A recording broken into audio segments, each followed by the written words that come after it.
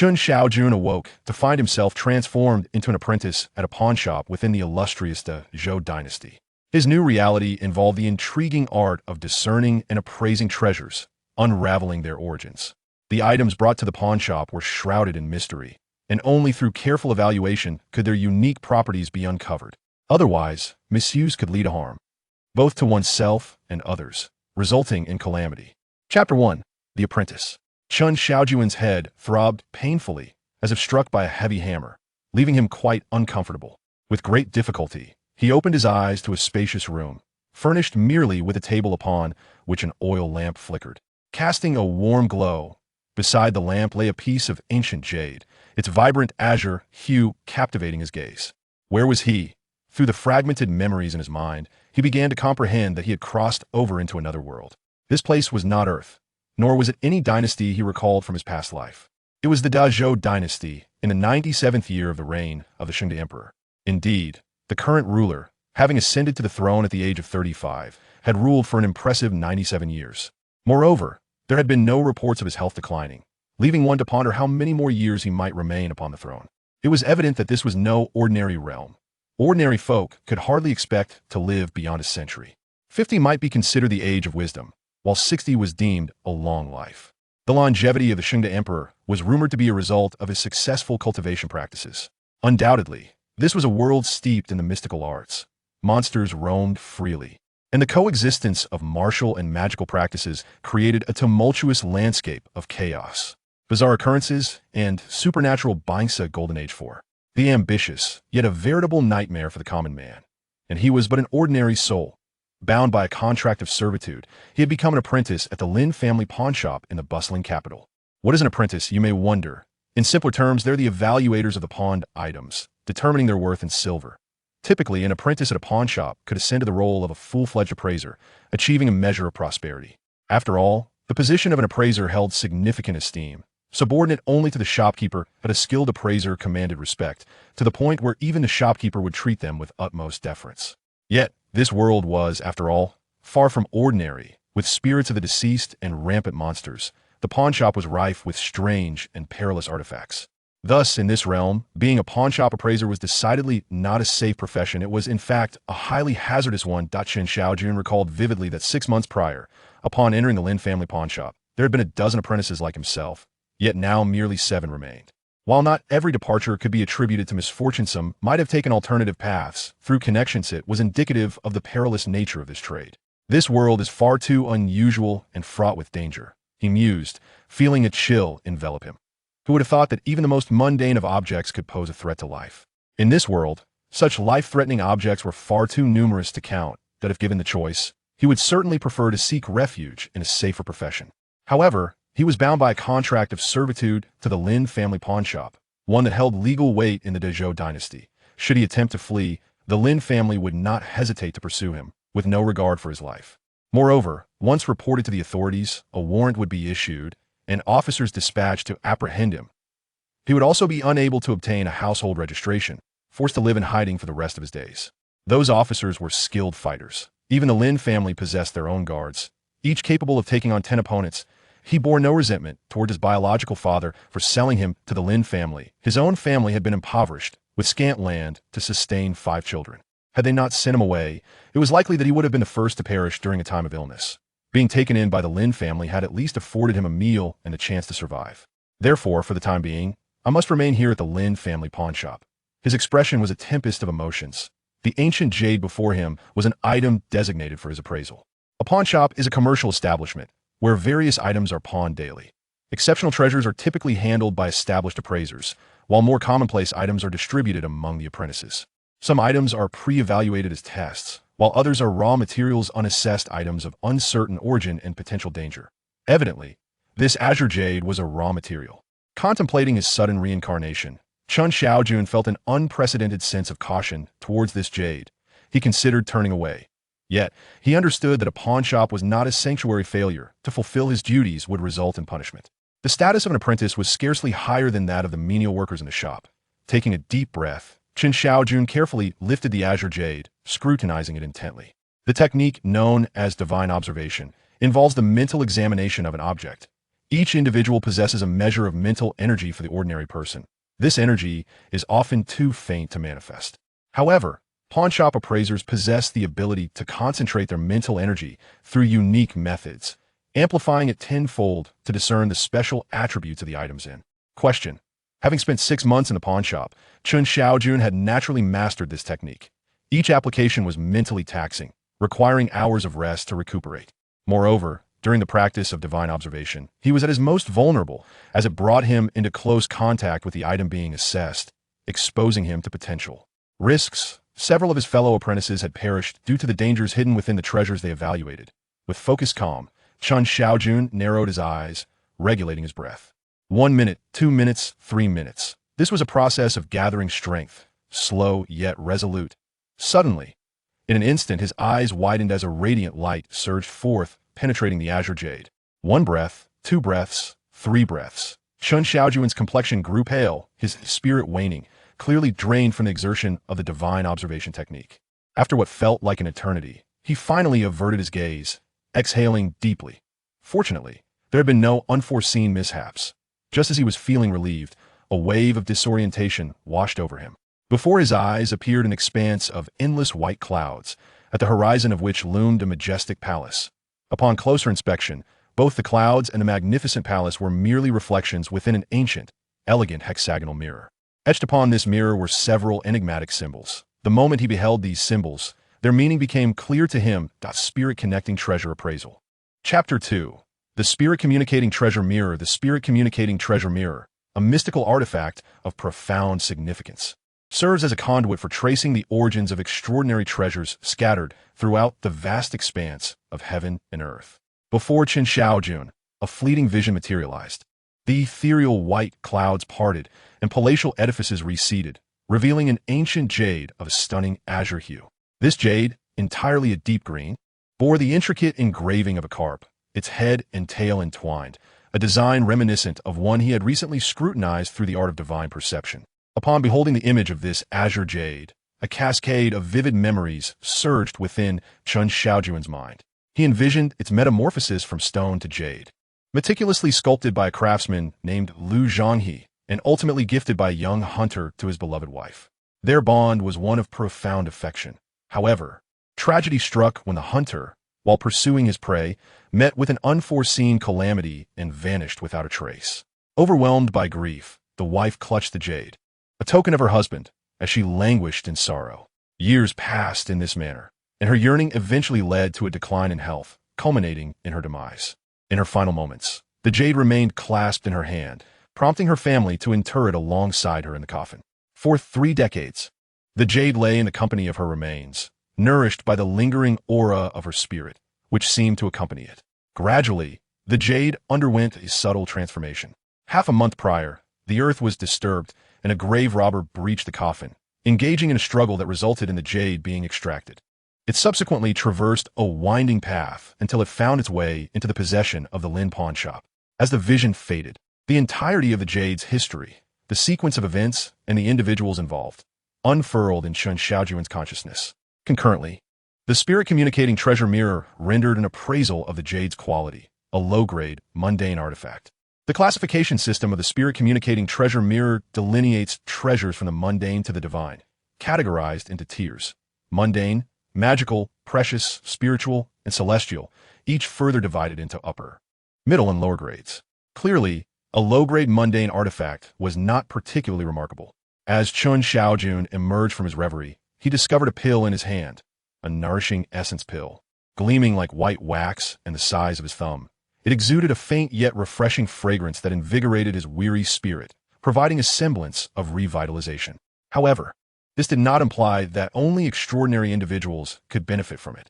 A single nourishing essence pill could replenish one's vital energy and enhance one's physical prowess, allowing an ordinary person to refine their essence and spirit significantly. The Spirit Communicating Treasure Mirror, by identifying treasures, bestows rewards. Chen Shaojun's heart soared with delight.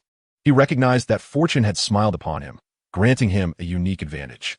Although uncertainties lingered regarding how this enigmatic mirror had integrated with his being, its nature, and the veracity of the rewards it promised through continued appraisals, one truth was clear: Possessing this mirror would undoubtedly confer upon him a considerable advantage in this unpredictable world, enabling him to secure his existence and soar to new heights. Yet, he pondered the reality of the supernatural. The vision of the wandering spirit that had accompanied the jade haunted him. Previously, he had only heard whispers of such phenomena, but now he had witnessed it firsthand, instilling within him a heightened sense of vigilance regarding this realm. Gazing at the crystalline, nourishing essence pill in his palm, a profound yearning welled up within him. Without hesitation, he swallowed a whole.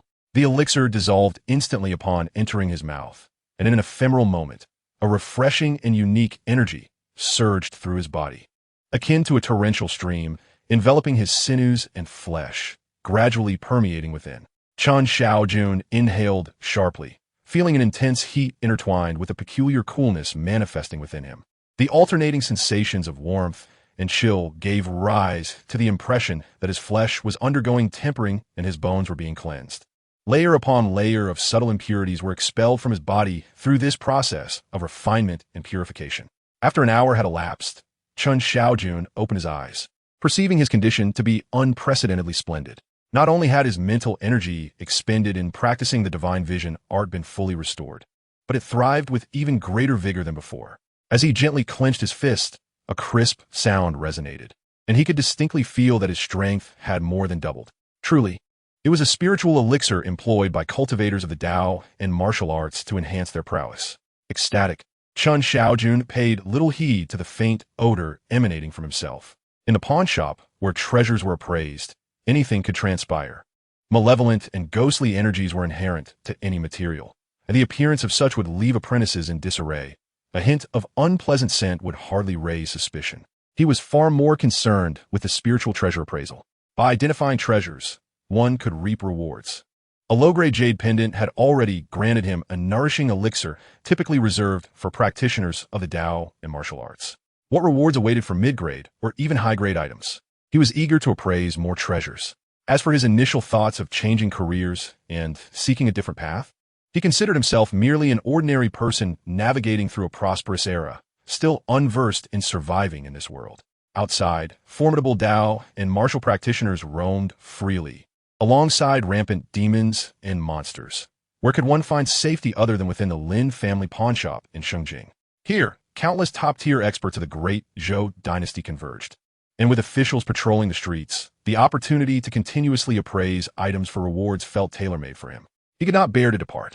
He resolved to diligently carry out his appraisal duties, and this jade piece needed to be promptly delivered to the storeroom for registration.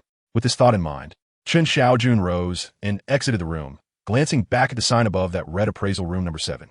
Alongside it were 9 identical rooms, all designated for apprentices of the Lin family pawnshop to assess items.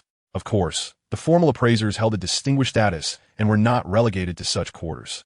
Their rooms were significantly more spacious and equipped with specialized provisions, some of which were said to be invaluable for appraising treasures and mitigating potential crises.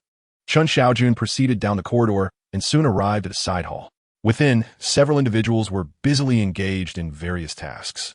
Apart from a few attendants and apprentices, the principal figures were Mr. Shenlang, who managed the documentation of pawn tickets and ledgers, and Su Hongtao, responsible for the safeguarding of pledged items and inventory markings. The two individuals appeared to be of middle age. Among them, Shenlang was dressed in the attire of a scholar, having been a failed candidate in the imperial examinations, managing to barely attain the status of a Xiaocai after 3 attempts. Su Hongtao, on the other hand, was considerably more robust, rumored to have had a tumultuous past, involved with a gang, possessing some martial skills. Mr. Shun, Uncle Su, Chen Shaojun greeted them.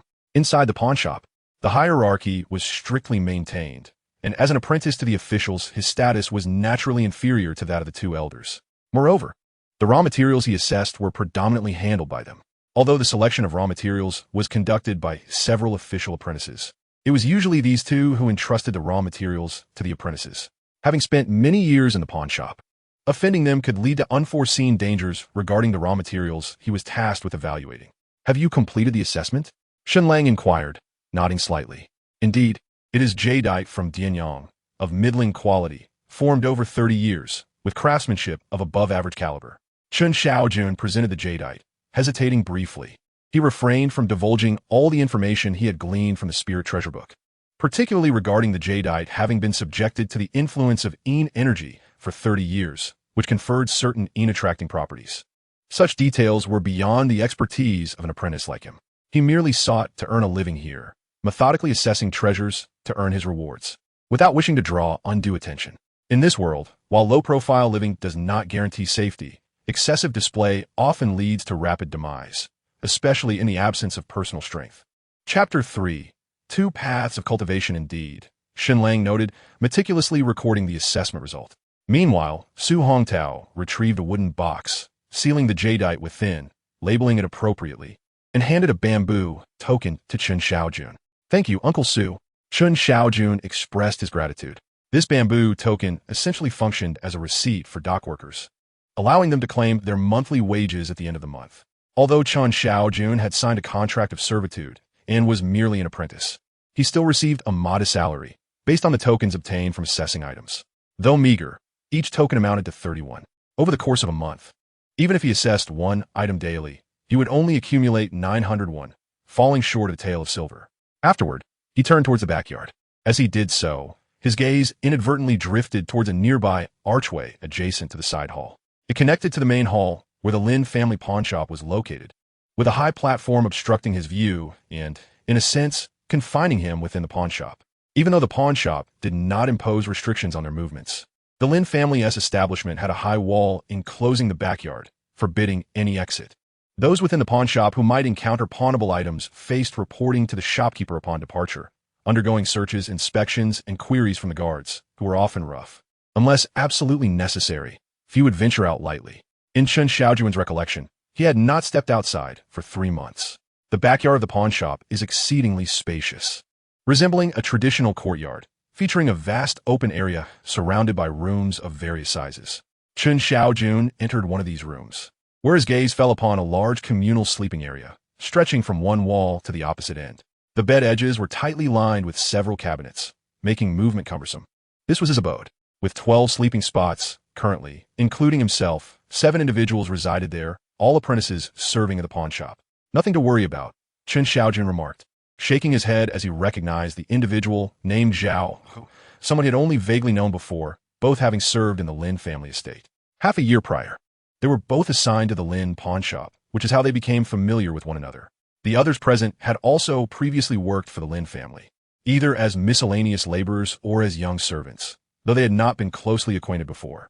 At that moment, each of them appeared utterly exhausted, as if they had endured 3 sleepless nights. Some had bloodshot eyes and an overly agitated demeanor, while others bore ashen faces with dark bags under their eyes, exuding an air of profound fatigue. This indicated the tremendous toll of the spirit-watching technique.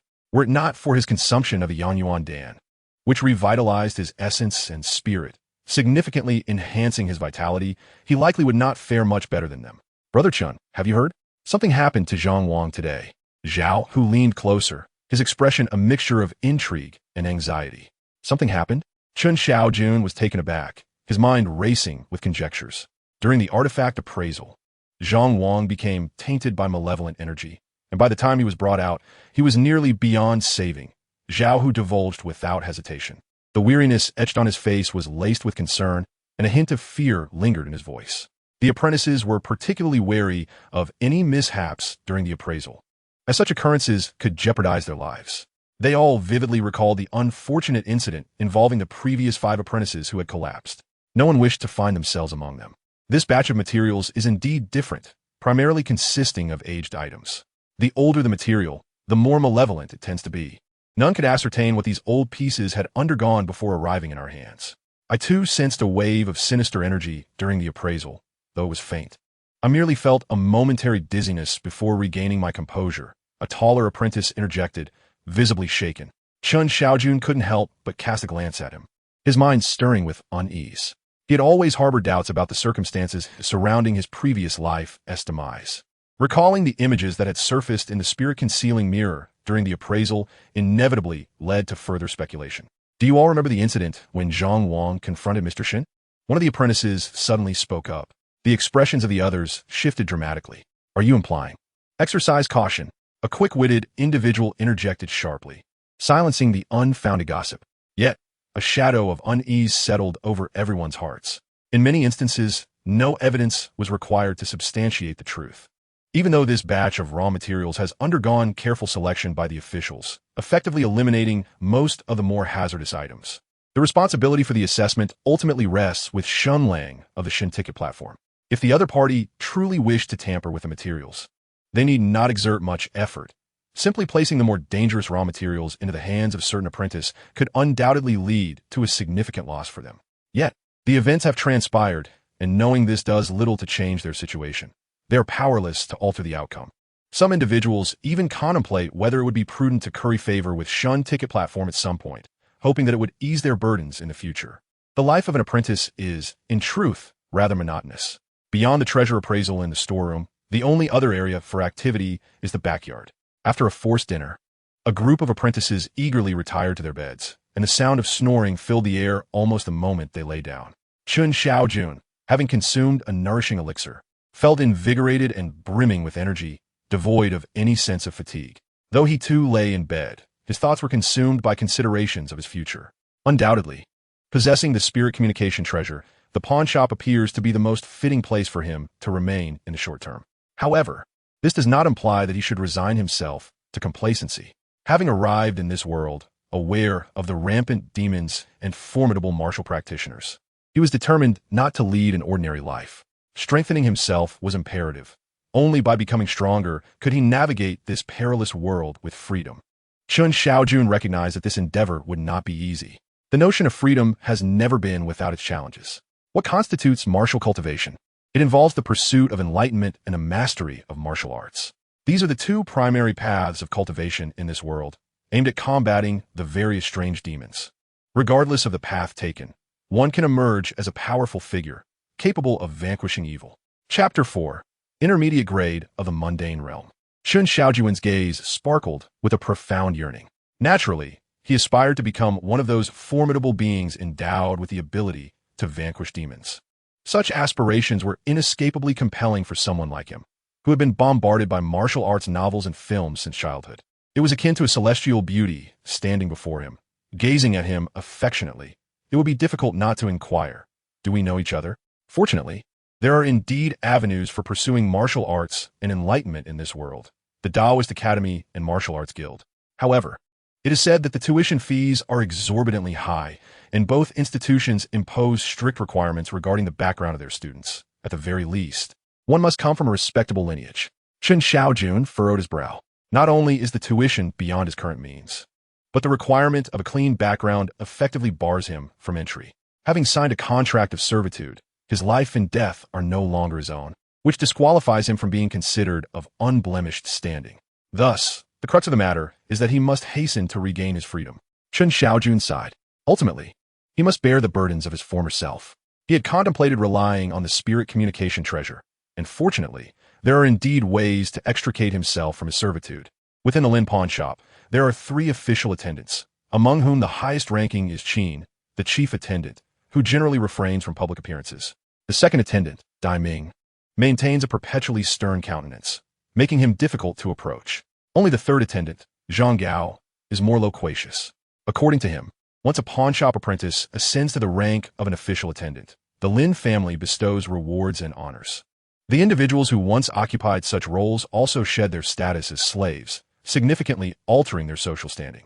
It must be acknowledged that this serves as a precursor, and indeed, one of the reasons many apprentice attendants do not flee upon realizing the perils of this profession. Attaining the status of an official attendant is no easy feat, and it is likely that few apprentices will endure long enough to reach that point. Yet, there remains hope, particularly after spending 6 months here. As their skills in the art of discernment deepen, the prospect of becoming an official attendant becomes increasingly tangible. Each individual harbors a sense of fortunate delusion, believing they will not falter before achieving success. Ironically, the current Chen Shaojun shares this very sentiment. The following day, in the 7th appraisal room, Chen Shaojun was assigned another pawned item. This time it was a small, mottled bead, oval-shaped, reminiscent of a jade button, yet distinctly different. Following the previous day's incident, one of the official attendants made an appearance, Dai Ming, the second of the 3 chief attendants, who could be considered their nominal master. He specifically advised that during the appraisal process, to guard against potential dangers, One might try lighting a candle in the southeast corner. If the candle extinguishes, one should abandon the appraisal immediately. If the flame flickers erratically, caution is warranted. In truth, this method was known to Chen Shaojun and the other apprentice attendants long before. Besides lighting a candle, burning incense to ward off misfortune is another method. It is said that this technique was derived from the countless experiences of the older generation of attendants. However, a candle costs 3 coins, and the cheapest stick of bamboo incense is still a coin each, making it rather expensive, which led many apprentice attendants to gradually forego it. After all, saving where possible is prudent. Yet, in the present moment, no one dares to be careless. Thus, Chen Shaojun also lit a candle in the southeast corner and lit 3 sticks of incense in succession. Better safe than sorry. Chen Shaojun would never gamble with his life. As he observed the candle burning brightly and the bamboo incense consuming, he finally commenced his work. However, he failed to notice that both the candle and incense left a faint residue, not completely burnt out upon extinguishing. With a tranquil mind, he focused his gaze. The art of discernment was smoothly executed. A pair of ethereal lights emanated, seemingly tangible, casting a clear illumination upon the bead. Simultaneously, an unseen force tugged at him. In a moment of daze, Chen Shaojun beheld an arrow, swift as lightning, hurtling towards his eyes. This was the deadly aura of the arrow. His complexion changed dramatically as he felt a sharp pain in his eyes, as if his head had been struck by a colossal stone, plunging him into a haze. This is the peril that the minister faces when employing the art of divine perception to appraise treasures. The appraisal of treasures through divine perception is a mental confrontation. Under the stimulation of the mind, all fluctuations of energy within the treasures, including malevolent qi, sinister energy, ghostly essence, and lethal intent, are drawn forth and unleashed, rushing towards the appraiser instantaneously. The appraiser either suffers harm from these various energies, or conversely, the energies dissipate, allowing the treasure to radiate its inherent brilliance and fulfill its true purpose. He had never anticipated that within this orb lay a lethal arrow's intent. Had he not ingested the nourishing essence pill the previous day, undergoing a refinement of his spirit and essence, his vitality would have been insufficient to withstand it, likely meeting a fate akin to that of Zhang Wang. Before he could even entertain thoughts of regret, the spirit communicating treasure appraisal emerged, with the orb's likeness vividly inscribed within. The spirit communicating treasure appraisal serves to trace the origins. In a trance, young Master Chen felt his thoughts being drawn through the fabric of time, vividly witnessing the transformation of the orb's image. It morphed into an eye, belonging to a majestic eagle. The eagle soared through the skies, traversing mountains and seas, marveling at the wonders of the world, unrestrained in its freedom. Yet, it had also encountered formidable adversaries, witnessing creatures far larger and mightier than itself. One day, while gliding low over a village in search of gentle poultry to prey upon, an arrow suddenly sliced through the air, piercing the eagle's eye.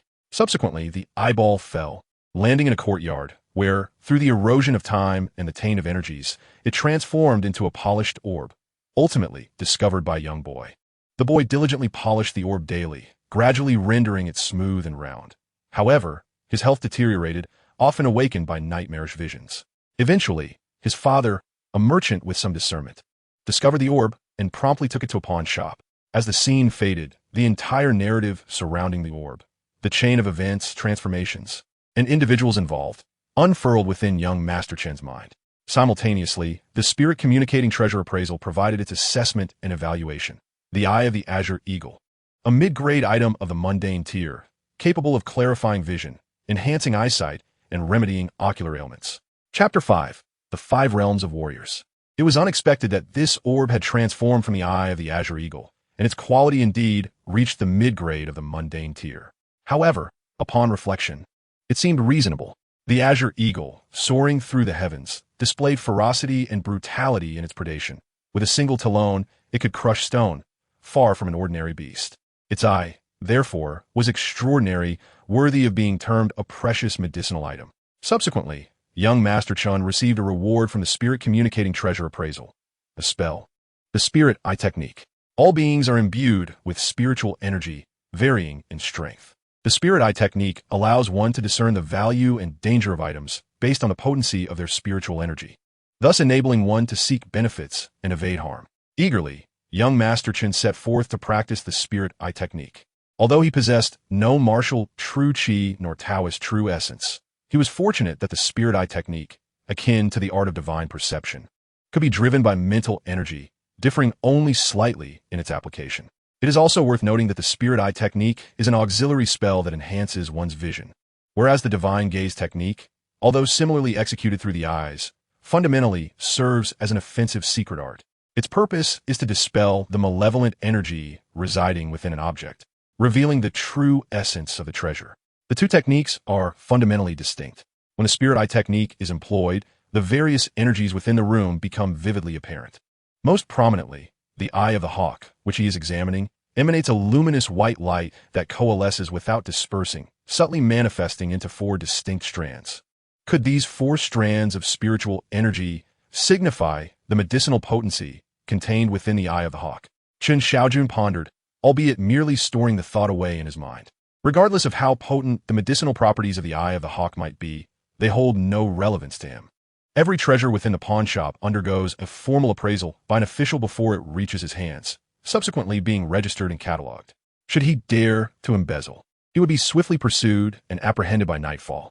At that point, his fate would be no more favorable than that of a prisoner in a government jail. An absolute state of desperation. Subsequently, Chen Shaojun shifted his gaze elsewhere, observing that while most artifacts possessed varying degrees of spiritual energy, none had fully formed shapes. Not only could they not coalesce into ethereal strands, but even the emission of white light was a rarity. Instead, they appeared faint and elusive. Clearly, not every object could manifest these spiritual strands. Perhaps this distinction delineates treasures from mundane items? The miraculous nature of the spirit eye technique truly lives up to its name, enabling me to delve into the depths of all things and assess the value of treasures. If employed prior to my appraisal, it could even assist in averting danger by foreseeing potential threats. Chen Shaojun mused, already contemplating how to wield this spirit eye technique to its utmost advantage. The only source of his frustration was the considerable energy expenditure required to utilize this technique. With his mental fortitude, he could maintain its effect for a maximum of 10 seconds. If he accounted for the energy reserved for the divine gaze technique, he would only have 5 seconds at his disposal. 5 seconds sufficient indeed. Upon exiting room 7, Chen Shaojun made his way to the storeroom. At that moment, a fellow apprentice had already arrived before him, finishing the appraisal of a treasure and engaged in the registration process. Chen Shaojun recognized him as the tall youth, Du Hao, who had also encountered malevolent energy the previous day. They exchanged greetings, and Chen Shaojun settled into a patient wait. Soon, he noticed Su Hongtao, the warehouse attendant, regaling a group of junior staff with tales of his past exploits in the martial world. In the pawn shop, where appraisals and exchanges of currency occur, the atmosphere is often quite leisurely during idle moments. Casual conversations and boasting are seldom reprimanded. Having spent half a year here, Chen Shaojun had heard Su Hongtao's tales enough times to anticipate his stories, particularly the one about accompanying their leader to the Little Camel Mountain's Celestial Master Hall.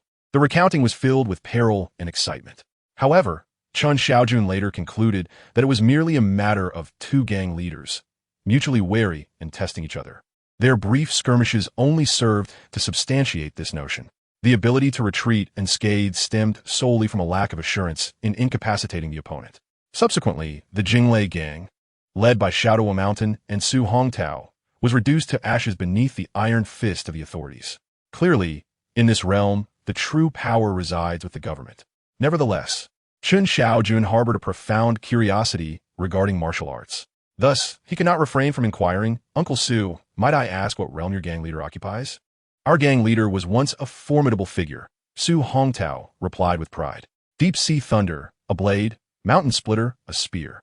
The blade refers to our leader, Shun Jinglei. He is indeed a high-ranking grand martial artist at the 9th level of the Qi realm." Su Hongtao spoke with a sense of pride. Despite his current role as a mere delivery man at the Lin's pawn shop, the memories of his early days in the gang filled him with excitement. His utmost admiration was reserved for their leader, Shun Jinglei, the 9th level of the Qi, a high-ranking grand martial artist. Chen Shaojun felt a surge of emotion, reminiscent of the passionate days when he immersed himself in martial arts classics. "Uncle Su, you possess knowledge of martial arts. Could you enlighten us on the classifications of martial arts?" In truth, not only was Chen Shaojun curious, but the others also yearned to learn more about martial arts. At this moment, Du Hao could no longer contain his curiosity and began to ask questions as well. Since you all show interest, I shall share what I know. Su Hongtao responded with a hearty laugh. Martial arts can be divided into 5 realms: body refinement, Qi Si, innate, spiritual essence, and divine profound. Though there are only 5 realms, the body refinement stage itself comprises 9 transformations. The first stage focuses on muscle, the second on tendons, the third on bones, the fourth on skin, the fifth on marrow, the sixth on blood transformation, the seventh on the 5 organs, the 8th on the 6 viscera, and the 9th on inner vision. Each step is a painstaking endeavor. Generally, a martial artist requires at least a decade of arduous effort to progress from the first stage of muscle refinement to the 9th stage of inner vision. It is also noteworthy that those in the body refinement stage are collectively known as martial artists, while those in the Qi Si stage are referred to as martial masters. The innate stage as masters, the spiritual essence stage as grandmasters, and the divine profound stage as martial saints. For instance, the current martial hero of the dynasty is a martial saint of the divine profound realm. Su Hongtao spoke candidly, opening a new door for all present. The 5 realms of body refinement, Qi Si, innate, spiritual essence, and divine profound correspond to the titles of martial artist, martial master, master, grandmaster, and martial saint, respectively. Is this truly the world of martial practitioners? Chen Shaojun inhaled deeply, his eyes suddenly gleaming with clarity. Within the depths of his heart, a strong yearning began to blossom. Chapter 6. The effects of the spiritual eye technique. And what of cultivation? What realms does it encompass? Given Su Hongtao's enthusiasm, the group of miscellaneous workers could not resist the urge to learn more. Cultivation is an entirely different system of practice. As far as I know, it may not be significantly more than what you already understand. I am aware that practitioners of Taoism are exceedingly rare, and the path of cultivation is considerably more challenging than that of martial artists. Although the Great Zhou Dynasty has established Taoist academies, the teachings provided are at best rudimentary.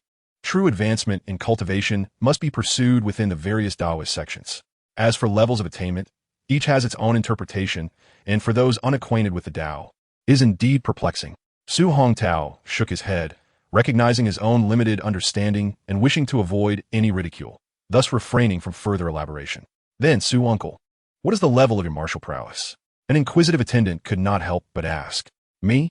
Su Hongtao paused, a flicker of complexity crossing his features. His earlier demeanor had vanished, replaced by a hint of impatience as he replied, "Go on. Do not inquire into matters that are not for you to know." He then fell silent.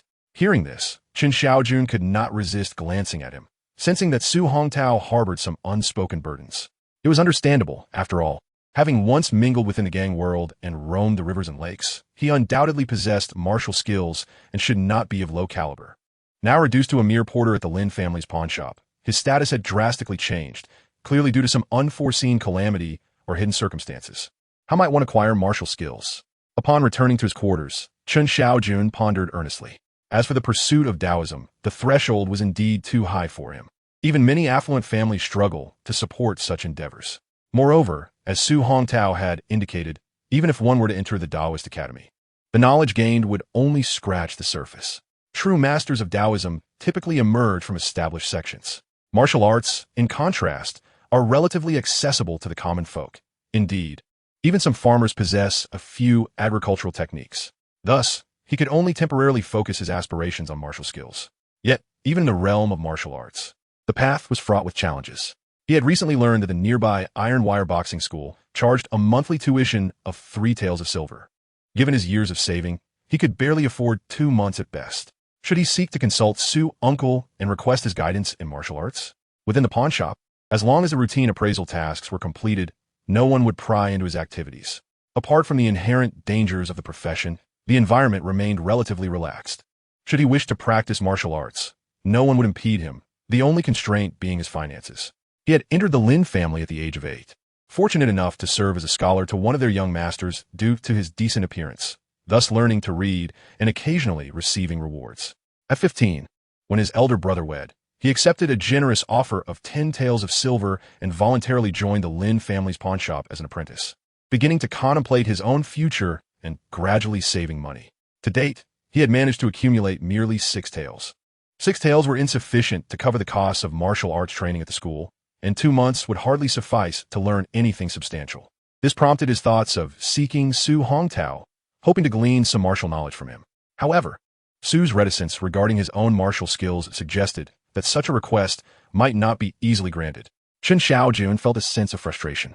After much contemplation, he ultimately decided to wait a little longer. His greatest anticipation remained the spirit communication mirror. Having received rewards from 2 previous treasure evaluations, he hoped that in the future, he might be granted a martial art or a method of cultivating Taoist practices.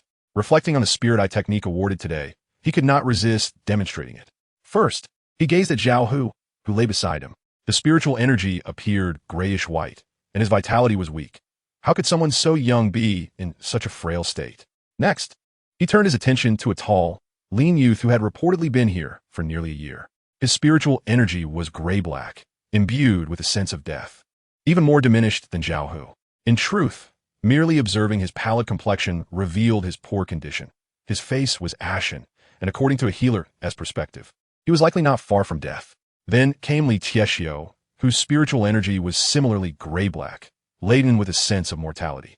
Du Hao exhibited grayish-white energy. His vitality also feeble. Zhang Ku, too, displayed grayish-white energy with weak life force. None of them resembled a healthy individual. Was he, perhaps, in the same predicament? Chen Shaojun felt a wave of concern, but upon inspecting his reflection in water the next day, he breathed a sigh of relief. His complexion was rosy, his eyes sparkling with vitality, far superior to the others. Otherwise, he would not fare much better than the rest. However, he also realized that employing the spirit eye technique was indeed a significant drain on one's essence. Each use required the consumption of vitality and stimulated the spirit. After a single application, he felt weak for an entire day. If this continued without proper nourishment, even a robust man would eventually falter, suffering from diminished vitality and a reduced lifespan. Regrettably, for the apprentice court attendants aspiring to become official attendants, the spirit eye technique was of utmost importance. Only a minor proficiency in this technique would be recognized by the pawnshop, allowing one to ascend to an official attendant. Thus, the apprentices had no choice but to persist, even if it meant depleting their physical strength and experiencing temporary blindness. As Chen Shaojun pondered, he found himself standing in the storeroom. Inside, 6 remaining apprentice attendants lined up, awaiting the distribution of treasures to be evaluated by the appraisal table. Soon, Shun Lang from the appraisal table arrived, accompanied by several attendants carrying trays laden with numerous items for evaluation. 6 months prior, a tragic incident had occurred on East Street, resulting in the death of an entire family of 7. The authorities sealed off the area and confiscated the family's belongings. After a 6-month public notice period with no claims, the shopkeeper had gone to the authorities early that morning to acquire these items. Since there were quite a few, Shun Lang suggested that if they had the energy, they could evaluate several items. He gestured for the apprentice attendants to come forth one by one to register and claim the treasures. Zhang Ku, this jade pendant is for you. Li Tiexiao, you take this pendant. Do how each item was allocated in turn, with everyone claiming one piece initially. Chen Shaojun gazed at the assortment of materials on the tray, aware that it was time to witness whether his previous notions could be realized, and promptly employed the spirit eye technique. In an instant, the treasures on the tray transformed before his eyes. Chapter 7. A veil of Yin energy. A wisp of malevolent energy, a trace of ghostly essence. 2 strands of Yin energy, and a wisp of bloody malevolence, along with 4 strands of murderous intent at first. Chen Shaojun felt somewhat at ease. After yesterday's experiment, he had come to a rough conclusion that a small amount of Insha ghostly energy posed little threat to most apprentice attendants. With the technique of divine insight, it could be easily dispelled. However, he soon realized that among this batch of raw materials, some treasures contained a considerable amount of Insha energy. A porcelain vial held 7 threads of Yin energy, a hairpin contained 9 threads of malevolent energy, and a fan was infused with 10 threads of bloodthirsty energy. A flicker of uncertainty crossed Chen Shaojun's face. The dangers hidden within these raw materials were undeniably substantial. It was worth noting that the previously appraised eagle eye, when quantified, likely contained no more than 7 threads. Furthermore, the value of the appraised treasures bore no relation to the quantity of Insha ghostly energy they possessed. In other words, even a seemingly worthless item could be laden with dense, ghostly malevolent energy. This explained why the eagle eye, despite possessing 7 threads of lethal energy, only harbored 4 threads of medicinal spirit. Suddenly, Chen Shaojun's expression changed. His gaze fixated intently on a tray held by a servant at the edge. There lay several raw materials awaiting appraisal. Yet, his attention was drawn solely to a jade ruby among them. The energy enveloping it was thick and dark. Moreover, he faintly discerned a pale, ghostly visage screaming amidst the dense energy. Was there a ghost attached to this jade ruby? Chen Shaojun's complexion drained of color, his hair standing on end, and he instinctively took a step back, even though he was well aware that ghosts existed in this world. Confronting such an entity so directly still sent shivers down his spine. Chen, what's wrong? At that moment, it was Zhao Hu's turn. As he prepared to take a fan from Shun Lang, he quickly grabbed Chen Shaojun, noticing his distress. And no, I'm fine. Chen Shaojun shook his head, choosing not to disclose his discovery. He understood that no one would believe him, and he did not wish to reveal the secret of his spiritual sight technique. All right, Chen Shaojun, these are the items you need to appraise. Shun Lang cast a disdainful glance at Chen Shaojun before handing him a bamboo flute. The malevolent energy contained within this flute was exceedingly weak, barely enough to be considered a thread. Thank you, Mr. Shun.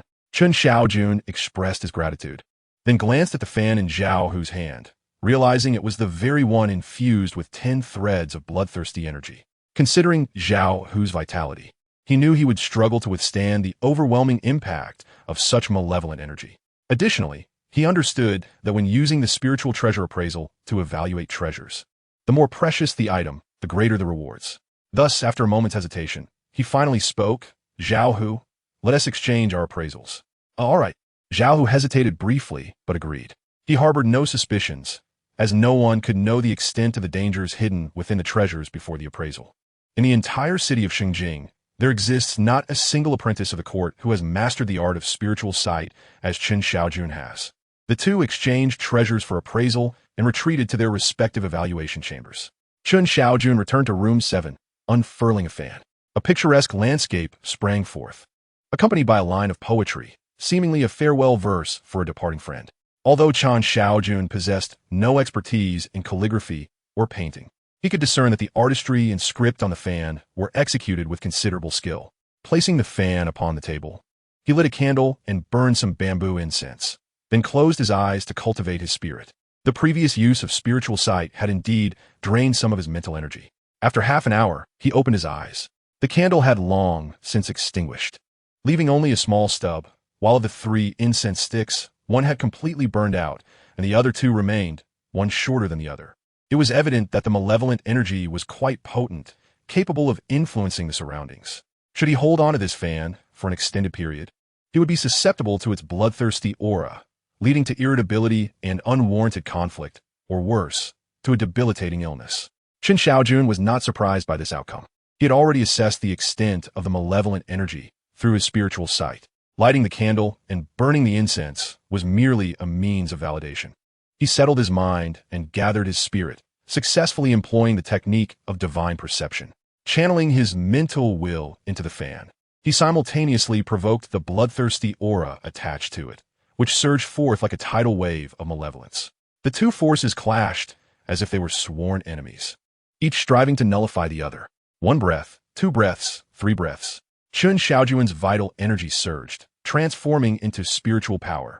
After a full 10 breaths, he suddenly felt a surge of clarity in his thoughts. The bloodthirsty aura that had clung to the fan had been completely eradicated. However, his complexion paled slightly, indicating a significant drain on his energy. 10 threads of malevolent energy had indeed proven to be a formidable challenge. Had it not been for the nourishing effects of the Yanyuan pill, which had greatly enhanced his vitality, he would have surely succumbed to the aura, suffering a fate akin to that of Zhangwan. Taking a moment to catch his breath, Chen Shaojun realized he had acted somewhat recklessly. Even with prior preparation, he should not have taken such a risk. Nonetheless, he understood that the intensity of the malevolent energy on the fan would be unbearable for Zhao Hu, who was already in a state of weakness. Once the appraisal commenced, Zhao Hu's mental resolve would likely shatter instantaneously, leading to irreversible harm from the malevolent energy. After all, they were acquaintances, and Zhao Hu was one of the few friends he had within the pawnshop. Within his means, Chen Shaojun would not turn a blind eye to his plight. Moreover, he had not emerged empty-handed. As the malevolent energy dissipated, the the spirit communication treasure mirror surged forth, reflecting the fan's shape within its depths. Concurrently, images related to the fan began to materialize in Chen Shaojun's mind. Prior to its creation, the fan was relatively ordinary, its material unremarkable, but the artist who inscribed and painted upon it was none other than the renowned calligrapher Su Qianchong, whose talent imbued the fan with an extraordinary essence. At a poetry gathering, Su Qianchong learned that his friend Zhao Quan would soon embark on a journey, prompting him to compose a poem as a farewell gift. This occasion also marked the genesis of a particular fan. However, this detail pales in significance compared to what unfolded next. Through the fan, Chen Shaojun uncovered the grim visage of a scarred man who had ruthlessly slain Zhao Quan, with blood splattering upon the fan itself. Shortly thereafter, the authorities arrived, seizing the fan and confining it within the precincts of the court. What is the court, if not a place steeped in malevolence? This fan, imbued with talent yet tainted by blood, succumbed to the court's sinister aura over the course of 6 months, sealing its original essence and transforming it into a vessel of bloodshed. Chapter 8. The Breathing Technique. The scene soon dissipated, and the spirit communication treasure mirror rendered its appraisal. The literary fan was classified as a mid-tier item of the mundane realm, possessing an aura of talent that, when held long-term, could stabilize one's spirit, nurture talent, and enhance wisdom. The value of this literary fan is undoubtedly considerable. Not only does it stem from the esteemed calligrapher Su Qianchong, but its specific effects are noteworthy. While the benefits of stabilizing spirit, nurturing talent, and enhancing wisdom are difficult to substantiate, the affirmation from the spirit communication treasure mirror surely holds merit. Regrettably, the fan was ultimately rated as merely a mid-tier item of the mundane realm. Chen Shaojun sighed, his brow furrowing in contemplation. He was increasingly eager to discover what treasures lay beyond the mundane realm, particularly those of the superior grade, the spirit-level artifacts. Simultaneously, he felt a peculiar memory awaken within his mind, a reward bestowed by the spirit communication treasure mirror.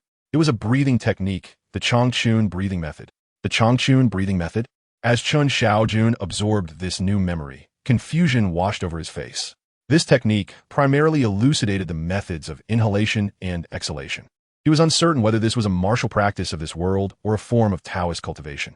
However, recalling the spiritual sight technique he had previously acquired, he understood that this too must be a valuable asset.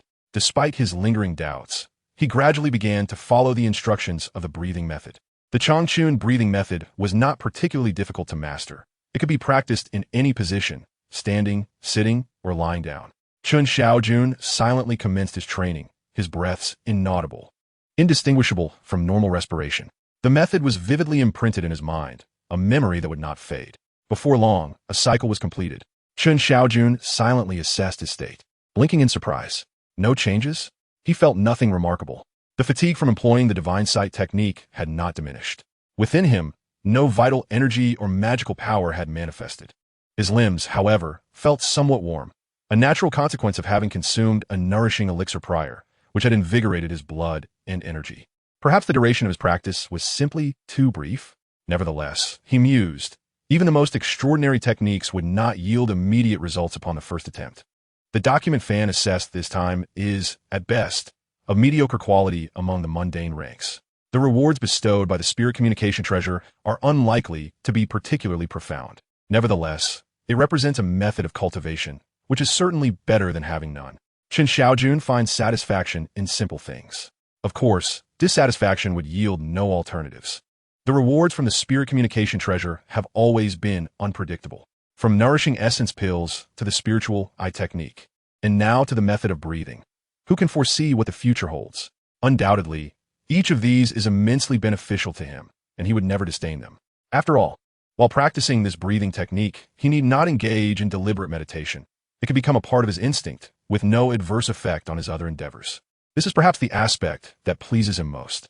After all, his current accommodation is a large dormitory shared with 12 individuals. Although he has few roommates at present, if he were to suddenly rise and meditate while others are sleeping soundly, rumors would likely circulate by the next day. When an innkeeper inquires, should he speak or remain silent? Relying on others for his remaining days, it is prudent to maintain a low profile. Any gossip, if it reaches the ears of the discerning, could spell disaster. He never forgets that this is a world teeming with demons, spirits, and all manner of the uncanny. As Chen Shaojun practiced the breathing technique, he walked out of the appraisal room. Upon handing the document fan to Shun Lang, the latter cast a glance his way, but refrained from further comment. Registration and documentation followed, and a token was handed over seamlessly. Chen Shaojun exhaled softly, aware that Shun Lang was indifferent to who performed the appraisal. As long as the treasures were smoothly transferred, he would not inquire further. Was there still energy left? Indeed, the items requiring appraisal this time were rather numerous. Suddenly, Shun Lang gestured toward a nearby tray and inquired. Chen Shaojun followed his finger and, upon seeing the jade ruby, could not help but feel his pupils constrict. Yet, upon observing the other items requiring appraisal, an inexplicable stirring arose within him. Admittedly, among these raw materials there was, to varying degrees, an essence of sinister, ghostly energy. The jade ruby, in particular, emanated a heavy aura of Yin energy, shrouded in ghostly gloom, with a spectral form lingering ominously. However, there were also some items infused with minimal malevolent energy. If he were to appraise these treasures, the consumption would naturally be considerably less. With his current mental fortitude, he estimated that he could perform the divine gaze technique once or twice more without issue. Moreover, it must be noted that the divine gaze technique, as a method for the advancement of court attendance, indeed requires frequent practice and application for one to progress. With this thought in mind, he could not help but ask, "May I select freely?" "Indeed, you may take 3 items at once, but each must be registered." Shun Lang pondered briefly and did not refuse.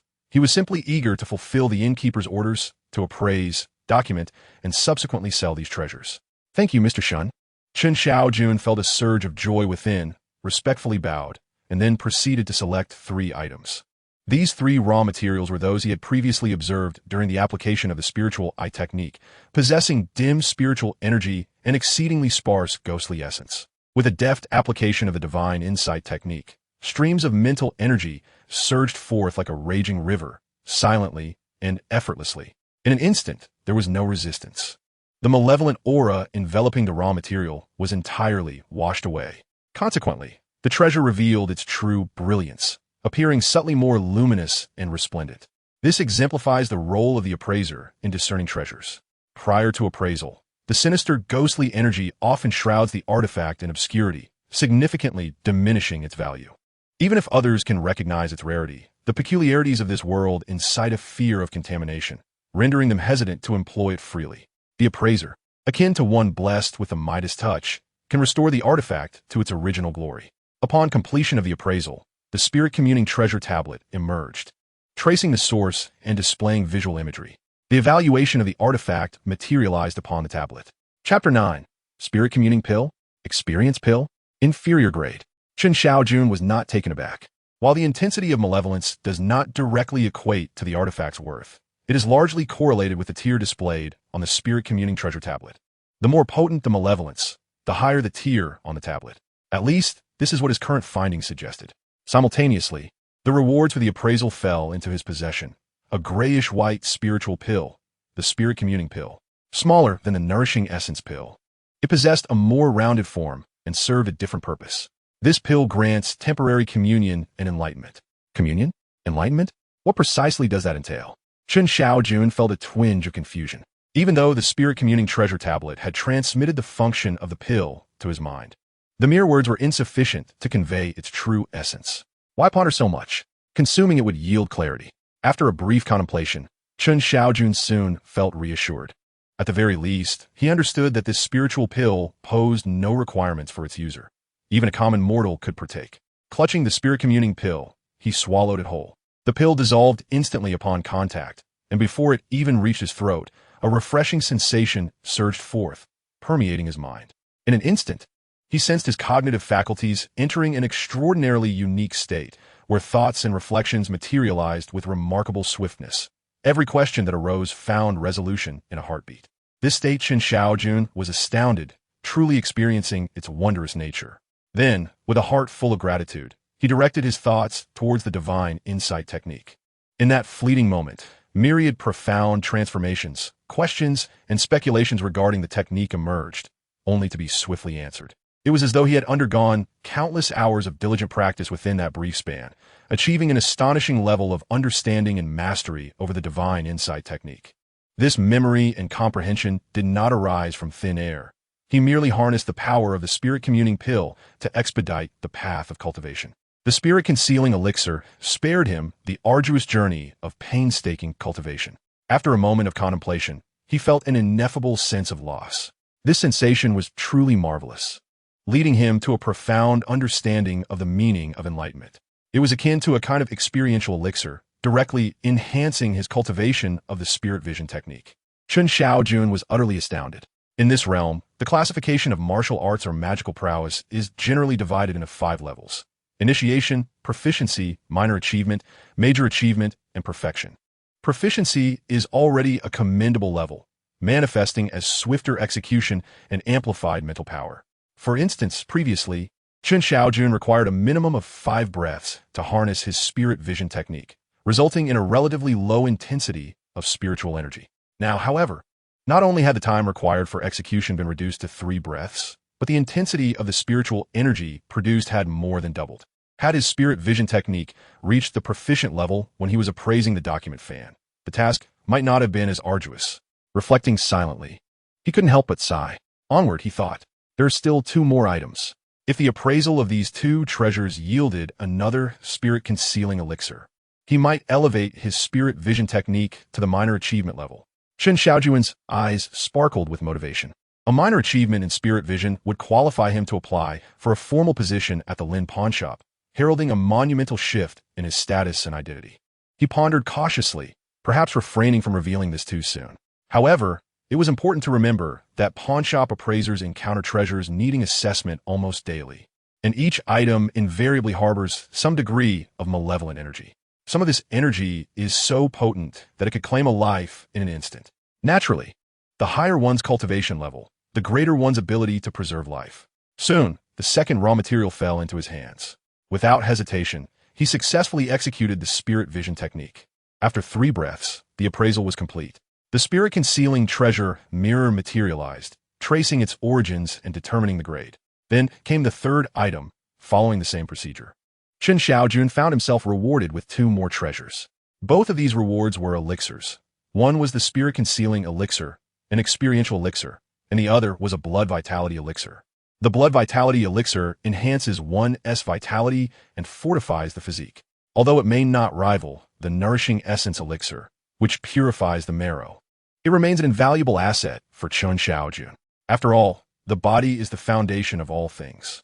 If he wished to pursue martial arts, a robust physique would undoubtedly provide him with a significant advantage over those frail individuals whose vitality was depleted. Chen Shaojun had no intention of keeping either elixir. Within the pawnshop, there were few places to conceal such treasures, and the bustling common lodging he resided in was rife with prying eyes. Moreover, as he currently found himself in a vulnerable state, it was imperative to convert all resources into capital for strengthening himself. Thus, he first retrieved the spirit-concealing elixir and swallowed it whole, a hint of regret flickering across his face. Upon consuming the experience elixir, his mastery of the divine perception technique did not ascend directly to the minor achievement realm. He estimated that he would require at least 2 more spirit-conjuring pills to fully comprehend and cultivate his divine perception technique to a minor achievement. Nevertheless, this was sufficient. A proficient level of divine perception should indeed be unique among all the apprentices of the pawnshop, should it not? Chen Shaojun could not be certain, as he had not inquired deliberately before. However, he had vaguely heard that Zhang Wang, who had been afflicted by malevolent energy, had actually already cultivated the divine perception technique to a proficient level. Yet, Zhang Wang had been injured and carried away, so his uniqueness was not entirely misplaced. After digesting the spirit-conjuring pill, Chen Shaojun swiftly turned his attention to the blood-boosting pill. This pill was also oval-shaped, yet its surface bore a network of blood-like veins. It was said to be concocted from the essence of exotic beasts combined with certain special materials. Chen Shaojun curiously examined it, speculating about the type of beast blood used in its creation, yet his hands moved quickly to consume it. Chapter 10. Saving money to marry a wife? The effects of the blood-boosting pill were quite straightforward and intense. It was designed to enhance vitality and increase strength. Upon ingestion, Chen Shaojun immediately sensed a surge of potent medicinal energy coursing violently through his body. He distinctly felt his vitality expanding, with steaming warmth radiating from him, gradually forming a mist of energy. However, The experience was painfully overwhelming, akin to being scraped by a blade. He realized he had acted recklessly. Despite his body having been enhanced by the nourishing pill, it was still far from that of a martial artist who could absorb medicinal energy through unique cultivation methods, unlike himself. Yet, in a moment of surprise, he sensed an incessant vibration within him. Initially faint, it began to intensify, seemingly propelled by the burgeoning vitality. Strangely, he recognized the rhythm of this internal tremor. It was reminiscent of the Changchun breathing technique. Soon, he grasped the situation.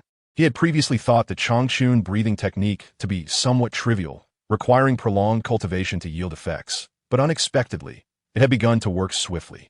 With the breathing technique in motion, the rampant medicinal energy gradually calmed.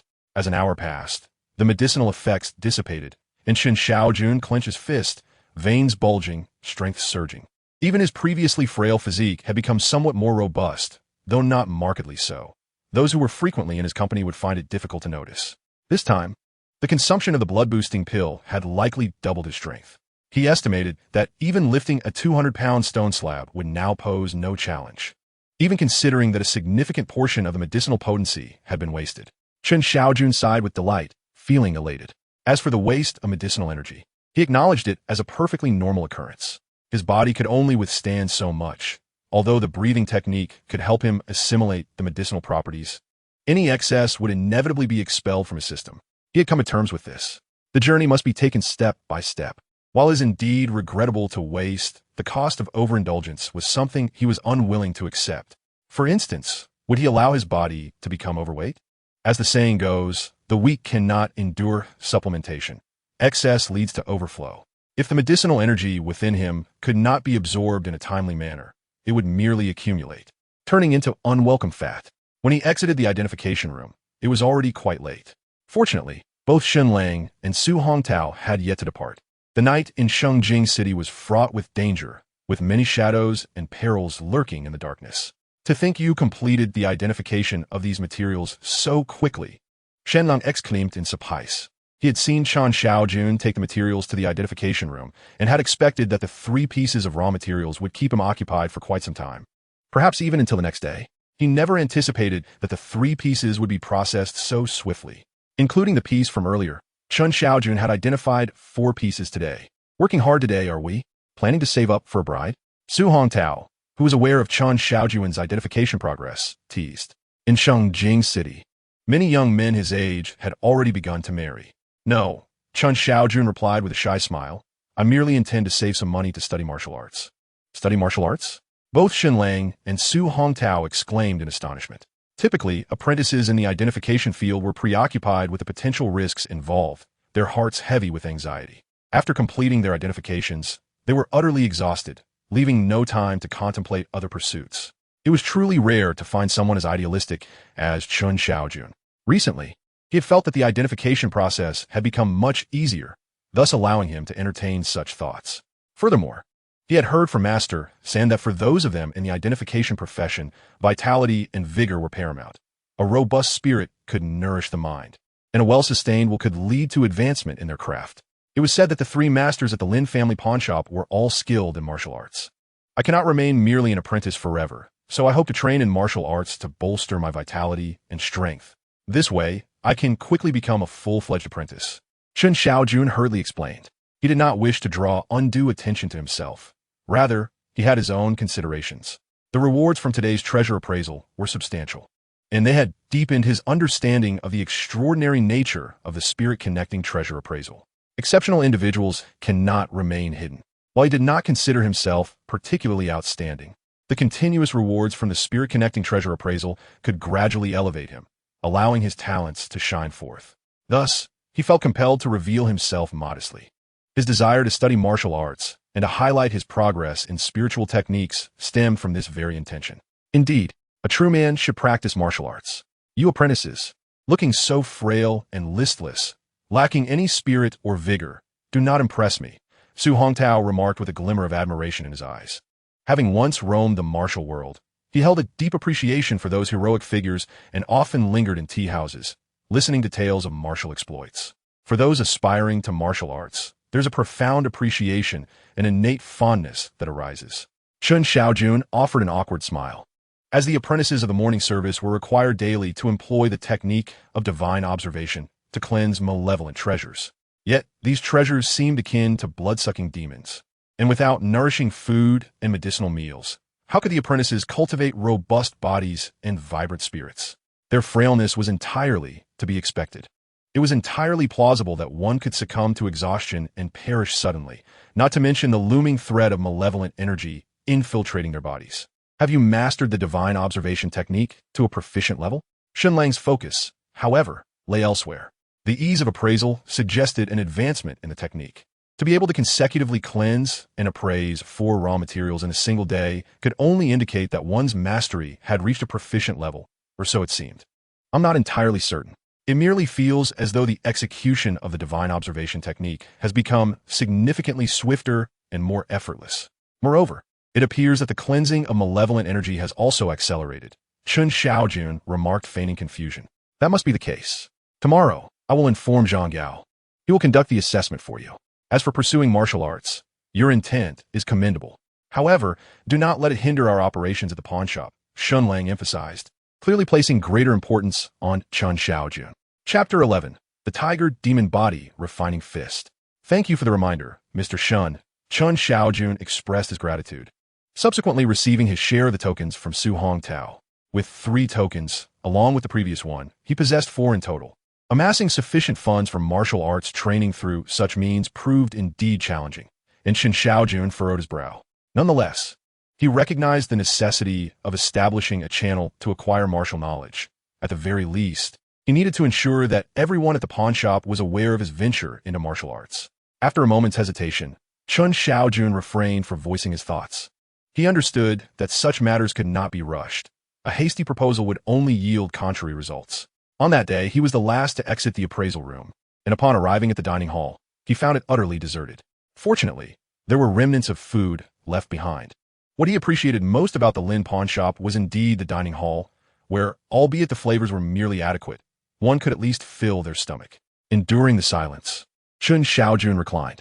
With each breath, his body engaged in subtle tremors that aided in digestion. Having just dined less than an hour prior, he already felt the pangs of hunger. The following morning, 6 morning service apprentices lined up, their expressions reflecting astonishment as they beheld 2 figures entering from the side door.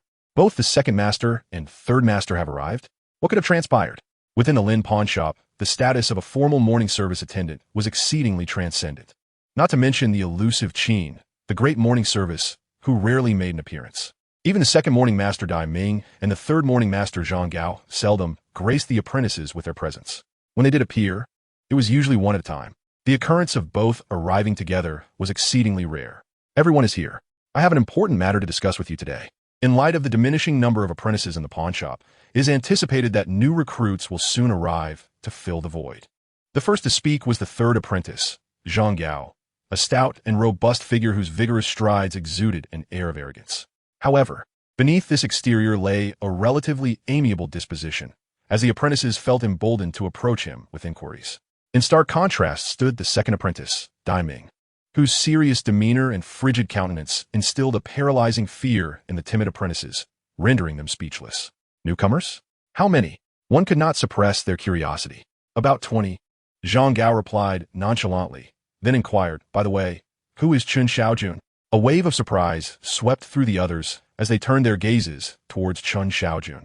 Taken aback, he stepped forward, say I am.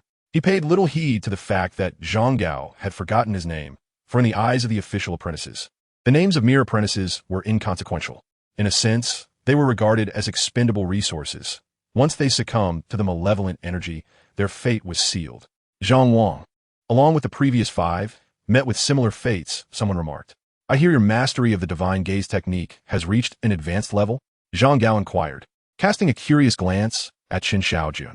The apprentices gasped in astonishment, expressing their disbelief.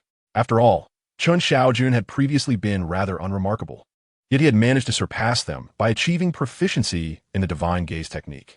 At this moment, Dai Ming finally spoke, tossing a piece of white jade and saying, give it a try. Yes, master, Chen Shaojun nodded, promptly extending his hand to receive it. No preparation was necessary. At the advanced level of the divine gaze technique, he could withstand the malevolent energy emanating from many treasures. Prior to this, he had discreetly utilized the spiritual eye technique, through which he discerned that the white jade contained only 3 threads of malevolent energy, insignificant and non-threatening. As the divine gaze technique was successfully invoked, a tangible light surged into the white jade. In that instant, a dark gleam flickered across the surface, and the malevolent energy within was triggered, rushing towards Chen Shaojun. However, his mental fortitude had significantly improved, and his mastery of the divine gaze was indeed genuine and formidable, like a withering leaf in the wind. The malevolent energy from the white jade was completely dissipated. The once dull jade, tinged with a hint of crimson, instantaneously radiated its own brilliance, shimmering with a captivating glow. "Indeed, you have mastered it," Dai Ming remarked, nodding in approval. "You possess remarkable talent. Here, take this notes of the pawn shop. I look forward to the day you become a formal apprentice." He then tossed a slender booklet towards Chen Shaojun. Envy flickered in the eyes of the others, for while the notes of the pawn shop was merely a compilation of experiences and insights from an apprentice's growth, what they truly valued was the recognition bestowed by the esteemed Dai Ming. If he were to offer guidance and support, would it not be possible for one to swiftly attain the status of an official court attendant? Gratitude flowed from Chen Shaojun as he bowed respectfully to Master Xie, his heart ablaze with excitement. However, his exhilaration stemmed not from the court attendant's notes, nor from Dai Ming's favor. Rather, it arose from the revelation of the spirit communication treasure mirror during his appraisal of the white jade. Its tracing and categorization yielded a reward for him. Although the jade's quality was merely of the inferior common grade, the reward from the spirit communication treasure mirror was a delightful surprise. A martial art, tiger demon body, refining fist. Thus, the very technique he had longed to master was finally within his grasp. Visions of its essence, movements, and cultivation methods flickered through his mind.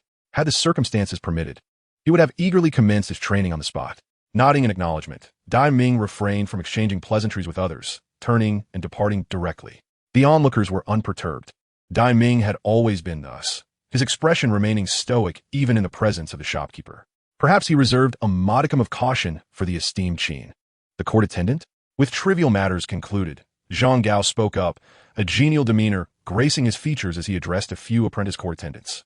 "I happen to possess a unique treasure that requires assistance for appraisal. Who among you would be willing to help?" Following Dai Ming's departure, the apprentices were momentarily taken aback, but soon their faces lit up with excitement, all exclaiming, "Master San, I am eager to assist." Witnessing the elevation of Chen Shaojun's spirit communication technique to the level of mastery, now noticed by the second master, a sense of urgency stirred within the apprentices, propelling them to seek the recognition of Master Zhang Gao. Chapter 12. The Invitation of Death. For reasons unknown, despite Master San's smiling eyes casting their gaze upon all, Chen Shaojun felt as though the majority of the attention was directed at him. What could this imply? Was he expected to take action? Chen Shaojun pondered, yet remained immobile. A unique treasure? Assistance in appraisal? Master Zhang Gao, a recognized court attendant within the Lin pawn shop, had long since cultivated the spirit communication technique to a modest level and possessed martial prowess. Despite his short and stout stature, he was vastly superior to the frail apprentice court attendants. If he struggled to manage the appraisal of the treasure, how could mere apprentice attendants presume to intervene? Although these thoughts were but conjecture, he was unwilling to take even the slightest risk. Armed with the spirit communication treasure mirror, he had little need for external validation. Were it not for the fear of revealing his peculiarities, he would not have disclosed the secret of his mastery in the spirit communication technique. He remained in a phase of concealment. Blending in with the crowd was the most prudent course. It is also noteworthy that Chen Shaojun observed that, apart from himself, there was another individual who did not exhibit excessive enthusiasm. The individual in question appears to be the longest resident here, typically rather somber and easily overlooked. His name seems to be Yong, though no one has inquired about his surname, and he has not disclosed it. "It will be you," Zhang Gao stated, directing his gaze towards the most enthusiastic among them. "Tomorrow, visit my Shuiyan Pavilion." The Shuiyan Pavilion is Zhang Gao's private appraisal room, far superior in ambience compared to the pawn shop's appraisal area. It is said to house not only treasures that assist in appraisal, but also a study and a spacious lounge. "Thank you, Master Xie, for this opportunity," exclaimed Zhang Ku, the one chosen, his voice rising with excitement. He then cast a rather haughty glance at the others, particularly sneering at Chen Shaojun, as if to imply that he was not the sole recipient of the master's favor. Chen Shaojun, perplexed, chose to remain silent. He also noticed a Yong shaking his head, his gaze seemingly filled with pity. Pity? What does he know? Chen Shaojun furrowed his brow. With both the second and third masters having departed, the various apprentices naturally dispersed, each standing before the ticket platform, awaiting task assignments. Today, they were to appraise the batch brought back from the government office by the shopkeeper yesterday, prominently featuring the ominous Jade Rui, shrouded in malevolent energy and haunted by ghostly apparitions. Fortunately, the number of raw materials was notably abundant, and the Jade Rui was positioned towards the back, thus not immediately assigned to the apprentices. Nevertheless, Chen Shaojun estimated that in 2 or 3 days, the Jade Rui would inevitably fall into their hands. Feeling somewhat unsettled, Chen Shaojun collected the raw materials assigned to him and, along with the other apprentices, proceeded towards their respective appraisal rooms. At the entrance of room 7, he spotted a Yong. The latter's appraisal room was number 10, conveniently close to Chen Shaojun's.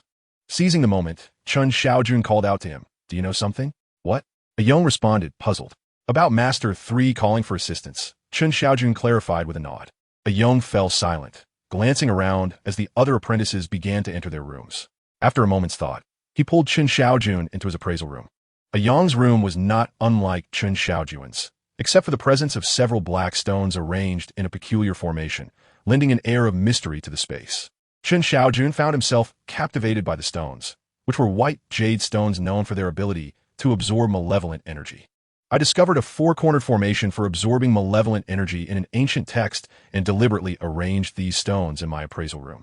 Though they appear gray-black now, they were originally white, having absorbed ill energy over the years," a Yong explained with a hint of pride. "Ah, I see," Chen Shaojun replied, enlightened. Discovering that someone like the seasoned apprentice possesses a distinct methodology is indeed enlightening. Ayong chose not to elaborate further on the square formation, clearly reluctant to divulge too much information. Instead, he swiftly shifted the conversation back to the matter previously raised by Chen Shaojun, sneering slightly as he remarked, "I am uncertain what treasures Master San wishes for us to assist with. It may indeed be a form of mentorship. However," he paused momentarily before continuing, "you ought to be aware that prior to your arrival, I had already spent the better part of 6 months here. Yet, by the time you came, only 3 of us remained. Some, like Zhang Wang, met with unforeseen calamities post-assessment, succumbing to malevolent energies. Nevertheless, many more were summoned by Masters Air and San for assistance, after which they simply vanished." Ayong's tone was calm, yet a flicker of emotion betrayed the numbness in his gaze. This revelation momentarily stunned Chen Shaojun. Although he had surmised that Master San's request for assistance was peculiar, he had not anticipated such a profound underlying truth. What, indeed, were their intentions? Chen Shaojun inquired. "What are their intentions?" "Naturally, they wish for us to engage in trial and error. They are all formal courtiers, and the treasures they receive for appraisal are often of considerable value. Correspondingly, the risks are exceedingly high. Some artifacts harbor dangers that even they cannot guarantee to evade unscathed. Thus, they enlist the help of apprentice courtiers to undertake these trials. The malevolence within these treasures, being of an unanchored nature, diminishes with each encounter. Relying on apprentice courtiers, even if they cannot conclusively identify the treasures, will mitigate the malevolence and reduce the associated perils. It is worth noting that at one point, 5 apprentice courtiers perished in a single day. Why did this cease afterward?" Chen Shaojun queried with intrigue. This was indeed the first time he had heard such news, and throughout his 6 months here, he had not encountered any reports of apprentices being summoned by Masters Air and San. This was also the reason behind the eagerness exhibited by those apprentices. Who could have guessed that this was a death invitation? Chapter 13. The Dual Mastery of Calligraphy and Painting. The disturbance became too pronounced, prompting inquiries from above. Hence, it was halted. Yet, it appears they believe the storm has passed, as they have resumed seeking assistance. Ayong remarked with a stoic expression. He could assure himself of a stable existence within room 10 for assessments. But he held no confidence in surviving a single day within Master San's Watercloud Pavilion or Master Air's Golden Treasure Chamber. "What are the authorities?" Chen Shaojun instinctively asked. "The authorities? Let's not forget our station. They cannot safeguard individuals of our standing. In fact, should we attempt to flee, the authorities would be the first to aid in our capture. The farthest one might run is to the city gates, only to be ruthlessly eliminated." Ayong sighed. Chen Shaojun felt a twinge of discomfort upon hearing this. Yet he recognized the harsh reality of their world, one that offered no room for dissent. Indeed, this was not a realm governed by normalcy. Here, human life held less value than that of a mere dog. If what a Yong claims is indeed true, then within the pawn shop, aside from the miscellaneous workers and apprentices, who could possibly be innocent? Just the presence of Shun Lang at the pawn ticket counter allows him to determine the life and death of apprentices with a mere thought. As for Su Hongtao, despite his seemingly amiable demeanor, he returns from the gang with blood on his hands. One cannot say he is devoid of darkness in his heart, yet he undoubtedly possesses a ruthless nature. For without such ruthlessness, one cannot survive long in the gang. Today, young Master Chen is tasked with appraising a wolf hair brush. The brush holder is made of a warm yellow jade, while the brush tip comprises soft, intermingled strands of fox fur in hues of red and white. A brush imbued with 3 strands of malevolence cannot possibly evade Chen's scrutiny. As he employs the technique of divine insight, the malevolent energy, before it could even escape, dissipates into a wisp of azure smoke. The spirit communication treasure mirror subsequently materializes, reflecting the brush within. It is of inferior quality. The reward? Mastery in both calligraphy and painting. Upon receiving this information, young Master Chen instantly acquires an abundance of knowledge in both calligraphy and painting, intuitively grasping the skill that would take an ordinary person decades of diligent practice to attain. Alas, opportunities to wield a brush within the pawnshop are scarce. He possesses the skills of a dragon slayer, yet finds no arena to showcase them. He remains acutely aware that this world is dominated by martial prowess, where the status of scholars, literati, and esteemed officials pales in comparison to that of the era he once inhabited. After completing the appraisal of the artifact, Chen does not rush to leave. Instead, he retrieves the notes of the court attendant, a tome previously bestowed upon him by his second master, Dai Ming. As he flips through its pages, he discovers it contains the growth reflections of an official court attendant named Zhou Chun, predominantly detailing the challenges encountered and solutions found while cultivating the divine insight technique. However, what truly captivates Chen's interest are the intriguing cases documented within. For instance, there was an occasion when Zhou Chun, while appraising a copper mirror, found himself in a daze and was drawn into an ancient residence, where he was to wed a woman named Xioi. They exchanged vows, performed the rites, and ultimately even entered the bridal chamber. Was it a dream or a haunting specter? Chun leans towards the latter. Yet, surprisingly, the specter did not harm Zhou Chun. Rather, it escorted him out, leaving Chun rather astonished. The cases within the notes are few. Chen summarizes that those worth mentioning are predominantly perilous and wondrous occurrences. Encounters with spirits are noted thrice, most culminating in mere fright rather than danger. Yet they have broadened his horizons. He reflects on Zhou Chun's methods of coping, seeking to learn from the merits therein. After a stick of incense has burned down, Chun sets the notes aside, his mind now preoccupied with the reward from the artifact appraisal, the tiger demon body refining fist. True martial arts. Moreover, this technique serves as a fundamental method for martial practitioners to establish their foundation. With this skill, an ordinary person may embark on the path of martial arts. The tiger demon body refining fist is not merely a technique. It is a method to cultivate strength.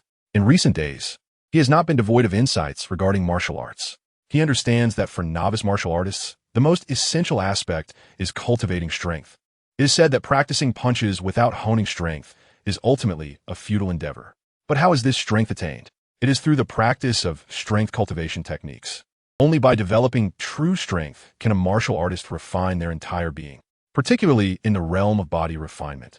It is delineated into 9 distinct stages. The first stage involves the training of flesh. The second stage focuses on the skin, the third on the tendons, the fourth on the bones, the fifth on the marrow, the sixth on blood transformation, the seventh on the cultivation of the 5 internal organs, the 8th on the 6 hollow organs, and the 9th on inner vision. Each of these stages necessitates the application of force for tempering and forging in order to attain mastery. What is commonly referred to as ingraining martial skills into one's very bones speaks to the penetration of martial prowess deep within the body, honing it to its utmost limit. In truth, the presence or absence of this internal force serves as a criterion to judge whether one is indeed a martial artist. Only those who have cultivated this internal force can be regarded as true practitioners. Without it, regardless of how great one's physical strength may be, able to lift immense weights or shatter stones, one remains at best a mere brute. Subsequently, Chen Shaojun embarked on his formal martial training. Within the confines of this appraisal room, though the space was limited, it was the most suitable place he could find in the short term for his practice. After all, as long as he remained quiet within the room. No one would intrude. The thought of training in the backyard of the pawnshop never crossed his mind. Standing in the room, Chen Shaojun took a deep breath and commenced his movements. Initially, he managed to maintain the correctness and fluidity of his actions, but before long, he found his breathing becoming erratic, and his movements began to distort. Indeed, memory alone is insufficient. The reality of practice is an entirely different endeavor. The distortion of his movements was but one aspect. The significant depletion of his stamina was the true reason for his struggle.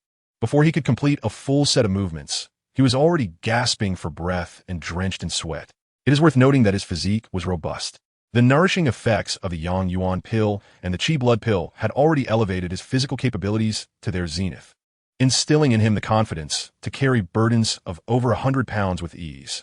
It appeared that the Tiger Demon Body Refinement Fist was indeed more sophisticated than he had anticipated. With such thoughts swirling in his mind, Chen Shaojun's eyes gleamed with determination. Having long desired to engage in martial arts, he now possessed the genuine technique. And as he stood on the precipice of embarking on the path of strength and martial prowess, he cherished this opportunity and resolved not to waver in the face of temporary difficulties. He quickly resumed his practice, repeating the movements once, twice, thrice. Although the beginning was arduous, he persevered. At the very least, he sensed his own progress. Furthermore, he discovered that when he combined his fist training with the Changchun breathing technique, the results were exceptional. Not only did his stamina recover at an accelerated rate, but the two seemed to complement each other, rendering his movements more fluid during execution. Through repeated practice and continual correction of his form, a moment finally arrived when Chen Shaojun successfully and completely manifested the entirety of the Tiger Demon Body Refinement Fist. Chapter 14. You cannot take this jade away yet. In an instant, Chen Shaojun felt a surge of warmth blossoming within him. Although this warmth quickly dispersed throughout his body, leaving no trace behind, his sensation was remarkably vivid. This was the internal force, a manifestation birthed from his practice of the fist technique. Due to his frail constitution, he was unable to fully harness his strength, which prevented him from containing this formidable energy. Yet, this dissipated force did not vanish entirely. Rather, it seamlessly integrated into his being, subtly enhancing his power. In his understanding, this process was akin to the cultivation of martial prowess and physical fortitude. The ceaseless surge of energy progressively fortified his strength, nourishing and honing his physique until a certain threshold was reached. The refinement of this energy indicated that he had genuinely mastered this particular martial art. The next step would rely on the relentless pursuit of diligent practice. Chen Shaojun felt a surge of joy, only to realize that an entire hour had slipped by unnoticed. Coupled with the immense energy expenditure from his training, hunger gnawed at him, prompting him to cease his movements and exit the appraisal room. After collecting his token, Chen Shaojun hurried toward the cafeteria when he suddenly heard a call from the direction of the shop. Coming. Shen Lang responded promptly, swiftly rising to open the door, connecting the storeroom to the elevated platform of the shop. With the proprietor absent, several formal attendants held court, which meant that any matters arising within the pawnshop were typically handled by Shen Lang. Chen Shaojun glanced over and noticed a robust figure clad in blue standing at the edge of the platform. Under normal circumstances, it was entirely routine for a pawnshop to welcome customers, and Chen Shaojun's curiosity was minimal. However, upon seeing this individual, he was inexplicably struck by a sense of familiarity. Have I seen this person before? He pondered, furrowing his brow in confusion. It was then that he noticed the scar etched across the man's face, and his heart sank. Indeed, he had encountered this man before, during the treasure appraisal. Previously, while assessing the literary fan, the spiritual artifact had traced a vision that included this very figure. He was the one who had slain Zhao Quan, the owner of the fan. If memory served him correctly, the literary fan, the wolf hair brush, and the unappraised treasures within the storeroom, including the jade rui cloaked in ominous energy and haunted by ghostly shadows, were all originally the possessions of Zhao Quan's family. Tragically, half a year prior, all 7 members of their family had been murdered, leading to the authorities sealing the items. Following a 6-month public notice period during which no one claimed them, the proprietor had subsequently acquired them from the government. Chen Shaojun's mind raced as he contemplated the intricate web of events. Now, the very murderer of Zhao Quan, and potentially of his entire family, stood before him. Yet, Chen Shaojun was not driven by a fervent sense of justice. Even if he recognized this man as a killer, he had no intention of meddling. Reporting the crime? What would he say if the authorities questioned him? How could he prove the man's guilt? Had he witnessed it firsthand? Such revelations could implicate him as an accomplice. The law was a double-edged sword, and he had no desire to ensnare himself in its grasp. Though reluctant to invite trouble, the presence of this killer, coinciding with the arrival of those ill-fated treasures at the pawnshop, compelled him to reflect deeply. Shen Lang, in contrast, maintained a polite demeanor when addressing outsiders. Not at all. It is soon to be my mother-in-law's birthday, and I have been contemplating purchasing a precious gift to celebrate the occasion. After visiting several shops in search of the perfect item, I had yet to find something suitable. However, I have heard that the Lin's pawnshop enjoys an impeccable reputation, attracting those in need from the surrounding area. Thus, I am eager to explore whether there might be a fitting birthday gift within your establishment. My mother-in-law has a fondness for jade. Therefore, a jade item, such as a jade rui or a jade Buddha statue, would be ideal. As I spoke, my gaze inadvertently drifted towards the storeroom, where I immediately spotted several intriguing pieces displayed on a tray. My eyes lit up in surprise as I exclaimed, "That rui on the tray looks quite appealing." A clever young attendant promptly retrieved the tray for me. However, upon handling the jade rui, I was taken aback by its bone-chilling coldness, causing my hand to tremble involuntarily. Steadying myself, I carefully set it back down and inquired further. Indeed, the scar-faced man nodded eagerly. At this juncture, Chen Shaojun, no longer in a hurry to depart, murmured to himself, "Could it be that the perpetrator committed the heinous massacre merely for this jade rui?" A sense of relief washed over him. The pressure exerted by the jade rui had been overwhelming. A malevolent aura lingered, haunting him. If this individual were to take it away, it would, in fact, provide him with some solace. The discerning eye of the customer did not go unnoticed. The treasures upon the tray were sourced through our proprietor's connections from a prestigious family. Among them, this jade rui is particularly noteworthy, having been a gift from a royal house to the master of that family in celebration of his longevity. Upon hearing this, a smile graced Shen Lang's face, and he promptly began to extol its virtues.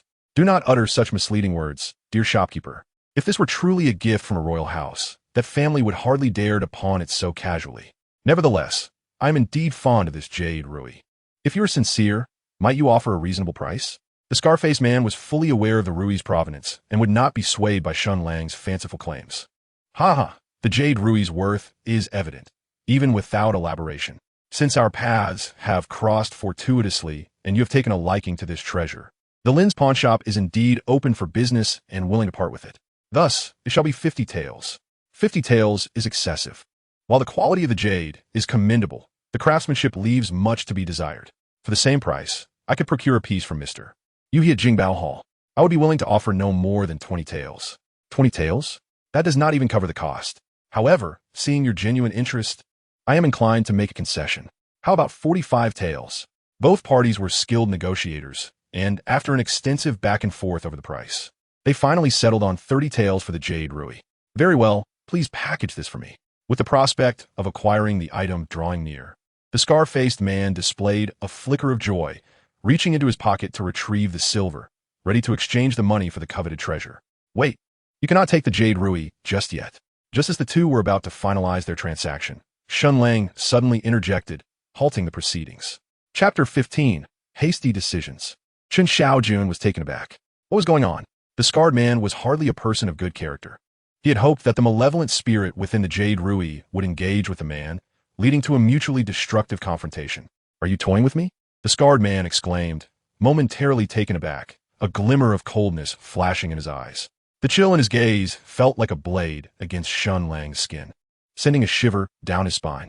Not daring to be negligent, Shen Lang quickly donned a smiling facade and clarified, "You have misunderstood, sir. The jade rui has been sealed away in a wealthy household for far too long and has inevitably absorbed some malevolent energy. Given your haste and our recent acquisition, we have yet to subject it to our pawnshop's cleansing rituals. Therefore, if you are not in a rush, we can promptly arrange for someone to purify the jade rui, restoring its original luster. It will surely gleam more brilliantly, and your mother-in-law will be most pleased." "No, I must take the jade rui today," the scar man replied, his demeanor softening slightly, yet he shook his head resolutely. "That is unacceptable. This concerns the reputation of our Lin pawnshop.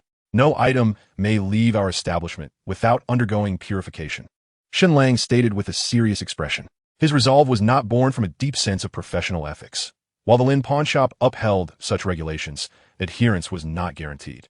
His steadfastness was primarily due to the bone-chilling sensation he had experienced while handling the jade ruby. Having spent over a decade in the pawn industry, he was well aware that this so-called chill was merely a manifestation of malevolent energy. The fact that it had caught him off guard indicated a high concentration of such energy within the jade. It is essential to note that every item pawned or sold must be accompanied by a receipt. Any incident that arises could implicate the pawnshop in shared liability. As the executor and issuer of the receipt, he would bear significant responsibility. Moreover, considering that this customer intended to present the jade ruby as a birthday gift to his mother-in-law, who was presumably elderly and frail, the presence of malevolent energy could severely jeopardize her health. Sir, this malevolent energy is not to be trifled with. Even a martial artist would struggle against it, let alone an ordinary person. Your intention to gift this treasure to your mother-in-law speaks volumes of your filial piety. Surely, you would not want her to be burdened with such a curse. Shen Lang implored. Very well, but you must expedite the process. I wish to take the jade ruby before sunset, and there can be no last-minute price changes, the Scar Man said, his eyes flickering as he realized that further insistence would only raise suspicion, prompting him to acquiesce. Rest assured, we shall enlist the finest appraisers from our shop to cleanse and authenticate your treasure, Shen Lang assured him, quickly summoning a servant to prepare the necessary documentation. Unbeknownst to Chen Shaojun, the esteemed appraiser Shen Lang referred to as none other than himself. As he gazed at the other party holding the tray and placing the jade ruby before him, he felt the weight of life's hardships, realizing that no matter how he evaded, he could not escape this encounter with the supernatural. Mr. Shen, I have already authenticated several pieces today, and I find my energy quite depleted. Perhaps you should allow someone else to take on this task? Internally, he resisted, harboring a sentiment of better a friend's demise than my own, and voiced his thoughts delicately. You have authenticated several pieces, and so have others. It is merely one jade artifact. You managed to authenticate 4 yesterday. Today, you have only authenticated 2, so adding one more should not be too burdensome. Shen Lang replied patiently. Damn it, I was careless. Had I known Shen Lang would use yesterday's events as an excuse, I would never have revealed my peculiar state so early. Yet he still spoke, hesitatingly stating, but I truly feel rather fatigued today. Shen Lang interrupted him before he could finish. You are currently the only one among all the apprentices who has mastered the art of spirit perception to such a proficient level. If you do not authenticate, who will? This left Chen Shaojun aware that refusal was no longer an option. The hierarchy within the pawnshop was rigid, and the status of an apprentice could not compare to that of the ticket counter, unless he chose to defect or disobey, risking severe repercussions. There was no escaping this obligation. I understand your predicament, Shen Lang continued, mistakenly believing that Chen Shaojun's refusal stemmed from a desire for greater remuneration. Knowing that Chen Shaojun was saving money to train in martial arts, he spoke with an air of understanding. Chen Shaojun remained silent.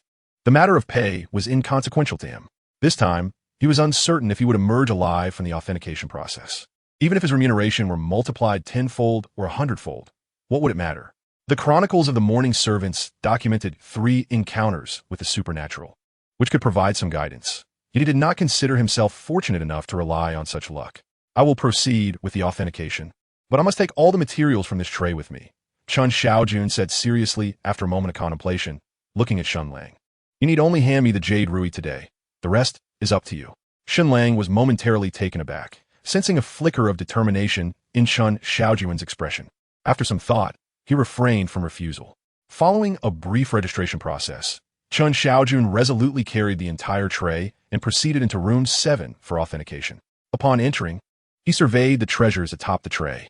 Besides the jade ruby, there were 7 other items, meaning he was to authenticate a total of 8 artifacts that afternoon. With no way to evade what was to come, he could only place his hopes on the spirit communication treasure.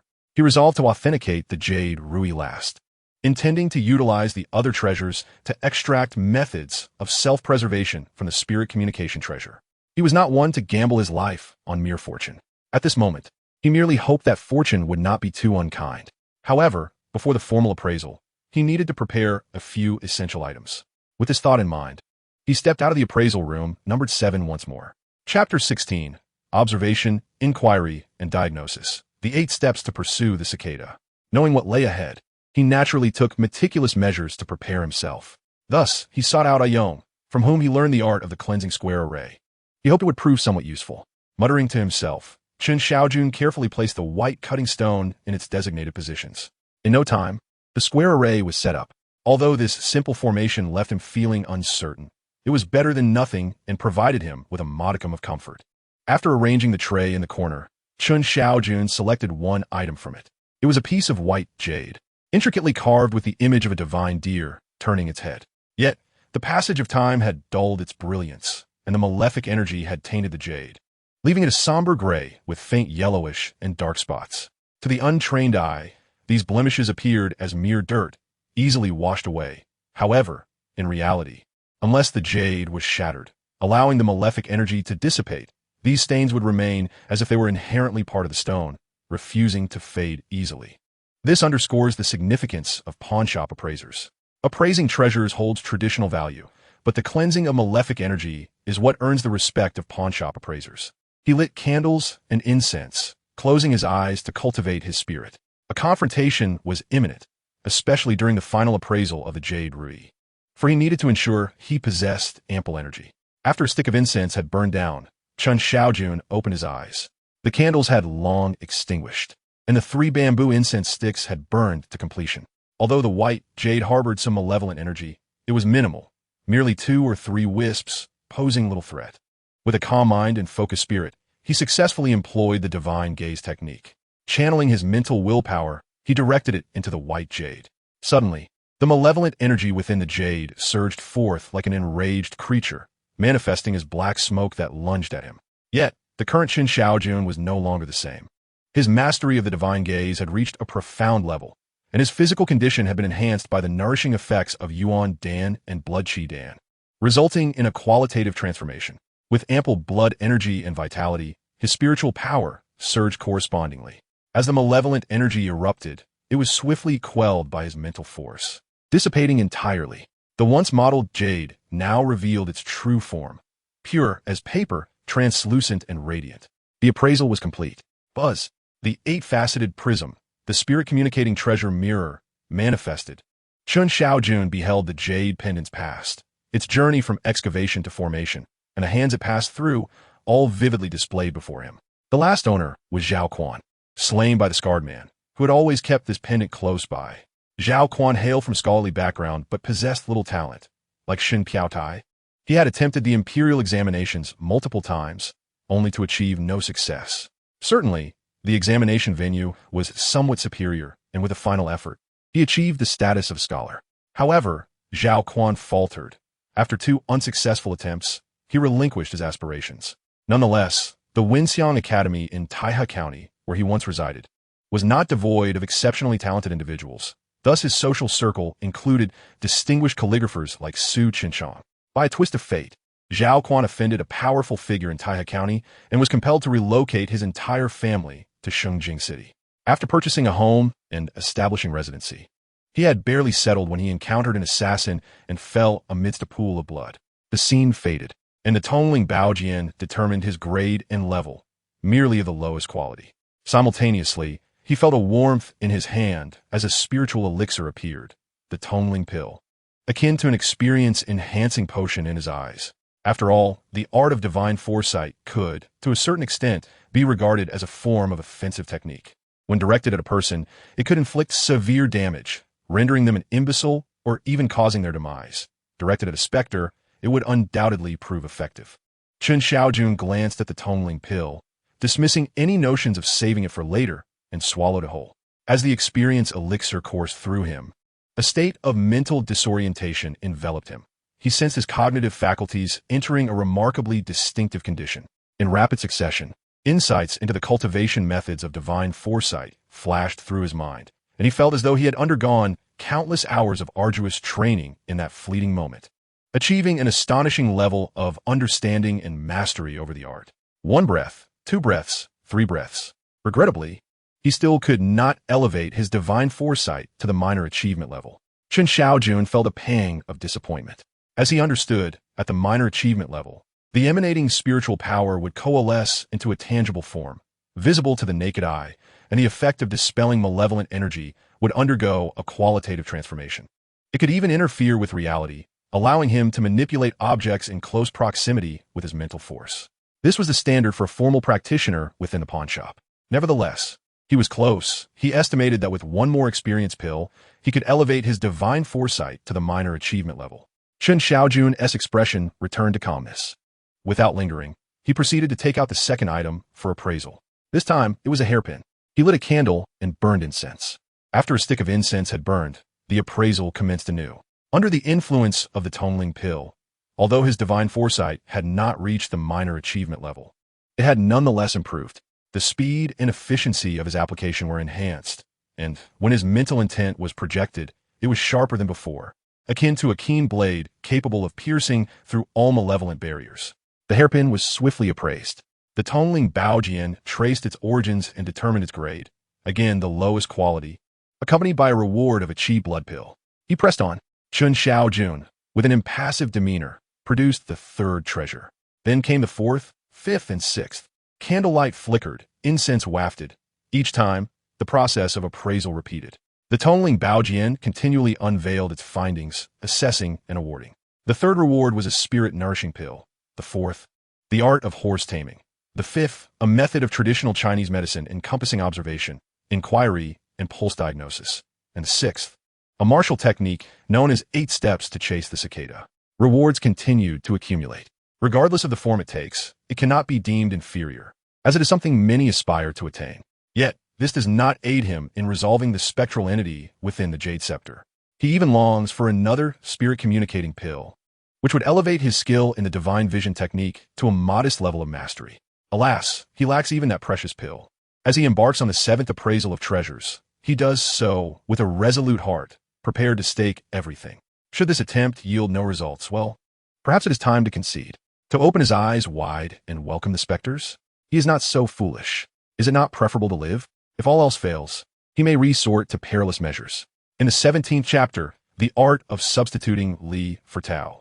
The 7th appraisal reveals a treasure imbued with the most malevolent energy among all he has encountered, aside from the Jade Scepter. It exudes no less than 15 strands of ominous energy. However, before Chen Shaojun, this treasure, laden with its 15 strands of malevolence, is scarcely different from those he has previously assessed. Utilizing the divine vision technique, his mental will descends with the might of celestial authority, instantly dissipating the malevolence within the treasure. The spirit-communicating appraisal categorizes it, deeming it of superior quality. The reward? The art of substituting Li for Tao. Chen Shaojun, absorbing the information transmitted through the spirit-communicating treasure appraisal, quickly comprehends that this is a form of sorcery. Unlike the spirit eye technique he previously acquired, the art of substituting Li for Tao belongs to the realm of unorthodox arts, verging on the sinister. When the practitioner faces an assault, they can transfer the impacts of the attack directed at themselves onto another. In essence, should one be struck down, the designated recipient of the spell would endure the blow in their stead, facing death. This art of substituting Li for Tao is indeed rather insidious. Though Chen Shaojun has obtained this spell, he cannot help but lament its nature as a weapon of treachery, fraught with moral ambiguity. In the hands of those with nefarious intentions, it could wreak considerable havoc. No wonder the spirit-communicating treasure appraisal classifies this technique among the unorthodox arts. Nevertheless, Chen Shaojun has always believed that the potential for harm or benefit lies within the wielder. Employed for good, it serves a noble purpose. Misused, it becomes a tool of wickedness. While the art of substituting Li for Tao may carry a poor reputation in the broader world, for Chen Shaojun at this moment, it is akin to an unparalleled truth. For he, on the cusp of an encounter with the supernatural, desperately requires this method to safeguard his life. Although the art of substituting Li for Tao is intricate, its sole drawback is the necessity for prior preparation. First, one must identify a substitute to bear the brunt of the assault, be it a person or creature. Through the spirit-communicating treasure appraisal, Chen Shaojun comprehends that the practitioner need not be human. Cattle, sheep, horses, donkeys, even domestic animals such as cats and dogs can serve as surrogates to absorb the attack. Regrettably, his foundation is too shallow. He possesses no Taoist powers. Were it otherwise, even inanimate objects could be employed as substitutes to bear the burdens of the spell. With a moment's contemplation, Chen Shaojun sets his sights on a potential target. In the backyard of the Lin's pawnshop, a designated area serves as the lodging and dining quarters for the various workers and apprentices. Within this realm, the most detested figure among the apprentices and laborers is none other than Lu Er, the limping cook. leveraging his familial ties to the shopkeeper. Lu Er reigns supreme in the backyard. Though his physique is somewhat frail, a mere glance at his crippled leg will earn one his ire, and he will go to great lengths to make their lives miserable, often resorting to violence against the laborers and apprentices alike. Even the previous incarnation of Chen Shaojun had fallen victim to his machinations on 2 occasions. However, this time, Chen Shaojun's intent to employ the art of substitution is not aimed at Lu Er, for while he is indeed loathsome, his transgressions do not warrant death. If it can be avoided, Chen Shaojun would not engage in such lethal endeavors. His true target is, in fact, a dog that Lu Er keeps. This dog, a large and ferocious black beast, is one reason Lu Er can operate with impunity in the backyard, instilling fear in those around him. The imposing hound, resembling a calf in size, stands taller than a man when upright, and when angered, it is known to attack indiscriminately, having bitten no fewer than 10 individuals within a pawnshop. Although Chen Shaojun is among the fortunate few who have escaped its wrath, he maintains a respectful distance from the beast. This time, he plans to execute his scheme on the formidable black dog. Exiting room number 7, Chen Shaojun makes his way to the backyard. There, the black dog is tethered to a tree stump, lounging lazily as if in utter contentment. Chen Shaojun scans his surroundings. It is currently the hour of shun, around 3 or 4 in the afternoon. Most apprentices and laborers remain inside the shop, and although there are some in the dining hall, they are preoccupied with preparations for dinner, leaving the area deserted. Seizing the opportunity, Chen Shaojun stealthily approaches. 10 meters, 5 meters, 3 meters. As he nears within 3 meters of the black dog, it seems to sense his presence and turns its head, becoming wary. Realizing subtlety is no longer an option, Chen Shaojun lowers his body and, with a sudden burst of energy, darts forward. The dog snarls and lunges at him, aiming to bite the arm he has extended. What a savage creature! Chen Shaojun quickly retracts his hand and sidesteps, narrowly avoiding the vicious hound. A flicker of exhilaration courses through him. Having consumed nourishing pills and trained vigorously in martial arts, his vitality feels boundless, and he is filled with a restless energy. Yet, deep within, he harbors a tinge of apprehension in the face of the beast. However, as he observes the dog's rapid advance, he is struck by a peculiar notion. Its speed seems somewhat lacking. Emboldened by this realization, Chen Shaojun feels confident in his ability to handle the situation. As he deftly sidesteps the dog's attack, he raises his fist, striking downwards with the force of a hammer. A resounding thud echoes in the air. The ferocious dog's head was struck by Chen Shaojun's fist, causing its body to lunge forward, its legs giving way, nearly collapsing onto the ground. Indeed, I have transformed entirely from who I was before. Chen Shaojun was filled with exhilaration. Although he had yet to become a formal martial artist, his physique was already extraordinary. With a single punch, he exerted a force exceeding 100 kilograms. This vicious dog, despite its large frame, was merely an ordinary large breed, and thus could not withstand such weight. Howl! The dog yelped in agony, struggling to rise, tail tucked, yearning to escape. Chen Shaojun's strike had left it dazed and terrified. It only wished to distance itself from him as swiftly as possible. Ah, so you do no fear? He teased, but do not rush. Let me pluck a bit of your fur. With a mischievous grin, Chen Shaojun seized the dog's head, reaching down to grasp a small tuft of fur from its back, leaving a bare patch in its wake. Chapter 18. Lighting candles, blowing lanterns.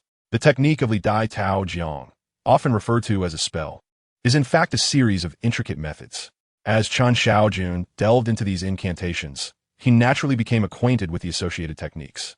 Among them, the art of paper effigies appeared deceptively simple, yet necessitated special talisman paper, crafted into a paper figure using the threefold technique, requiring the application of yin water to open the eyes and yang water to form a shell.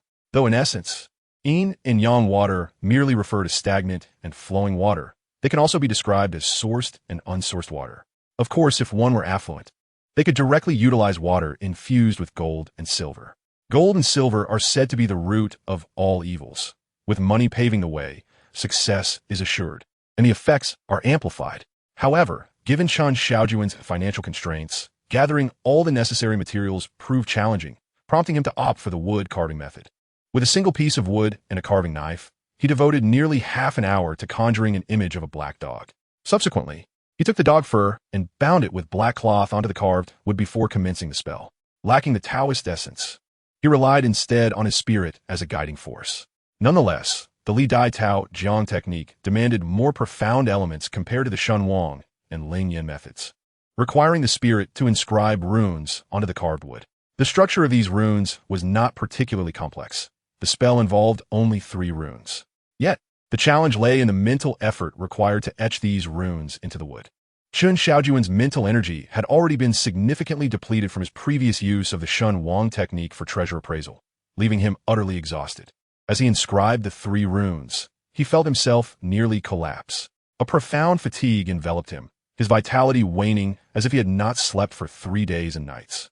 His mind felt barren, occasionally twitching as though struck repeatedly by a heavy hammer, inducing a severe headache.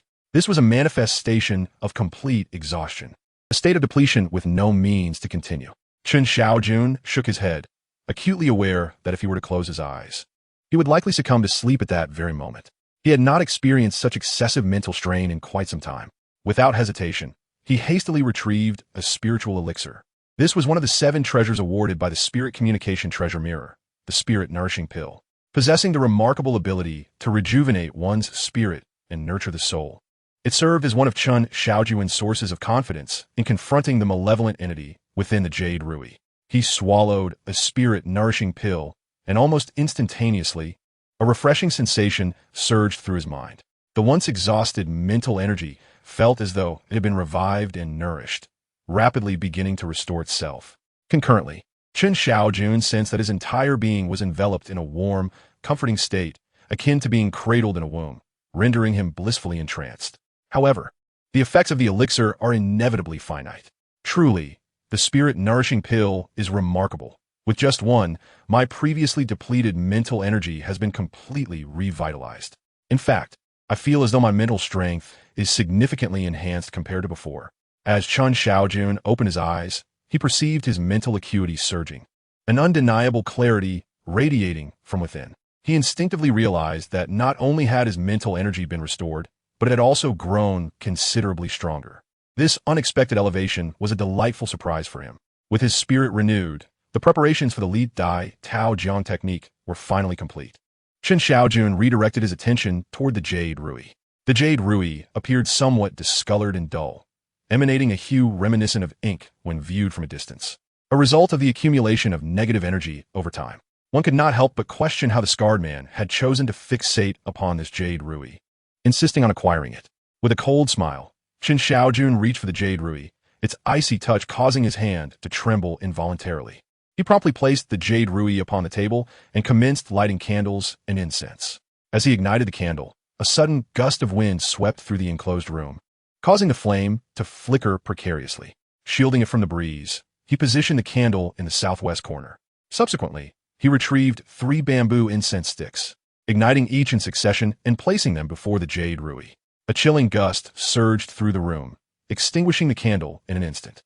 Observing the burning incense, he noted that while one was still aflame, the others had begun to exhibit significant differences in their burn rates. The 2 on the sides were consuming rapidly, having burned down to a third, while the central stick had only just begun to smolder.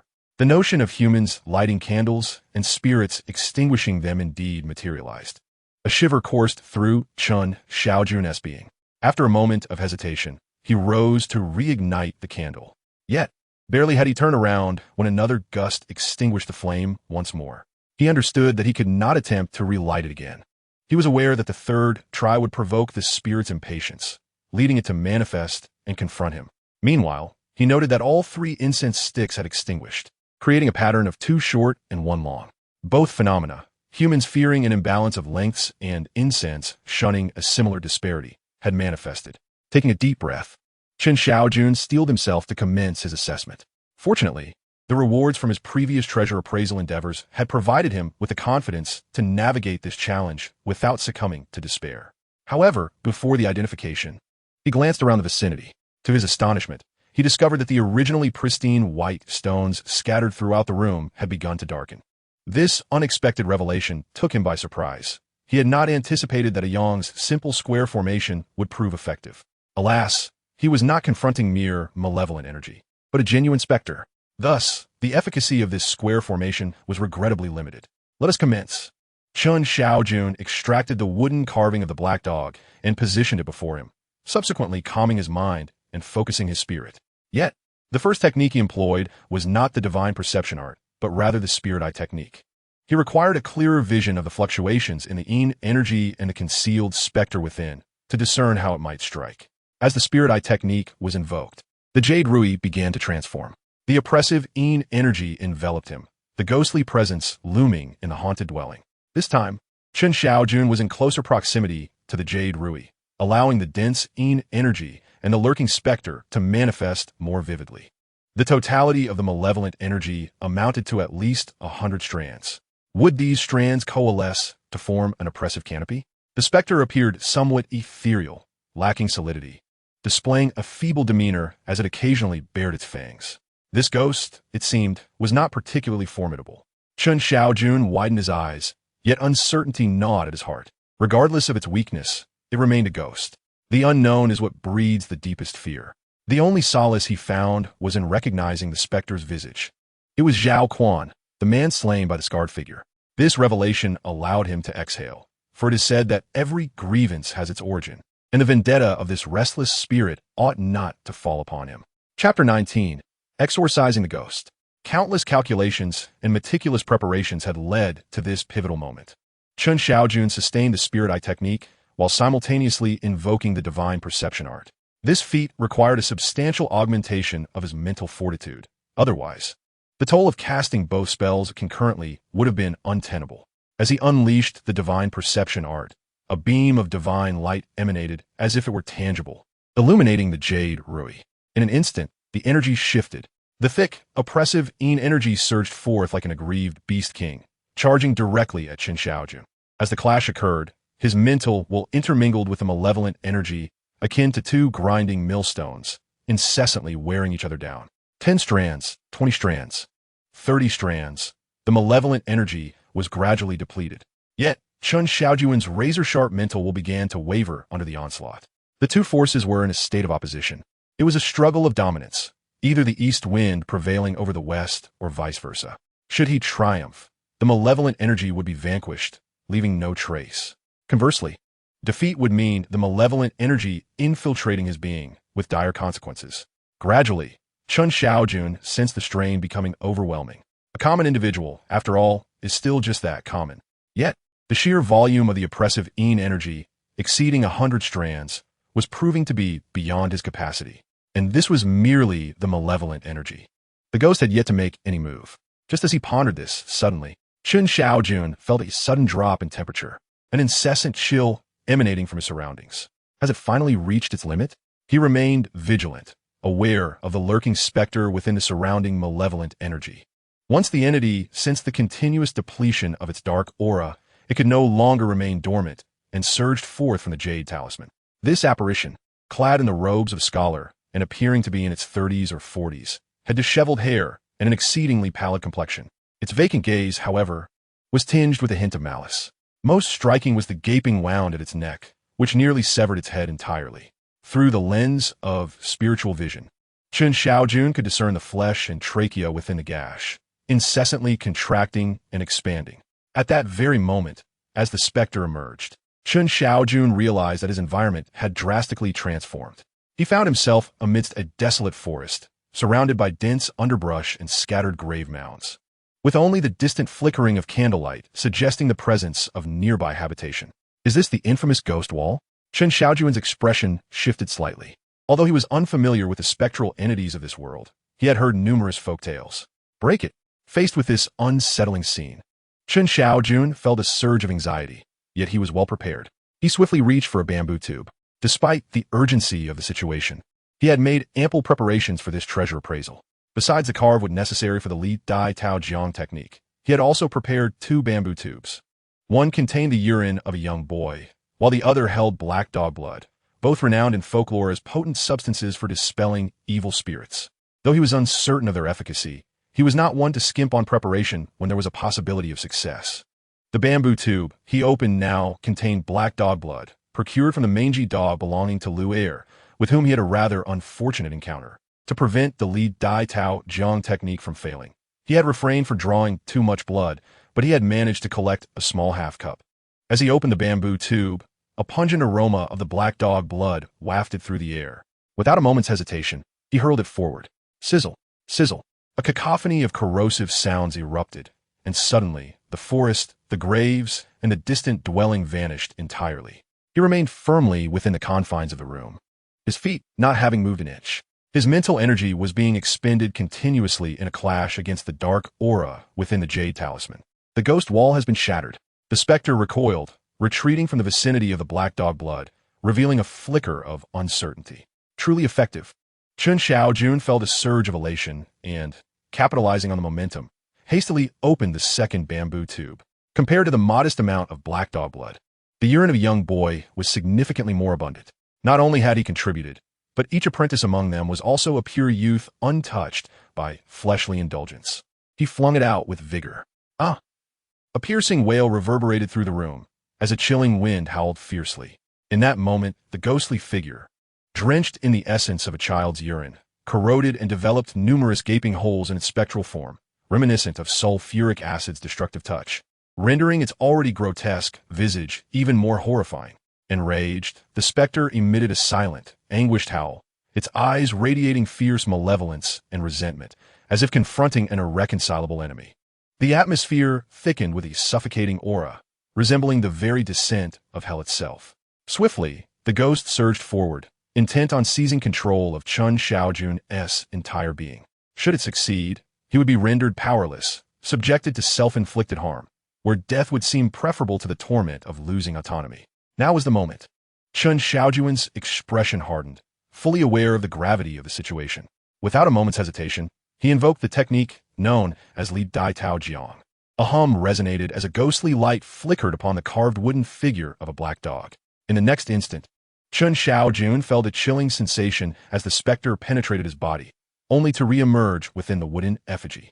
Concurrently, the overwhelming malevolent energy that had opposed him surged into the black dog carving under the influence of a mysterious force. Meanwhile, in the distant courtyard, the lethargic black dog suddenly sensed a disturbance within its spirit, rising swiftly, its gaze darting about in confusion.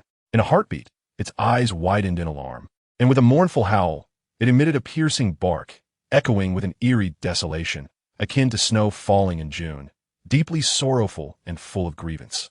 Chen Shaojun disregarded the distant, faint cries of the dog, fixated on the black dog carving. He observed it creaking ominously, on the verge of splintering. Realizing the specter was more formidable than he had anticipated, he knew it would soon attempt to escape the effigy.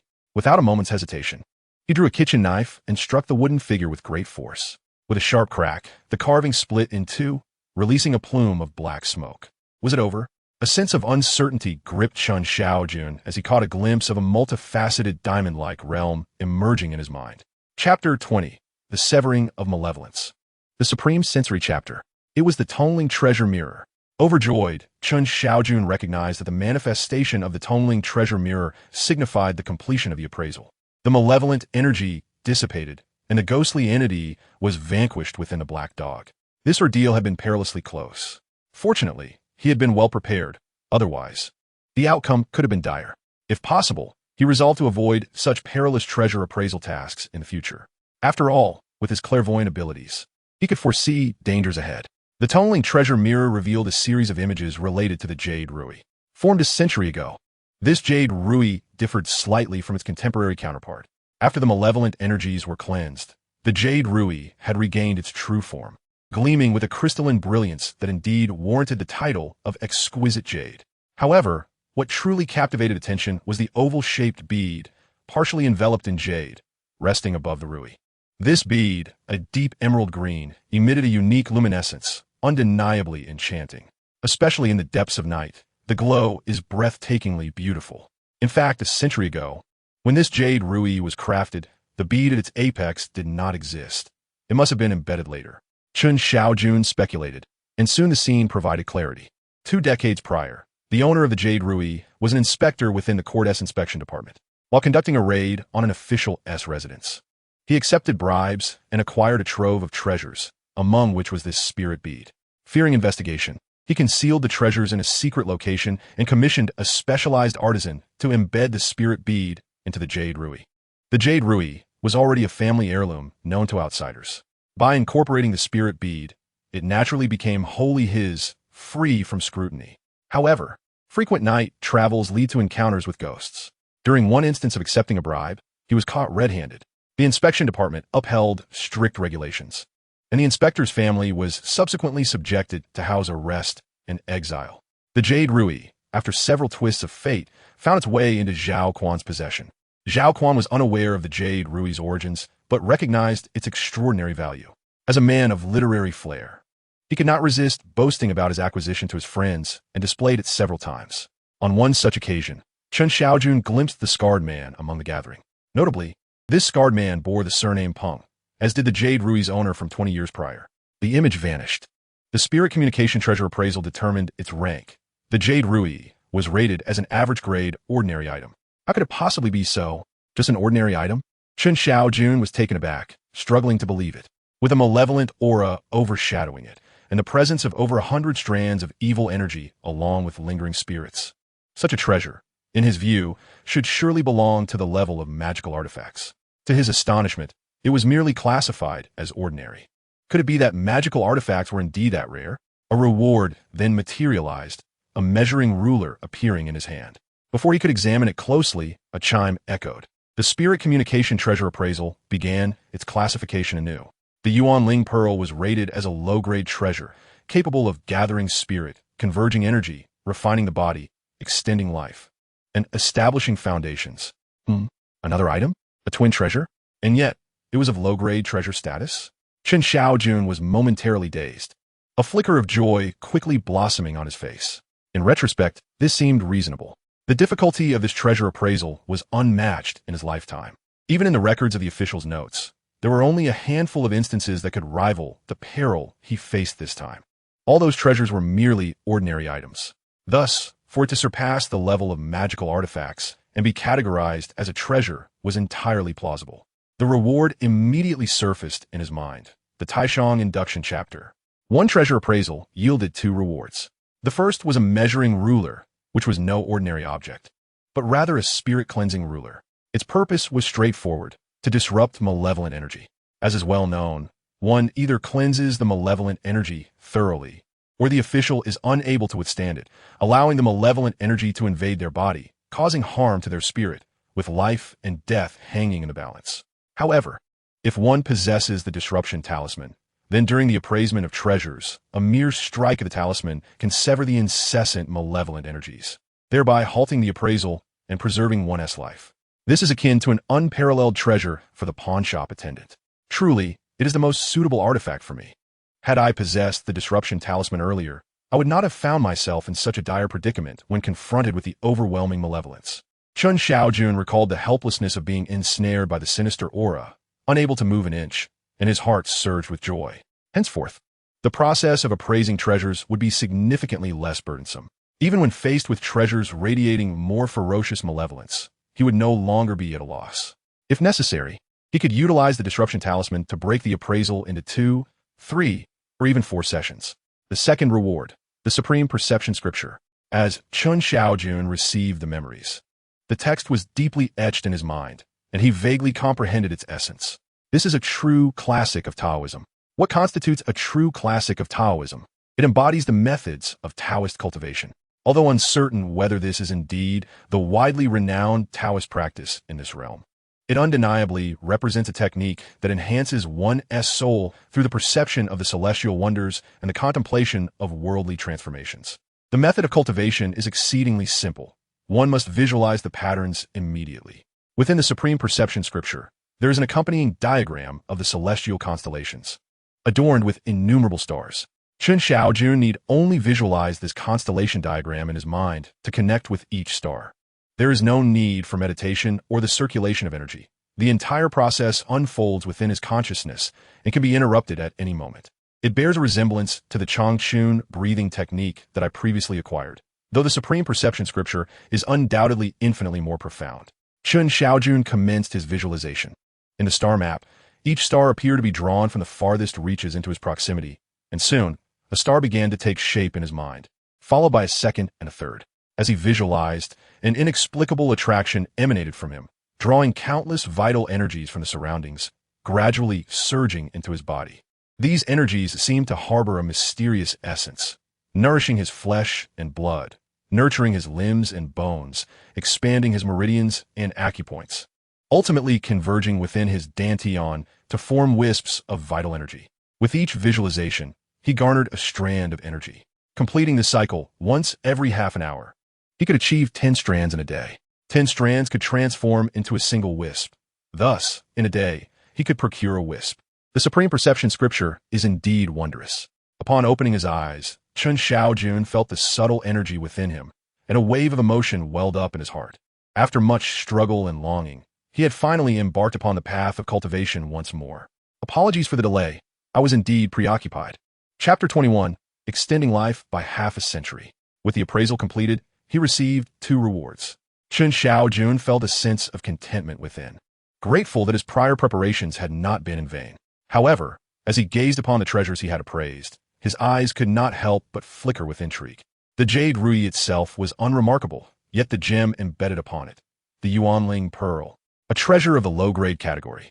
The ability to gather spiritual energy, consolidate qi, refine the body, prolong life, and establish a foundation, this is undoubtedly a rare treasure.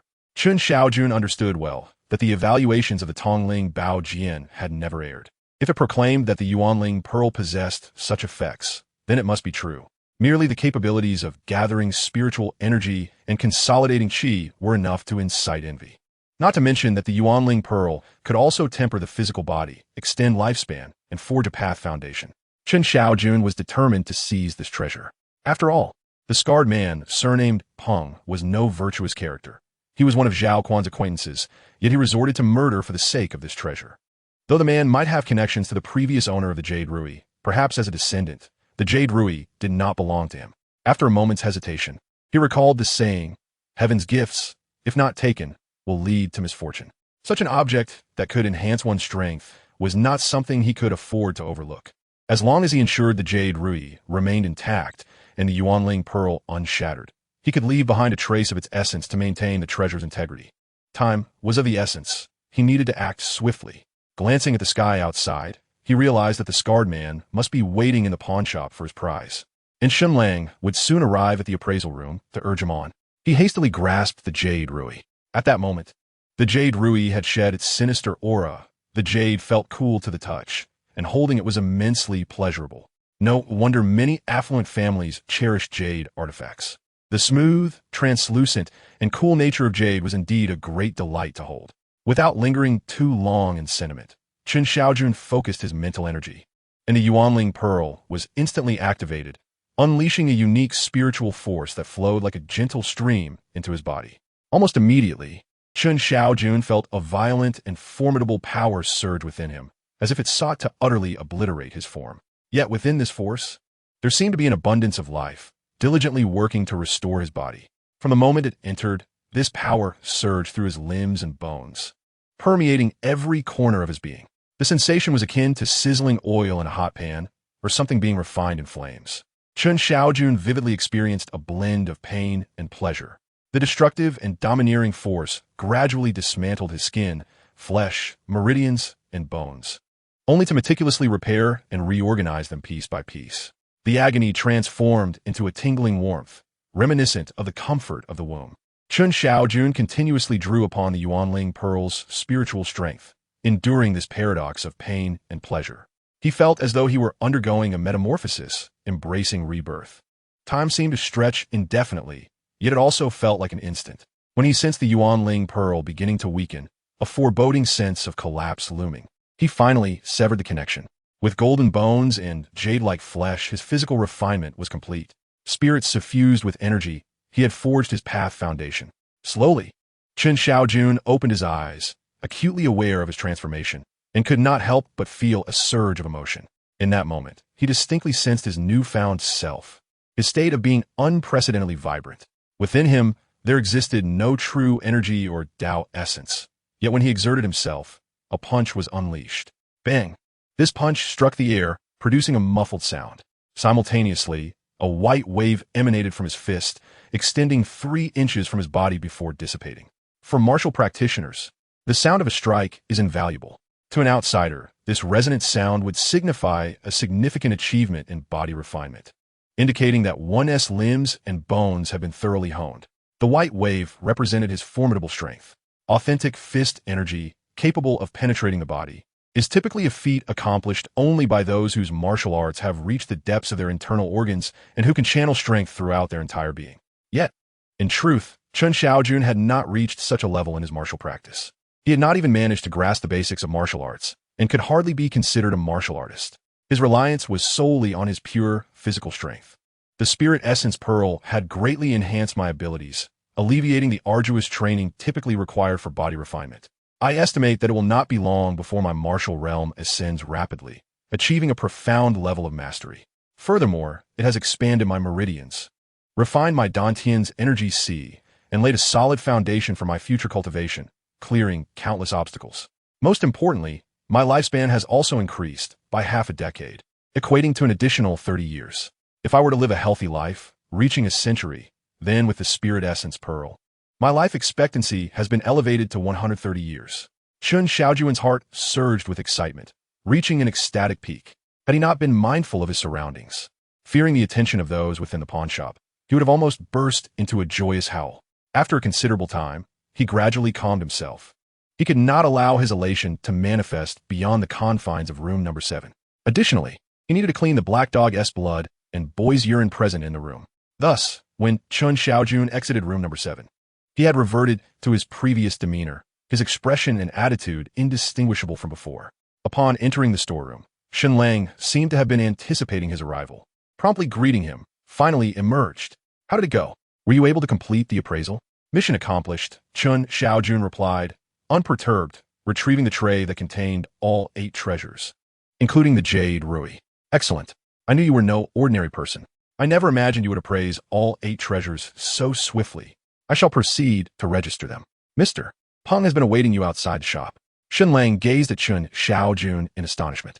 He had initially assumed the other party intended to take the entire tray of treasures merely to gather more signatures and earn more silver. He believed that completing the appraisal of all the treasures would require at least 2 days. Yet, it had only taken a mere 2 hours for all 8 treasures to be appraised and cleansed. Yes, Mr. Chen Shaojun nodded, observing as Shen Lang sequentially picked up each treasure, evaluating and registering them accordingly. As the other party grasped the jade ruby, Chen Shaojun felt a slight twinge of anxiety. The jade itself posed no issue. However, the primordial spirit force contained within the spirit pearl at the top of the ruby had been nearly depleted by him. He genuinely feared that a mere touch might shatter the spirit pearl. Fortunately, his concerns did not materialize. Chapter 22. At last, it is in hand. Chen Shaojun successfully received his signing tokens, 8 red tokens, combined with the 2 bamboo tokens from the morning, totaling 861. It was a satisfactory amount. He was merely 100 when short of a tael of silver. Earning 800 when daily within the bustling city of Shengjing suggested a respectable income. Chen Shaojun accepted the tokens, reflecting on a celebrity from his previous life who earned 2,800,000 daily, and thus did not dwell too much on it. He understood clearly that in this realm, the powerful were not lacking in silver, while the weak needed much more than this modest sum to cultivate their martial prowess. Subsequently, Chen Shaojun chose not to linger any longer. Having secured his benefits, he naturally sought to avoid drawing attention before the scarred man. Upon returning to the courtyard, despite his fatigue, the apprentices stood eagerly at the door, craning their necks and pointing at a corner of the yard. Who could it be? What had transpired? In the yard, an irate, limping old man was in a fury, while beneath him lay a large black dog, stiff and motionless. You would never guess what had occurred. Zhao, who, noticing Chen Shaojun's figure, excitedly called out, "Did you see? That Lu Heir's vicious dog is dead. How did it die? We don't know. We only heard it let out a wretched howl before it collapsed on the ground. Lifeless. Perhaps it was struck down by divine retribution? Divine retribution? Indeed, this wretched creature, empowered by its master, had committed numerous wrongdoings. It seems even heaven could not bear to witness its misdeeds, leading to its demise." Others chimed in, their faces brimming with schadenfreude. That wretched beast deserved it. It should have perished long ago. Some even gritted their teeth in anger, evidently harboring grievances, as Chen Shaojun noted that one individual had recently been bitten by the dog. Casting another glance at the lifeless black dog, Chen Shaojun observed its bulging eyes, bloodshot and filled with an indescribable terror. It was a case of dying with eyes wide open. What a sin! He shivered slightly and chose not to linger on the matter. As for how the dog's carcass would be dealt with, no one seemed to care. It was not their place to inquire. Quickly dismissing this incident from his mind, Chen Shaojun turned his thoughts toward his own development. He felt that the gains of the day were substantial: the spirit-nourishing elixir, horse-taming techniques, the diagnostic methods of traditional Chinese medicine, observation, inquiry, palpation, and auscultation, the 8 steps to chase the cicada martial arts, the Li Dai Tao Jiang technique, the decimation measuring ruler, and the Taoist scripture, this supreme induction classic. Moreover, there was the spirit pearl he had already utilized. Each possessed unique functions, yet all were rare and invaluable treasures, significantly aiding him, especially the spirit pearl. He tempered his physique, forged his foundation, and extended his lifespan by half a century. Moreover, he had access to profound Taoist techniques, such as the Taishang Gaining chapter, which could continually enhance his strength through ongoing practice. However, he also discerned that within the pawnshop, there were no formidable experts. Otherwise, he surmised that he could scarcely remain concealed for long. The fluctuations in a person's vitality and vigor were not easily masked from the perception of a skilled practitioner. Thus, he resolved to hasten his martial training, ensuring that the individuals within the pawnshop would have a plausible basis for any changes in his vitality. Chen Shaojun fell into contemplation, ultimately abandoning the idea of learning martial arts from Su Hong Tao. Previously, due to his ignorance of martial arts and lack of training methods, he had considered approaching the other party for instruction.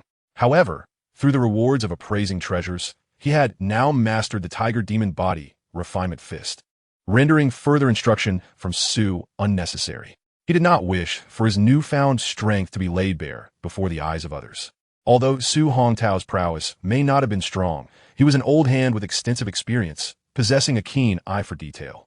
Chen Shaojun found it difficult to guarantee that he would not inadvertently reveal any flaws under Su's scrutiny. Therefore, he planned to venture out the following day to affiliate himself with a martial arts school, acquiring some skills to divert attention. Chen Shaojun had set his course. In truth, what he yearned for was the legendary techniques of breath concealment and spirit hiding. He was aware that the rewards from the spirit treasure mirror encompassed a vast array of possibilities, undoubtedly including such techniques.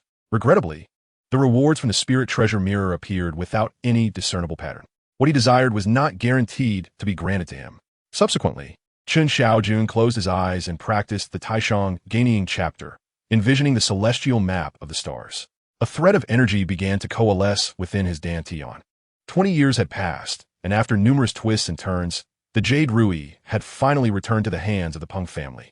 In a room, a robust figure bore an expression of excitement. This figure was none other than the scarred man of the Peng family responsible for the tragic massacre. He was, in fact, the son of the exiled Inspector Peng Su, Peng Dongsheng.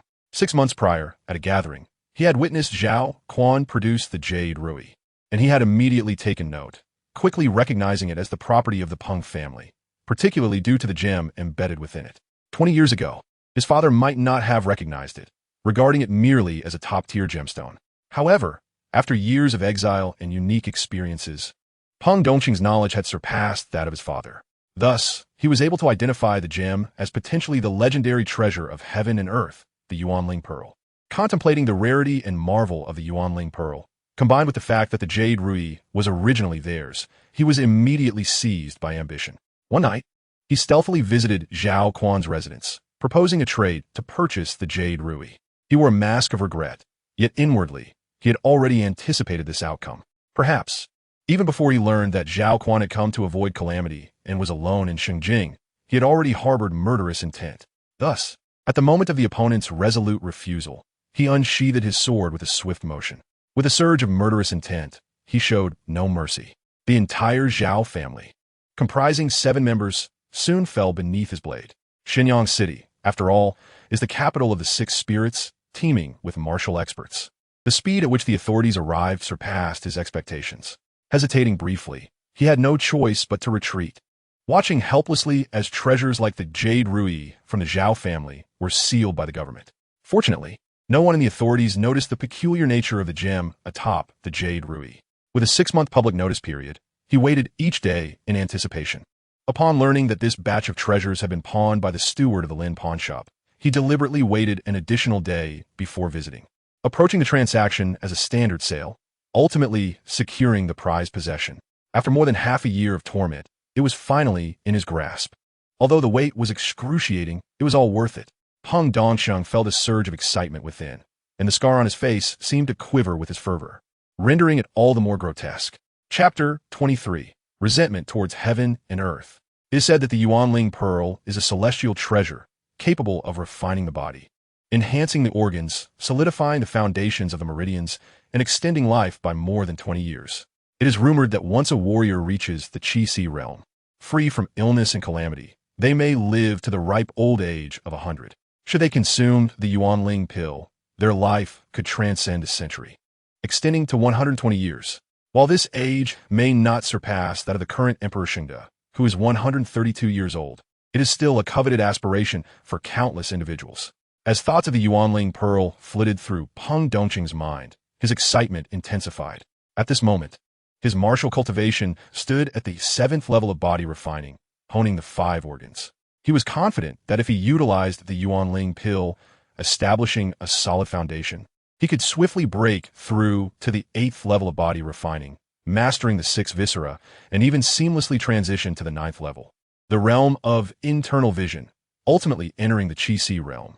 In the Qi realm, with vital energy flourishing, a warrior would be honored as a martial master, their status irrevocably transformed. Furthermore, his lifespan would also be enhanced due to the effects of the Yuanling Pearl. Thus, the prospect of eventually reaching the innate level of martial arts was not beyond the realm of possibility. Peng Dongsheng excitedly envisioned this future. The innate level of martial arts, the innate master, would reveal an entirely different world. It is worth noting that the reason Emperor Shengde could reign for 97 years and surpass 130 years of age was precisely due to his martial prowess having already transcended to the innate realm. This implies that the innate level of martial arts could also break through the limits of life, extending one's lifespan to over 130 years. Let us commence. It is time to utilize the Yuanling Pearl. Peng Dongsheng quelled his excitement and resolved to begin absorbing the Yuanling power contained within the pearl. However, the moment he tentatively drew forth the power from the Yuanling Pearl, his expression changed dramatically. How could this be? It was utterly empty. His spirit trembled. His face turned ashen, and disbelief washed over him. He hastily intensified his mental pull. Crack! A sharp sound echoed. The primordial spirit pearl, embedded within the jade ruby, lay shattered. In that instant, Peng Dongqing's heart felt as though it were being torn apart. His aspirations of forging a foundation, extending his lifespan, and transcending into the realms of Qi and innate realm, all the splendid visions he had nurtured, vanished into nothingness with the destruction of the primordial spirit pearl. It was all gone, utterly obliterated. The anguish weighed heavily upon him, rendering him breathless, and for a long while, he could not react. He could never have imagined that the treasure he had painstakingly acquired over 6 months had been reduced to a mere shell. And now, even that shell lay in ruins? Was it possible that someone had uncovered the secret of the primordial spirit pearl and absorbed its energy beforehand? After a considerable time, he gradually regained his composure, only to shake his head in denial. No, that was impossible. He quickly deduced that if the primordial spirit pearl had been discovered and drained of its essence earlier, its core could not possibly remain atop the jade ruby. Bereft of the support of the primordial spirit's power, the pearl would not have endured for long. Thus, it could only be inferred that the essence within had been absorbed recently by someone. As Peng Dongsheng pondered, the bitterness in his eyes transformed into a seething hatred. He loathed the unfairness of fate, despised the inequities of the earth, blamed himself for not discovering the truth sooner, and resented the one who had siphoned away the primordial spirit essence, thwarting his ambitions and severing his future. The following day, the pawn shop remained tranquil. The only noteworthy event was that Zhang, who had successfully entered the Water Cloud Pavilion of the Third Court under Zhang Gao. Awaiting him was an entirely unknown journey. If fortune smiled upon him, he would emerge unscathed. If misfortune befell him, he would likely enter upright and exit horizontally. Those oblivious to the truth felt a twinge of envy. However, Chen Shaojun had learned from Aiyong that the individual in question was merely a test subject, prompting him to sigh and regard the matter with indifference. As for issuing a warning, it was unnecessary. It is difficult to counsel the damned. He might even be mistaken for harboring jealousy. Chen Shaojun could not be bothered with such trivialities. Instead, he resolved to seek out a suitable martial arts academy to hone his skills. Today's appraisal duties were notably diminished. Chen Shaojun divided his focus, acquiring both the carpenter's inheritance and a blood essence pill. Subsequently, he approached the shopkeeper to request a leave of absence. The proprietor of the Lin pawn shop was an elderly gentleman with silver hair, surnamed Liu, and affectionately referred to as Liu the shopkeeper, perhaps due to his years in commerce. His demeanor was invariably warm and welcoming. It must be noted that Chen Shaojun's adept mastery of the art of perception likely contributed to the shopkeeper's amiable attitude. Upon hearing Chen Shaojun's reasoning, Liu the shopkeeper regarded him with admiration and remarked, having worked in the pawn shop for decades, "My understanding of court officials may not rival that of a true courtier, yet it is not far from it. The essence of an appraiser lies in their spirit. And how does one cultivate spirit? It is born from the transformation of one's life force. Therefore, every appraiser should indeed study martial arts. It is not merely for the sake of competition, but rather to strengthen the body and bolster the life force." Without delving into other matters, which of the three attendants of the Lin pawn shop has not trained in martial arts? It is remarkable to contemplate that within a mere 6 months, one could elevate their mastery of the divine art to proficiency. This demonstrates not only your innate talent, but also your intellect and ambition. In light of this, I find myself genuinely anticipating the day you officially become an attendant, remarked Manager Liu, seemingly placing a significant regard upon Chen Shaojun. "You flatter me, Manager Liu." Chen Shaojun replied with a touch of gratitude gracing his features, yet internally he was taken aback. It is important to recognize that any title within the martial world is not bestowed without merit. One must possess noteworthy achievements to warrant such recognition. As for officially becoming an attendant, well, since you wish to pursue martial arts, I, as the manager, cannot remain entirely indifferent. Thus, when the time comes, you may withdraw 10 taels of silver from Shun Lang, which shall serve as the pawn shop support for your martial studies, added Manager Liu after a moment's contemplation. "Thank you, Manager Liu," Chen Shaojun said with a slight bow, not declining the offer. The tuition for martial arts schools is considerable. Although it can be paid monthly, with his financial means, he could manage 2 months' worth. However, who would ever find too much money to be a burden? Moreover, anyone aspiring to train in martial arts requires not only rigorous practice, but also nourishment, be it through food supplements, medicinal cuisine, or even elixirs, all of which can be quite costly. Fortunately, Chen Shaojun had already mastered the methods of martial cultivation, equipped with the spirit treasure mirror, and lacked for no elixirs. What he truly sought was merely the title of a martial student, a justification that would convince all of the changes he would undergo. The street where the Lin pawn shop was located was not the most bustling part of Shenyang. Rather, it possessed a certain tranquility. The martial arts school, however, lay even further afield. Chen Shaojun was in no rush. As he strolled, he observed the lively street where an array of intriguing sights continually caught his eye. The attire of the passers-by varied in style and uniqueness, each undoubtedly more resplendent than his own drab servant's garb. This marked his first venture outside the pawn shop, and everything sparked his curiosity. Gaia Hall, Rui Study, Ichi Hall, Wuyue Tea House, Yuelai, and Hongman Flower House. As Chen Shaojun gazed upon each shop, he found himself captivated, particularly as he passed by Hongman Flower House. A faint, alluring fragrance wafted toward him, igniting an impulse to step inside and satiate his curiosity, not out of frivolous thoughts, but rather a simple desire to experience something new. It is also worth mentioning that the streets were peppered with small stalls peddling an assortment of wares, soups, pancakes, eggs, candies, tofu, and more. Occasionally, when the mood struck him, he would spend a few coins to sample some delicacies. After a considerable time, he finally arrived at the entrance of a martial arts school, the Iron Wire Fist Academy. Chen Shaojun's eyes brightened. He had at last discovered the location of the martial arts school. Although somewhat secluded, the academy was quite spacious, with 2 stone tigers guarding the entrance, exuding an air of ferocity. The main entrance stands wide open, revealing a wall that resembles commonly referred to as a wind-blocking wall or a sha chang. Only by navigating around this white barrier can one truly enter the inner courtyard. Standing at the threshold, Chen Shaojun could already hear the sounds of shouts and commands emanating from within, indicating that someone was engaged in martial arts practice.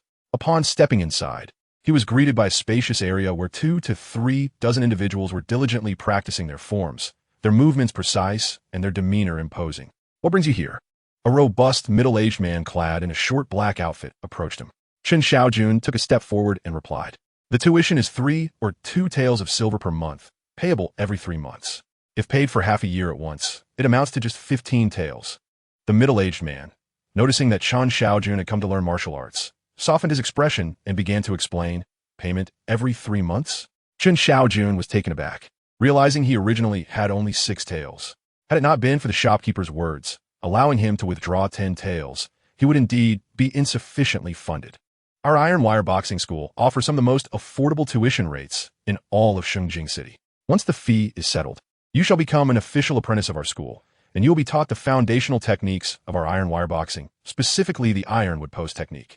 Although it may appear to be a mere stance practice, it is in fact a true method for cultivating one's strength. Moreover, our school provides a unique concoction called snake blood essence, specifically designed to enhance vitality and facilitate martial training. Each portion is valued at 1 tael of silver. But as an apprentice, you can acquire it at a reduced rate of 80%.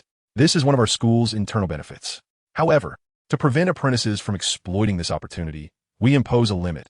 Each apprentice may purchase only 3 portions per month, after which the price will revert to the standard rate available outside.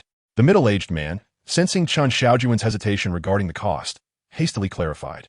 Very well, I shall pay for 6 months in advance. Chen Shaojun, perceiving the misunderstanding, chose not to elaborate and decisively produced 15 taels of silver. As for the snake blood essence, while it might indeed be beneficial for martial practice, he believed it could not possibly compare to the vitality pills rewarded by the spirit treasure. Hence, he paid it little mind. After a round of registration, Chen Shaojun was officially enrolled in the iron wire boxing school. He soon learned that the middle-aged man was not the master of the school, but rather one of the official apprentices, Mao Qiuyang, known as the 5th brother among the students. The one leading the disciples in their training was the 2nd brother, Qianfeng. As for the master, it was said that he typically resided in the inner quarters, seldom making an appearance. Have you had any prior experience in martial arts? Once officially registered, Mao Qiuyang appeared more relaxed as he guided Chen Shaojun into the courtyard and casually inquired. No, I have not, Chen Shaojun replied, shaking his head. Given your age, starting martial training is slightly late, though not excessively so. With the aid of the snake blood essence, you shall be fine. I will begin by teaching you the ironwood post technique. The iron wooden stake technique, though elementary, holds immense significance. It empowers your vital energy and consolidates your strength. Once your strength is established, your capabilities will vastly differ, allowing you to truly embody the essence of a martial artist and claim your place among the practitioners of the realm. Without this strength, no matter how great your physical prowess, you remain merely a brute. Furthermore, I must caution you that this iron wooden stake technique is proprietary to our Iron Wire Boxing Academy and must not be disseminated. Should it come to light, do not expect leniency from our academy. The iron wooden stake technique is fundamentally a stance practice, characterized by its simplicity. With just a few observations, one can master it. However, the true essence lies in the method of energy circulation within the practice. You must first grasp the key movements. Once you achieve proficiency, I will impart the energy to you, allowing you to become acquainted with the flow of strength inherent in the stance.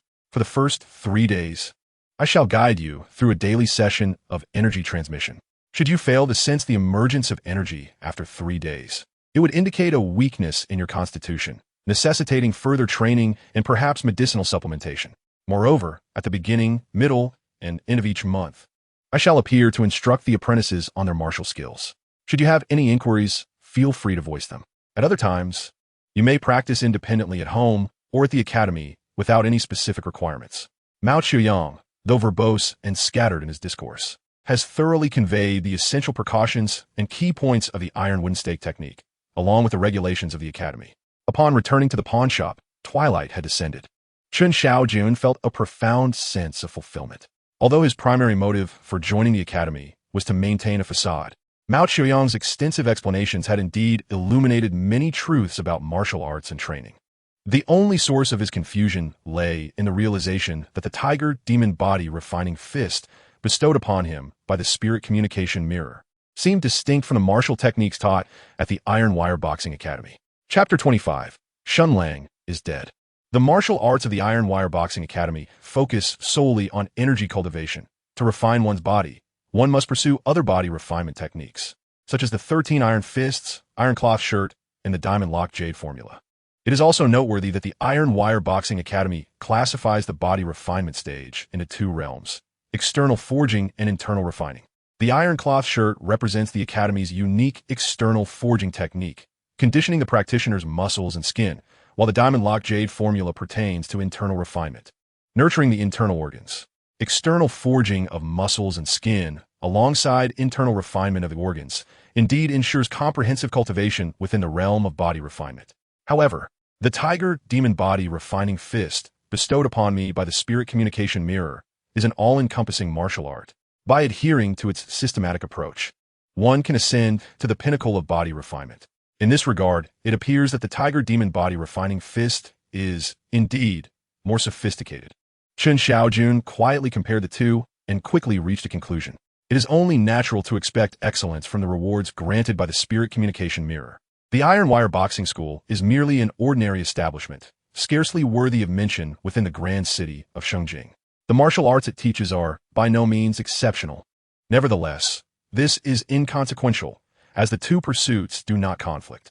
I can simply practice the techniques from the Iron Wire Boxing School when there are outsiders present, while within the confines of the appraisal room, I shall hone my skills in the tiger demon body forging fist.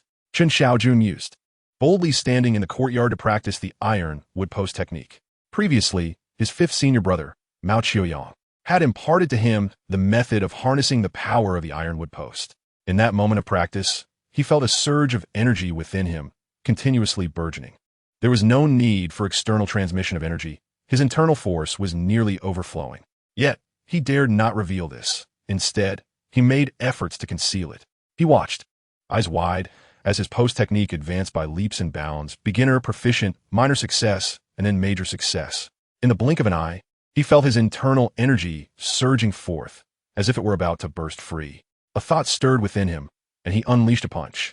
With a whoosh, a visible wave of energy erupted, resembling a tempest, sending a pile of distant timber scattering. According to his fifth senior brother Mao Qiuyang, energy extending 3 inches beyond the body signifies mastery of the post technique. With this punch, my energy exceeds 3 inches. Surely it surpasses 3 zhang. Does this not indicate the perfection of the post technique? Chen Shaojun blinked, puzzled. Perhaps it is due to the depth of my accumulated energy? The Yang Yuan pill, the blood chi pill, the spirit nourishing pill, and even the low-grade precious spiritual pearl would suffice to elevate a martial artist at the Qi Si realm by 1 or 2 levels, should they be administered. Yet here I am, merely a mortal. The properties of these spiritual pills are gentle, primarily enhancing my physique and solidifying my foundation, while the residual potency accumulates within me. Now, with the practice of the post technique, the release of this potency naturally accelerates my growth and strength. In the subsequent 2 days, nothing of great consequence transpired at the pawn shop. Diankiskivico encontre no misfortune. Observing this, Chen Shaojun simply smiled and remarked, I am merely fortunate. Having serendipitously mastered the divine vision technique to a proficient level, my second master hardly regards me. Unlike Brother Zhang, who has directly earned the favor of the third city official and is destined to soar to great heights. He then quietly leaned against the edge of the bed, practicing the Supreme Induction Sutra while visualizing the celestial star map. During the day, he remained quite busy training in the tiger demon body forging fist. Initially, he found this technique challenging and physically taxing. However, now, with energy surging within him, filling his entire being, everything felt exceedingly effortless. Each time he began his practice, he sensed an unending flow of energy refining his flesh, forging his skin and bones, and purifying his blood and marrow. Remarkably, his martial arts realm ascended rapidly. First level of body refinement, second level, third level. All this transpired within a single day of cultivation. His martial arts realm had stabilized at the 6th level of body refinement, at the stage of blood transformation.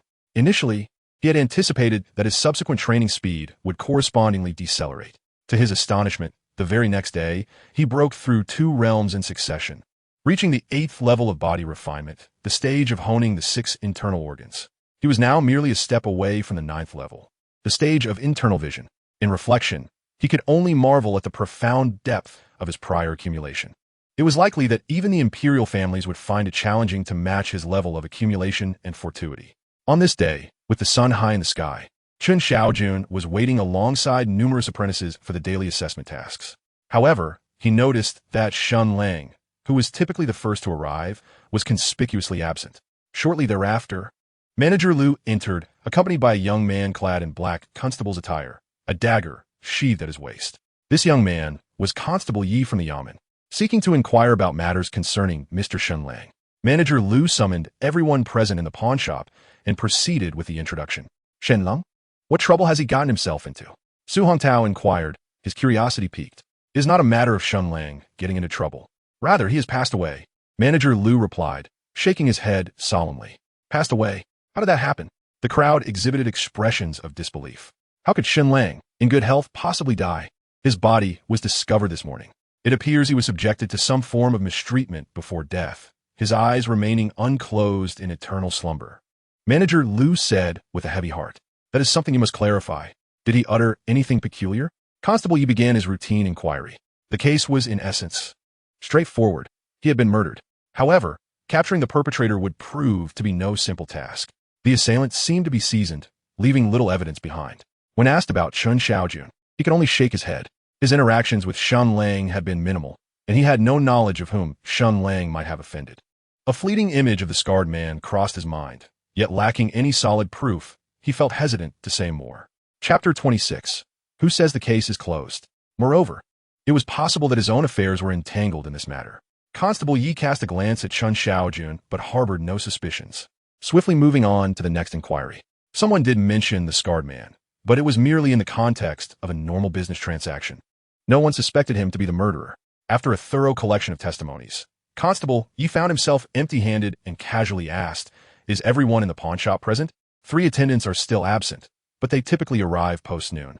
Additionally, there's a kitchen assistant who has been unwell and has not shown up for 2 days, Manager Lu disclosed, not daring to conceal information in front of the official. The kitchen assistant? Who is that? Constable Ye's eyes brightened, sensing a potential lead. Liu Ye. But he is merely a crippled old man. He should have no connection to this matter, Manager Lu explained. Whether there is a connection remains to be investigated. Constable Yi asserted, inquiring about Liu Ye's address before promptly heading out. With recent events unfolding in the pawn shop, Manager Lu harbored concerns regarding further incidents. After warning everyone to refrain from venturing outside unless necessary, he too departed in haste. Who do you think could have killed Mr. Shen? Who knows? Perhaps he inadvertently offended someone formidable. After all, he is quite the ticket clerk at our pawn shop, where profits are abundant. It is entirely plausible that a powerful individual, drawn by his apparent wealth, would target him. I have heard that Mr. Shen was once merely a destitute scholar, yet within a few years of joining our establishment, he has acquired a grand residence with 2 entrances and exits, making him an easy target.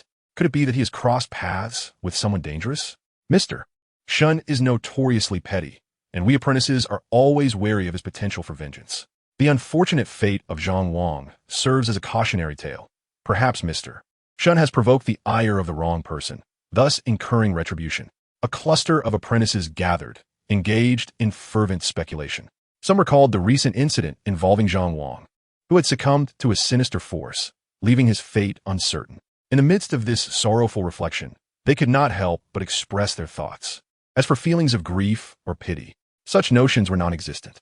Mr. Shen was known for his solemn demeanor, vindictiveness, and his control over the apprentices' livelihoods. While there was no overt celebration of his demise, there certainly was no sympathy to be found. However, what of the sudden illness of that crippled fellow Liu Ye? That was unclear. He had not been seen for days, and I found myself pondering his absence, only to discover he had fallen ill. What could be the cause? Hadn't his dog died under strange circumstances? Such a demise could only be attributed to some malevolent force or a ghostly encounter.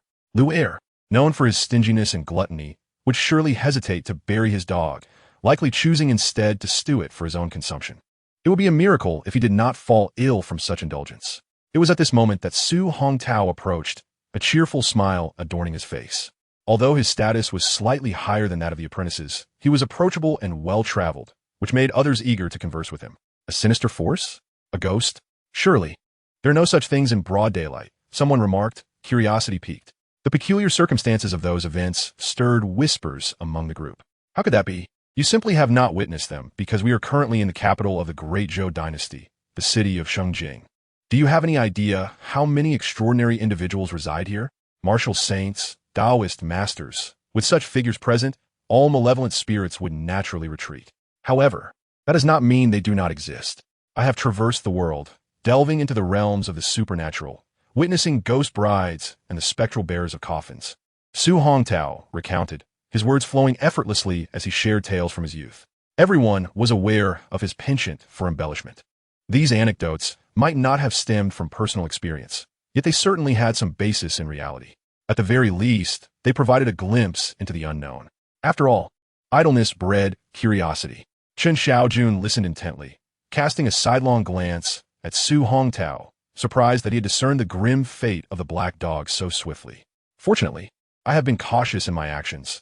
The art of substituting Li with Tao is an insidious and unassailable technique within the realm of sorcery, making it exceedingly difficult for anyone to suspect me. As for the legends of malevolent spirits, I shall merely entertain them. It is best if I do not encounter such entities. Should I ever cross paths with them, what recourse would I have but to resign myself to fate? Conversely, the demise of Shun Lang weighs heavily on my mind. I have long harbored suspicions that his death is likely linked to the Scarred Man. Since this scarred individual has already set his sights on Shun Lang, it stands to reason that I, who handled the appraisal of the Jade Ruby, might be his next target. Meanwhile, Constable Yi sought out Liu Er, the cripple, who lay bedridden at this juncture. Once somewhat robust, he had now withered to mere skin and bones, his eyes clouded with malaise. Upon seeing Constable Yi, a glimmer of hope appeared in his gaze as he implored, "Save me." Afflicted by a malevolent aura, Constable Yi cast a glance and turned to leave. Clearly, Liu Er was plagued by a sinister force, his life hanging by a thread. He could not possibly be the perpetrator behind Shen Lang's murder. As for saving him, how could one intervene? With such a malignant force within him, even the most skilled physicians find themselves at a loss. As a mere constable, I have no desire to entangle myself in such troublesome matters. Upon returning to the scene of the crime, the residence had been sealed off. A constable clad in a dark, flowing robe was crouched down, meticulously examining the corpses. There were more than one body. The entire Shun family of 5 lay on the ground, shrouded in white cloth. Captain Xing, Constable Yi greeted with utmost respect. "You have arrived. Have you made any discoveries?" Captain Xing rose, his gaze deepening in contemplation. "None," Constable Yi replied. "What do you make of the wounds on these bodies? Do they not seem somewhat familiar?" Captain Xing continued. "Familiar?" Constable Yi was taken aback, his mind racing as his complexion shifted.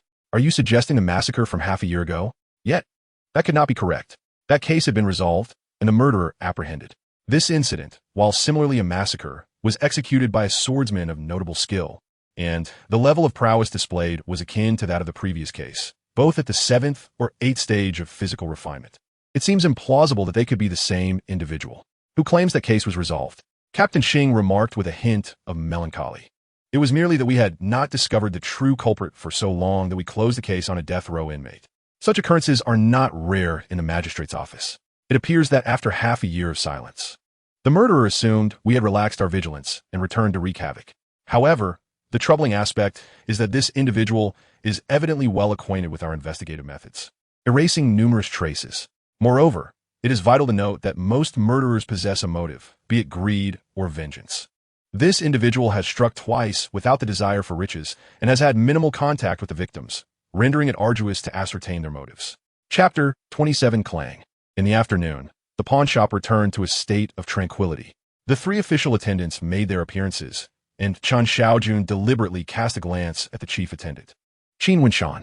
The individual in question appears to be a diminutive elderly man, likely in his 50s or 60s, clad in a neatly tailored black robe, his countenance devoid of any expression throughout the encounter.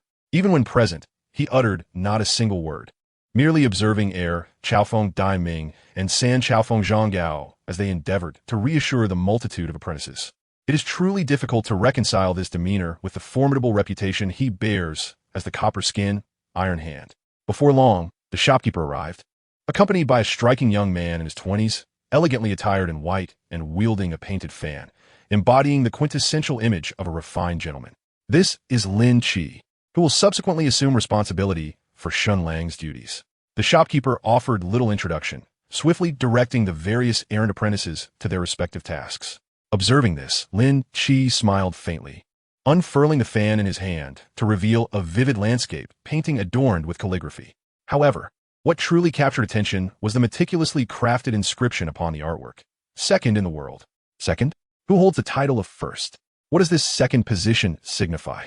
Puzzlement arose in the hearts of all present. Yet, given that he arrived as the ticket master, his standing was only subordinate to the shopkeeper and the 3 Chei Fengs, leaving everyone hesitant to speak freely, uncertain of his temperament. Even Su Hongtao diligently resumed his duties as a goods inspector. Second in the world? Does this merely signify acknowledgement beneath one individual? Is it genuine confidence or mere ostentation? Nevertheless, the surname Lin stirred a flicker of recognition in Chen Shaojun's eyes. He would not forget that this pawnshop was indeed an enterprise of the Lin family. The appearance of this individual seemed to herald something significant. Although he surmised that Lin Qi was likely not a direct descendant of the Lin lineage, a family that had produced chancellors and generals, it was improbable that a scion would be found working in a shop, especially given the current head of the Lin family also held a prominent position in court. As night descended, most apprentices and errand workers had already reclined on the communal bedding to rest, while Chen Shaojun remained standing in the courtyard, resuming his practice of standing meditation. The advantages of reporting to the martial arts academy were now manifesting. He could practice without the need for secrecy. Even if others witnessed his efforts, they would only express envy, never questioning the source of his martial prowess. After all, there were few skilled practitioners within the Lin pawn shop. Merely Su Hongtao, the three Chaifengs, and the shopkeeper Lu Quan. Now Lin Qi, the new ticket master, should also be included in that list. With many high-ranking individuals gathered in the pawn shop today, Chen Shaojun could not suppress his curiosity and employed his spiritual eye technique. Observing the vitality and blood energy of martial artists compared to ordinary individuals was strikingly evident. From his observations, he discerned that the martial skills of San Chaofeng Zhonggao were the weakest, with his vitality only marginally exceeding that of the average apprentice. Next was heir Chaofeng Dai Ming, followed by the shopkeeper Lu Quan. To Chen Shaojun's surprise, Su Hongtao's vitality was only slightly stronger than that of Lu Quan and did not surpass the Chaofeng Qin Wenshan. Having heard Su Hongtao boast intermittently, he had genuinely believed in the man's formidable strength. Perhaps it was due to an injury? Having mastered the traditional Chinese diagnostic methods of observation, listening, inquiry, and pulse-taking, he subtly discerned that Su Hongtao's vital energy was somewhat depleted, indicative of a past grave injury, particularly around the lower Dantian area. However, the most astonishing revelation was Lin Qi. Although his vital energy was not particularly robust, being weaker than that of Zhang Gao, the moment Chen Shaojun employed his spiritual sight technique, Lin Qi seemed to sense it and immediately turned his gaze towards him. Had Chen not averted his eyes in time, he might have been discovered.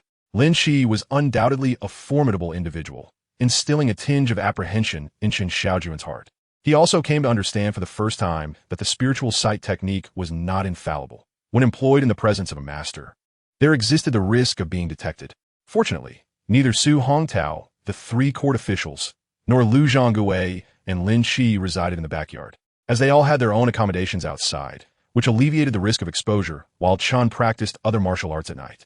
Naturally, he remained cautious in the presence of other apprentices, only daring to practice techniques like the Tiger Magic Body Refining Fist and the 8 Steps to catch the cicada when all had retired for the evening.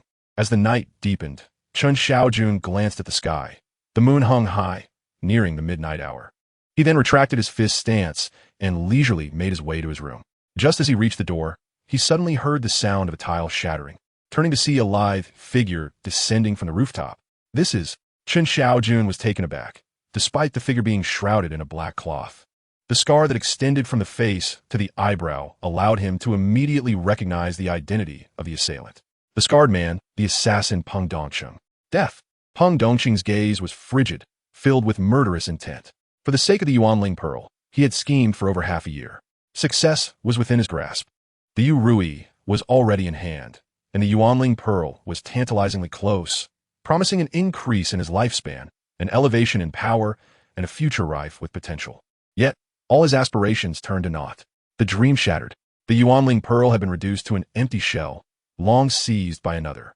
The thought of his painstaking plotting and the countless nights of anticipation, culminating in nothing but a cruel jest, ignited a raging inferno of wrath within him. A frenzy of hatred. Shenlang was merely the beginning. His plan was to eradicate every person associated with the Lin pawnshop without exception. Chen Shaojun was of no consequence to him. He even lacked the inclination to ascertain whether the latter was indeed the apprentice who had appraised treasures. Regardless, in this courtyard, no one was to survive. Once Peng Dongsheng resorted to murder, he would annihilate the entire lineage. With a swift draw, his long sword emerged, its tip flickering like a serpent's tongue, darting upwards and downwards, and as he lunged forward, aimed straight for Chen Shaojun. Indeed, the confrontation had come to him. Chen Shaojun understood. yet remained remarkably composed. A ruler, having appeared in his hand, unbeknownst to him, struck down upon the long sword with a resounding clang. The long sword shattered under the impact. Broken? How could this be? Peng Dongsheng was left in a state of bewilderment. His long sword was no ordinary weapon, forged from refined steel and tempered in spiritual waters, boasting astonishing hardness. While it may not rival divine armaments, it certainly ranked among the finest swords.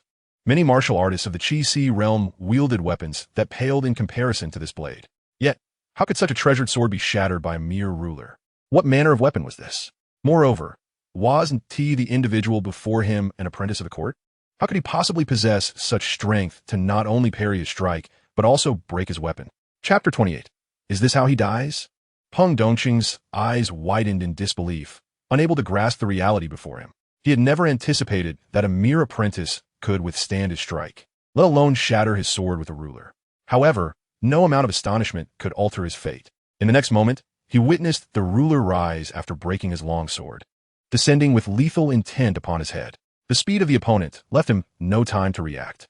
Just as the thought flickered in his mind, fear etched across his face. The ruler was already poised above him. Bang! A terrifying force, unlike anything he had ever experienced, crashed down like thunder, shattering his skull and obliterating his brain. He collapsed lifeless. Is this how he dies? Chen Shaojun paused, a flicker of confusion crossing his mind. In truth, the instant he recognized Peng Dongsheng's identity, he had been engulfed in an overwhelming tension. The memory of the man effortlessly slaying the Zhao family, a total of 7 lives, remained vivid in his mind. He understood all too well that this man was a ruthless martial artist. Thus, he had acted without hesitation, seizing the only weapon at his disposal, the severing ruler, and struck with great force. Whether it was the fragility of the opponent's long sword or the sheer might of his own blow, Chen Shaojun felt an unusual efficacy in the severing ruler. The clang of metal echoed as he shattered the sword and followed through with another strike. The weighty impact left him momentarily disoriented. The battle concluded swiftly, far too quickly and unexpectedly. The disparity in combat prowess was far greater than he had imagined. Surely, it must have been due to his own weakness. The Zhao family, being defenseless ordinary folk, had been easy prey against a true martial artist. He doubted he would have fared as well, which made it plausible that he could dispatch this man with such ease. Chen Shaojun murmured to himself, quickly convincing his mind. He did not consider himself strong. Had he not only trained for a few days? Even if his martial prowess had risen swiftly, lacking skill and finesse, he could not hope to compare with seasoned experts. This man, having fallen so easily to his hand, could hardly be deemed a master. The assassin had clearly come for him, a fight to the death, and it was undoubtedly better for him to be the survivor. But what should he do next? A life had been taken. Surely, there must be a way to address it. Chen Shaojun pondered, soon finding himself in a quandary. The man lay dead in the courtyard, which would surely attract the attention of the authorities. Though he had sought trouble for himself, claiming it might merely be a case of excessive self-defense. How could he possibly explain the situation? As a humble apprentice, what capability did he possess to slay such a formidable assassin? Murder and disposal of the body? Indeed, that was one approach. Yet, one must find a suitable location for such disposal. Chen Shaojun felt a throbbing headache. Why, of all people, did he have to bring his troubles to him? He muttered bitterly, certain that the corpse could not remain within the pawn shop. After a moment's contemplation, he grasped the body and dragged it to a corner of the courtyard, tossing it over the wall. He recalled that just beyond this wall lay a narrow alleyway. Disposing of the body in the alley would not absolve him entirely, but it was preferable to leaving it in the pawn shop's courtyard. After all, as long as he did not confess, no one would suspect an apprentice like him. As for tossing it farther away, he had no desire to invite his own demise. In Shengjing City, after nightfall, strict curfews were enforced, and even martial artists dared not roam freely. Moreover, one who traversed the dark paths might inevitably encounter specters. It was a world teeming with ghosts, after all. He also had to be wary of patrolling officials. Running about with a corpse was hardly a subtle endeavor. The pawn shop was eerily silent at dawn. However, a sudden scream shattered the calm, instantly stirring the surrounding area into a flurry of activity. A death had occurred. A curious crowd surged into the narrow alley beside the pawn shop, and a group of apprentices, emboldened by their audacity, ventured out to witness the scene. This individual seemed somewhat familiar. One of the apprentices remarked, quickly closing his mouth. No, I do not recognize him. However, a few days prior, I saw him in our pawn shop purchasing goods. The apprentice grew flustered and hastily clarified. Your pawnshop only deals in pawning items, right? Why would this person specifically come to buy something? An older figure, the head constable Xing, who was preparing to inspect the body, raised his head and inquired. He claimed he was purchasing a gift for his mother-in-law's birthday, stating that nowhere else had suitable items, and he selected a jade ruby from our shop. The apprentice explained, regretting his choice of words. Let us inquire at the pawn shop. Upon hearing this, head constable Xing subtly gestured. When they questioned Chen Shaojun, he merely shook his head, responding, I know nothing. I am merely an apprentice. I rarely encounter anyone. I only heard the commotion this morning and discovered the unfortunate scene. What disturbances occurred during the night? As you are aware, our duties as apprentices involve intense concentration on appraising items, and we sleep soundly at night, rendering us oblivious to any noises. Chen Shaojun, of course, could not confess, deftly evading any implication of guilt. He appeared youthful, and the constable understood that an apprentice in his position was rather unfortunate. A careless mistake could result in being consumed by malevolent energy, leading to a swift demise. Thus, after a brief inquiry, he let Chen go. Sir, who is this? How do you end up dead here? Chen Shaojun, seeing the unfolding drama, ventured to ask. Isn't that the purpose of the investigation? Do not pry into matters that do not concern you. Constable Yi reprimanded him before turning his attention to others. Judging by the density of the subject's bones, this individual was likely a martial artist at the 7th stage of body refinement, adept with a long sword and not lacking in strength. Based on the testimonies of those around, if I am not mistaken, he is likely the perpetrator who murdered the Shun family yesterday. Captain Xing also heard the inquiries made by Constable Yi and, after considering various pieces of information, quickly arrived at a conclusion that mirrored my own speculation. However, who could possibly have killed him? To slay a warrior at the 7th level of the body refinement realm with a single strike is no trivial feat. While Constable Yi was questioning, he too reached a conclusion in his mind. Yet, what piqued his curiosity more was the identity and strength of the assailant. It should have taken 2 strikes, one to shatter this man's long sword, and another to strike his head. Take a look at this long sword. It is forged from high-quality steel, with a body of deep azure, clearly tempered with spiritual water, displaying remarkable resilience. To break this sword with a single blow, one must at least be a formidable warrior of the Qi-Si realm, capable of unleashing true energy in such a manner. This implies that the assailant is undoubtedly a master beyond the Qi-Si realm. As he spoke, Captain Xing's expression became grave. Chapter 29. The Fish Essence Stone. A warrior of the Qi-Si realm cannot be deemed weak. They're typically the heads of martial arts schools or leaders of certain factions. If not, they possess a respected name within the martial world. As a mere captain, even at the 8th level of the body refinement realm, he might not command respect when calling upon such figures. Meanwhile, upon hearing the constable's assessment, Chen Shaojun felt an immediate sense of relief. Am I truly a master of the Qi-Si realm? Clearly not. Thus, regardless of how thoroughly the case is investigated, it cannot possibly lead back to me. After 2 days of turmoil, the pawnshop's business had indeed suffered some impact. Nonetheless, Chen Shaojun seized an opportunity to appraise a treasure, a piece of orange gemstone imbued with a certain essence. Its surface, marred by dark spots due to the lingering malevolence, felt akin to ice in his hand, causing an unsettling sensation. Chen Shaojun lit a candle and burned incense, employing the spiritual eye technique to inspect it. While the gemstone bore a fair amount of malevolent energy, it was merely a handful of strands, allowing him to breathe easy. Unlike the previous jade artifact that was shrouded in overwhelming yin energy, this was considerably lesser. After all, these materials had been submitted to the official appraisers, and only those deemed to have lower value and less malevolence would end up in the hands of apprentice appraisers.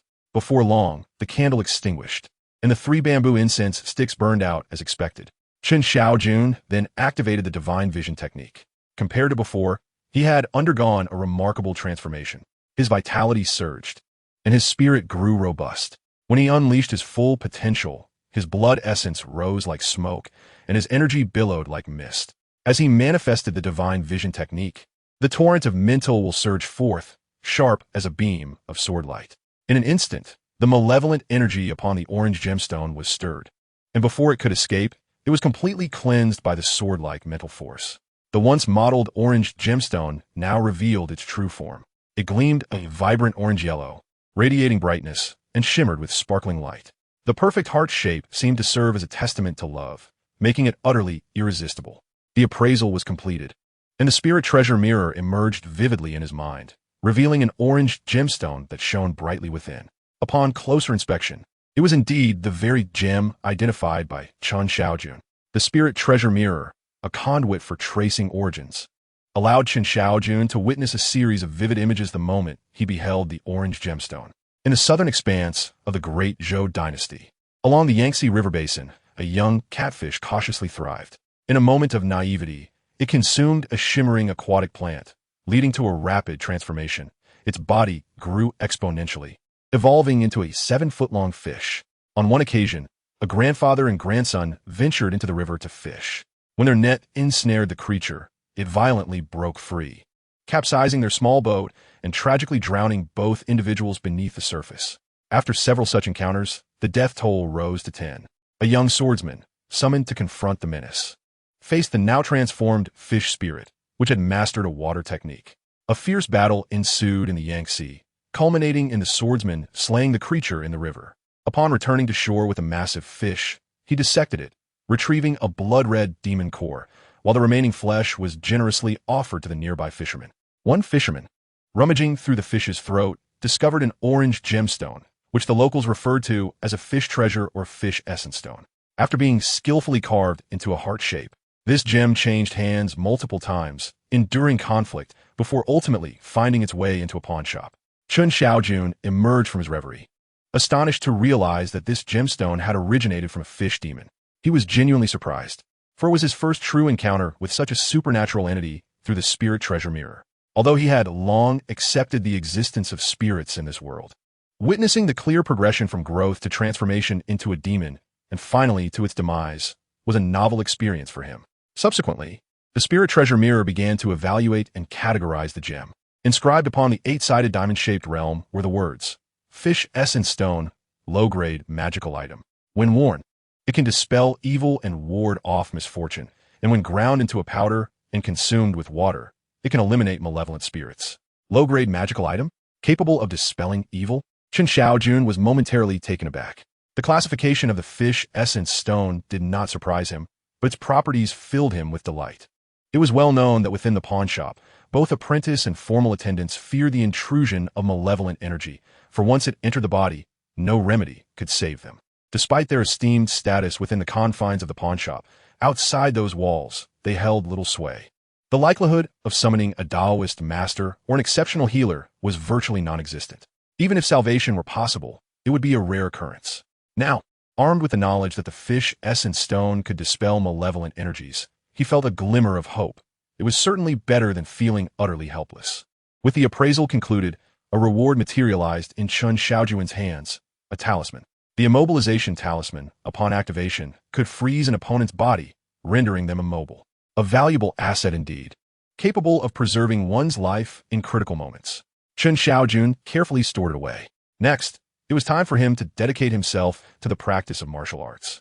The tiger demon body refinement, fist unfolded with grace, the figure dancing, the shadows of fists flickering, and a vigorous surge of vitality erupted, swirling like smoke within the assessment chamber. At present, he had successfully completed the 7th level of body refinement, honing his 5 internal organs, and ascended to the 8th level, refining the 6 bowels. The organs within the human body are inherently fragile. A mere blow from gravity could shatter them, resulting in unimaginable injuries. The 7th and 8th levels of body refinement focus on fortifying the martial artist's internal organs. Through the stimulation of vitality, the previously feeble organs gradually become resilient, capable of withstanding more intense impacts. When the internal organs attain the toughness akin to that of leather, it signifies that the martial artist has mastered body refinement. Thus, one may begin to strive for the final realm of body refinement, inner vision. The realm of inner vision transcends mere vitality and strength.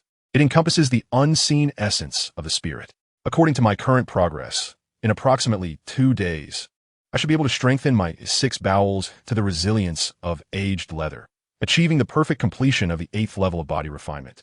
The pace is indeed commendable. Yet, I ponder whether in 2 days I will transition smoothly as before to attain the 9th level of body refinement. Chen Shaojun, drenched in sweat and gasping for breath, halted his movements. He understood that the ninth level of body refinement represents a stage where one's vitality and strength reach perfection, allowing for the cultivation of areas previously inaccessible to one's strength through inner vision. Only in this manner can a martial artist unify their vital energy, making it possible to surge forth and challenge the next realm, the Qi Si realm. Chapter 30, Martial Hero Candidate. The Qi Si realm, known as the Martial Master, is considered a level of mastery according to the earlier words of Captain Shing.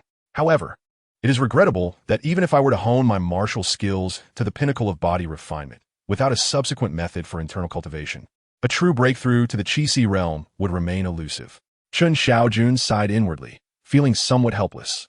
His martial prowess largely stemmed from the rewards of the Spirit Communication Treasure Mirror. Though the Iron Wire Boxing Pavilion possessed internal cultivation techniques, they were not passed down through genuine lineage and lacked significant merit. Thus, the pavilion master, Hong Zhankong, would never impart these techniques to him. Moreover, in the eyes of others, he was merely a novice, barely scratching the surface of the first level of body refinement. In truth, even Chen Shaojun himself had not anticipated such rapid advancement in his martial realm. It appears that I must continue to appraise treasures, leveraging the Spirit Communication Treasure Mirror to garner further rewards. Chen Shaojun was acutely aware that the Spirit Communication Treasure Mirror was his foundation, his means of survival in this world. As for internal cultivation techniques, while he yearned for them, he remained patient. Without such techniques, he had ample time to cultivate the Supreme Induction Chapter. With each visualization, a sliver of energy would manifest within him. Though he was uncertain if this energy was akin to the magical power cultivated by practitioners, he understood its extraordinary potential to enhance his strength. After days of relentless cultivation, the energy within him had accumulated significantly. He eagerly awaited the moment when this energy would reach its zenith and undergo a transformation. After a period of contemplation, Chen Shaojun stepped out of the appraisal room once his turbulent qi and blood, stirred by the practice of the Tiger Demon Body Refinement Fist, had calmed. Fish Essence Stone? I had thought it to be a precious jade, he mused. Yet what exactly is this Fish Essence Stone? Upon receiving the treasure that Chen Shaojun had appraised, Lin Qi exhibited a look of surprise at his assessment and promptly began to record the details in a ledger. His handwriting was elegant, the strokes seemingly casual, yet imbued with a vibrant vitality that left a lasting impression. Having previously received rewards for his dual mastery in calligraphy and painting, Chen Shaojun could discern that Lin Qi's skill surpassed that of the earlier appraiser, Shun Lang, by leaps and bounds. In truth, the Fish Essence Stone is the bone of a fish's throat, a rarity that only those grand fish capable of absorbing the essence of heaven and earth, either on the verge of becoming a spirit or having already transformed, can produce. It is indeed a remarkable stone, capable of warding off malevolence and attracting fortune, proving to be far more precious and practical than ordinary jade. Chen Shaojun elucidated this. The pawnshop was replete with texts on astronomy, geography, and various treasures. His previous incarnation's reticent nature had fostered a profound love for reading, leading him to peruse nearly all the books within shop. This was one of the reasons he could articulate answers so readily. Of course, with the Spirit Communication Treasure Mirror as a corroboration, his accuracy was further enhanced. However, he chose not to disclose the properties of the Fish Essence Stone, which could dissolve misfortunes when ground into powder. Such knowledge surpassed what an apprentice in the service could comprehend, and to avoid attracting undue trouble, it was prudent to remain discreet. I have heard that you are the most adept among this group of apprentices in the art of divine perception and treasure appraisal. Upon meeting you, it is indeed apparent you are extraordinary, Lin Qi remarked, casting an unexpected glance at Chen Shaojun, a note of admiration in his voice. Mr. Lin overestimates me. I merely read a few more books. As for the divine perception technique, I can only attribute it to fortune, Chen Shaojun replied, a shiver running through him as he hastily shook his head.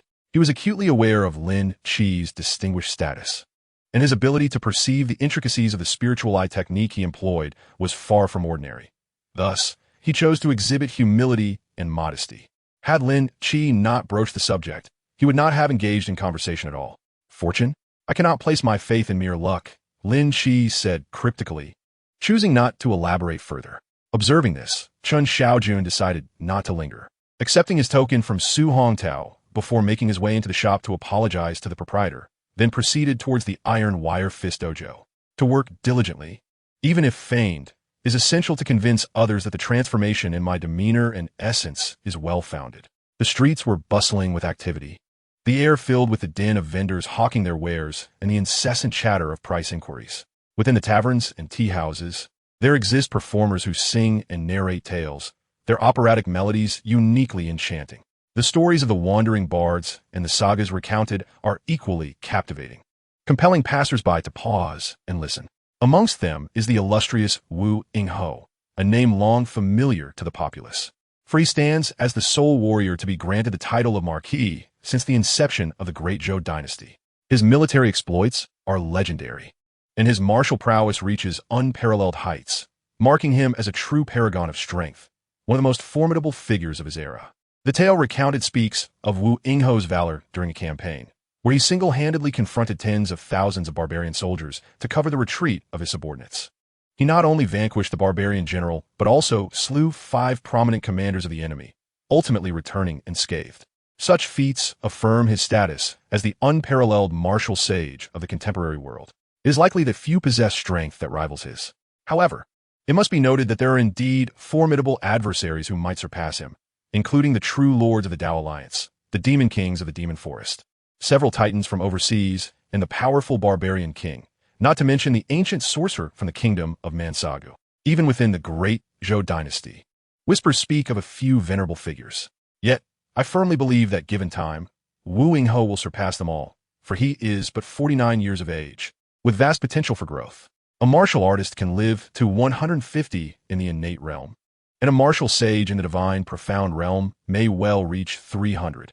At that point, Wu Yinghe's strength will undoubtedly be unfathomable, a prospect that is difficult to fathom. This is precisely why the court has made an exception to grant him a title of nobility, with some elder masters even proclaiming him as the most likely candidate in history to achieve greatness.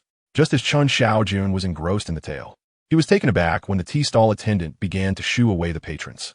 A group of idle onlookers grumbled, leaving him no choice but to depart. He could have continued listening had he chosen to enter the establishment for tea and a few pastries, but he had left home without any money, making it awkward to linger any longer. Nevertheless, the exploits of Wu Yinghe deeply resonated within him.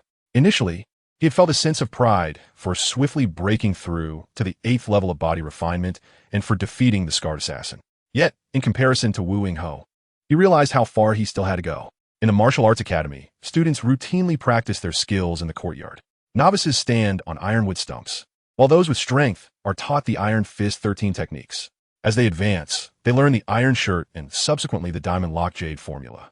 Upon entering the academy, Chen Shaojun discreetly positioned himself among the beginners, assuming the stance of the ironwood stump. His 5th senior brother, Mao Qiuyang, seeing him arrive, approached to offer guidance and transmitted energy from afar, allowing him to experience the nuances of strength and its transformation. Chen Shaojun could only temper his aura, feigning a countenance of enlightenment. Fortunately, as a martial artist in the body refinement realm lacks true qi, it is generally challenging for others to discern one's actual level of strength unless one actively releases their energy. Thus, he managed to conceal his true capabilities. As dusk approached, Chen Shaojun finally took his leave. Now, it marks the 3rd consecutive day he has visited the martial arts academy. It is only today that he has deliberately confided in his 5th senior brother about the fact that he has cultivated his internal energy. He subsequently expressed his intention to remain at home for further practice, no longer frequenting the academy. In response, Mao Qiuyang refrained from saying much, merely advising him on certain precautions regarding martial arts training before allowing him to depart. Upon returning to the pawn shop, Chen Shaojun discovered an extraordinary bustle in the backyard. After some inquiries, he learned that new apprentices had arrived. This time, the Lin family had sent over more than 20 newcomers, most of whom were there to serve as apprentices. In an instant, the entire backyard was nearly filled to capacity. Even the previously unoccupied beds in Chen Shaojun's room had been taken by new arrivals. Chen Shaojun approached a few familiar apprentice attendants, perplexed, and inquired about this sudden influx. He had indeed heard there would be a batch of apprentices coming, but he had not anticipated their swift arrival. In the past, he would have been indifferent to such matters. However, he now recognized the necessity of appraising treasures to garner rewards and enhance his own foundation. With so many apprentice attendants arriving, they would inevitably vie for his appraisal resources, especially with the annual treasure conference approaching in Shengjing City. One of the apprentices spoke up.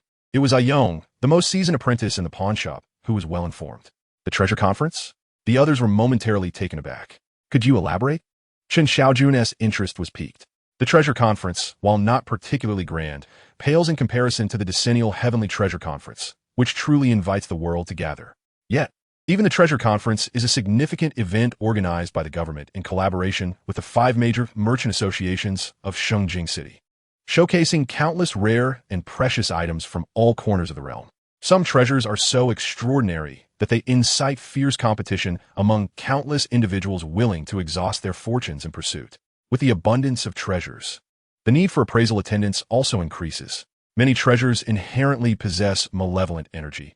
If the negative aura cannot be purified, no one would dare to utilize them recklessly. Thus, nearly all attendants receive invitations to the treasure conference to cleanse the malevolent energy and appraise the treasures.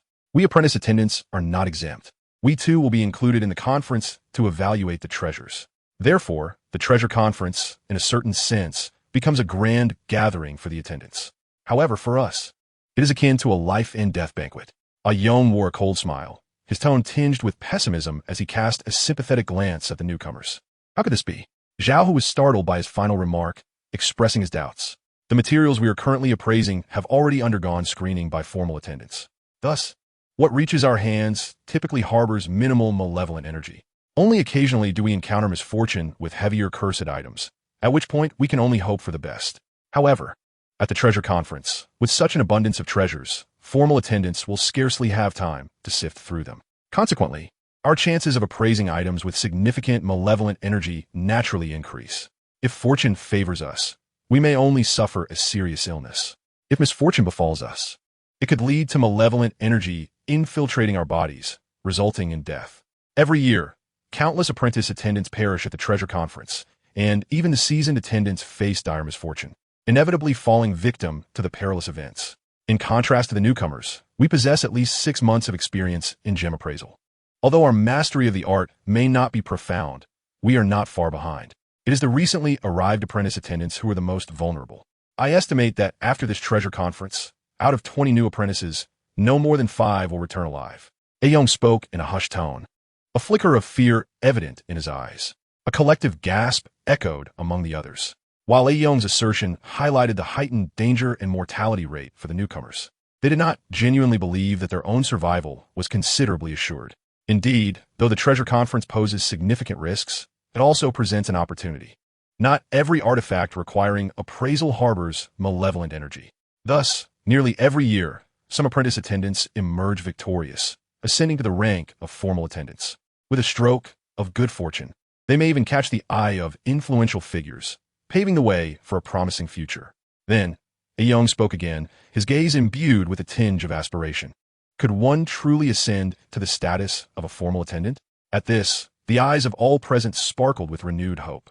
Despite the earlier gloom cast by Aiyong's words, the notion of potential elevation to formal attendant stirred their hearts. Each individual harbors a sense of luck, believing themselves to be unique and destined for success. Should this treasure conference yield only death and injury, many would likely retreat or even flee. Yet, if it could indeed serve as a stepping stone to becoming a formal attendant, no one would remain unmoved. What if they succeeded? No apprentice attendant wishes to remain merely an apprentice. To become a formal attendant represents a dramatic shift in identity, strength, status, and treatment. Even Chen Shaojun yearned to escape his current predicament, sharing a large communal sleeping space with 12 others and living as a servant. Constantly needing to gauge the moods of others is hardly a pleasant existence. Chapter 32. A Kind Heart. Naturally, opportunities abound, even for those newcomers. I recall the last time when a novice apprentice, through the appraisal of a rare artifact, underwent a remarkable transformation and swiftly became a formal attendant. It is said that he now holds a prestigious position at the Tianbao Pavilion, vastly elevated in status. Aiyong spoke with a hint of wonder in his eyes, for he too has been awaiting such an opportunity. Among countless treasures, miracles are bound to occur. He hopes that the next miracle will befall him. This night, the minds of many apprentice attendants are far from tranquil. The news of the treasure conference has profoundly impacted them. Some individuals are filled with excitement and anticipation, while others are gripped by anxiety and fear, even contemplating escape. The exceedingly high mortality rate is indeed chilling, and not everyone believes that fortune will smile upon them.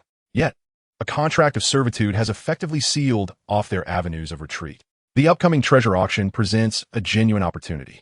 Not only can I indulge in frenzied appraisals of treasures and reap substantial rewards, but I can also leverage this occasion to elevate my mastery of the divine insight technique to a nascent level, thereby officially becoming a court attendant and freeing myself from the shackles of my current identity and circumstances.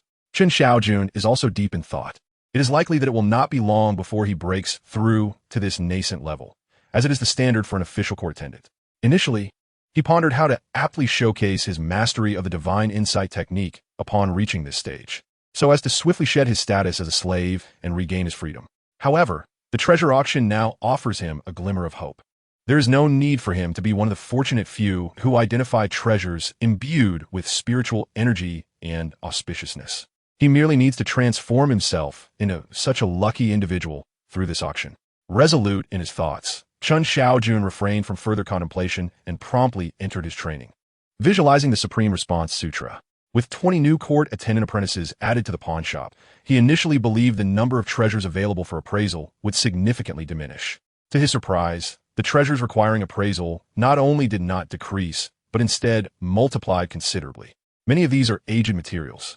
It is unclear how long they have been sealed in the pawn shop's vault, as the malevolent aura that should have been cleansed has begun to reaccumulate. Of course, compared to raw materials, these treasures possess a minimal amount of malevolent energy, rarely exceeding 3 strands. Clearly, these items were specifically set aside by the pawn shop to train the new court attendant apprentices. After all, even if they are merely cannon fodder, the pawn shop requires capable and experienced individuals. Perhaps one of them will stand out during the treasure auction. The only discomfort Chen Shaojun feels is the inadequacy of the appraisal rooms. With 10 appraisal rooms in total, most are now shared by 2 or 3 individuals. Simultaneously, the shop has tasked seasoned apprentices like him with guiding and instructing the newcomers to expedite their training. Consequently, each veteran apprentice is assigned 3 or 4 new apprentices. He, too, has 3 under his wing, one named Guohai Wang, another named Sun Ming, and the last called Li Dan, all around the age of 15. Each emaciated and evidently suffering from long-term malnutrition. You're not from Shengjing, are you? Chen Shaojun discerned their accents. We all hail from Chujun. Chujun? That is quite a distance. What brings you here? Chen Shaojun was taken aback. In this world, travel is not convenient for the common folk. Even moving between counties requires groups and the protection of skill guardians, let alone the distance between Chujun and Shengjing. The journey through mountains and waterways necessitates vigilance against bandits, venomous creatures, and even various malevolent entities. The journey thus far has been fraught with trepidation, akin to traversing a precarious path. In Chujun Prefecture, the lakes have become beset by malevolent forces, with waters inundating the surrounding 30 miles, forcing us to flee alongside our elders. Upon our arrival in Shengjing, survival became an insurmountable challenge. Fortunately, the Lin family, in a display of benevolence, distributed gruel on Oil Mill Street, and subsequently, a steward announced that the Lin family required laborers, leading to our acquisition. After only a few days, we were introduced to the art of divine perception, and once we had mastered it, we found ourselves summoned to this place. Guohai Wang elucidated. Chen Shaojun, upon hearing this, fell into silence. All of us were children of impoverished families, who would willingly abandon their homes unless driven by dire necessity. Even he, who claimed to be a local of Shengjing, truly had his roots 30 miles beyond the city. Had it not been for the circumstances, he would never have been sent to the Lin family. However, in comparison to his plight, the fates of these individuals were even more tumultuous. They were merely treated as cannon fodder, vying for a slender chance at success. Moreover, the Lin family's purchase of them was not out of altruism, but rather a mere desire for servitude. 20 apprentice attendants, including Chen Shaojun and 5 others. If they were to perish in the Jewel Conference, the Lin family would likely feel no remorse. Yet if just one of these apprentices were to succeed, becoming a full-fledged attendant, it would render all their efforts worthwhile. We are all acutely aware of the perils inherent in the profession of attendant. My great-grandfather once served as an apprentice attendant in a pawn shop, but after witnessing the death of a fellow apprentice before his eyes, he could not bear to continue. Thus, I am privy to some of the underlying truths. Yet, there is no alternative. Since we have arrived, we must persevere, taking each step as it comes. Guohai Wang sighed. Children of the destitute mature swiftly, having endured hardships that render them wise beyond their years. Chen Shaojun nodded in agreement, refraining from further discourse. They sought no consolation, each merely a victim of circumstance. Subsequently, the instruction on gem appraisal commenced, lighting candles, burning incense, and employing the art of divine perception. All necessary precautions were meticulously explained. In truth, there was little to conceal, for at its core, the art of divine perception was the very essence of their survival in the realm of gem appraisal. The three of them had each received a material, most lacking in malevolence, and the process of appraisal did not consume much time. Chen Shaojun then dismissed them to rest. Given their mental fortitude, a single appraisal had rendered them weary and unable to continue. It was only then that Chen Shaojun embarked on his own appraisal, omitting even the rituals of lighting candles and burning incense. He directly employed the art of divine perception. With mental clarity, he swiftly completed the appraisal of a treasure. Chapter 33. The Art of Divine Perception Achieved. The spiritual treasure appraisal emerges. Grade determination. Inferior quality. Basic herbal recognition. Is this to lead me towards becoming a physician? Chen Shaojun was taken aback. Previously, he had acquired the practice of traditional Chinese medicine, observation, inquiry, palpation, and auscultation. Now, with the addition of basic herbal recognition, he found himself possessing skills that surpassed those of the majority of physicians. At least for certain ailments, he has already acquired the ability to prescribe and dispense medicines, as well as diagnose and treat them. Subsequently, Chen Shaojun embarked on his second appraisal of treasures. Naturally, he aspired to authenticate more artifacts if possible. Coincidentally, the shopkeeper had opened the storeroom, revealing a plethora of aged materials. Although these antiquated items possessed minimal malevolence and their ranks were predominantly low, they were nonetheless better than nothing. With each appraisal yielding a reward, accumulating even the smallest gains might lead to the discovery of martial arts techniques or other valuable skills. Thus, he proceeded methodically. Before long, the second item was appraised. The spirit communicating treasure appraisal determined its rank as inferior in the common category, granting him a blood essence pill as a reward. The blood essence pill is quite commendable. For martial artists, vitality is of utmost importance. Chen Shaojun stored the pill and commenced his third and fourth treasure appraisals. After 5 attempts, he paused, not due to a deficiency in mental energy, but rather because he had resolved to limit himself to 5 appraisals per day. While he could have continued, an ordinary apprentice of the court, utilizing his adept divination skills for treasure appraisal, would find 5 attempts already stretching the limits of credibility. Among the 3 appraisals, he received 2 inferior common items and 1 medium common item, with rewards comprising a blood essence pill, a spirit communicating pill, and a detailed guide to unarmed rock climbing. The blood essence pill requires no further elaboration. Any martial practitioner at the body refinement stage would benefit from its restorative effects. As for the spirit communicating pill, it is an experience-enhancing elixir. With this pill in hand, he could nearly guarantee an elevation in his divination skills to a minor accomplishment. After several days of anticipation, the rewards finally materialized, filling Chen Shaojun with joy. As an apprentice of the court, he naturally wished for his divination skills to reach the highest possible level. Attaining minor mastery would qualify him for promotion to a formal court attendant, while a major mastery was said to empower one to confront true specters with sheer force. As for perfection, that belonged to an entirely different realm, one he had never heard of anyone achieving. Ultimately, the guide to unarmed rock climbing may not be of great significance, but is not without merit. After all, it is a skill. Currently, Chen Shaojun, as a martial artist, cannot leap 10 zhang, but he can manage jumps of 2 to 3 zhang. In the future, once he masters lightness skills, he could soar effortlessly, leaving no trace behind. Thus, he does not undervalue this ability. As the saying goes, a multitude of skills is never burdensome, and he would not despise it. Chen Shaojun then retrieved the blood essence pill and the spirit communicating pill. After some contemplation, he decided to first consume the spirit communicating pill. However, the divination technique is fundamentally crucial for a court attendant's treasure appraisal. The sooner he breaks through, the sooner he can secure his position. If possible, he naturally wishes to expedite this breakthrough. Grasping the spirit communicating pill, Chen Shaojun swallowed it whole. A wave of refreshing energy surged forth, permeating his mind. Buzz! In an instant, Chen Shaojun sensed that his cognitive faculties were enveloped in an extraordinarily unique state. His thoughts raced with remarkable swiftness the moment a notion emerged. A myriad of transformations unfurled before him. Questions arose, and in the blink of an eye, answers materialized. He promptly directed his focus towards the art of divine vision.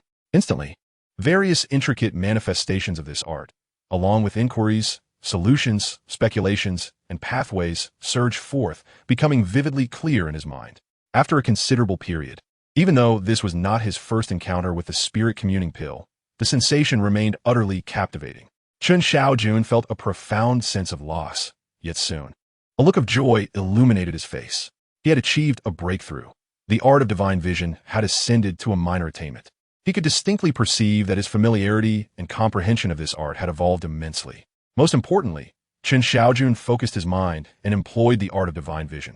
As he concentrated his spirit and directed it forward, a noticeable ripple in the air emerged. In the next moment, this wave surged forth like a sharp sword, striking the table situated 3 feet away. On the table lay 5 treasures that he had appraised. With a sudden movement, the 5 items stirred autonomously, flipping over without any wind. His spirit had solidified, interfering with reality. Indeed, he had breached the barrier. The art of divine vision had reached minor accomplishment. Chen Shaojun's eyes sparkled with delight. He had long known that upon reaching minor success in the art of divine vision, his concentrated mental energy would manifest almost as a tangible force, capable of influencing the physical world. This meant that even while others remained stationary, he could manipulate distant objects using the sheer power of his will. Although the weight of the objects he could currently move was still relatively light and the range limited to within 3 feet and 1 pound, he felt deeply satisfied. He was not in haste. Despite the current constraints of his mental influence, he was confident in his potential for progress. He believed that when he fully mastered the art of divine vision, and as his abilities continued to grow, his mental prowess would become even more formidable. In the future, soaring through the skies on a sword, executing commands from miles away to strike down foes would not be an impossible feat. The minor accomplishment of the art of divine vision was akin to his current abilities in treasure appraisal, comparable to that of a formal courtier. Were he to report this advancement, it would likely garner attention, leading to his emancipation from servitude, allocation of a dedicated appraisal chamber, and substantial monetary rewards, significantly altering his social standing. However, there was no rush. All would need to wait until the treasure conference commenced. Fortunately, the time until the conference was not far off. Chen Shaojun pondered quietly before rising. Next came the time for cultivation. He retrieved a blood energy pill, swallowed it whole, and immediately began practicing the tiger demon body refining fist. The potent surge of blood energy spread throughout the room, ablaze with fervor. Chapter 34. 8 beds, 9 individuals. The increase in apprentices has enlivened the entire courtyard. Although many apprentices appeared listless due to their initial assessments, it did not diminish their appetite. In the dining hall, the newly arrived apprentice attendants devoured their meals, their faces radiating happiness and contentment. Most of them had fled from various places, accustomed to alternating between hunger and satiety, often subsisting on a single large pancake for 3 days, or sometimes merely relying on leaves and tree bark to stave off hunger. The open supply of food in the pawnshop's dining hall was something they had only encountered in their dreams. The materials evaluated today bore little malevolence. I felt mentally fatigued only after 3 consecutive assessments. If this continues for a few more days, I reckon I might earn a silver or 2 this month. Zhao, who sat beside Chen Shaojun, his face brimming with smiles. I received 4 today. However, I nearly stumbled during the 3rd assessment. Opposite him sat Du Hao, his expression tinged with lingering apprehension. So, does this mean your divination skills have reached a proficient level? Zhao Hu exclaimed in surprise. Not quite yet, but I'm close, just a step away. Du Hao chuckled, a hint of pride evident in his demeanor. He then glanced up and spotted Zhang Ke, despite holding a food tray, appeared absent-minded and burdened with thoughts. Without thinking, he called out, "Brother Zhang, what's the matter?" Nothing at all. At that moment, even Zhao Hu sensed something amiss and inquired, "What's wrong with him?" Usually, when he sees us gathered, he eagerly joins in, boasting about his experiences at the 3 attendants. Especially when Chen Ge is present, he can't help but declare how much more appreciated he is than Chen Ge. Indeed, something seems off. Chen Shaojun furrowed his brow. Casting a glance at Zhang Ke, normally brimming with arrogance, he now resembled a defeated rooster, his complexion pale, eyes devoid of spirit, exuding an inexplicable air of loneliness and chill, which felt quite strange. However, the state of others was of little concern to him. Zhang Ke had never been particularly friendly, and thus Chen Shaojun had little inclination to engage.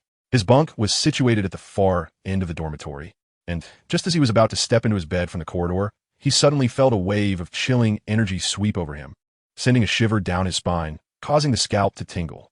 His expression shifted slightly. Unlike before, he had achieved a level of body refinement, and his senses were now acute. Any subtle changes affecting him could be detected, let alone this alarming sense of impending danger. Is there a threat?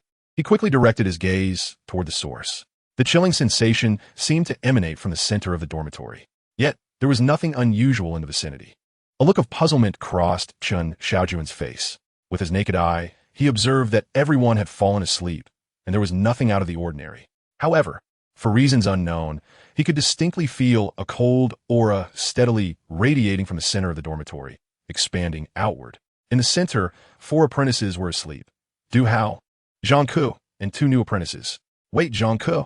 As Chen Shaojun was deeply engrossed in his analysis, a sudden recollection of the other party's pallid visage and peculiar behavior surged forth, instilling a sense of bewilderment within him. He promptly invoked the spirit eye technique. Upon its activation, a refreshing sensation enveloped his eyes, allowing his gaze to fall upon Zhang Ku. The luminous moonlight streamed through the paper window, casting its glow upon the beds arranged in a neat row. There were a total of 9 beds, aside from the one belonging to Chen Shaojun, which remained unoccupied. The others were already taken by apprentices who lay asleep. Everything appeared normal, seemingly devoid of any irregularities. Yet, Chen Shaojun stood rigidly, his heart sinking with unease. 9 individuals. 8 beds were occupied by 9 souls. With his own bed empty, he noted that one of the beds harbored 2 figures entwined together. Directing his gaze towards this bed, he was startled to discover that it belonged to Zhang Ku. At that moment, Zhang Ku was soundly asleep, though his countenance was ashen and his closed eyes darted restlessly, suggesting he was ensnared in a nightmarish reverie. Beside him, a child, appearing to be around 11 or 12 years of age, clung tightly to his neck, occasionally inhaling deeply as if drawing sustenance from him. A ghost. A shudder coursed through Chen Shaojun, beads of perspiration forming upon his brow. It was a chilling sight, particularly in the stillness of the night. The eerie act of the entity intermittently siphoning life force from Zhang Ku, sending shivers down his spine. What a horror! What was to be done? Chen Shaojun's face paled slightly, despite having reached the 8th realm of the body refinement stage. With robust vitality that rendered him no weakling among martial artists, he found himself at a loss when confronted with the supernatural. This was only his second encounter with a ghost. In his first, he had cleverly utilized the Li Dai Tao Jiang technique, trapping the spirit within the form of a black dog and dispatching it with the aid of a wooden carving. However, this unforeseen encounter, devoid of preparation, had caught him off guard. The Li Dai Tao Jiang technique required foresight and planning, while his martial skills, such as the Tiger Demon Body Refinement Fist and the 8 steps to chase the cicada, were not designed for offense. The only asset he possessed was his substantial and potent vitality. As for spells, the Spirit Eye technique held no efficacy, and he harbored doubts about the ability of the Divine Gaze technique to affect this ghostly entity. Perhaps Chen Shaojun's peculiar behavior had piqued the ghost's interest, for it slowly turned its head toward him, causing him to freeze in place. Had it noticed him? Was a confrontation imminent? Gritting his teeth, Chen Shaojun prepared to leverage his formidable vitality and the Divine Gaze technique against the specter. Suddenly, the entity leisurely turned its head back, drawing another breath of life force from Zhang Ku before nestling comfortably against him, appearing serene and at ease. What was this? Chen Shaojun stood there, frozen in disbelief. The ghost showed no interest in him, or was it merely preoccupied with Zhang Ku, harboring no intentions of troubling anyone else? However, this should be good news for him, right? He hesitated. Chapter 35, The Major Issue. What should I do now? Chen Shaojun felt a headache coming on. Should he act directly? Setting aside whether he could prevail in a confrontation, the commotion would undoubtedly alert other apprentices. How would he explain it then? Claim was a haunting? Let us not joke. They cannot perceive spirits. They would only witness him shouting and displaying an extraordinary level of strength, which would indeed be a troublesome matter. Should he disregard for now? After all, this spirit was only after Zhang Ku, and for the time being, it likely wouldn't pose a threat to others. He decided to let it be for the moment. When dealing with spirits, he preferred to deliberate carefully. He needed to ensure he had a foolproof plan, and even after vanquishing this spirit, he still had to extricate himself from the situation. Yet why, without cause, would this spirit become entangled with Zhang Ku? It was Zhang Gao. The third morning offering, Zhang Gao. Lying on his bed, Chen Shaojun found sleep elusive. Anyone would struggle to remain calm, knowing they might share a room with a spirit. His thoughts drifted, and he quickly unraveled the reason. Previously, when Zhang Gao had summoned apprentices to assist in appraising treasures, Chen had sensed his ulterior motives. From Aiyong, he learned much about the inner workings and understood that the three major morning offerings had a habit of calling apprentices to help with treasure appraisal, thereby sending them to their doom and dissipating their malevolent energy. Now, witnessing Zhang Ku afflicted by the spirit, he could no longer be oblivious to the source of it all. So, could he transfer this predicament onto Zhang Gao? Chen Shaojun was not driven by altruism or desire to rescue Zhang Ku. He merely felt the encroaching danger. Today, Zhang Gao saw Zhang Ku as a scapegoat, and tomorrow he might turn his sights on Chen himself, not to mention that the original target had been Chen. Of course, had today's events not transpired, he likely would have remained indifferent. After all, he was a self-serving individual without the spirit of selfless sacrifice. However, the situation had changed. Zhang Ku had already brought the spirit into the dormitory. The trouble had arrived, and it could strike at any moment. He was naturally unwilling to remain passive. The image of the spirit clinging to Zhang Ku like a koala sent a chill down his spine. The technique of substituting one for another is a dark art. Once successfully executed, the harm would be redirected. Yet, if wielded wisely, it could be a remarkable skill. Zhang Gao was hardly a virtuous person. Using evil to combat evil could indeed be a fitting match. Chen Shaojun contemplated the feasibility of this and resolved not to wait idly. The following day, Chen Shaojun was the first to awaken. In truth, he had not slept at all. With a vigilant heart, he had spent the entire night meditating on the Supreme Response chapter. Indeed, his progress was evident. Over the course of the night, he had accumulated an additional 20 strands of energy, coalescing into 2 wisps, and, along with the previous strands, he was nearing 10 in total. Once he amassed 10 strands, Chen estimated that he should be able to truly harness the energy within his body. In truth, even at this moment, he could subtly summon the ethereal energies, for he realized that by harnessing these forces, he could indeed perform the art of spiritual sight and the technique of divine gaze. However, the energies were scant. Even if he wished to channel them, he could not wield substantial power. Upon opening his eyes, Chen Shaojun immediately employed the art of spiritual sight, directing his gaze towards the location of Zhang Ku. Yet he was soon taken aback. It was gone. The apparition had vanished. Hastily, he scanned his surroundings. The chilling aura that had permeated the room was now absent. There was no trace of the ghostly being. Could it be that everything from the previous night was merely an illusion? Chen Shaojun murmured to himself. Turning his attention back to Zhang Ku, he noted that the latter's complexion had worsened significantly, his face pale and tinged with a sickly hue, heavy bags under his eyes. And even his hair appeared somewhat dry and yellowed, a clear indication that his essence had been excessively drained, adversely affecting his health.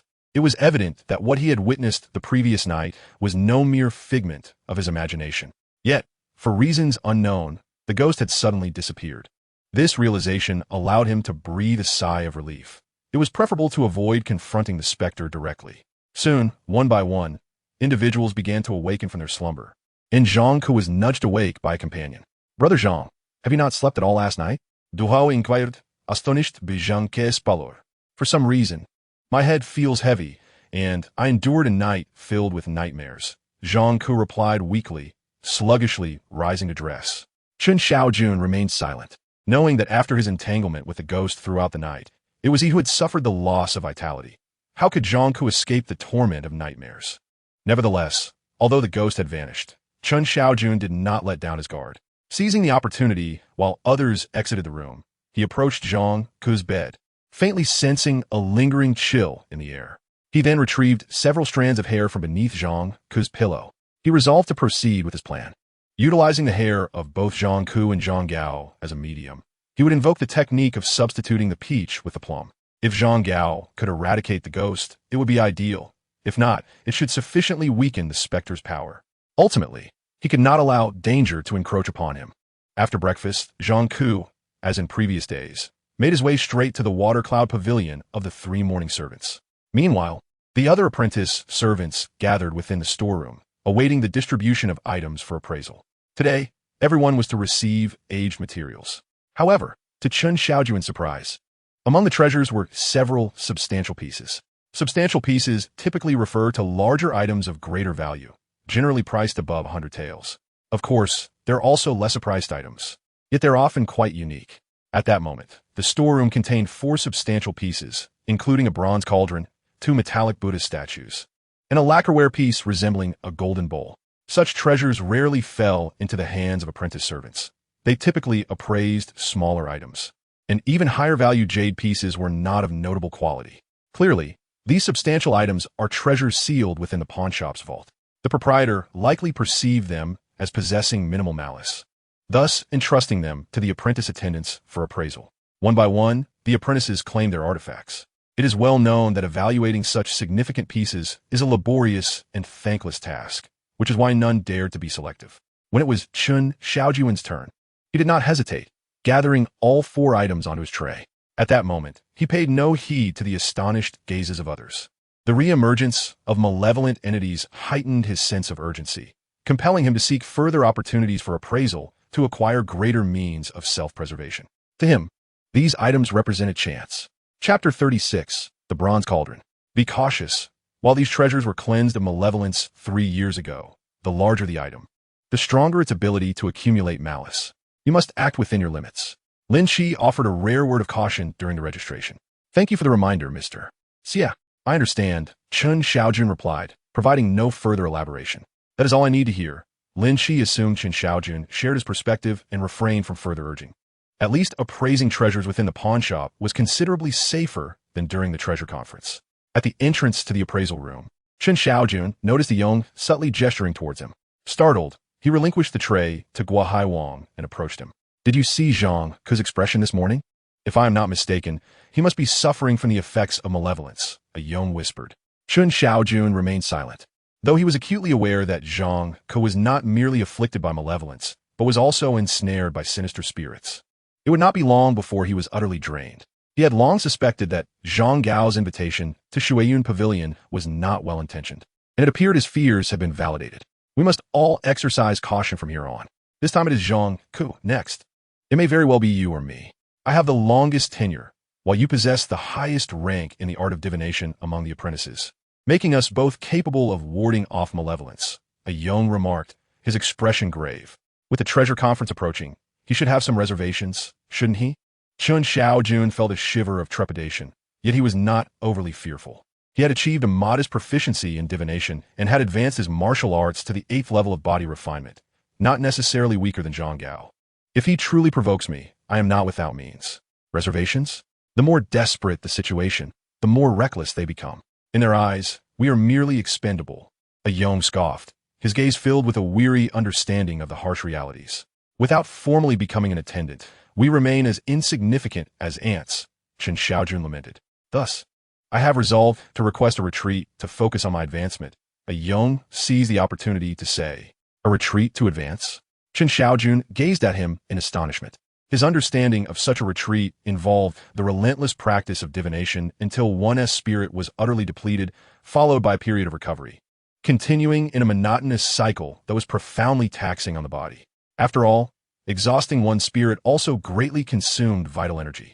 The sole benefit was the assurance that there would be no backlash from malevolence entering the body. In other words, unless one exhausts their vitality and succumbs to a sudden death, life will not be endangered. Indeed, I have chosen to seclude myself to enhance my skills. Long ago, I had already perfected the art of divine insight, yet I have concealed it for fear of drawing the attention of the 3 court officials. This time, I intend to confess to the shopkeeper and propose a breakthrough to the minor accomplishment of the art of divine insight.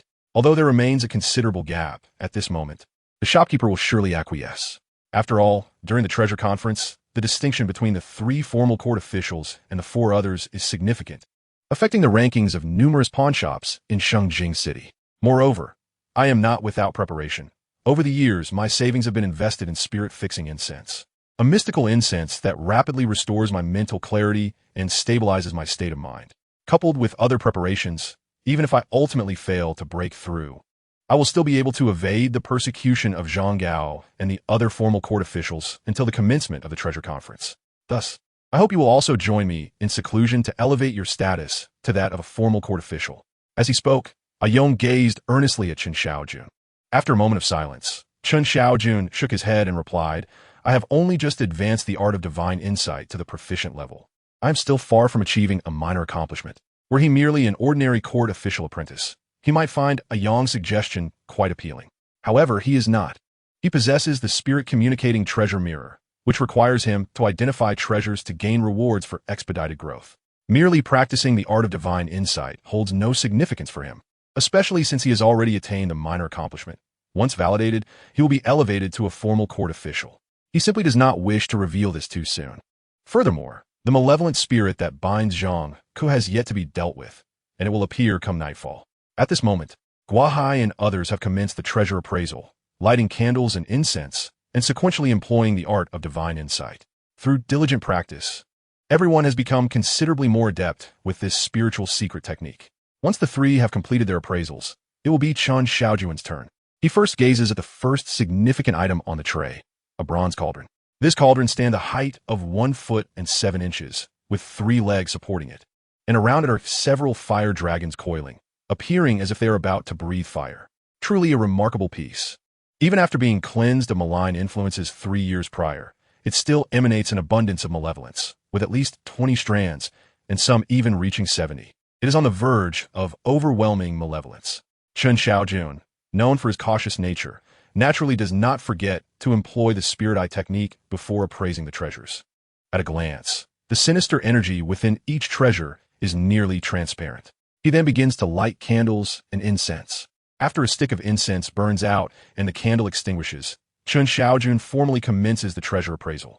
The art of divine insight is instantaneously deployed, and a thread of palpable spiritual power transforms into a luminous stream, rushing directly toward the bronze cauldron.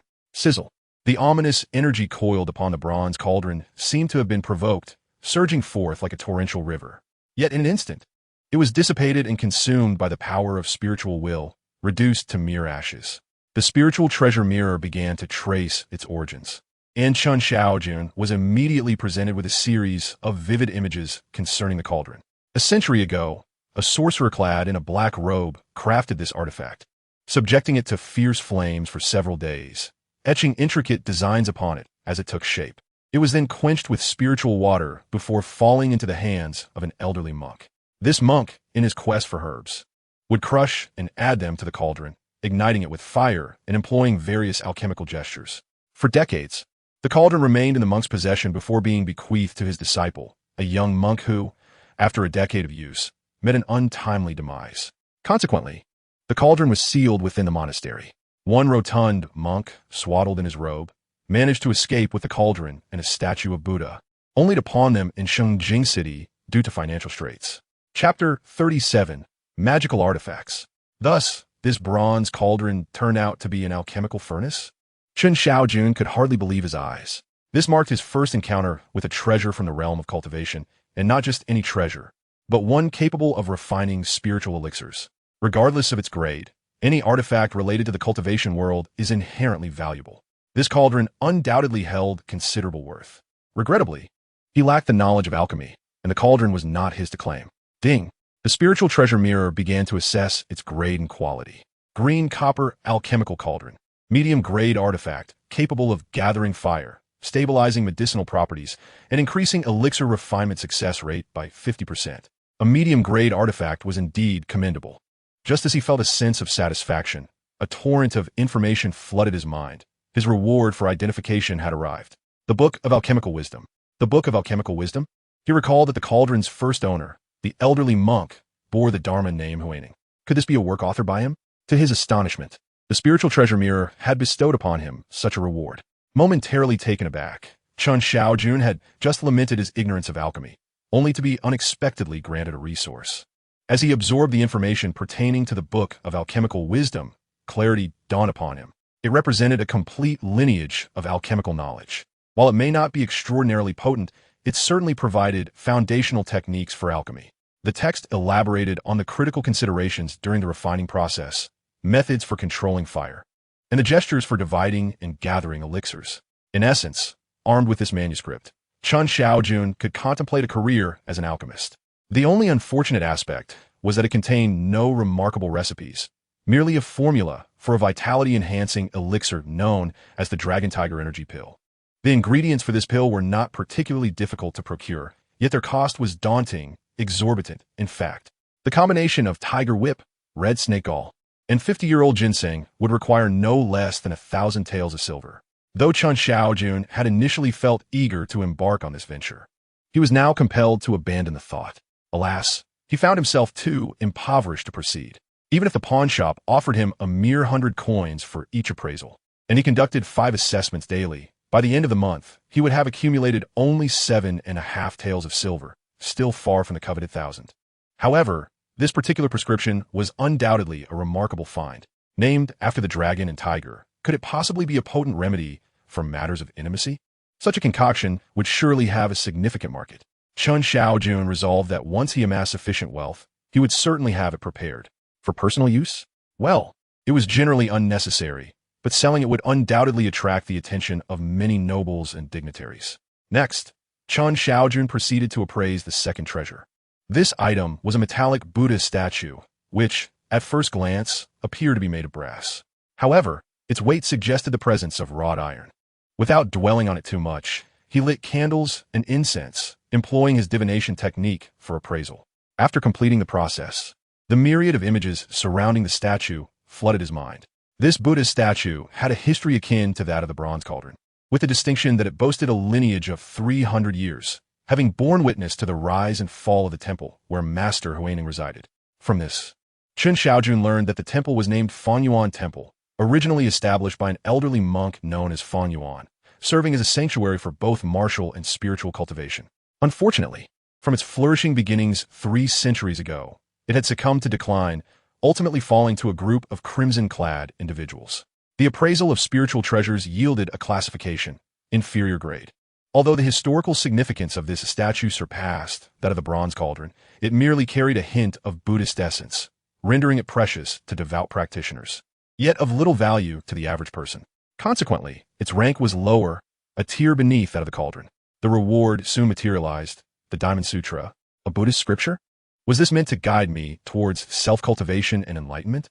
Chen Shaojun felt a twinge of dissatisfaction.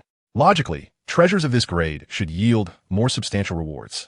However, as he processed the information, his discontent quickly dissipated. The Diamond Sutra, unlike traditional scriptures, possessed the ability to immediately dispel distractions and calm the mind upon recitation, offering a form of mental clarity and tranquility. It was undeniably a valuable asset. The third treasure was yet another Buddhist statue. After completing the appraisal process, it was classified as a middle-grade spiritual item, surpassing the previous statue by a notch. The reward was the Great Strength Diamond Palm.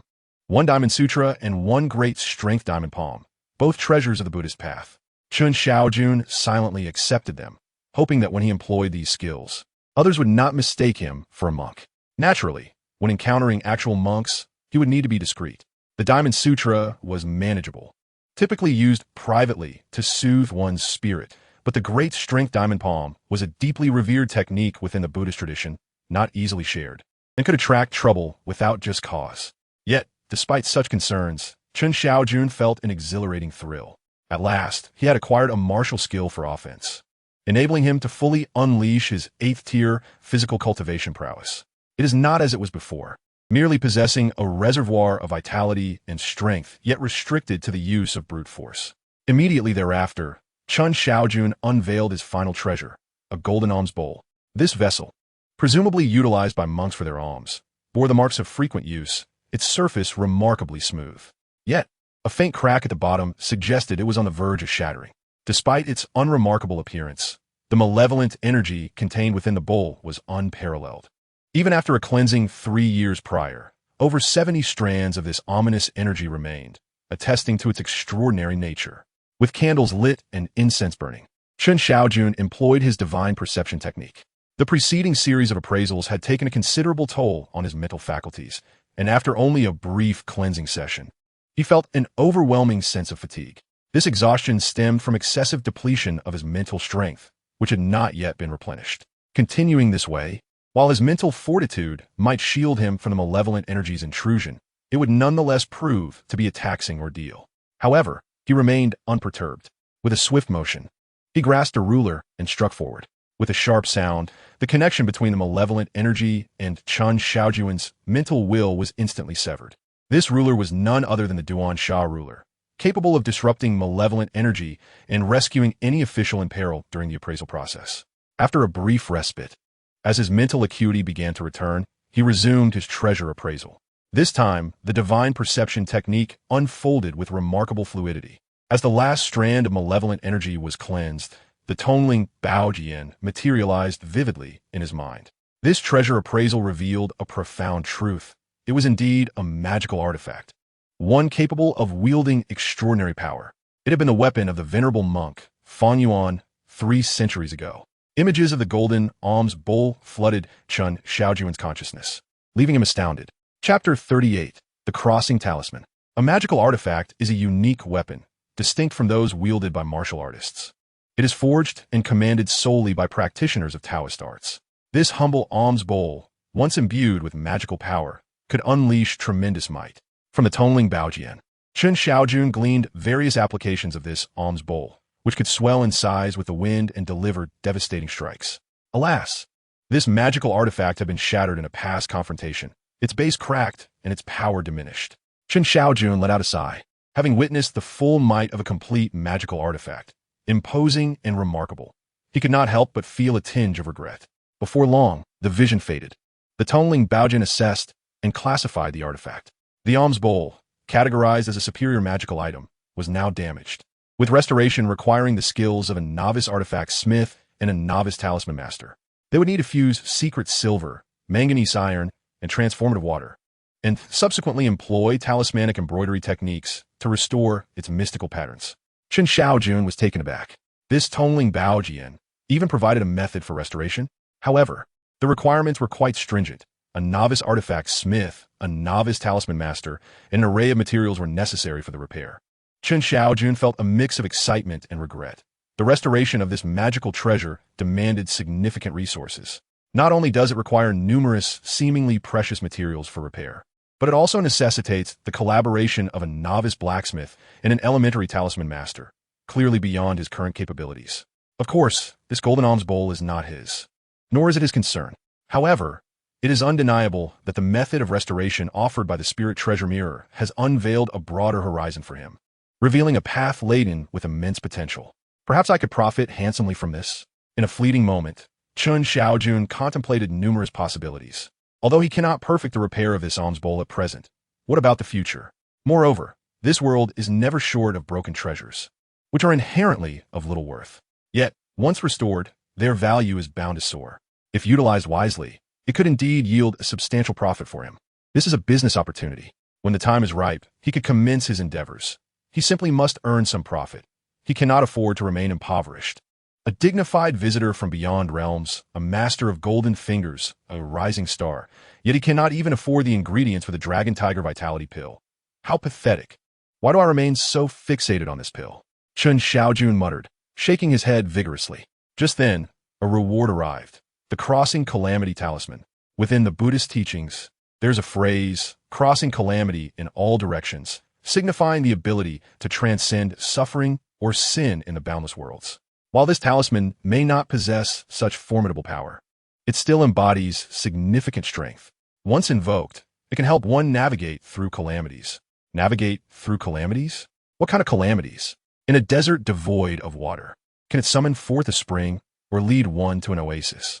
If a ship sinks, does it assist in boarding another vessel or transport one directly to shore? When pursued by formidable foes, does it empower one to retaliate or merely evade peril? Is it to evade once or twice?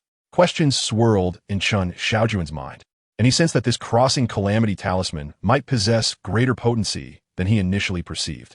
After all, no one knows the dangers that await in the future, sword and axe bearing down, submerged in water and fire, landslides and tsunamis, struck by lightning. The myriad forms of calamity abound. Yet, with the aid of the crossing calamity talisman, one could surmount these tribulations. It is undoubtedly a versatile, life-saving talisman, capable of addressing any peril and confronting any danger, provided that the threats encountered do not exceed the talisman's limits. He is well aware that this world is rife with demons and supernatural beings, where unimaginable forces may exist.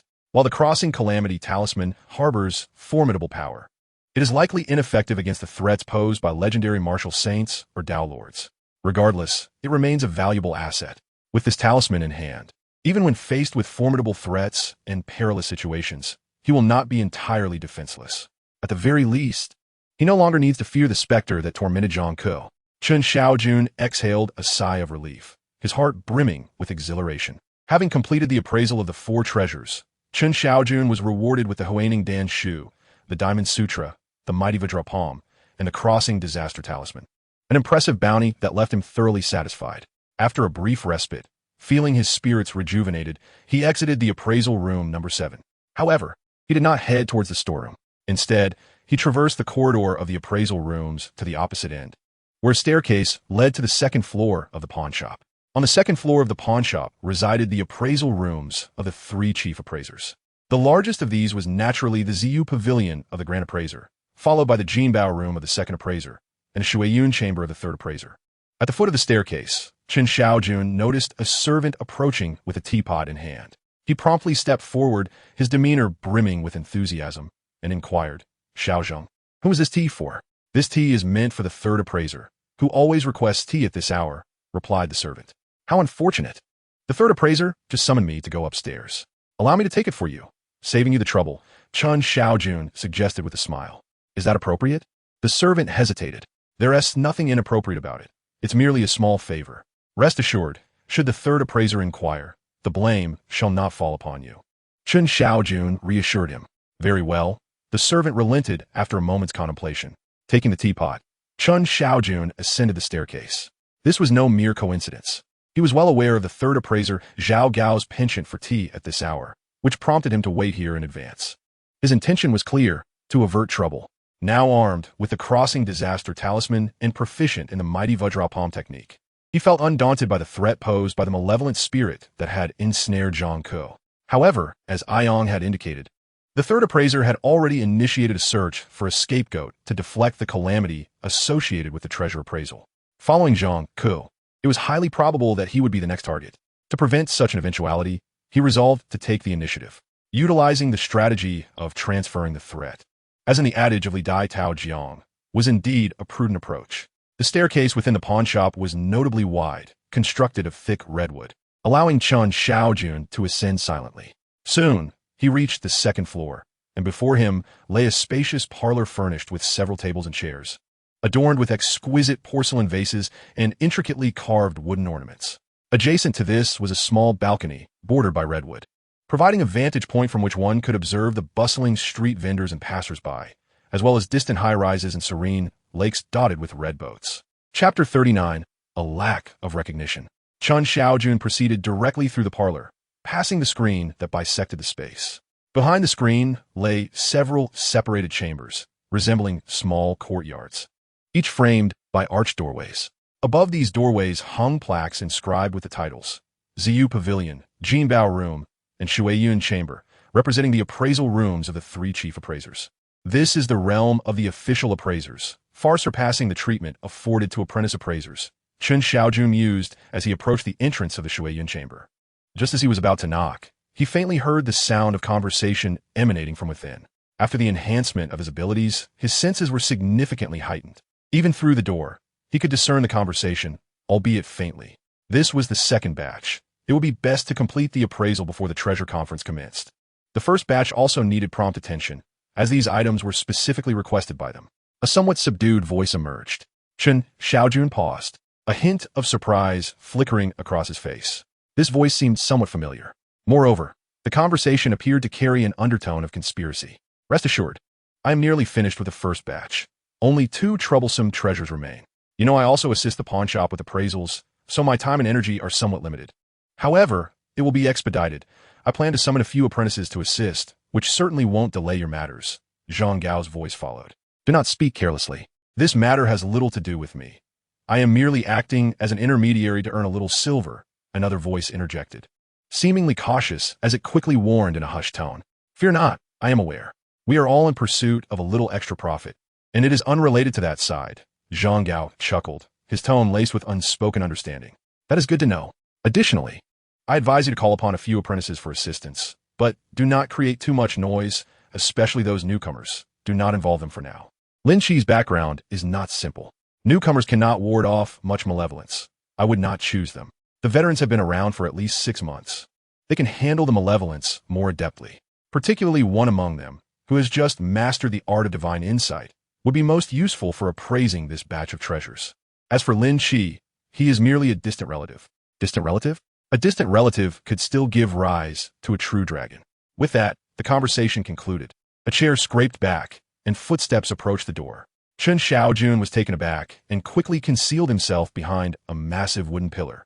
Having overheard such confidential discourse, he realized it was no longer appropriate for him to be in the presence of the two. Before long, the door of Shuiyun Pavilion swung open, and a burly figure hurriedly exited, making his way downstairs. Indeed, it was Su Hongtao. As Chen Shaojun caught sight of that silhouette, his gaze flickered. He had already discerned that the speaker was Su Hongtao, and the confirmation did not come as a great surprise. What truly astonished him was that the individual had a connection with Zhang Gao. Furthermore, it was clear from their prior conversation that their dealings had occurred not just once, but likely more than twice. Chen Shaojun recognized that the profession of a pawnshop attendant was both precarious and peculiar, often coveted by outsiders. It was indeed possible to earn extra income through appraising treasures for others. Even if the shopkeeper were to discover it, he would generally turn a blind eye and remain silent. However, judging by the furtive demeanor of Zhang Gao and Su Hongtao, the situation was undoubtedly more complex than it appeared. Additionally, it seemed that Zhang Gao was indeed preparing to enlist apprentices for appraisals once more. His next choice, indeed, is me? Chen Shaojun felt a chill of indignation. What had he done to deserve this? Merely because he stood out a little, he had become a target? Would a humble apprentice like him ever rise? He felt a sense of relief, fortunate that he had chosen to act decisively. Otherwise, passivity would only lead to endless troubles. Initially, he hesitated to employ the art of substitution against Zhang Gao, feeling a twinge of conscience.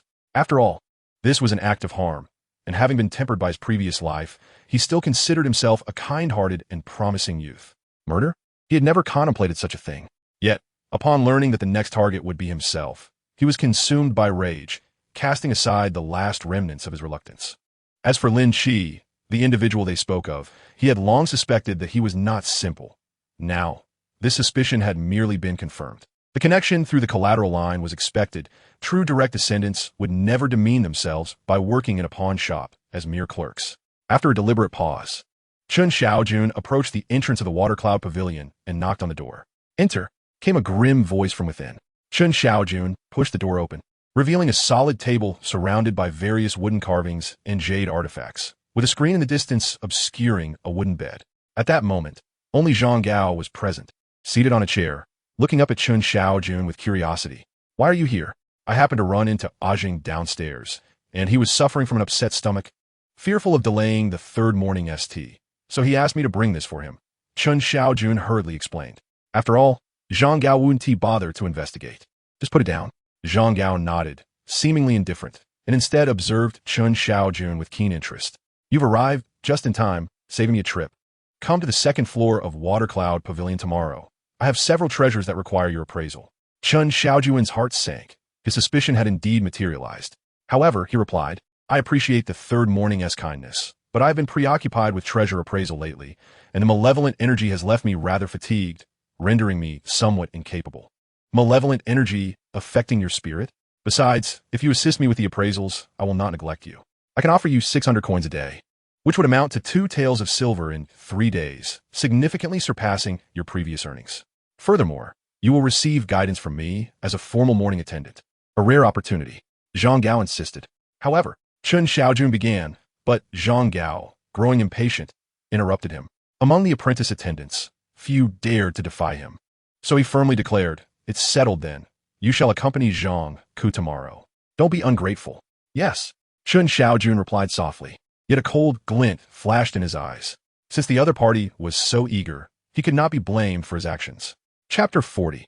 Is there a sentiment emerging? You may leave now. Zhang Gao nodded, adopting an air of authority. "I shall prepare the tea for you." After Chen Shaojun finished speaking, he did not wait for the other party's consent. He stood up to brew tea, his gaze discreetly scanning the surroundings. He had previously noticed a black cloth bag tucked in the corner of the room. If his intuition was correct, The bag likely contained the second batch of treasures that Su Hongtao intended to authenticate. Upon employing his spiritual vision, the scene before his eyes transformed entirely. He was met with a vivid crimson, a swirling malevolence that stirred the atmosphere. Amidst this ominous aura, flashes of blades and swords seemed to float, while a deep red light resembled a silk ribbon, undulating slightly and causing the surrounding malevolence to writhe. The density of this malevolent energy was palpable, casting a shadow of dread. Within the knife and sword glimmers and the blood-red ribbon lay the essence of untold horrors. Chen Shaojun's eyelids twitched, sensing the immense threat contained within. Even through his spiritual gaze, there was a striking sensation, as if the blades and the blood-red ribbon might leap forth at any moment. He quickly diverted his gaze, only to catch sight of a rusted canister in the distance, upon which a blood cloud hovered. On a canvas that resembled a command flag, a ghostly figure, appearing to be around 12 or 13 years of age, was shrouded in a chilling aura. Chen Shaojun recognized this spectral entity as the one he had seen the previous night, entwined around Zhang Ku. Indeed, this apparition hailed from the water cloud realm. With flickering eyes, Chen Shaojun discreetly waved his hand, summoning a small knife with the tip of his finger. With a swift motion, he severed a lock of hair from Zhang Gao's head, which he promptly grasped. Carefully, he stole a glance at Zhang Gao, noting that the latter remained oblivious, allowing him to breathe a sigh of relief. His objective had been achieved. Chen Shaojun decided not to linger in the water cloud realm any longer and soon took his leave. In room 7 for authentication, despite the earlier thrill, everything had proceeded smoothly. Now, all that remained was to recite the incantation and perform the ritual. He retrieved both strands of hair, along with 2 prepared wooden figurines, binding them with black cloth. Then he officially commenced the Li Dai Tao Jiang technique. Focusing his mind, he harnessed his mental energy to inscribe symbols with his spirit. The unique mental vibrations subtly altered the surrounding airflow. Chen Shaojun's mental prowess had significantly strengthened since before, allowing him to execute the ritual with proficiency and speed. Swiftly etching the fundamental runes of the Li Dai Tao Jiang technique onto the 2 wooden figures. Instantly, a special connection formed between the 2 figurines, each representing Zhang Ku and Zhang Gao. Should either suffer harm, the attack would immediately be redirected to the other. The hierarchy of control would rest solely with Chen Shaojun. What followed was a period of anticipation. A hint of expectation graced Chen Shaojun's face as time passed and night descended. He had entered his dormitory early, waiting in silence. Amidst the rhythmic sounds of snoring, he quietly contemplated the Supreme Response Sutra. Suddenly, a chilling aura emanated from the distance. Chen Shaojun jolted, sensing that the moment had arrived. With a sudden awakening, I activated the Spirit Eye technique. Indeed, just a few meters away, I discerned an additional figure on Zhang Ku's bed. A spectral youth lay quietly in Zhang Ku's embrace, wearing an expression of serene tranquility. Strangely, I perceived a hint of attachment in the ghost's chilling gaze directed at Zhang Ku. Attachment? An emotional bond towards Zhang Ku? This notion bewildered me, sending an inexplicable shiver down my spine. The scene was undeniably eerie. Yet, a ghost remains a ghost. The realms of the living and the dead are distinct. An instinct cannot be suppressed. Regardless of its affection for Zhang Ku, when the moment came to draw breath, hesitation would be non-existent. It lifted its head, aligning its mouth with Zhang Ku's, and with a swift inhale, it drew forth a stream of vitality, consuming it wholly. This infusion of life energy seemed to greatly benefit the specter, causing its ethereal form to stabilize and solidify slightly. This must not culminate in Zhang Ku being drained to a mere husk. I was acutely aware that Zhang Ku had already been deprived of vitality throughout the previous night, leaving him dangerously depleted. If this continued, he would indeed be left as nothing more than a lifeless shell. I hastily invoked the Li Dai Tao Jiang technique. In an instant, a ghostly light flickered above the 2 wooden figures, while simultaneously, Zhang Ku's presence inexplicably connected with Zhang Gao, who was several hundred meters away. Soon, the specter raised its head once more, preparing to draw another breath from Zhang Ku. Under the Li Dai Tao Jiang technique, Zhang Gao, nestled within his own estate, felt a sudden jolt, his complexion paling in an instant. Martial practitioners possess a more acute sensitivity than ordinary individuals. Although Zhang Gao was not particularly skilled, the sensation of his life essence being siphoned away roused him immediately. A wave of unease washed over him. The horror of that fleeting moment sent chills through his heart. "Master, what is the matter?" His commotion roused the new concubine beside him. It's nothing, perhaps just a nightmare. Yet, the peculiar and terrifying feelings surged again. He sensed a stream of vitality being drawn from within him, his blood energy deteriorating alongside it. Zhang Gao's face turned ashen, panic setting in. The first instance could be dismissed as mere illusion, but the second, inexplicable experience of his essence being extracted left anyone in a state of alarm. Master, what is truly happening? I cannot fathom it. It came suddenly, and now it has returned. Am I perhaps seeing a ghost? Zhang Gao's expression betrayed his anxiety as he scanned his surroundings, feeling as though some entity was entwining itself around him. Wait, seeing a ghost? Suddenly, realization dawned upon him. As a formal servant in the pawnshop, he was well aware of the existence of specters. Over the years, he had encountered them, and given his current circumstances, he finally comprehended the truth. He was indeed facing a ghost. A tremor coursed through him, and disregarding everything else, he hastily dashed into the adjacent chamber. In the confines of his home, he had established an appraisal room, which, in stark contrast to the much more refined water cloud chamber of the pawnshop, was rather rudimentary, yet adequately furnished with essential items. It was equally adorned with arrangements specifically designed to counteract malevolent spirits. Chapter 41. The Sweltering Summer. The appraisal room was modest in size, yet its walls bore several talismans, procured from the distant Qingchuan Taoist temple, reputed for their efficacy in exorcising spirits. Within the room, he had also engaged a geomancer to deploy an elaborate protective formation against evil, an endeavor that had cost him a considerable fortune. This appraisal room was, without doubt, his most lucrative venture. In the pawnshop, the throngs of people and their prying eyes made the environment less than ideal for his dealings. Had it not been for the more comprehensive arrangements within the water cloud chamber, which offered superior protection against malevolent forces, and the assistance he required from the pawnshop's acolytes to shield him from calamity, Su Hongtao would not have chosen that venue for their transaction. After all, the treasures in question were steeped in potent malevolence, a matter of great consequence. Show yourself, malevolent spirit, Zhang Gao bellowed, his face contorted with pain as he extracted a luminescent stone from a box, placing it within a recess at the center of the appraisal room. A hum reverberated throughout the space, signaling a shift in energies. However, it bore no fruit. The surroundings remained devoid of any spectral presence. Soon, the familiar sensation of dread surged through him, siphoning away a portion of his vitality.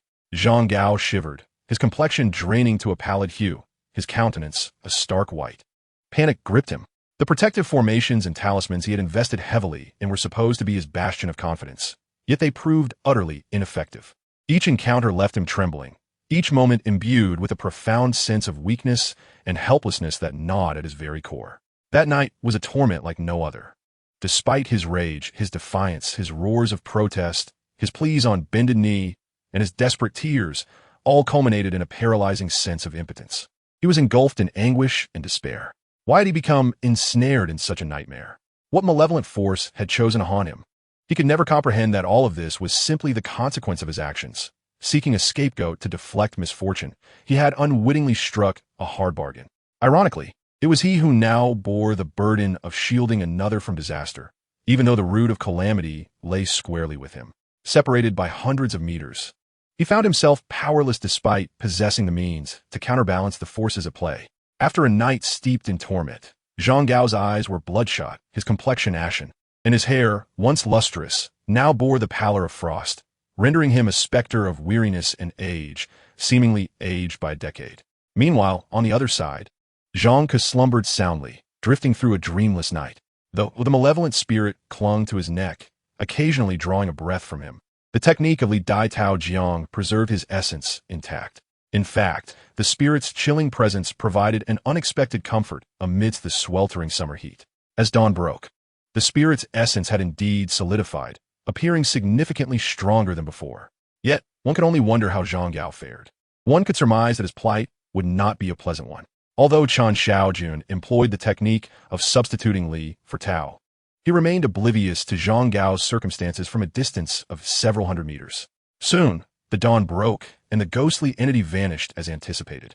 After a night of contemplating the Taishang induction scripture, the qi within him had finally coalesced into a substantial form. At this moment, he vaguely sensed that he could utilize the qi in his body to perform the techniques of divine insight and spiritual eye. Without hesitation, he instantaneously invoked the spiritual eye technique. His spirit remained entirely unscathed, yet the qi within him surged forth like flowing light, swiftly following an inexplicable trajectory, coalescing into runes and transforming into a spiritual eye that manifested within his gaze. The surrounding world instantaneously transformed. Vibrant hues and kaleidoscopic colors unfolded before him. All that was imperceptible to the naked eye became distinctly visible. Indeed, he was capable of casting spells. It appeared that the qi within him, even if not precisely the Tao essence utilized by practitioners, was certainly not vastly different. Henceforth, he resolved to refer to it as magical power. Chen Shaojun was filled with elation and, for the sake of convenience and memorability, designated this stream of qi as magical power. Although in the short term, this magical power would not significantly enhance his strength, he firmly believed that, given time, it would undoubtedly yield tremendous benefits. Not to mention, even at present, the magical power within him was already sufficient to substitute for spiritual energy, enabling him to perform techniques such as divine insight, spiritual eye, and the technique of substituting Li for Tao. In the early morning, Chen Shaojun presumed that Zhang Gao, even if confronted by a ghost, would likely appear at the pawnshop. After all, even Zhang Ke had endured an entire night of being drained by that little ghost, and with Zhao Gao, a robust man who practiced martial arts, he should have been able to withstand more than Zhang Ke. However, to his surprise, instead of receiving a summons from the other party, he heard a piece of gossip. By then, it was already afternoon. The news circulated rapidly throughout the pawnshop, essentially conveying a singular message. The third morning attendant had encountered a ghost. Yet, curiosity lingered regarding the specifics of the other party's situation, especially given their minor enmity. The other party had previously resorted to coercion and inducement, compelling him to identify treasures at the Shuiyun Pavilion, which was essentially a ploy to have him act as a shield or substitute. Despite his genuine desire to witness the treasure's radiating malevolent energy, he recognized a considerable distinction between voluntarily appraising treasures and being compelled to do so. Naturally, he was quite pleased to hear the other party's misfortunes, relishing the thought. It was indeed peculiar. The third morning attendant was, after all, a formal attendant with a minor mastery of divine insight. Logically, he should have been impervious to ordinary little ghosts. In a genuine encounter, a sweep of spiritual energy could determine who would prevail. However, whispers suggested that the ghost he faced was exceedingly bizarre. It was said that the third morning attendant had endured torment throughout the night. Upon his emergence, he appeared pallid and haggard. Even the ghosts were dismayed at the sight, with reports claiming that a considerable portion of his hair had turned white. Several attendants were fervently discussing the matter, their tone brimming with excitement, as if they had witnessed the events firsthand. Was it truly that terrifying? Indeed it was. This is not mere fanciful talk. It is what the concubine of the third master relayed directly to the shopkeeper while requesting leave. Chapter 42. The Taoist of the Five Passages. What transpired thereafter? When the roosters crowed at the fifth watch, the ghosts vanished of their own accord. This was indeed a fortunate turn of events, sparing one from unnecessary troubles. However, might the one with true Taoist knowledge be the legendary practitioner of Tao? Chen Shaojun furrowed his brow slightly. He was not particularly concerned that the other party would pose a threat to him while exorcising the spirits. The technique of Li Dai Tao Jiang, once successfully executed, would no longer involve him, and the one whose life was entwined with Zhang Gao was not himself, but rather the apprentice Zhang Ke. His sole concern was that the practitioner might possess profound Taoist knowledge, discover something amiss, and, driven by a sense of justice, seek him out. Resolving within himself to refrain from using spells in the coming days, he set aside his worries. That evening, the little ghost made its expected appearance. After a few days of interaction, he had come to understand that the spirit would not trouble anyone else until it had completely drained Zhang Ke. Thus, they had coexisted peacefully. Initially, Chen Shaojun had assumed that after a day of exertion, Zhang Gao would have sought the aid of a master, engaging in a fierce battle with the ghost. To his surprise, after a night had passed, the ghost's form had nearly solidified, yet there were no developments. It seemed that finding a practitioner of the Tao was no simple task. With a sigh of resignation, Chen Shaojun rose. Even after hearing about the ghostly disturbances from the third master, a Yong had proposed to the shopkeeper his intention to enter seclusion and level up. To validate the prowess of his divine vision technique, both the first and second masters had made an appearance. As expected, a Yong had indeed elevated his divine vision technique to a proficient level. Many apprentice practitioners, envious and astonished, exclaimed that a Yong had concealed his true capabilities, having already achieved mastery unbeknownst to them. Chen Shaojun maintained a calm demeanor, especially when he noticed the inexplicably profound gaze of the second master directed at Ayong. His understanding deepened. Being an apprentice practitioner was inherently a high-risk profession, with several formal practitioners eyeing them covetously, eager to use them as shields against calamity. Caution was imperative. Soon, night fell once more. Under the invocation of the spirit eye technique, the ghostly figure appeared as anticipated. However, to Chen Shaojun's surprise, the spirit seemed agitated, incessantly hovering around Zhang Ke. Could it be that the third master had summoned a practitioner of the Tao to intervene?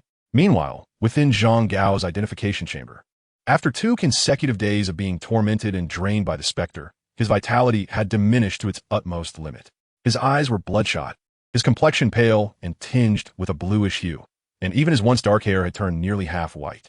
These 2 days had been excruciating for him, leaving him too fearful to close his eyes. On the first day, he had sought the assistance of Lin Yoji, a locally renowned temple priest.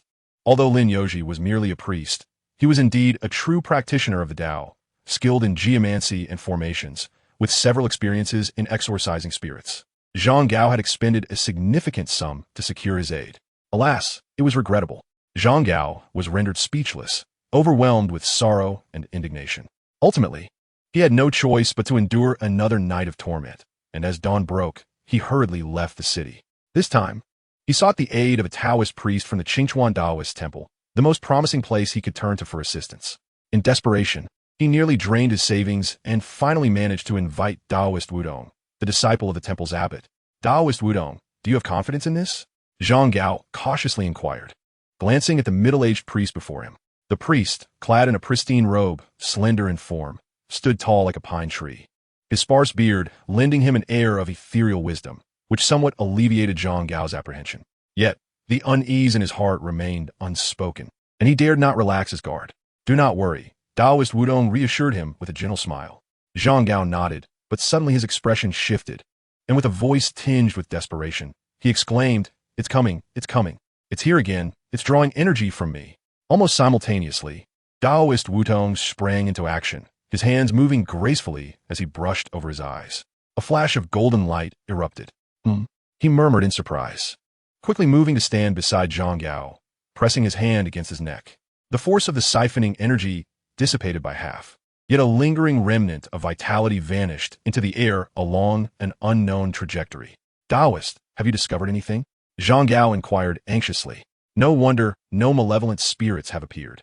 If I am not mistaken, you have fallen victim to a minor sorcery, a scheme against you," Taoist Wudong concluded, revealing his impressive insight and skill. "Minor sorcery? What does that entail? A scheme? Is there someone intentionally sending spirits to harm me?" Zhang Gao's countenance shifted as he racked his brain in confusion, unable to fathom who could wish him such ill fate among his acquaintances. Minor sorcery refers to malevolent arts. If my assumptions are correct, the perpetrator must be using an object of yours that is close to you to cast this spell upon you.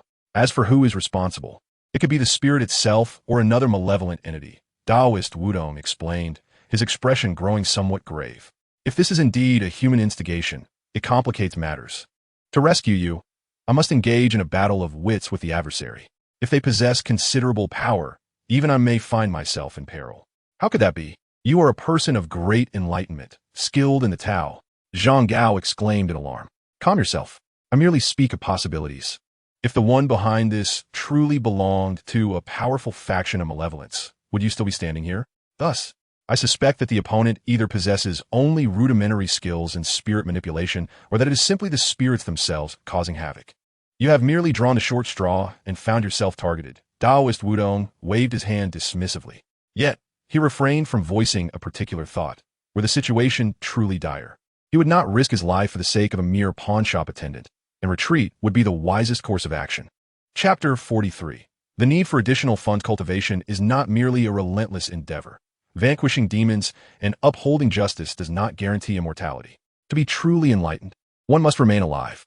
The venerable Taoist of Wudong has cultivated for many years and has long gained profound insight into the nature of existence. Then, might I implore you for assistance, Taoist? Zhang Gao ventured to speak. To fulfill the requests of others is a matter of loyalty. Naturally, I shall aid you. However, the manner of assistance requires deliberation. Do you wish for me to preserve your life, or shall I eradicate the malevolent spirit at its source? Or perhaps you desire a contest of abilities with the unseen adversary? As for the fee you previously proposed, it suffices only to ensure your survival. Although I was inclined to extend my services to rid you of this specter, the task is fraught with difficulty. The spirit is elusive, hiding far away. In drawing it out to annihilate, it will not be an easy feat, therefore. An increase in compensation is requisite. As for engaging in a contest with the unseen adversary, that would necessitate a considerable risk on my part. The price for such a perilous endeavor would indeed be substantially higher, doubled in fact. The Taoist of Wudong maintained an air of shrewd calculation. Zhang Gao, who had previously worn a pallid expression, now turned pale with despair. An increase in fees? Doubled? In his efforts to enlist the esteemed Taoist, he had already emptied his coffers. Where could he procure additional funds? Nevertheless, as his very life hung in the balance, he begrudgingly accepted that he must bear the burden of whatever cost was demanded. Thus, he opted for the annihilation of the spirit. As for engaging the Taoist in a contest against the hidden foe, though he longed to see that individual utterly destroyed, the exorbitant price was beyond his means. Very well. If the payment is adequate, all can proceed smoothly. Open your mouth. I shall first draw forth a drop of your heart's blood, the Taoist declared, as he traced a finger along Zhang Gao's chest, and, with a gentle press, a thick stream of blood erupted forth. With a deft motion, he conjured a talisman in the air with one hand, while the other produced a mysterious black orb. Pressing the talisman to the orb, a sizzling sound ensued, and a rune was inscribed upon its surface. This is the exorcism Thunder Pearl, now imbued with my spell and connected to your lifeblood. Place it in your mouth, but do not swallow it, otherwise it may explode and no one will be able to save you. Ah, is there no alternative to placing it inside? Zhang Gao stammered. Do you wish to live? The Taoist retorted. This exorcism Thunder Pearl is specifically designed to vanquish spirits. Previously, I severed its inhalation, which surely startled it. However, spirits are often driven by greed, typically devoid of reason. This moment presents our opportunity. With that, the Taoist raised his hand and deftly placed the exorcism Thunder Pearl into Zhang Gao's mouth. The orb, tainted with his heart's blood, carried a foul odor that induced nausea, leaving Zhang Gao in a state of indecision, unable to swallow or spit it out, taking quite some time to regain his composure. What followed was an interminable wait, a true torment for him. As the night deepened, Chen Shaojun kept a vigilant watch on the distant spirit, fully aware that this was a critical moment. Zhang Gao had undoubtedly summoned a skilled practitioner capable of confronting the malevolent entity, and thus he secretly nurtured his own hopes. At last, the little specter stirred, nestling once more in Zhang Ke's embrace, greedily inhaling. Now was the moment. Meanwhile, the prepared five-channel elder bellowed a command, extending his hand forward slightly, deftly manipulating his incantation to summon the exorcising Thunder Pearl. Simultaneously, Zhang Gao opened his mouth wide, and the exorcising Thunder Pearl was instantly unleashed, enveloped in a surge of vital energy from within him, vanishing along a mysterious trajectory. The little specter opened its mouth and inhaled fiercely. The exorcising Thunder Pearl, intertwined with the vital energy, surged forth, swallowed whole by the specter. Its eyes narrowed in satisfaction, relishing the profound sensation of energy coursing through its being. Suddenly its cold, lifeless eyes widened in shock. A deafening crack echoed. The exorcising Thunder Pearl detonated. A chilling wail of despair followed. The pearl exploded within the ghostly form, the rampant lightning shattering its soul, dissipating the dark energy, and rendering it exceedingly weak. Yet, despite this, the specter did not perish. In the blink of an eye, it reformed, albeit now its ethereal body appeared infinitely more fragile, nearly transparent, drifting aimlessly, as if it could dissolve into nothingness at any moment. After several days of consuming vital energy, it had indeed gained significant strength, its soul nearly solidified, on the verge of transforming into a malevolent spirit, naturally enhancing its resilience. However, at this moment, fear gripped it, terrified that another attack would obliterate its very essence, prompting it to instinctively dash towards the direction of the water cloud pavilion. Just as it was about to slip through a window, attempting to flee, a hand descended upon it like a feather, seemingly light yet imbued with overwhelming force. Boom! At the moment of impact, it unleashed an unparalleled might. In this critical juncture, it was none other than Chen Shaojun who intervened. He executed the formidable Vajrapalm. In a single strike, a torrent of vigor and terrifying strength surged forth, crashing down upon the specter's form. In an instant, the ghostly essence was utterly torn apart, reduced to ashes. It was dead. At this moment, the specter had finally met its end, its soul scattered to the winds. Although Chen Shaojun had refrained from confronting this entity in previous days, it did not signify a lack of desire to eliminate it. Rather, due to caution and a desire to chastise Zhang Gao, he had held back. Now, witnessing the specter nearly obliterated by the lightning assault and attempting to flee, he could no longer restrain himself. Moreover, he unleashed the powerful Vajra palm, a remarkable skill from the Buddhist teachings. When unleashed, it appeared light and unthreatening. Yet could erupt with terrifying force in an instant. With a single blow, the vigor surged and the strength poured forth. Even though the specter was merely a soul, it could not withstand the impact. Its essence shattered in an instant. Buzz! Before his eyes, the spirit communication treasure mirror materialized. What was this commotion? Thunder? A resounding clap of thunder roused nearly all the attending apprentices from their slumber, leaving them bewildered and perplexed. Fortunately, the majority of the assaults from the malevolent Thunder Pearl were absorbed by the specters, with only a scant few dissipating into the void. Moreover, even the attacks that did escape mostly struck empty spaces. The one who bore the brunt of this tempest was Zhang Ku, as the individual most intimately connected with the specters, endured an excessive amount. Yet, it is crucial to remember that he was entwined in the mystic art of the Li Dai Tao Jiang, effectively transferring all thunderous assaults on a Zhang Gao in an instant. Thus, he fortuitously remained unscathed, now appearing as dazed and bewildered as the others, his expression one of utter confusion. Chapitre 44, L'Agent Technique. What has transpired? The rest were equally perplexed. When the thunder erupted, they were all ensconced in slumber, and upon awakening, they found the electric light dissipated. Unaware that the specter had been vanquished by Chen Shaojun's hand, its essence shattered. Soon after, the acolytes of the temple resumed their slumber, having first dismantled the Li Dai Tao Jiang technique.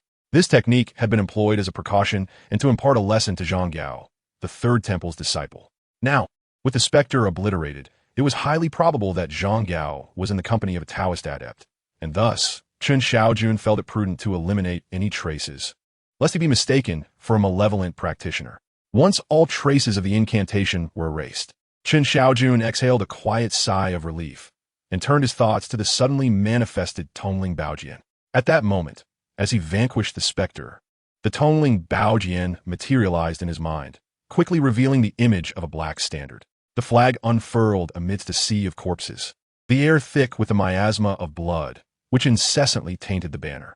In the distance, two armies clashed, embroiled in relentless warfare, their spirits increasingly corrupted by the sanguine aura. The black standard evolved with each battle, influencing the combatants to become more frenzied and bloodthirsty, often resulting in annihilation. Eventually, the transformation of the standard was observed by the martial cultivators, who refined it into a magical artifact. Over the course of several generations and various masters, it ultimately came into the possession of a Taoist named Zhang Yan. Yet, as the Zhang family dwindled in strength, the final bearer of the standard became merely a boy of 11 or 12, the sole descendant with any aptitude for cultivation. However, his limited prowess rendered him incapable of subduing the bloodthirst contained within the standard. After various tribulations, it was transferred through Su Hongtao into Zhang Gao's hands. Thus, this standard, akin to the alms bowl I previously appraised, is indeed a magical artifact. Unlike the alms bowl, this artifact confronts adversaries with the essence of blood and malevolence. Chen Shaojun's thoughts raced, his heart turbulent. Through this black standard, he finally glimpsed a fragment of the cultivation world's iceberg, becoming acutely aware of its inherent brutality. It has become clearer that this little spirit is, in fact, the last master of the flag, slain by a ranger at the moment of his corruption. For reasons unknown, his soul entered the flag, becoming a shadowy remnant amidst the bloodthirst. Consequently, the precious artifact has been tarnished. Now, with this little spirit being vanquished, it naturally signifies the completion of the flag's appraisal, leaving traces upon the spirit communication treasure mirror. Thus, I have essentially achieved a unique form of treasure appraisal. Have I not? Chen Shaojun felt a profound surprise and began to vaguely comprehend that this cleansing of malevolence and appraisal of treasures may be more complex than mere purification of dark energies. Some artifacts inherently possess malevolent energies as their essence. Take this flag, for instance. Its dense bloodthirst is potent enough to combat adversaries. Once cleansed, it risks losing its spirit and devolving into an ordinary object, merely a military flag at best. However, Who are those red-clad warriors? And what role does Su Hongtao within the pawnshop play in all this? Through the flag, Chen Shaojun glimpsed Su Hongtao and realized that he was not merely as previously described as Zhang Gao, seeking to earn a little silver. The connection between him and those red-clad warriors is far from ordinary. Regrettably, through the perspective of the flag, it remains difficult to discern more, and he could only suppress his doubts deep within. The appraisal of the treasure concluded, and the spirit communication treasure mirror swiftly provided a great assessment. The Bloodthirst flag is classified as a superior magical artifact. Reward: Spirit Concealment Technique. Spirit Concealment Technique?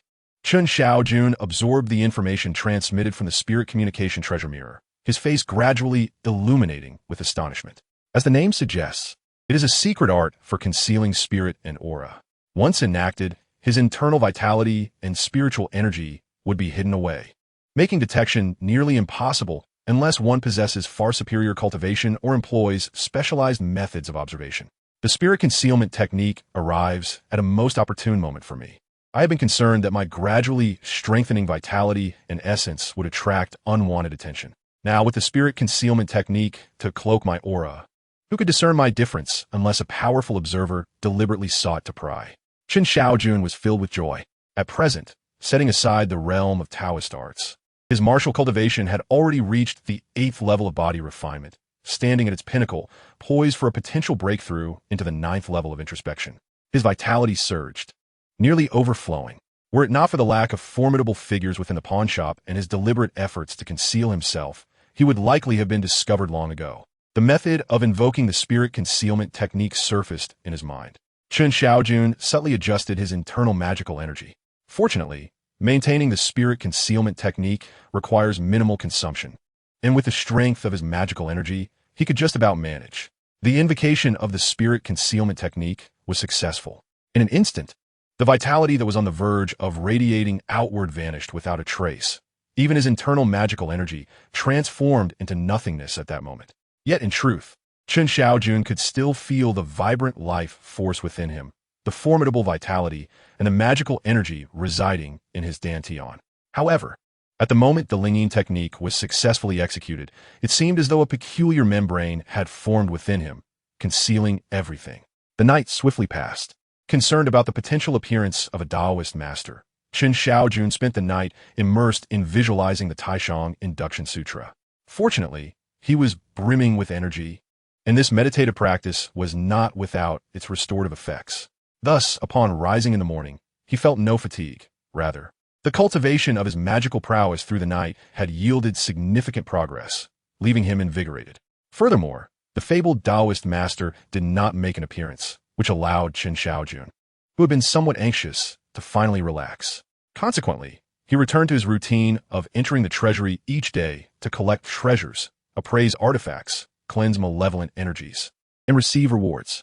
Occasionally, he would also visit the Iron Wire Fist Dojo, demonstrating his commitment to martial training. Under the influence of the Lingyin technique, all his advancements remained under his control. Neither overly conspicuous nor lagging behind others, he blended seamlessly into the crowd. Chapter 45. The Three Messengers Have Returned. In the blink of an eye, 10 days had passed. Only 3 days remained until the treasure conference commenced, and the harvest had been quite abundant. In terms of martial prowess, he had officially broken through 7 days prior, achieving the 9th level of body refinement and entering the realm of introspection. Not only had his vitality and strength notably increased, but he could also, through introspection, observe the flesh, skin, bones, and meridians within his body, allowing for a more meticulous refinement of his physical form.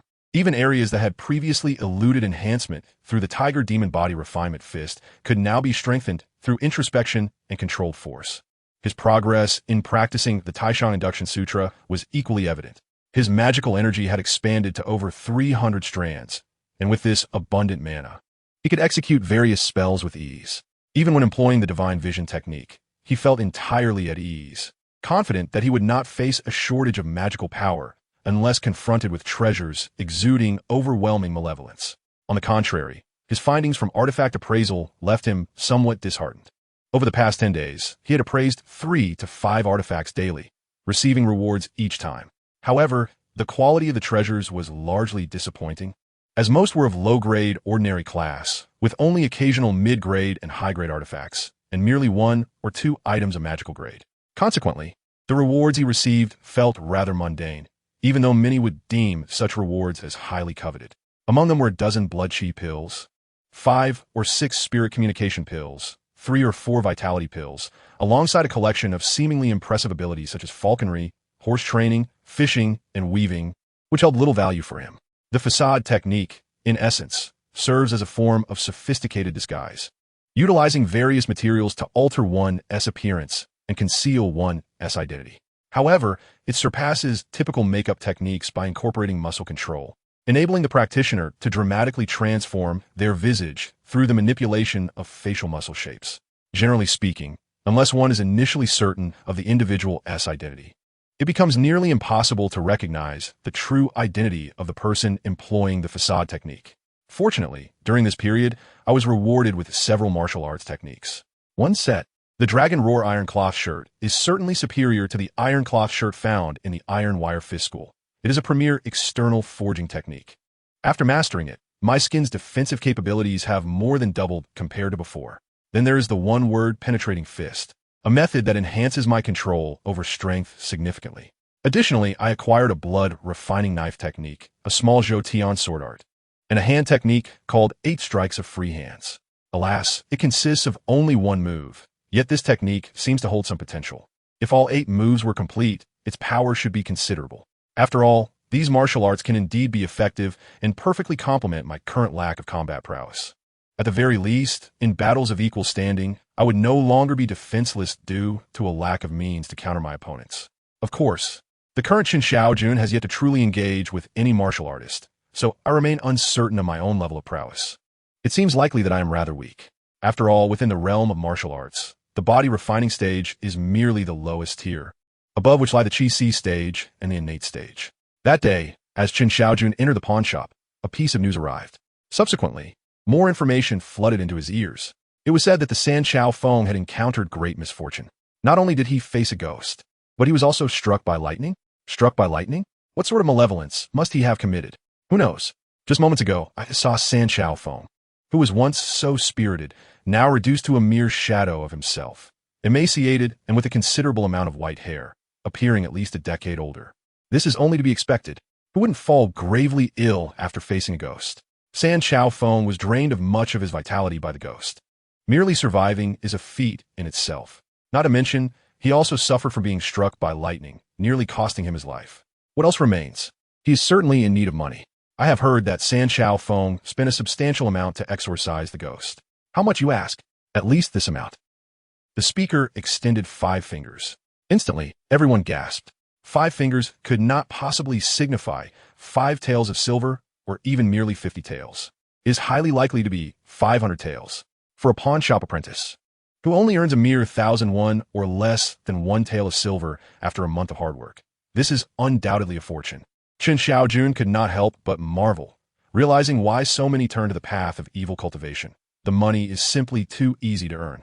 Just summon a minor ghost to cause havoc for 3 or 5 days, and the afflicted would immediately come crying for help. After a couple of such occurrences, one could easily gather the necessary materials for the Dragon and Tiger Vitality Pill. It is worth noting that, in Chen Shaojun's memory of appraising treasures, many have engaged in such deeds, like Zhang Yan, the master of the Blood Slaughter Banner, who is quite adept at it. However, Chen Shaojun's curiosity was piqued by the adept from the Qingchuan Taoist Temple, prompting him to inquire. Do you know who the adept was?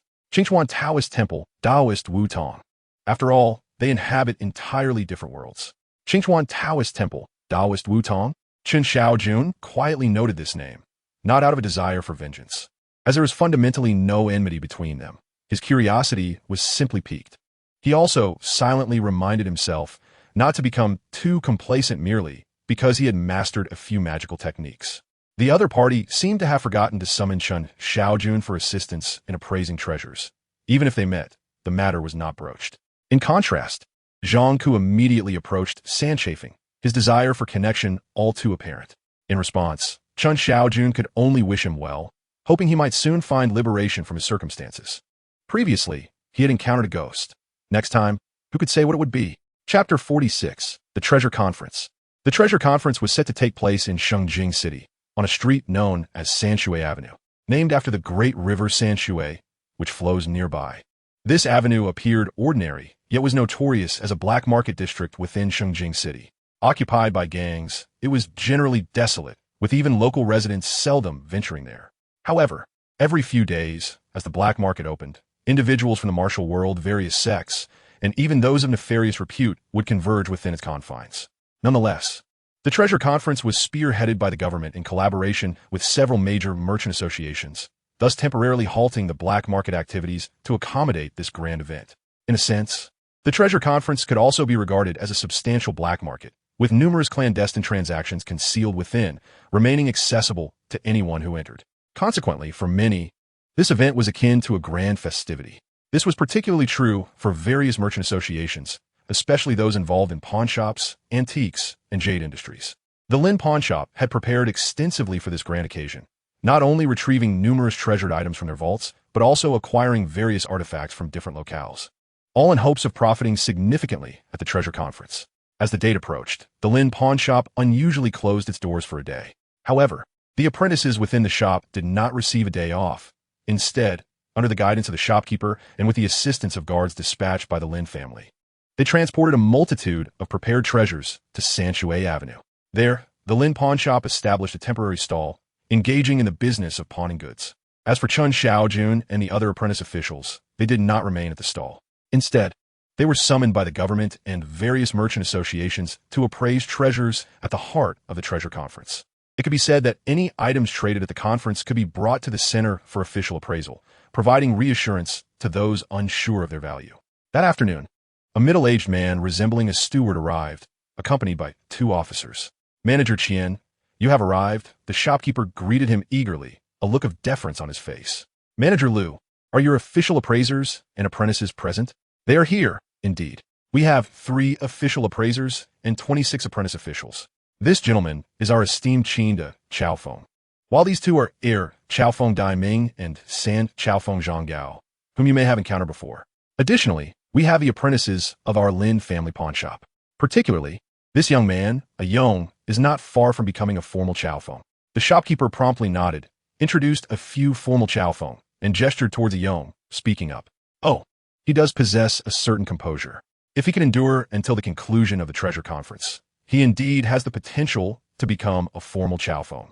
However, the manager Qian cast a casual glance at a Yong, his tone rather indifferent. In his view, it was not merely a matter of an apprentice. Even a formal Chaofeng would need to survive the Treasure Conference to discuss further.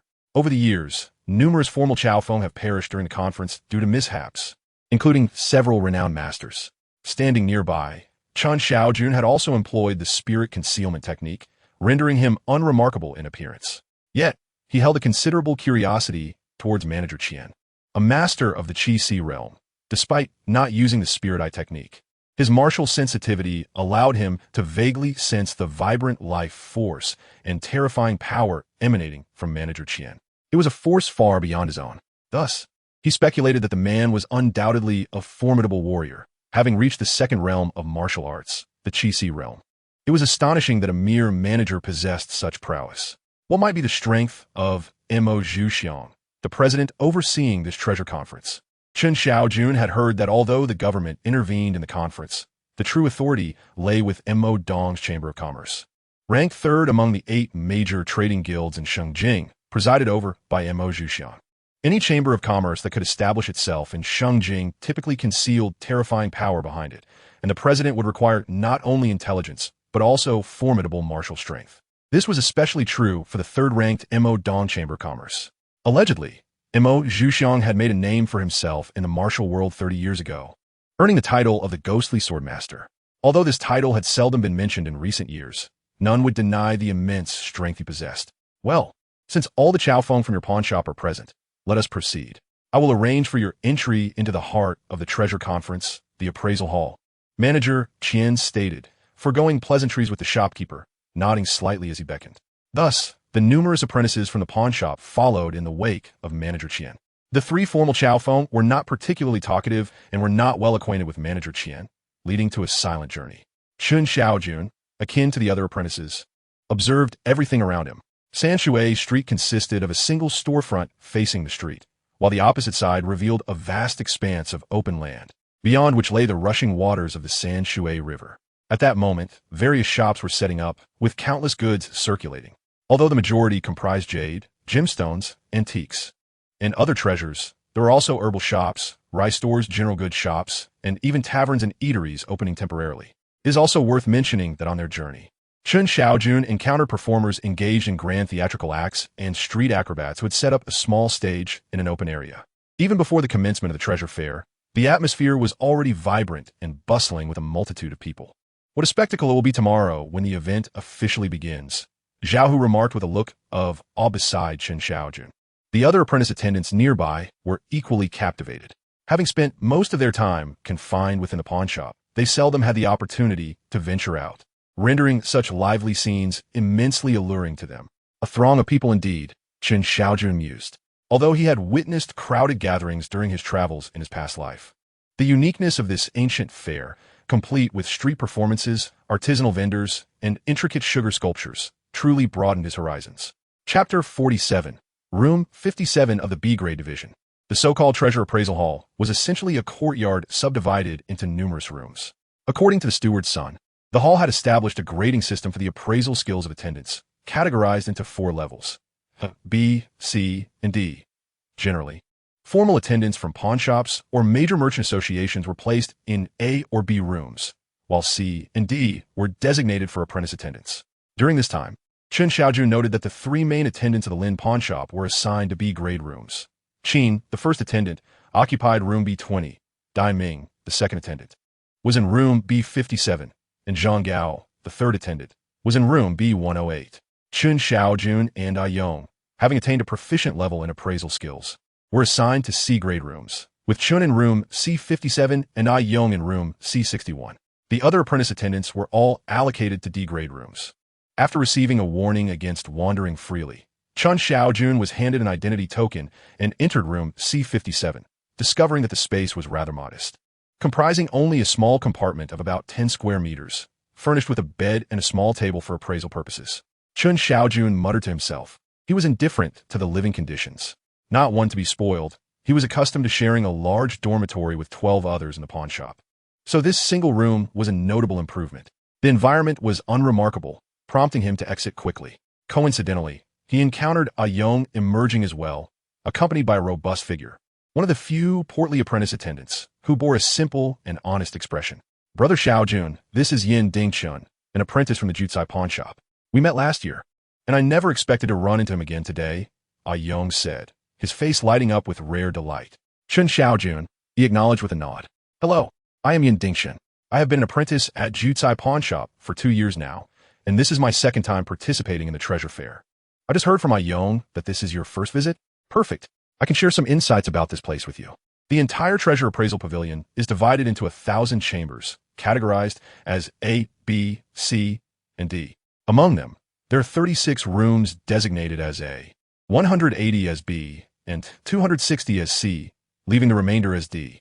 The allocation of rooms within the Treasure Appraisal Society is based on merit.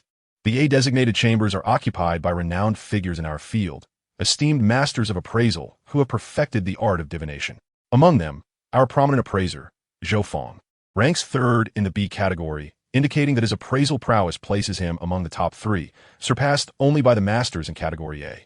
Next, we have the C-designated chambers, where we reside, filled with individuals who have attained proficiency in the art of divination and have the potential to advance to the status of formal appraisers.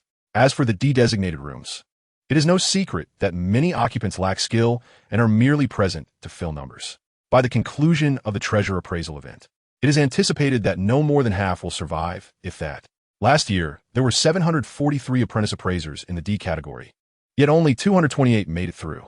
Their living conditions are the most dismal. Despite our own cramped quarters, theirs are half the size, making even the simplest movements a challenge. In cases of higher occupancy, it is not uncommon for 2 individuals to share a single room. Yin Dingchun was quite enthusiastic. Before Chen Shaojun could utter a word, he had already launched into an extensive monologue. However, his knowledge of the Treasure Appraisal Hall was limited, making him eager to absorb the insights from his companion. Indeed, this year's Treasure Appraisal event presents myriad dangers for apprentice appraisers. A moment's lapse could lead to the infiltration of malevolent energy, resulting in dire consequences. Each year, formal appraisers have met their demise here. Yet, this venue also serves as the fastest path for our advancement. Each day, the event provides an energy pill to replenish our vigor and enhance our spirits. Among the countless treasures, some rare items harbor auspicious energy and vital essence, greatly facilitating our growth. Upon absorption, not only does one's physique undergo significant enhancement, but the level of divination mastery can also experience a remarkable surge. In the previous treasure appraisal event, I know of 5 individuals who ascended directly from apprentices to formal appraisers, one of whom even originated from a de-designated room. Additionally, several others gained substantial benefits. For example, Fang Yu of Tingyuan Pavilion fortuitously identified a 5-element pearl, channeling the energies of the 5 directions into his being. Although his mastery in divination did not improve significantly, his physique was greatly enhanced, achieving notable progress in body refinement, thus qualifying him as a formidable practitioner. Within Tingyuan Pavilion, his status is scarcely inferior to that of a formal appraiser. Yin Dingshun reflected on this and displayed a look of anticipation. Last year, like Aiyong, he endured the experience without any gains. This year, he resolved to strive for greater achievements, even if he could not leap to the status of a formal appraiser. He aimed to attain alternative advantages akin to those of Fang Yu from Tingyuan Pavilion. A martial artist who excels possesses vast prospects ahead. Chen Shaojun listened intently, gaining not only a deeper understanding of the treasure conference, but also uncovering many hidden secrets. For instance, although it was said that Rune Jiazi contained 36 chambers, in reality, only 27 individuals were qualified to reside there, yet many would not attend this treasure conference. The grandeur of the event was not solely due to the immense profits at stake. Rather, it stemmed from the fact that many treasures originated from the realm of cultivation, with numerous top-tier powers involved. It was rumored that in the previous conference, significant figures had made their appearances, engaging in fierce battles over a single treasure. Furthermore, while the treasure hall did not prohibit attendants from venturing out, it was a prerequisite that one must be a formal attendant. As night fell, Chen Shaojun remained in a narrow partition, contemplating the Supreme Response Sutra. Upon completing his meditation, he felt a surge of internal energy. However, he abruptly paused. A hint of confusion etched across his face. For some reason, he had accumulated more energy from today's practice of the Supreme Response Sutra than ever before. Typically, after a session, his internal energy would increase only slightly, but this time it had surged by 3-fold. Was it due to the change in environment? Chen Shaojun recalled ancient legends regarding the realms of celestial abodes. While the treasure hall could hardly be considered such a realm, the feng shui was likely superior to that of a pawn shop, with the ethereal qi of heaven and earth being more abundant. The 48th chapter, Tiger and Leopard Thunder Sound. One session of meditation yielded results equivalent to 3. Perhaps during this treasure conference, my internal energy would refine and ascend to a higher level. Chen Shaojun felt a thrill of excitement. Although the enhancement of his internal energy did not significantly bolster his overall strength, his primary prowess still lay in martial arts. It would enable him to employ the divination technique for treasure appraisal. The stronger his internal energy, the longer he could sustain the divination technique, allowing for the identification of more treasures. Naturally, this would lead to richer rewards obtained through the spirit treasure appraisal. Although the technique of Li Dai Tao Jiang held boundless utility, it ultimately lacked a degree of initiative. In the event of an unexpected encounter with malevolent spirits or other dangers, he would find himself somewhat at a disadvantage. The next day, as dawn broke with a dim light, guards were stationed every few steps, indicating the high regard held by the authorities for this treasure conference. Chen Shaojun glanced toward the guards and skilled merchants assigned to watch over the appraisal rooms before silently awaiting developments within his quarters. Soon, he sensed movement outside the door and watched as a servant brought in a tray to the adjacent room 58. Stealing a glance, he saw that the tray held a pristine white jade lotus, flawless and resplendent from a distance. Utilizing the spirit eye technique, he perceived the ominous energy of 56 strands, swaying like an unspoken challenge. A treasure imbued with such malevolent energy would undoubtedly be classified as a low-grade magical item, capable of bestowing a commendable skill or martial art. Regrettably, this was only the beginning, as the second, third, and fourth trays were delivered one after another by various servants to the respective appraisal rooms. As if determined to oppose him, they all overlooked him. What is the matter? Do they look down upon my appraisal skills? At last, as another attendant disregarded his eager gaze and slipped past him, he could not help but grasp the individual's arm and inquire, "Good sir, Is there any documentation for the treasures sent to the appraisal room?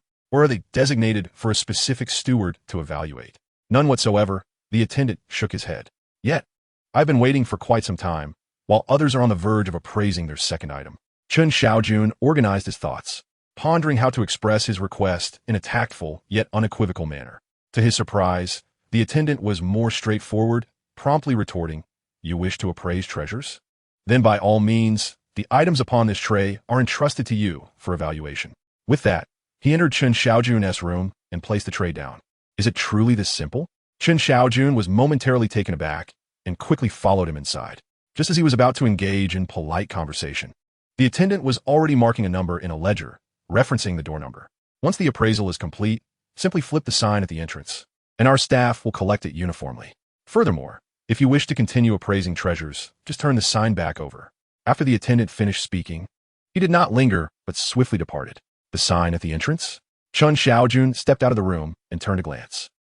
No wonder several attendants had passed by without leaving any treasures. It turned out the sign hanging at the door was facing the right way, displaying a white side inscribed with the character for receive, while the reverse was red, marked with the character for empty. Previously, an attendant had delivered a dozen bamboo incense sticks and a small basket of candles, along with a vial of energy pills. These energy pills were meant to restore the vitality of the stewards and apprentices, and though labeled as a vial, it contained only a single pill, intended to enable the stewards to appraise as many treasures as possible. Let us make this first time a formal affair, Chen Shaojun murmured, lighting the candles and incense. The spirit eye technique was quietly invoked. 43 strands of malevolence, a meager sum, yet sufficient. Soon, the candle extinguished and the 3 sticks of incense burned to completion. Chen Shaojun began the formal appraisal of the treasures. A subtle shift in his inner magic allowed the divine vision technique to be successfully enacted. Zzz. The malevolent energy within the treasures was swiftly provoked and, in the blink of an eye, completely dispelled by Chen Shaojun's mental prowess. The spirit treasure mirror materialized, reflecting the form of the treasures. The ancient material, long sealed away in a household for nearly a century, had only recently been discovered and sent forth. His eyes flickered slightly as the spirit treasure mirror began to assess and classify the item. Low-grade magic artifact. A reward manifested. Thunderous sound of tigers and leopards. A martial skill has emerged? Chen Shaojun absorbed the information flooding his mind, quickly discerning that this was a rather sophisticated sonic martial art. Its true purpose was not for combat. Rather, it served as a supplement to body refinement techniques. Once the thunderous roar of the tiger and leopard is unleashed, the entire being of the martial artist, flesh, skin, meridians, bones, and viscera, will resonate in a unique state of harmony. In this resonant state, the practice of body refinement will yield results that are exponentially more effective, leaving no detail overlooked.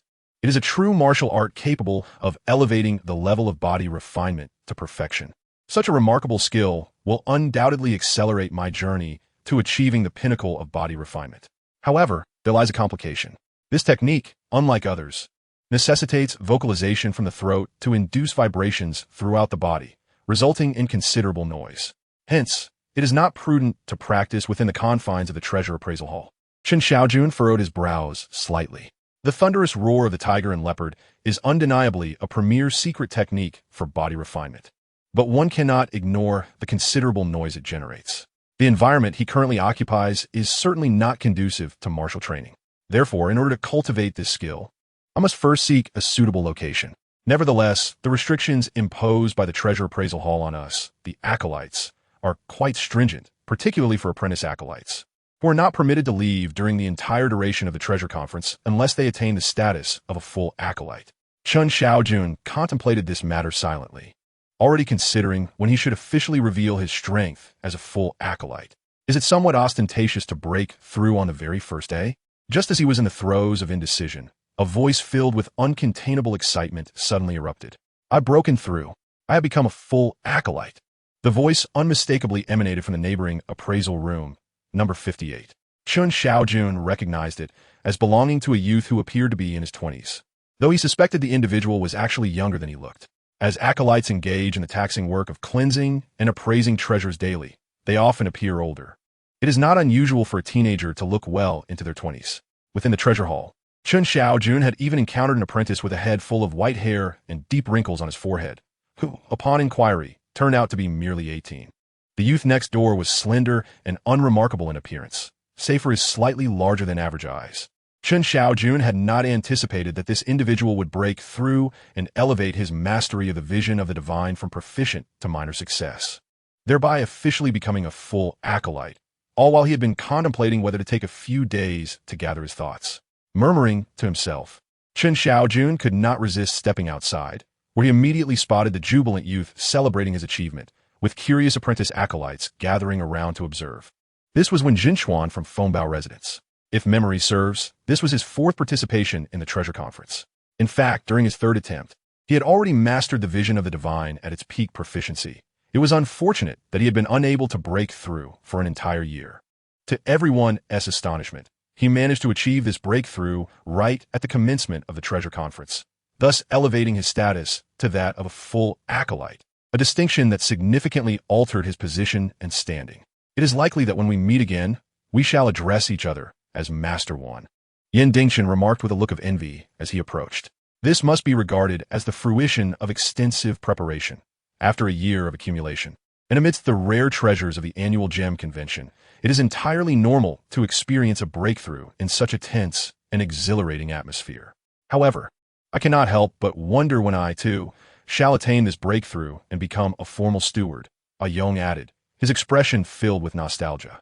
Soon, Manager Sun from the Treasure Appraisal Hall approached, conducting a verification that confirmed Wen Jinchuan's capability as a formal steward, thereby elevating his status and relocating him to the esteemed Room B.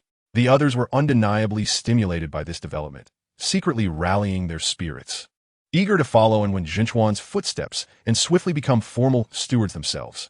In fact, among the over 300 steward apprentices in the C category, many, like Wen Jinchuan, had attended the gem convention 3 or 4 times, with a few even participating 5 or 6 times. Several years ago, they had already mastered the art of divine perception to its utmost limit. Regrettably, achieving minor success is a significant hurdle. One must either rely on gradual accumulation and diligent practice for a breakthrough, or, like Wen Jinchuan, experience a moment of enlightenment that leads to immediate advancement. Of course, the auspicious treasures present at the convention serve as another method, albeit one contingent upon fortune. When luck smiles, the auspicious energy nourishes and the essence of the spirit invigorates, leading to rapid progress. Conversely, should fortune elude one, encountering malevolent energies or haunted treasures could lead to dire consequences. Suddenly, a scream pierced the air, causing the countenance of all present to shift dramatically. Shortly thereafter, an announcement was made. Apprentice steward from room C73 succumbed to malevolent energy, deceased. A collective gasp arose among the previously fervent apprentices, as if a bucket of cold water had been splashed upon them in the depths of winter. How brief was the span of time? Had one already perished in their midst? Chen Shaojun furrowed his brow, feeling a pang of reflection. In this realm of treasure appraisal, some ascend to great heights while others plummet into the abyss. It is indeed an industry rife with uncertainty and peril. One must be prepared for such risks when deciding to remain within this profession. Many may be driven by necessity, yet there are those who have long accepted their place and view it as a stepping stone towards advancement. For the impoverished, who lack the means for education or martial training, ascending to greatness is an arduous task, though the mortality rate among pawnbroker stewards is high. Attaining the status of a formal steward bestows an esteemed position that many envy. For Chen Shaojun, his resolve to persist in this industry is solely inspired by the appraisal rewards from the spirit-communicating treasure mirror. As he flipped the sign at the entrance to summon those within the treasure appraisal hall to collect their evaluated treasures, he chanced upon 2 guards carefully carrying a rigid corpse from room C73 on a bamboo stretcher. The body, afflicted by malevolent energy, bore a visage of dark purples, eyes wide with terror, as if witnessing an unspeakable horror, emanating a chilling aura that rendered the guards visibly tense. Before long, a servant entered to retrieve the completed treasures for appraisal and presented a second item.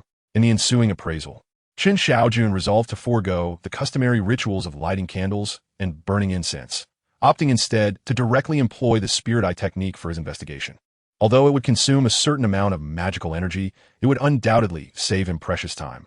With a sweep of the spirit eye technique, The intensity of the malevolent aura surrounding the treasure became immediately apparent. 15 strands of it. The divine vision technique was invoked, and in an instant, the malevolent energy was purified entirely. In his current state, Chen Shaojun was remarkably swift in assessing treasures with relatively low concentrations of malevolence. The Spirit Treasure Compendium facilitated the classification and evaluation of the item, a treasure of common grade, yielding a reward in the form of a spirit-nourishing pill. This was quite satisfactory, as it far surpassed the energy pills provided by the appraisal hall. Having consumed the spirit-nourishing pill before, Chen was well aware of its effects. It restored energy and nurtured the spirit. With just one pill, not only could it completely rejuvenate his depleted mental energy, but it also enhanced his spirit, allowing for an elevation beyond his original capacity. While excessive consumption would diminish the effects, the initial pill had already granted him a 30% increase, and the second one offered an additional 15%. He estimated that even once the effects waned, he would still be able to double his mental capacity from its original state. Continuing on, Chen Shaojun flipped the sign at the entrance. The appraisal hall was bustling with attendants, and as time passed, an increasing number of individuals entrusted their purchased treasures to the hall for evaluation by the appraisers. Thus, upon flipping the sign, it was not long before someone approached to collect a treasure and deliver it for appraisal. This time, it was a ring. The black ring appeared metallic, yet its weight was peculiar. Remarkably light, it felt almost insubstantial in his hand. After scrutinizing it closely, Chen Shaojun found nothing of note, and, not wishing to dwell on it further, activated the Spirit Eye technique. The overwhelming malevolent energy nearly blinded him. After some time, he regained his composure and, upon looking again, began to adapt to the intensity, soon detecting a subtle distinction. The crimson malevolence coiled around the ring, but beneath it lay a transparent substance enveloping the black ring entirely. Chapter 50, The Law Ring. The malevolence enveloped the surface, yet beneath this aura, there existed a barrier. Perhaps only by breaching this barrier could the true nature of the treasure be revealed. Chen Shaojun blinked, suddenly realizing his fortune. He had encountered a treasure abundant with malevolent energy, sufficient to be overwhelming. Such an item, presented to an ordinary apprentice appraiser, would surely spell doom for anyone attempting to assess it. The apprentice from room 73 had likely met a similar fate, succumbing to the onslaught of malevolence during his appraisal of such a potent item. Moreover, the presence of the transparent substance beneath the malevolent energy only deepened his unease. What could this transparent material be? It bore no resemblance to malevolence, instead reminiscent of a barrier. A barrier? A restriction? Could this ring be a relic of a cultivator? Chen Shaojun pondered, hesitating as he considered the implications. Approaching this treasure was fraught with peril. He surmised that it was anything but ordinary. It remains uncertain who assigned this task, or which fortunate individual seized the opportunity to acquire it at a modest price. Otherwise, it is unlikely one would find themselves in the confines of the C-class rooms. Nevertheless, despite the trepidation that lingered within, Chen Shaojun understood he must proceed with the appraisal. At this juncture, relying solely on the spiritual eye technique could no longer ascertain the inherent dangers. Hence, adhering to the customary practices of the treasure appraisal ritual, he lit a candle and ignited 3 incense sticks. With focused intent, Chen Shaojun awaited in silence, also mentally reciting the Taishang Guineaing scripture to replenish the magical energy expended during the previous appraisal. As the incense burned for the duration of 1 stick, Chen Shaojun opened his eyes. The candle had nearly extinguished, allowing him to breathe a sigh of relief. At the very least, this indicated that no malevolent spirits were involved, for if any were present, the candle would have been snuffed out. A person possesses 3 flames, and if one were to light a stick in the room, the adversary would undoubtedly extinguish the more vulnerable flame first. However, as he gazed at the 3 incense sticks, a chill crept into his heart. All 3 had extinguished in the center, forming a pattern of 1 short and 2 long.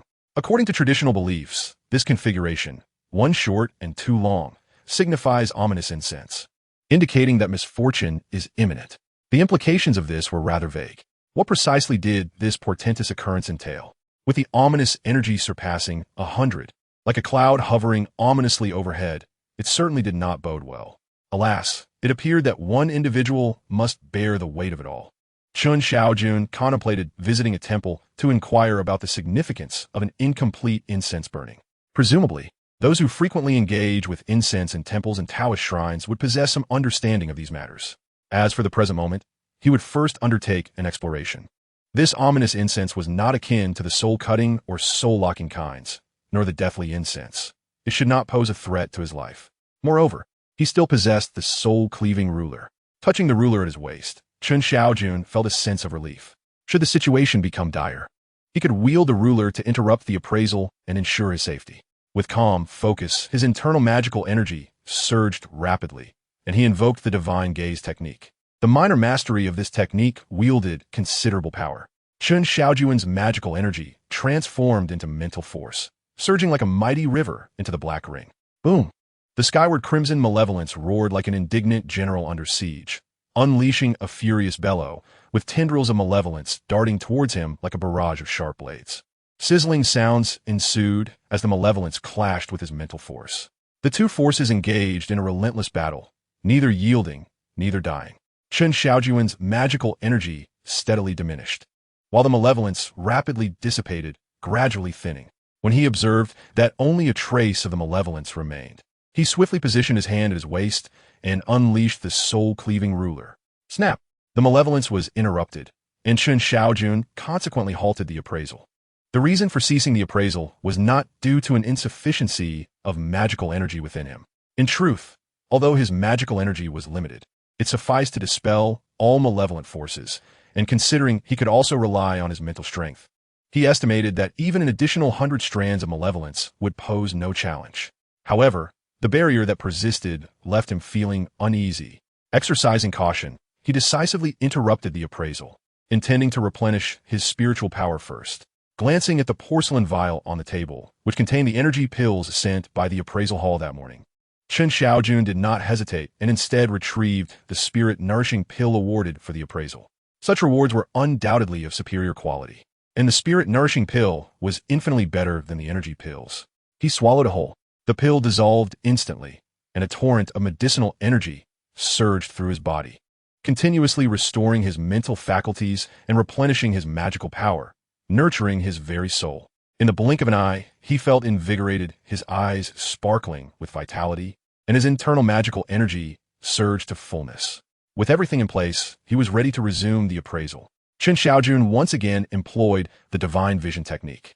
A wave of mental power erupted forth like a colossal tsunami. Upon almost touching the black ring, the remaining strands of malevolence disintegrated into ashes.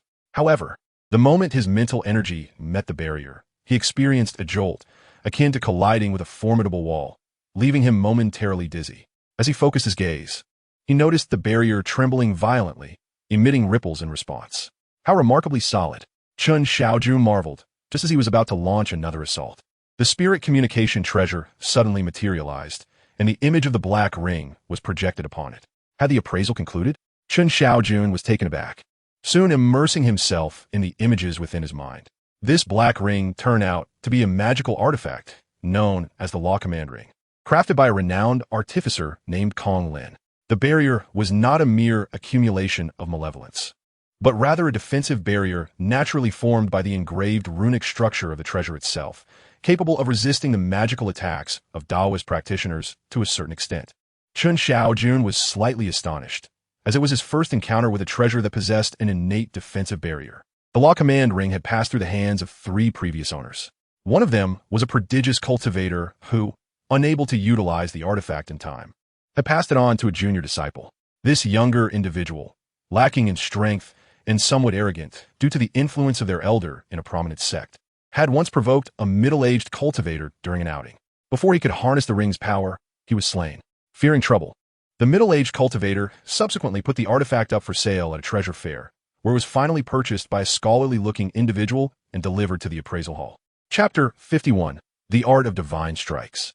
Chen Shaojun's gaze grew distant as he gleaned information about the Law Command Ring from the imagery, momentarily startled. He had not anticipated uncovering a minor grudge intertwined with its history. To his knowledge, the young individual depicted in the image, though lacking in strength, hails from the formidable Li family, one of the prominent 8 families of the side gates in Shengjing City. Due to his innate talent for cultivation, he is held in high regard. The direct relative, specifically the disciple shown in the image, is currently practicing at the Wanfazong of Qinglian Mountain and shares a close bond with this younger member, Otherwise, he would not have bestowed upon him the Yufar ring. Now that he has inexplicably met his demise outside, the Li family will undoubtedly seek retribution. Although the middle-aged man acts with decisiveness and caution, he has ultimately succumbed to a bit of greed. Once one has grasped such a treasure, it is not easily relinquished. Nevertheless, this matter bears no direct relation to him. He merely needs to methodically complete his appraisal and thus did not dwell on it further. The scene faded away.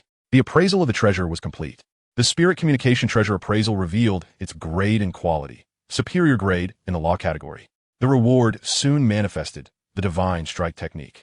Divine Strike? Could it be akin to the spells described in the films of his past life, invoking spirits to enhance one's strength and prowess? Chen Shaojun was momentarily taken aback, but soon received a stream of information in his mind.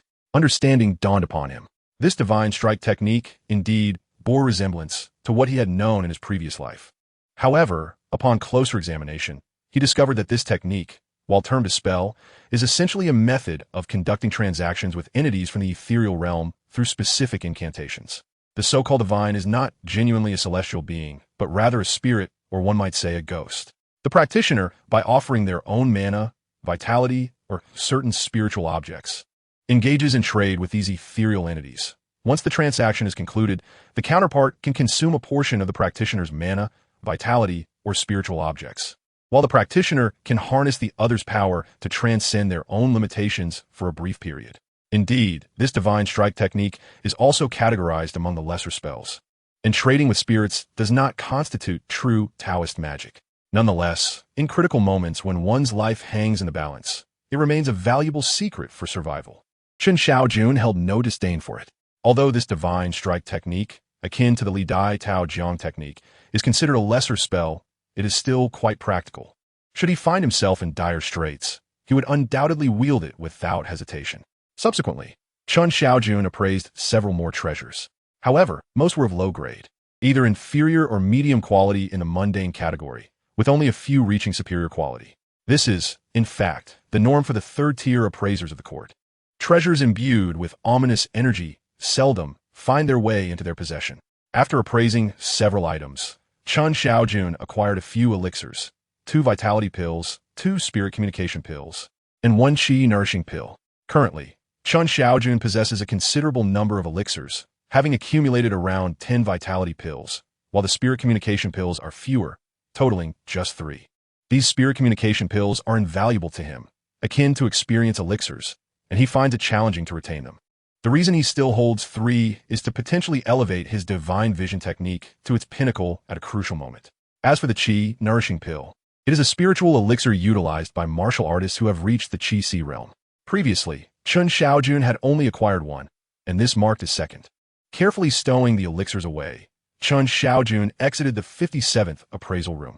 At that moment, a guard, armed with a long knife, was patrolling the vicinity. Though he claimed to be on the lookout for external threats, it was likely that he was more vigilant against the apprentices of the court, particularly in light of recent fatalities among them during the appraisal process. Naturally, they had to be cautious about potential panic-induced escapes. Chen Shaojun's sudden appearance swiftly captured the guard's attention, who tightened his grip on the knife's hilt, poised for action. Yet, Chen Shaojun remained remarkably composed and stepped forward to inquire, "Excuse me, good sir, where might I find Manager's son? What business do you have with Manager's son?" The guard replied, momentarily taken aback, his demeanor softening, though his hand on the hilt did not relax. "Well, during my appraisal, just now, I fortuitously experienced a breakthrough and may have officially become a court attendant. Therefore, I would like to request Manager's son's presence to verify this matter." Chen Shaojun spoke in a calm tone. In reality, he had long intended to elevate his divine perception technique to a minor success during the treasure conference. However, when Zhenchuan in the adjacent room unexpectedly achieved a breakthrough, it felt too coincidental, prompting him to postpone his own attempt. Now, having appraised several low-tier treasures consecutively, and fully aware that only official court attendants could freely enter and exit the treasure appraisal hall, as well as have the opportunity to practice martial arts outside, he could no longer contain himself and willingly revealed the fact that he had become an official attendant. "You have become an official attendant?" The guard was taken aback, well aware of the distinction between apprentices and official attendants. Not daring to be negligent, he promptly ushered Chen Shaojun to Manager. "Sunday greetings, Manager's son." Chen Shaojun bowed respectfully. "You too. have broken through to become an official attendant? Manager Sun, who had been enjoying tea in the reception area, stood up in astonishment upon hearing this. I am uncertain if it is indeed a breakthrough, but I feel as though my vitality has undergone a transformation. Appraising treasures has become significantly easier, and it seems I can dispel malevolence more effortlessly, Chen Shaojun said, feigning a cautious demeanor, appearing somewhat nervous in the presence of such a prominent figure as Manager Sunday. This act was, of course, a deliberate facade. He understood that the most adept form of concealment lies in conforming to the preconceptions others hold of oneself. After all, he was not well acquainted with Manager Sun. If his ruse were to be discovered, it would likely be dismissed as an instinctual form of self-protection. Manager Sun regarded Chen Shaojun before him, aware that most apprentices like him came from impoverished backgrounds, having been bound by contracts of servitude from a young age. They tended to be cautious, fearing mistakes. Even when completely assured, they would only express 8/10 confidence, never questioning their circumstances. With a warm smile, he said, "I recognize you. You are from the Lin Pawnshop, are you not? Your manager mentioned you before. What is your name?" "Chen Shaojun. My name is Chen Shaojun," he replied earnestly. "Chen Shaojun, is it? There is no need for you to be anxious. I have already called someone over to verify for you. By the way, how did you manage to break through? I recall that when you were introduced, the master seemed to favor another apprentice more. Yet it is you who has ascended to the rank of a formal attendant first." Manager Sun, with an air of curiosity, remarked. Chapter 52, Becoming a Formal Attendant. I truly do not know. After appraising a precious item, I suddenly felt a clarity of mind, and many things simply became apparent to me. Consequently, the process of appraising treasures has become significantly easier than before. It seems that fortune favored me, as I happened to evaluate an item imbued with auspicious energy. Speaking of which, you are the second apprentice today to experience such good fortune. Manager Sun expressed his sentiments without a hint of skepticism. The second, you say? Who is the other one that has also broken through to become a formal attendant? Chen Shaojun inquired with intrigue. He considered himself a mere impostor, while the other truly possessed extraordinary luck. Naturally, he was eager to learn more. The first is an apprentice attendant of the Ding clan. Like you, he also appraised a treasure that bore auspicious energy, but his advancement was not as substantial as yours. He merely managed to elevate his mastery of the divine insight technique to a proficient level and has since been assigned to room 73 of the C section. Manager Sun explained. Chen Shaojun was slightly taken aback. Room 73 of the C section was the very room from which the body had been removed. He did not expect a newcomer to inhabit it so soon. While he was pondering this, an elderly man with graying hair entered and said, "Manager Sun, has this young man been promoted to a formal attendant?" "Indeed, I was just about to invite Elder Nya for verification." Manager Sun responded and introduced Chen Shaojun, saying, "This is Elder Nya from the Jiao workshop. Pleasure to meet you, Elder Nya," Chen Shaojun said with a respectful gesture. "A representative from the Lin Pawnshop? An apprentice of Qin Wenshan? Speaking of which, I have had some interactions with Qin Wenshan of your Lin Pawnshop. He is a man perpetually lost in his own world. He aspires to become a master attendant, to catch the eyes of significant figures, and to become a professional treasure decipherer. Given his character, it is improbable that he would invest time in mentoring apprentice attendants. Thus, it seems your rise to formal attendant is indeed fortunate," Elder Nya remarked, casting a surprised glance at Chen Shaojun. Chen Shaojun refrained from elaborating further. It was true that Elder Qin had never acknowledged them apprentice attendants. However, he was curious about the treasure decipher mentioned by Elder Nya and couldn't he help but ask, "What is a treasure decipherer?" A treasure decipherer is, in essence, a type of attendant, but the items they decipher are not ordinary at all. At your current level, there is no need for you to delve too deeply into this. In due time, you will naturally come to understand. Now, verifying whether you have indeed advanced your divine insight technique to a minor accomplishment is quite simple. I have here a blank piece of paper. All you need to do is apply the divine insight technique and pierce this paper from a distance of 3 feet. Old Master Nya expressed a hint of sentiment and, after a moment of contemplation, chose not to elaborate further. Instead, he shifted his tone and began to assess young Master Chen. Although curiosity stirred within Chen Shaojun, he could only nod in response. The art of divine perception was invoked, and this time, he refrained from employing magical powers, relying solely on his mental strength. The pure force of his will, under Chen Shaojun's control, surged forth like a sharpened blade. Indeed, the art of divine perception had reached a modest level of mastery. The rice paper split down the center as if cleaved by a sword. "Young man, Your progress in the art of divine perception is not merely a simple initial accomplishment. Master Nie's eyes sparkled with interest, and he expressed his eagerness to nurture talent, saying, "Once the treasure conference concludes, would you be interested in working at my Jiao workshop? Our establishment far surpasses your Lin family's pawn shop, boasting 5 official attendants. I am several years your senior compared to your esteemed Qin, having already trained 2 official attendants and 5 apprentices proficient in the art of divine perception. You possess remarkable talent at such a young age, yet without guidance. Your path may be fraught with challenges. Consider joining my Jiao workshop, where I can provide you with answers to any questions you may have. Even regarding the treasure appraisal you inquired about, I possess some knowledge that could illuminate your way." Chen Shaojun sensed the implication of Master Nie's words, and, wishing to avoid excessive attention, replied with a respectful fist clasp, "I am truly honored by your generous offer, Master Nie. However, I currently have no intention of changing my affiliation." Master Nie, undeterred, merely suggested that Chen ponder the opportunity further before taking his leave. Master Nie's suggestion is certainly worth considering. Jiao Workshop indeed holds greater prestige than your Lin family's pawn shop, remarked Manager Sun with a smile. Chen Shaojun nodded in agreement, yet his resolve remained unwavering. In truth, were it not for the rewards associated with treasure appraisal, he would have little desire to remain at Lin's pawn shop, let alone contemplate other establishments. Manager Sun discerned Chen Shaojun's sentiments and refrained from pressing further, nodding before continuing, "Well, since you are now an official attendant, your treatment within the treasure appraisal hall will naturally improve. Henceforth, you shall occupy room 137. Additionally, here is your identification token. With this token, your privileges at the treasure conference will be elevated. Notably, your appraisal reward will increase from the previous 100 coins per item to 1,000 coins, equivalent to 1 tael of silver. By the end of a treasure conference, you could amass enough from these commissions to secure a substantial residence within Shengjing. Is that so? That is splendid news. However, Manager Sun, I have heard that official attendants enjoy the freedom to come and go from the treasure appraisal hall. Is that true?" Chen Shaojun inquired as he rubbed his hands together. "Indeed, with your identification token, you may freely enter and exit the treasure appraisal hall. However, this privilege is only granted after sunset. Even if you reside outside, we shall not impose upon you. Each official attendant is required to complete a minimum of 5 appraisals daily." Understood. Chen Shaojun was instantly filled with excitement. At last, he had the opportunity to find a suitable place to practice martial arts. Moreover, he was quite eager to witness the lively atmosphere of the treasure exhibition.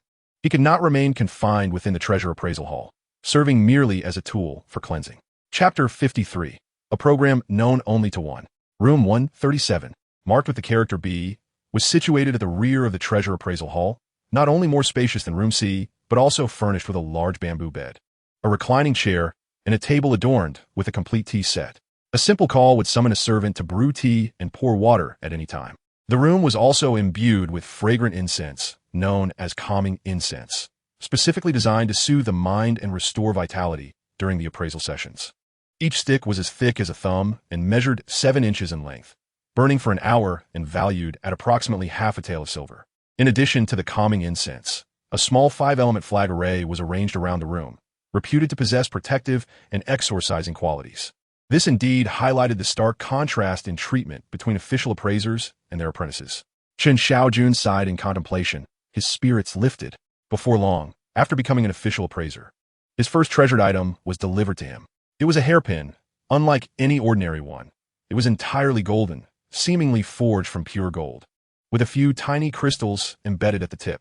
Upon invoking the Spirit Eye technique, he detected over 70 strands of malevolent energy, posing a negligible threat. Chen Shaojun employed the Divine Vision technique, unleashing a torrent of mental energy that manifested as a sharp blade, dispersing the malevolent energy in an instant. The spirit-communicating treasure mirror appeared, tracing the origins and determining the grade of the item. It was classified as a low-grade magical artifact. As a reward, he received an invisibility talisman, which, when activated, could render the body hidden from sight, making it nearly impossible to detect even in broad daylight. This invisibility talisman could indeed be deemed a life-saving charm. Chen Shaojun turned the talisman over in his hand, admiring its bright orange hue, adorned with a specially crafted incantation for invisibility. A sense of joy filled his heart. He now possessed 3 talismans: the Calming Talisman, the Crossing Calamity Talisman, and this Invisibility Talisman. Although none were offensive talismans, They significantly enriched his reserve of protective measures. Undoubtedly, what he truly desired were offensive talismans or spells. After all, offense is the best defense.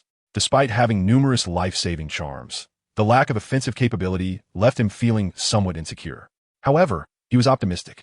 The treasures appraised by official appraisers often bore heavier malevolent energy, indicating that they should possess higher ranks.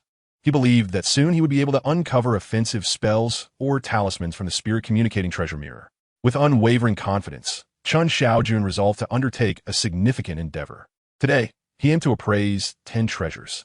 However, once the hairpin was taken away, no new treasures were sent. The day had grown dark, and the first day of the treasure exhibition was drawing to a close. Most of the attendants have already exhausted a considerable amount of mental energy, leaving them utterly fatigued. Although Chen Shaojun still possesses some vigor, the overarching command structure will not alter its course for the sake of one individual. The canteen has always been a nexus for various tidings. Indeed, the treasures at this gathering have proven to be fraught with peril, far more than one would typically anticipate. I nearly succumbed earlier. The malevolent aura of a particular artifact was far more potent than I had imagined.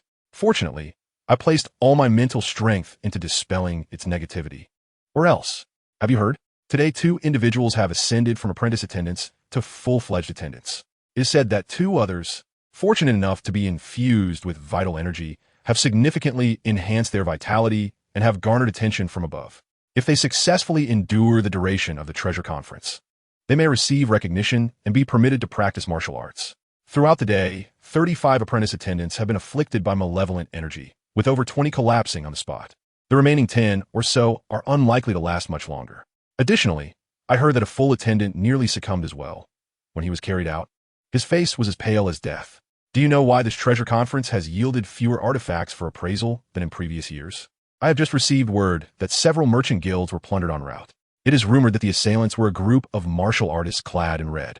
Chen Shaojun silently sifted through the pertinent information, and upon hearing about the plundered merchant guilds and the red-clad warriors, he raised an eyebrow. Recalling the details revealed in the spirit communication treasure mirror when he vanquished that specter with his formidable golden king palm. Was not that blood-red flag originally seized from a merchant guild by a group of red-clad warriors? After dinner, and following registration at the entrance, Chen Shaojun successfully exited the treasure appraisal hall. Even as nightfall approached and many large shops closed their doors, numerous street vendors remained engaged in trade along both sides of the road. As he walked, Chen Shaojun observed the peculiarities around him. Suddenly, he halted, his gaze fixed upon a small stall ahead. The stall was unremarkable, with only a few beast fangs and claws, a couple of jade pendants, and a few miscellaneous books recounting tales of chivalrous heroes. However, what truly caught Chen Shaojun's attention was the stall's proprietor, the middle-aged man who had appeared in the spirit communication treasure mirror during his appraisal of the mastery ring, the one who had retaliated against a descendant of the Li family. He had not anticipated that this man would still be present, operating his stall until now. Although surprised to see him, Chen Shaojun did not dwell on it too much. Long ago, he had come to understand that the images revealed in the spirit communication treasure mirror were not mere fabrications, but rather reflections of real-world events. Shengjing City is vast, yet the traces of treasures can be found throughout the world. He would invariably encounter the custodians of these artifacts, uncovering countless secrets hidden in the annals of time. Thus, the reason for Chen Shaojun's pause was not merely the middle-aged man, but rather another figure, an elderly man standing not far from the stall. The elder, with an unremarkable countenance, seemed to focus his attention on a street performer entertaining with monkeys. Yet, as his gaze shifted, it was evident that it lingered more on the middle-aged man. Chen Shaojun recognized the elder's identity. The image of this man was also captured in the spirit communication mirror, where the younger generation referred to him as Seventh Master, while the martial world knew him as Ghost Hand Chi, a figure notorious among the Li family of the heterodox sections. Chen Shaojun could not fathom why such a renowned figure as Ghost Hand Chi would be intrigued by a mere monkey show. If he was present here, and his gaze was fixated on the middle-aged man, it could only imply a quest for vengeance. Thus, was this a revenge tale known solely to me? In a fleeting moment, Chen Shaojun made a resolute decision. Chapter 54. The completion of body refinement, the unity of chaos. Retreat 3 paces. Maintain respectful distance. In the realm of martial combat, safety is but an illusion. Even as a mere spectator, one might become embroiled in unforeseen calamities. recalling the ruthless decisiveness and the almost unfathomable speed of the middle-aged man's blade as depicted in the spirit communication mirror. Chen Shaojun did not believe he possessed the ability to evade such danger. Moreover, Ghost Hand Shi was a formidable presence among the 8 prominent heterodox families, with skills that were far from trivial. The clash between the two would not merely create a stir. Even a minor ripple could spell disaster for him. Thus, retreat was the wisest course of action. Unobtrusively, Chen Shaojun averted his gaze and continued onward. Fortunately, the bustling streets offered a cover of anonymity. Under the guise of the concealment technique, his aura was subdued, rendering him inconspicuous. No one noticed his unusual demeanor, and he swiftly distanced himself from the two individuals. Next, he needed to find a suitable location to practice his martial arts. As he traversed from the bustling street to its terminus, the myriad spectacles of the treasure-gathering fair, face-changing, diabolo spinning, pole performances, vocal techniques, throat-top silver guns, and puppet shows captivated his attention and widened his horizons. However, he remained acutely aware that his purpose in venturing out was to locate an appropriate venue for martial practice. After all, the Tiger Leopard Thunder sound was distinct from ordinary martial arts, marked by its grandiose force. Therefore, his training location had to be sparsely populated and relatively open. Fortunately, Sanzhong Street, situated on the outskirts of the capital near the river, presented no difficulty in finding such a locale. Chen Shaojun soon found himself within a grove of bamboo. Not far from the bamboo thicket lay the great river of Sanzhong. Even in the stillness of night, the serene bamboo grove exuded an aura of foreboding, akin to a colossal beast lying in wait. Nevertheless, Chen Shaojun maintained his spirit eye technique, aside from a faint malevolence emanating from the western corner of the grove. All else appeared quite ordinary. After a brief hesitation, he stepped inside. Apart from this place, he could find no other suitable venue in the immediate future. Standing amidst the bamboo, a gentle breeze rustled, bringing a refreshing coolness. Chen Shaojun adjusted his posture and, adhering to the cultivation methods of Tiger Leopard Thunder Sound, controlled the surging blood energy within him, gradually layering his strength. A soft sound resonated from within him. Was the sound so faint? Chen Shaojun felt a twinge of surprise, but was reassured that his cultivation method was indeed correct. The so-called Tiger Leopard Thunder is not the roar emitted by these majestic beasts, but rather the resonant sound that arises from the vibrations within their bodies, emanating from their abdominal cavities. Similarly, the so-called thunder is not the cacophony of a storm, but the faint rumbling that precedes rain, a low, muffled sound that signifies the brewing of a tempest. Tigers, leopards, and lions possess this innate ability. What Chen Shaojun is currently engaged in is the simulation of the rhythmic force within these great felines, producing such sound from within himself. By harnessing this sound, he creates a resonance throughout his entire being, thereby exercising his flesh, bones, and internal organs. Chen Shaojun practiced this repeatedly. Initially, due to his lack of proficiency, the sounds were quite subtle. However, his physique was undeniably robust. The mere vibration of his vital energy could produce a clattering noise. Not to mention, with deliberate control and the invocation of his vigorous energy, the reverberations intensified. The sound gradually expanded, resembling the deep rumble of distant thunder, resonating through his entire body, flesh, vital organs, bones, and meridians, creating a unique process. The internal force synchronized with the sound waves permeated every corner of his being, continually enhancing his physique. 1 breath, 2 breaths, 3 breaths. His vital energy was rapidly depleting. Cultivating the Tiger Leopard Thunder amounted to a perpetual exercise for his entire body, thus hastening the consumption of his vital energy. After a brief period, his stomach emitted a deep growl, a signal from his body reminding him of the need for nourishment due to the significant depletion of his vital energy. Fortunately, he had prepared for this. From his robe, he retrieved a porcelain vial, opened it, and hastily poured forth a scarlet elixir. This elixir was his reward for treasure appraisal, the vitality pill. He swallowed whole. As it settled in his stomach, the rich energy surged forth, circulating throughout his body, alleviating his hunger and fatigue, leaving him invigorated. Buzz, buzz, buzz. Chen Shaojun soon resumed his practice. The sounds began to swell once again, akin to the resonant thunderclaps or the silent roar of a fearsome beast. In the forest, the sensitivity of the insects reached its peak. Amidst the booming sounds, they dared not produce a single chirp. A nearby nest of rabbits trembled in fright within their burrow. The distant snakes and rodents seemed to sense a formidable predator and cautiously retreated into the shadows. Along the river, fish leaped, seemingly celebrating the impending storm. Yet, as they jumped, the arid air left them bewildered. Where's the rain? Within the bamboo grove, Chen Shaojun had already ascended to the 9th level of body refinement. Possessing the capacity for introspection, through diligent practice, his strength had become formidable. With access to internal cultivation methods, he could break through at any moment, stepping into the realm of the sea of qi. At this moment, he was cultivating the thunder sound of tigers and leopards, with his strength resonating continuously, refining every weak aspect of his body, gradually imparting a sense of wholeness. The unity of form and essence emerged as the power flowed through him without hindrance. With the intention guiding the force, he could perceive the blood coursing through his veins, the marrow vibrating, and the internal organs breathing, while the flesh and skin expelled the impurities from within. This sensation was extraordinary. It felt as though, at this moment, he had achieved a profound mastery of martial arts, with a flow of power unimpeded. Could this be the legendary perfection of body refinement? The ultimate unity of chaos? Chen Shaojun speculated within, a surge of impulse rising within him. He yearned to witness the extent of his newfound strength. In an instant, Chen Shaojun opened his eyes. With a firm step forward, a thunderous rumble ensued. A vast expanse of earth sank beneath him, as if the very ground was quaking. The surrounding bamboo swayed violently underfoot, producing a cacophony of rustling sounds, while countless bamboo leaves cascaded to the ground.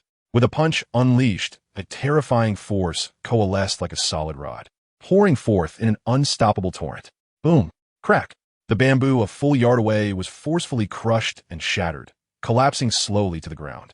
The power of this punch was remarkable. The force extended 3 inches beyond his body, capable of shattering bricks and tiles. This marked the pinnacle of body refinement, allowing him to begin internal cultivation techniques and break through to the Qi realm. Yet, this punch unleashed a force a full yard away, unprecedented in its might, shattering bamboo and wood, surpassing the achievements of typical body refinement significantly. Chapter 55, What is it to him? The thunder sound of tigers and leopards. Indeed a premier internal cultivation art. Within just a few hours of practice, Chen Shaojun had elevated his strength to its zenith, achieving a state of unity akin to jade, where his power harmonized seamlessly. With the right techniques, he could break through at any moment into the Qi realm. Contemplating the Qi techniques, Chen Shaojun mused that he must seize the opportunity to diligently identify more precious treasures. Perhaps he could directly receive rewards from the Spirit Treasure Compendium. Just as he was lost in thoughts of swiftly acquiring internal cultivation techniques, he suddenly heard a series of sounds emanating from the western corner. Thud, thud, thud. The sounds were muffled, fluctuating in intensity. What could that be? Chen Shaojun felt a surge of astonishment, sensing something striking against the wooden boards. In the stillness of night, such unexpected noises indeed sent a shiver down his spine. However, having just attained mastery in body refinement, his courage had grown considerably. He activated his spiritual eye technique, gazing toward the western corner, and was taken aback to find that the previously thin strands of malevolent energy had thickened immensely, as if drawn by something toward this direction. After a brief moment of contemplation, Chen Shaojun cautiously approached. Was this a grave? He observed the small mound of earth before him, the soil still fresh, clearly indicating that it had been buried not long ago. However, were these sounds echoing? Could it be that the person buried within is still alive? Chen Shaojun felt a sudden jolt of surprise. Then he discerned something amiss. Even if this were a fresh grave, the dampness of the soil suggested that it had been interred for at least 10 days. In such a confined earthen coffin, he could hardly believe that anyone could still be alive after such a duration. Furthermore, he had noticed some peculiar markings around the grave, flags on all sides, 5 long ropes, and 7 large nails, most of which were buried deep within the earth. The arrangement of these flags and nails was meticulous, hinting at a certain pattern, as if they formed some kind of formation. A formation? Could this be a gathering of yin energy, or perhaps a corpse-rearing array? Chen Shaojun experienced a pang of alarm. Coupled with the intermittent thuds emanating from within the grave, he began to suspect that what lay buried might very well be the legendary, undying zombie. Chen Shaojun was aware that this world harbored spirits and demons. When a person dies, if their breath lingers, they could transform into a wandering corpse. And through the infusion of malevolent energy, they might even evolve into a zombie. Even among practitioners of Taoist arts, there are those who, in pursuit of greater power, specifically collect corpses, employing various formations to gather energy and refine the dead.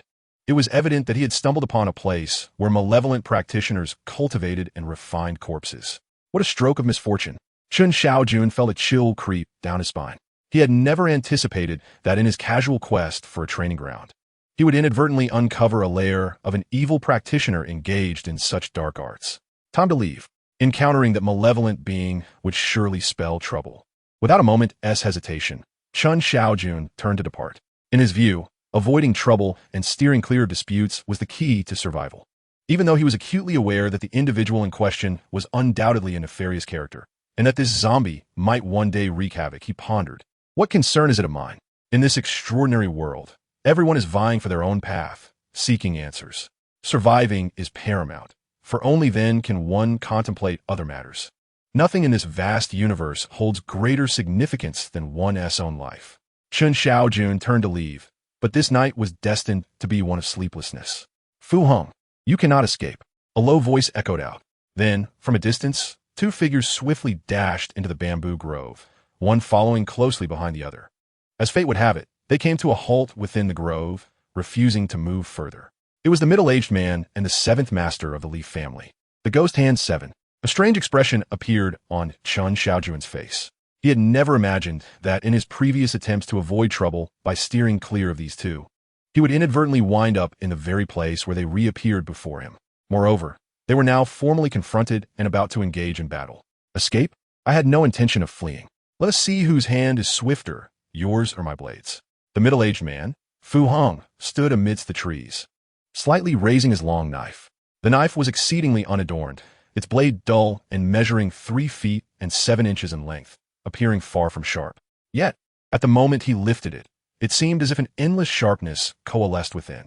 I have long heard of your formidable reputation, Fu Hong.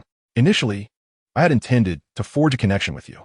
Alas, you made the grave error of provoking the Li family. Although that young man arrogantly flaunts his modest talent for cultivation, it is his favoritism and the influence of his uncle, who practices within the Wanfazong, that shield him from repercussions. Thus, you must perish, and I shall present your head as a token of my success. Gue Shouqi chuckled sinisterly, his eyes narrowing slightly. Is that so?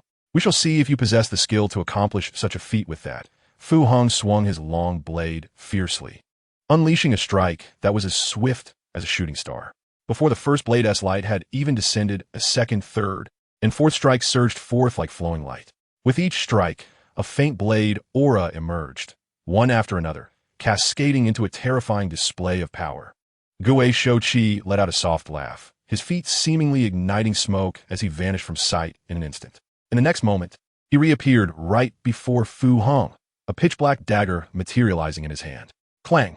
The dagger darted forward, effortlessly cleaving through a blade aura. Rapidly, the two engaged in an intricate duel, one wielding his blade like a whirlwind, while the other maneuvered with his dagger as if threading through flowers. Their battle echoing through the bamboo grove. Crack, crack, crack. The vibrant bamboo stalks were caught in their confrontation, either splintering or shattering, as the overwhelming force unleashed soil into the air, with sparks flying from their clash of weapons. This was true martial prowess. So potent, so formidable, indeed overwhelming. Chen Shaojun initially intended to leave discreetly.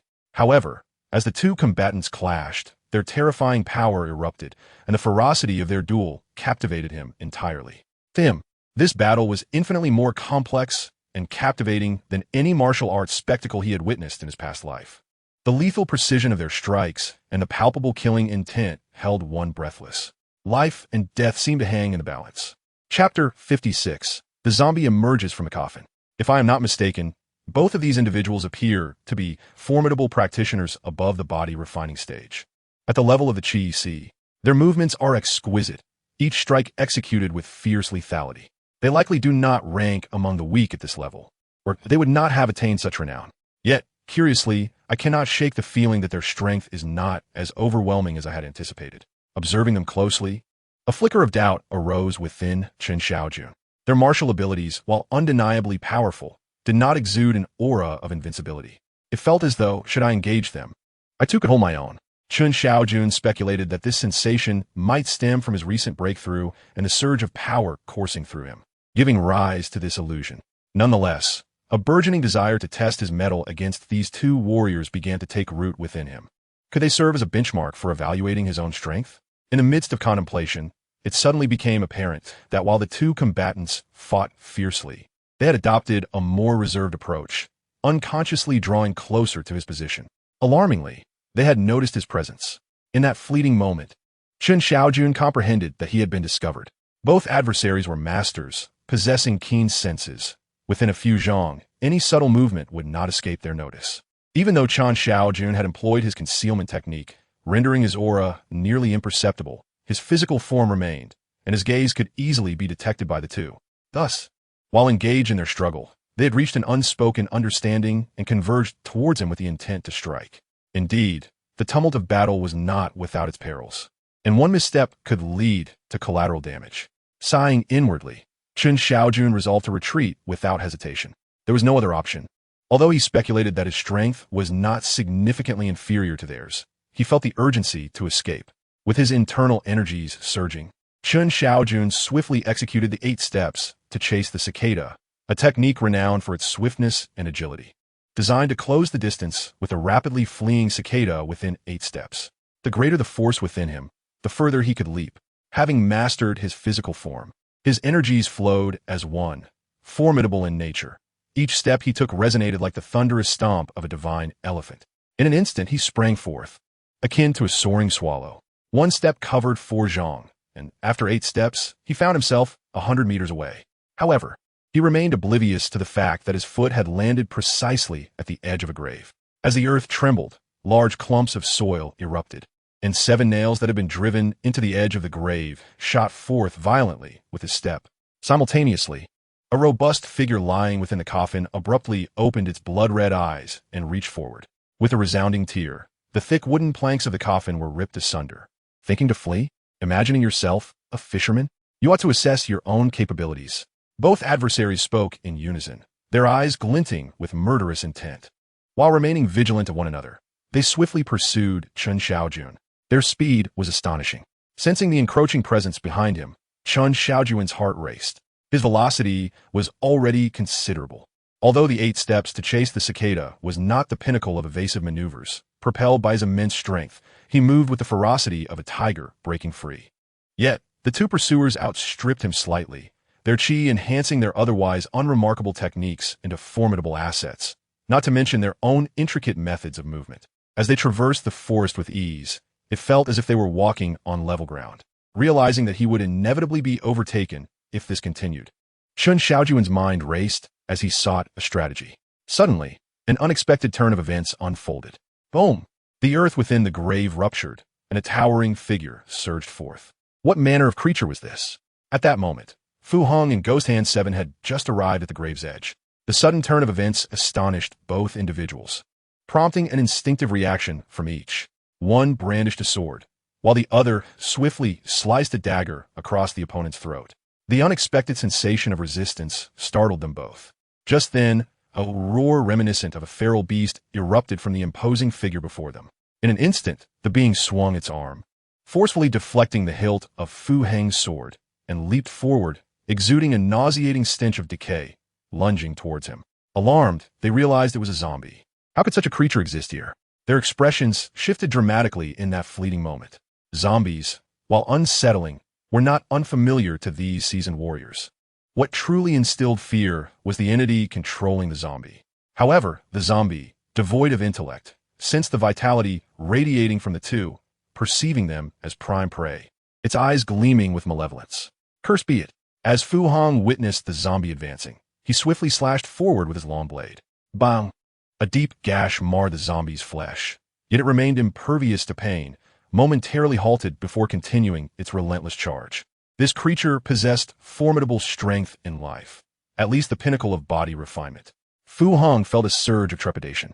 The power of a reanimated corpse often correlated with its strength in life. The mightier the individual in life, the more formidable the zombie post-transformation. This particular zombie, once a master of body refinement, had now attained a level of power akin to that of a first-tier martial artist in the Qi Si realm. I shall assist you. Ghost Hand 7's eyes darted, and he promptly abandoned his pursuit of Chen Shaojun, racing forward with uncanny swiftness. His daggers flashed ominously, lightly grazing the zombie's body before he reappeared beside Fu Hong. You seek death. Fu Hong sensed a shift in the atmosphere, his complexion paling as he twisted his body to narrowly evade a glinting blade aimed at his throat, countering with a sweeping motion of his long sword. Too late. Ghost Hand 7 smirked, a wicked grin spreading across his face as he lightly tapped his arm. Puff! A hidden dart shot forth, striking Fu Hong in the neck. He opened his mouth, attempting to utter a word, but no sound escaped him as he collapsed to the ground with a thud. Lifeless. The rich scent of blood seemed to invigorate the zombie, which let out an exultant roar and lunged onto Fu Hong, its sharp fangs poised to strike, only to be met with a dagger thrust viciously aimed at its head. Puff! History repeated itself. Although zombies were reputedly immortal, their heads remained one of their vital weaknesses. Chapter 57 Clang. Clang. Clang. Having dispatched both a man and a zombie, Ghost Hand 7 did not pause. His figure flickered and dissipated like smoke as he pursued Chen Shaojun. Fueled by his internal energy, his speed was astonishing, and in mere moments, he had closed the distance to Chen Shaojun's rear. Cease your flight. You cannot escape, Ghost Hand 7 called out, his tone laced with a deceptive calmness. As the words fell from his lips, his speed increased. The dagger in his hand danced with a glint of cold light, flickering in the darkness. Senior, it is all a misunderstanding. In truth, I have been here long before you arrived. Everything that transpired was merely a coincidence. I had no inkling that you would suddenly encounter that zombie, which bears no connection to me. I was completely unaware of its sudden appearance. Chen Shaojun, undeterred, unleashed the full potential of his 8 steps to chase the cicada technique. Each step he took resembled the explosion of a small bomb, creating shallow craters in the ground, which he leveraged to leap swiftly into the air. In truth, he felt quite aggrieved. All he sought was to practice martial arts. After much effort to find a suitable location, he had finally begun to reap some rewards, only to discover the sinister array of an evil cultivator engaging in corpse nurturing and refinement. While inadvertently stumbling upon the clash between the middle-aged man and the infamous Ghost Hand 7 of the Leaf family. Under such circumstances, hiding was the most reasonable course of action. Though being discovered was not entirely unexpected, he had left traces of his martial practice behind, especially the broken bamboo and wood. Yet, he had no intention of prying into others' affairs, nor did he ever consider playing the role of a bystander. I understand. Regardless of Chen Shaojun's connection to that zombie, he must not be allowed to live. Should the corpse-nurturing practitioner learn that it was he who dispatched the undead, retribution would surely follow. The Leaf family, while formidable, would not wish to provoke a mysterious practitioner of the dark arts without cause. Chen Shaojun furrowed his brow and retorted, "Is there truly no room for negotiation?" Ghost Hand 7 chuckled. "Do not worry. I shall not allow your demise to be so effortless. I have recently been studying a particular craft, an imperial technique known as Ling Qi. Although my skill is still somewhat rudimentary, having tested it on a few subjects who barely lasted up to 371 cuts, I believe your robust vitality and well-honed physique could endure far longer. The question now lies in whether you possess the capability to withstand it." With a sigh, Chen Shaojun reflected. If it were possible, he would prefer to avoid entanglements. The Leaf family, after all, was among the prominent families of the 8 great sects, boasting considerable strength and practitioners of the way who cultivated within top-tier sects like the 10,000 Methods sect. However, since his adversary was intent on bringing about his demise, he would not remain passive. Pausing momentarily, Chen Shaojun turned decisively. In his hand, a straight ruler had appeared, the severing measurement. A mere struggle for survival, Ghost Hand 7 scoffed. He had long discerned Chen Shaojun's level of strength. At best, he was merely at the peak of the body refinement realm. Faced with a master at the 5th level of the Qi realm, he would stand little chance of retaliation, let alone surviving more than a few exchanges. In the next moment, he appeared at Chen Shaojun's side, his dagger striking like a poised serpent. The clash reverberated through the air as Chen Shaojun's ruler met the dagger with a resounding impact. The tremendous force caused Ghost Hand 7's hand to falter slightly, a tingling sensation coursing through it. What formidable strength! Astonishment welled up within him as the elusive Ghost Hand 7 shifted his footing, appearing instantaneously on the opposite side. Akin to a serpent gliding through the air, his dagger lunging once more. Clang! At that very moment, Chen Shaojun's ruler met the dagger with precision. How can this be? Ghost Hand 7 was taken aback. To have his attacks thwarted twice in succession was truly beyond his belief. Undeterred by misfortune, he launched another assault. Clang, clang, clang. What irked him further was that within the ruler wielded by his opponent lay a unique force of obstruction. Each clash not only sent tingles through his hand, but also repeatedly disrupted the vital energy coalescing within his dagger. Indeed, my instincts were correct. Although my strength may not surpass that of Ghost Hand 7, it is certainly not far inferior. With each successive strike, Chen Shaojun's eyes sparkled with intensity, and his heart swelled with excitement. The exhilaration of this exchange had truly captivated him. It dawned upon him, almost as if in a trance, that his own prowess had evolved to such remarkable heights. Gradually, confidence began to blossom within him. Each strike grew swifter and more powerful. Where intention flowed, strength followed. Each move embodied a seamless grace. How can this be? You are merely at the body refinement stage. How can you possess such strength? Ghost Hand 7 was astounded. He had anticipated an assured victory, only to discover that his opponent's abilities were not in the least inferior to his own, especially that terrifying strength. That peculiar and bizarre force of obstruction, coupled with Chen Shaojun's swordplay that consistently thwarted his attacks at the most critical junctures. Indeed, what Chen Shaojun was employing was a sword technique known as the Little Zhou Tian swordplay. This was one of the rewards he had received from his previous appraisal, and it stood out as a rare defensive sword technique. Named after the Little Zhou Tian, it signified that once executed, it could repel all attacks within a certain radius. Of course, the astonishing efficacy stemmed largely from the ruler in his hand. Even Chen Shaojun himself was unaware that this ruler not only disrupted malevolent energy, but could also disperse the vital energy within Ghost Hand 7's dagger. Thus, it rendered a significant portion of his opponent's strength ineffective. Damn it, who is this person? Although he is clearly of a lower realm, merely at the body refinement stage. His strength is formidable, his swordplay exquisite, and even his weapon is extraordinarily peculiar. Ghost Hand 7 unleashed one exquisite move after another, each faster than the last. Yet, no matter how he attacked, his efforts were consistently thwarted by a single ruler. The frustration of being unable to exert his power drove him to the brink of madness. I refuse to believe this.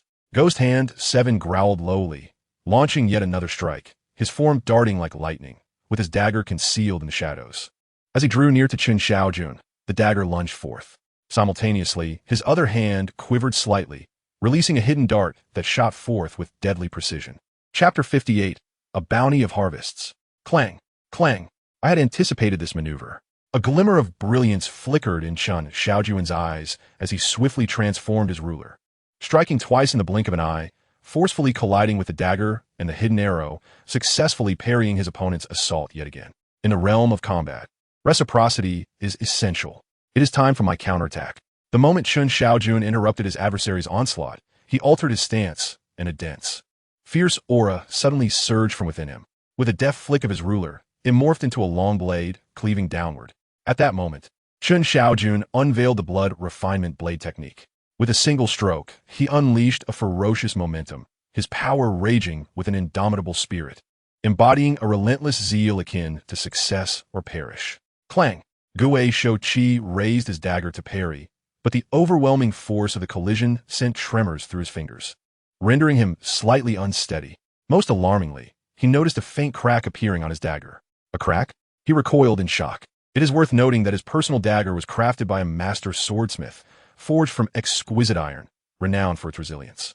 Yet unexpectedly, it bore the first signs of damage upon clashing with his opponent's weapon. Very well, let us continue. Following the initial strike, Chen Shaojun pressed on without hesitation, delivering another brutal slash that descended with ferocity. Clang! The crack widened. Great Zhou Dynasty, feeling the sting of defeat, was forced to acknowledge that he was at a disadvantage in this exchange. Despite his unwavering confidence in his superior abilities, the unique characteristics of his opponent's weapon and the sharp, unorthodox swordplay seemed to naturally counter him, allowing him to unleash only 70% of his full strength. Furthermore, with his current weapon on the verge of destruction, a desire to retreat began to take root in his heart. Retreat is the wisest course. Great Zhou Dynasty feigned a lunge, then swiftly turned to flee with all his might. Fleeing? Chen Shaojun, exhilarated by the battle, was momentarily taken aback, followed by a surge of indignation. What is this? Just a moment ago, he was shouting for blood, and now that the tide has turned against him, He seeks to escape. Does he think me an easy target? However, when it comes to speed, Chen Shaojun, despite employing the 8 steps to chase the cicada, found himself unable to keep pace. The disparity in their realms was not easily bridged. Moreover, the 8 steps, while a pure technique of strength and agility, paled in comparison to true lightness skills that harness true energy to accelerate, creating a significant gap in their capabilities. Yet, faced with Gui Shouqi's flight, Chen Shaojun was not without recourse. With a flick of his hand, 3 spirit talismans materialized before him. These talismans, Binding Talisman, Invisibility Talisman, and Crossing Talisman, were rewards from the appraisal of treasures, each a precious asset in his eyes, capable of exerting tremendous influence at pivotal moments. In that instant, Chen Shaojun resolutely drew one talisman and activated it without hesitation. Buzz! In an instant, a subtle ripple of mystical energy coursed through Chen Shaojun's body, and an eerie beam of light surged forth like a bolt of lightning, swiftly penetrating the form of Ghost Hand 7. Bang! The next moment, Ghost Hand 7's body abruptly halted, frozen in place, and then, due to inertia, was violently flung to the ground, his face meeting the earth as he was dragged several yards away. This immobilization talisman is truly remarkable. At this moment, what Chen Shaojun had unleashed was indeed the immobilization talisman. However, he had not anticipated its unexpectedly potent effect. Once activated, it immediately took effect, sealing off the true energy within Ghost Hand 7 even as he moved at high speed, rendering his bodily functions paralyzed, akin to a lifeless entity. As he crashed forcefully to the ground, death. The talisman had fulfilled its intended purpose, and without a moment's hesitation, Chen Shaojun rushed before Ghost Hand 7, raising the severing ruler to deliver a decisive blow to his head. No, at that moment, Ghost Hand 7 had just managed to break free from the talisman's constraints using his internal energy, regaining his mobility. Yet it was all too late. He could only watch helplessly as the ruler descended upon him. Bang! Darkness enveloped Ghost Hand 7's vision, and before the fear could fully manifest on his face, he lost consciousness entirely. He was dead. At last it was over. Chen Shaojun let out a long sigh of relief, a complex expression emerging on his face. This battle, while not particularly perilous, had unfolded at such a rapid pace that he needed to reflect carefully to comprehend it fully. He soon reached a conclusion. He had been the unfortunate victim of an unforeseen calamity. How low-key had he tried to be? Even in his training, he sought out secluded places, and had it not been for their sudden appearance, tonight would have undoubtedly been a bountiful night.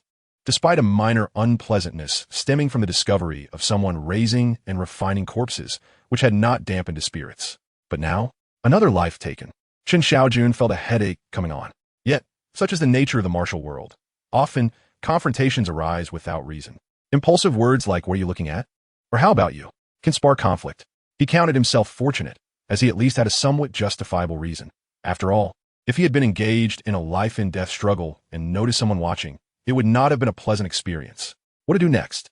Chen Shaojun truly lacked experience in disposing of bodies. The scarred man he had killed previously in the pawnshop had been discarded outside the walls for convenience. Now, while this location was not exactly wilderness, it was not much different with a large river nearby.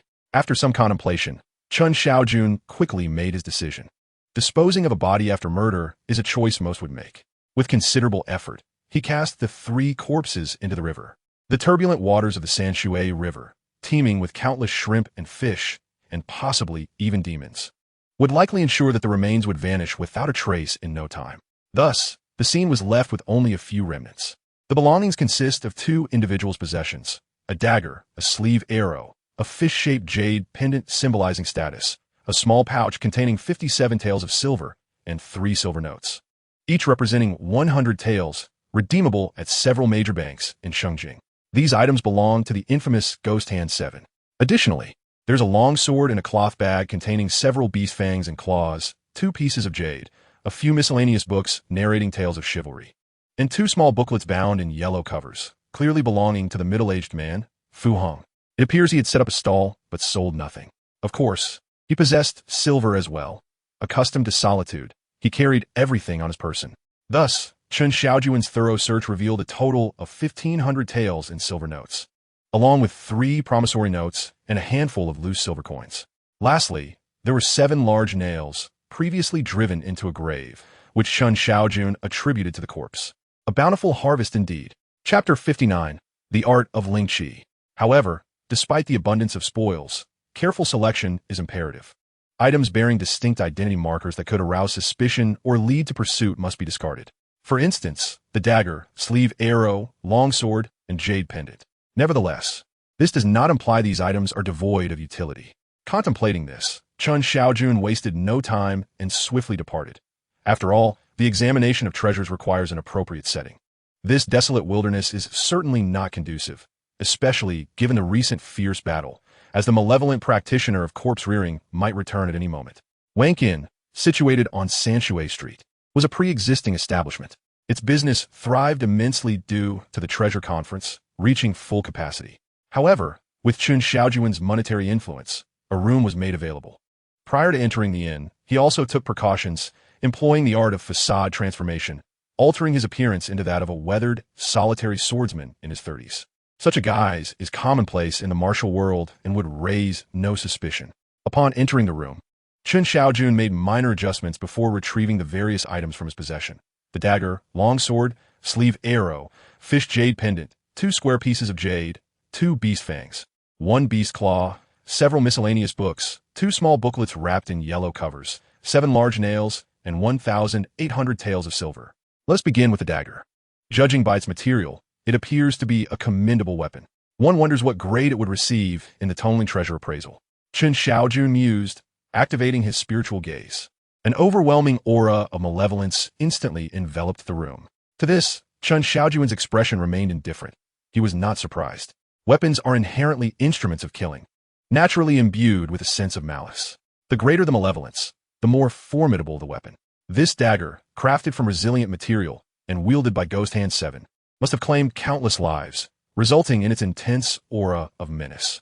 Without hesitation, Chen Shaojun felt a subtle surge of magical energy within him and immediately invoked the art of divine insight. A resonant hum echoed as a palpable mental force manifested, transforming into a stream of light that surged towards the dagger. In an instant, the malevolent aura within the dagger sensed Chen Shaojun's spiritual energy and was provoked, morphing into a torrent of lethal intent that assailed Chen Shaojun fiercely. Waves of deadly energy clashed against his mental fortitude like relentless blades, creating a fierce confrontation akin to fire igniting oil. Fortunately, Chen Shaojun's resolve was unwavering, his spiritual power formidable, and his internal magic had become quite substantial. Thus, he swiftly gained the upper hand, gradually eroding the sinister energy within the dagger. Although the dagger's appearance remained unchanged, its essence had undergone a profound transformation. Resembling a blade freshly extracted from the forge, untouched by blood and yet to be honed. In this moment, even the infamous Ghost Hand Qi could scarcely recognize it as the dagger he frequently wielded. This experience also illuminated another characteristic of the artifact appraisal by the minister, the expulsion of the essence of the living. What does this essence entail? It refers to the aura of others. For instance, although the dagger was shrouded in malevolent energy, it posed no threat to Ghost Hand Qi, as he had already established a profound affinity with the dagger. Its sinister aura had absorbed his essence, enabling the weapon not only to avoid harming him, but also to enhance his own power. However, if this dagger were to fall into the hands of another, the situation would differ drastically. The malevolent energy would interfere with the wielder, potentially leading to a lack of control, self-inflicted harm, or even a shattering of the mind, transforming the individual into a mindless monster driven solely by bloodlust. This necessity explains why many seek the minister's service to cleanse the dagger of its malice. Beyond merely dispelling the sinister energy, it also serves to dissolve barriers and eradicate the essence of the living. After all, any treasure must have been previously touched by others, whether held for long or briefly, or even sourced from questionable origins, such as burial artifacts or possessions of a previous owner who met their demise due to illness. People harbor reservations regarding such items. Thus, the minister is required to wash away the previous owner's essence through spiritual cleansing. Consequently, the appraisal of the dagger was completed and the spiritual artifact, appraisal, manifested. Within the 8-sided prism, the form of the dagger emerged, revealing its history.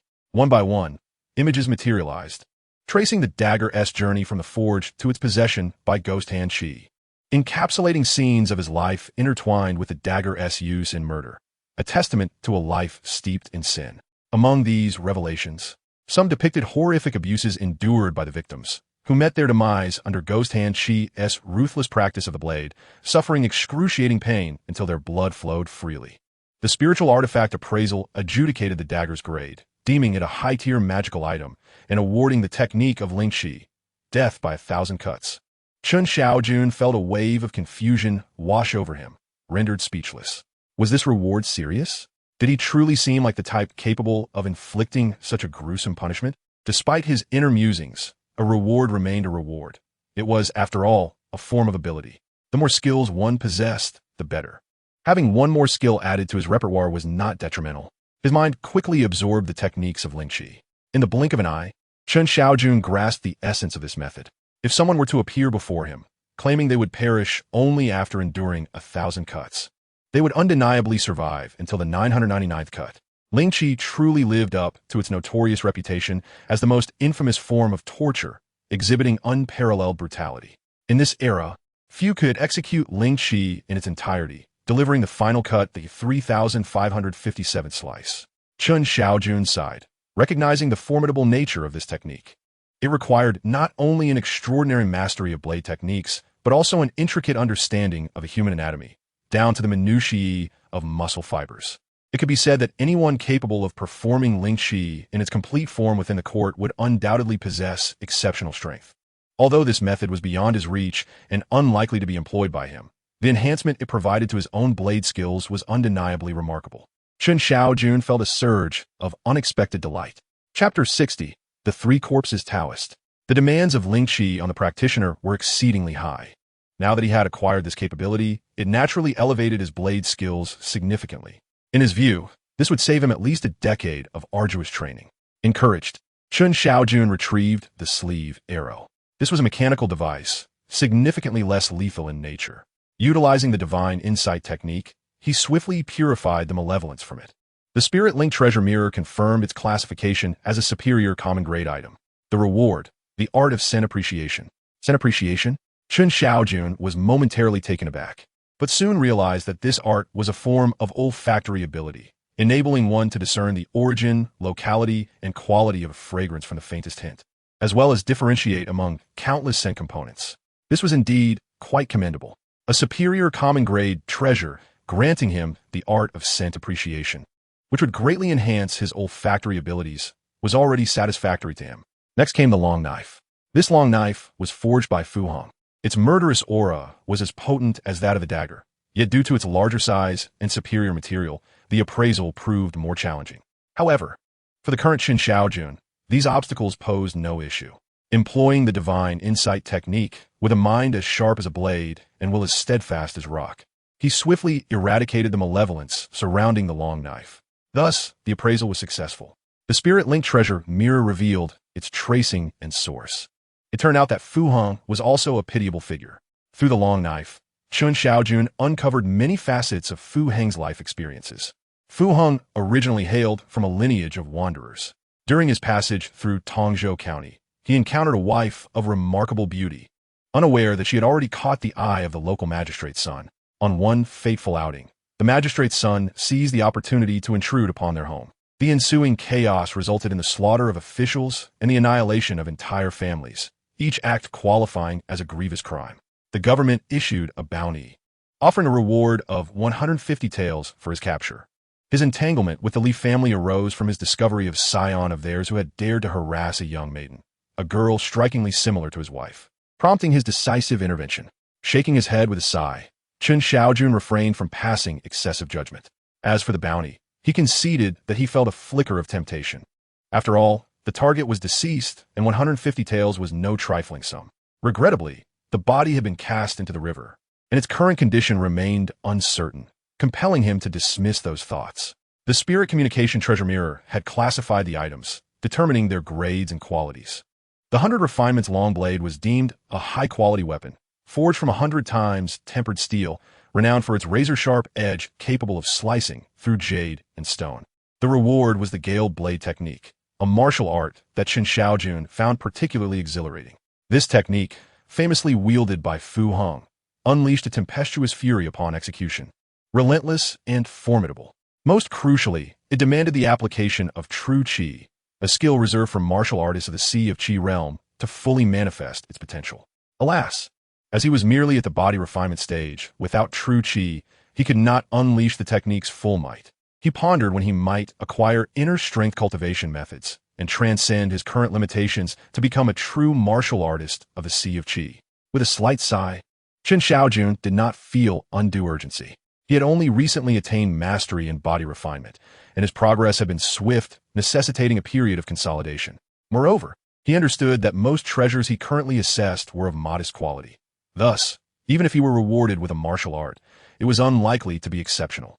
Therefore, he harbored a hope that when he eventually identified more significant treasures, the accompanying martial arts would be more suitable. After all, who wouldn't desire to cultivate skills of such caliber that they could defy the heavens, conquer the earth, and vanquish all adversaries? Naturally, he would not disdain classics like the 9E Manual or the Primordial Skill. Subsequently, Chen Shaojun turned his attention to other items. The Flying Fish Jade Pendant, 2 square jade stones, 2 beast fangs, and a beast claw all exhibited minimal malevolent energy, making their assessment straightforward. Chen Shaojun followed the same method, completing the evaluations in the span of a single incense stick. The grades were largely low, mostly of inferior and middle-grade mortal quality. Thus, he acquired 3 blood qi pills, 2 spirit communication pills, and 1 qi nourishing pill. Finally, Chen Shaojun directed his gaze towards the 7 nails. These nails, identical in form, were large and elongated, presenting a stark contrast to conventional nails. Surely, these must be the legendary corpse-pacifying nails? He mused as he employed the spirit eye technique.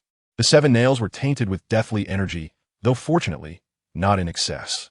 To save himself the trouble, Chen Shaojun opted to assess them all at once, invoking the divine vision technique. The power of the spirit will surged forth like a mighty river, swiftly washing away the malevolent energy that clung to the 7 corpse nails. In an instant, the Lingbao mirror materialized, encapsulating the form of the 7 nails within its depths. Delving into the origins, vivid images soon unfolded before Chen Shaojun's eyes. These 7 nails were once coffin nails belonging to a deceased eunuch, entombed for 3 centuries. Over time, they became tainted by the lingering essence of decay, leading to their eventual transformation. 3 centuries later, a band of tomb raiders unearthed the coffin, engaging in a fierce struggle with the eunuch, who had long since turned into a zombie.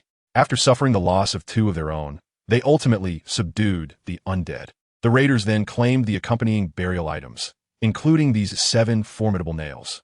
Subsequently, during a clandestine transaction in the black market, a middle-aged Taoist priest took a keen interest in the nails. Harnessing the corpse energy within, he forged them into corpse-suppressing nails, employing secret techniques to cultivate the dead and using these nails to restrain the burgeoning zombie. This middle-aged Taoist appeared to be the mastermind behind the necromantic practices. It seemed he was known as the Old Taoist of the 3 corpses. Curiously, this Old Taoist was also connected to the aforementioned group. The imagery of this middle-aged figure was scarce, likely due to the nail's continuous function as a magical artifact to subdue the undead. However, from the limited visuals, Chen Shaojun gleaned significant insights, his expression shifting to one of astonishment. In the visions, he witnessed the Old Taoist of the 3 corpses in a detailed conversation with a bearded elder. Although the elder donned a vastly different attire, a flowing black robe, Chen Shaojun recognized him from a prior vision within the Lingbao mirror. At that time, after vanquishing a minor ghost with a single strike, the mirror trembled and revealed an image of a blood-red flag. In that image, the bearded elder, clad in crimson, was seen participating in the plunder of a caravan transporting treasures. Chapter 61, I Feel Persecuted. The red-clad warrior, the Old Taoist of the 3 corpses, and Su Hong Tao. A complex expression crossed Chen Shaojun's face as he faintly sensed he had unearthed something extraordinary. Yet, he was left pondering the true identities of these red-clad warriors and the roles Su Hong Tao and the Old Taoist played among them. Ultimately, he decided it was of little concern to him. After a moment of contemplation, he realized he was grasping at straws and chose not to dwell on it further. In this world, events transpire every moment, and he could not possibly unravel them all. Moreover, many situations reach a conclusion without any resolution. As long as they did not encroach upon his own life, there was no need to be overly concerned. The Lingbao mirror assessed and classified. The corpse nails were rated as low-grade magical artifacts, while the 7-in-1 configuration was deemed a high-grade magical item. To his surprise, there were 2 outcomes. The rewards were not immediately dispensed. Was he to choose between the two? Chen Shaojun paused momentarily, quickly coming to comprehend the situation. The 7 corpse nails, derived from the same source, should be regarded as a complete set of magical artifacts, as they were unearthed simultaneously. It is entirely reasonable to present 2 options. After a brief contemplation, Chen Shaojun ultimately chose the 7-in-1 configuration, rated as a superior grade of magic. Although the allure of 7 rewards was enticing, he understood that the higher the grade assigned, the more substantial the benefits. 7 inferior grade magical rewards would yield abilities that, while seemingly impressive, would ultimately prove to be of little practical use. Such abilities, though not unwelcome, could not compare to the more potent spells or martial skills that transcended mere capability. With a thought, new evaluations appeared on the Spirit Connection treasure mirror. The corpse nails, now recognized as a 7-in-1 set, were classified as superior grade magic, capable of subduing malevolent spirits, controlling corpses, and arranging formations. After a blood sacrifice for refinement, they could function as a complete set of magical tools wielded against foes. The reward was the Lunar Corpse Refinement Method, a comprehensive treatise on the art of corpse refinement. It detailed the selection of corpses, the nurturing process, the necessary materials, suitable locations for cultivation, the timing for coffin opening, and specific techniques for the refinement process. Armed with this Lunar Corpse Refinement Method, Chen Shaojun could instantly transition into a promising practitioner of corpse refinement. His eyes widened in astonishment. He had previously thought that refining corpses merely involved finding a deceased individual. Little did he realize that it encompassed the deceased's birth date, time of death, and that some zealous practitioners calculated their subject's fate from birth, waiting years to ensure the optimal moment for their demise, using the resulting bodies as materials for refinement. Moreover, the selection of a nurturing site bore significance as well, involving climate, geomancy, environmental factors, and formations.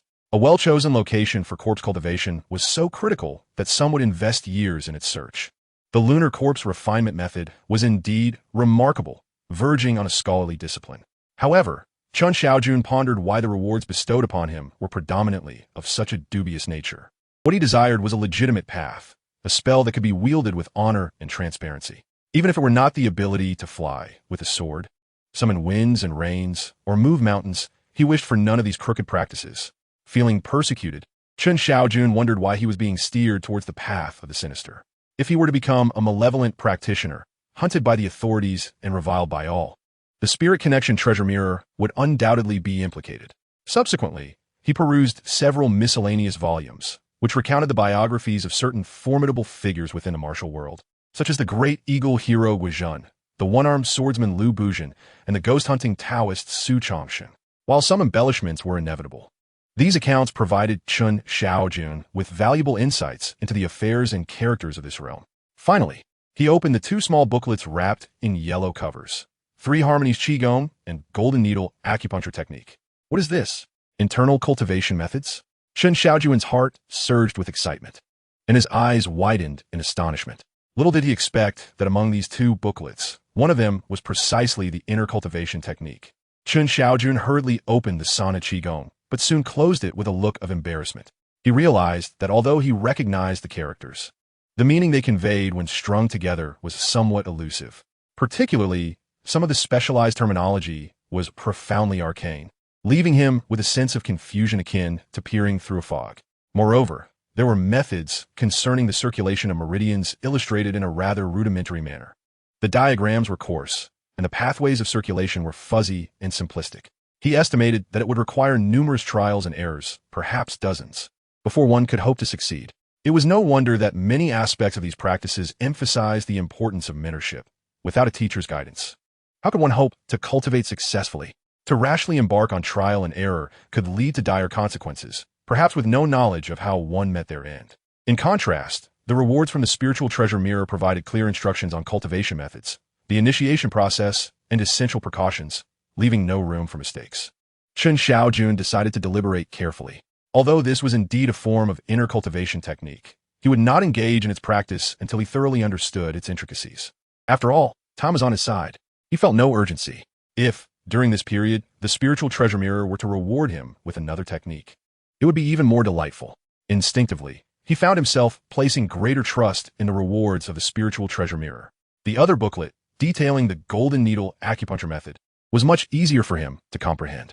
Having received extensive medical knowledge as a reward from the spiritual treasure mirror, he quickly grasped that this technique involved stimulating acupuncture points within the body with golden needles, thereby unleashing latent potential.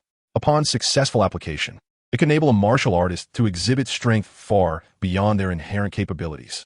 However, if overused, this potential could deplete over time, even posing a threat to one's life. Thus, aside from the reward from the spiritual treasure mirror, the most tangible benefit from this experience was the substantial sum of silver notes, 1,800 taels, which should be sufficient for him to gather all the ingredients for the Longhu energy pill. Chen Shaojun remained preoccupied with the Longhu energy pill mentioned in the previously awarded Huaning Dan Shu. It was said that consuming it could invigorate one's spirit and enhance energy to an extraordinary degree. This was not only highly effective for martial practitioners, but also served as a supreme blessing for countless ordinary individuals burdened with sorrow. Wealthy nobles would undoubtedly pay a handsome price for a few pills, eager to showcase their vigor in times of need. This was a lucrative opportunity that should not be overlooked.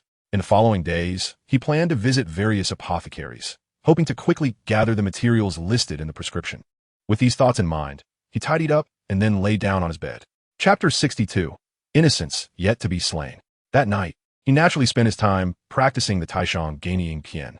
The next morning, Chen Shaojun awoke feeling refreshed and revitalized. The fatigue from yesterday's martial practice and the continuous jambog had been completely washed away. After extending his stay at the inn for a few more days, he made his way to Sanshui Street. During the treasure fair, even in the early morning, Sanshui Street was already bustling with activity, offering a variety of breakfast options. And numerous stalls had set up early. Chen Shaojun savored some noodles at a stall before rising and making his way toward the appraisal hall. Currently, he held the position of a pawnbroker, summoned to participate in the appraisal of treasures, a task that he diligently undertook each day. Furthermore, the rewards from the appraisals served as a significant motivation for him. At that moment, an elderly man herding a flock of lambs passed through the bustling street. The old man emanated a strong odor of sheep, causing the onlookers to wrinkle their noses and mutter discontentedly. The flock, under his guidance, ambled forward. Coincidentally, a steward from a nearby tavern, in need of ingredients, inquired, "Good sir, your sheep appear quite plump. What's your asking price?"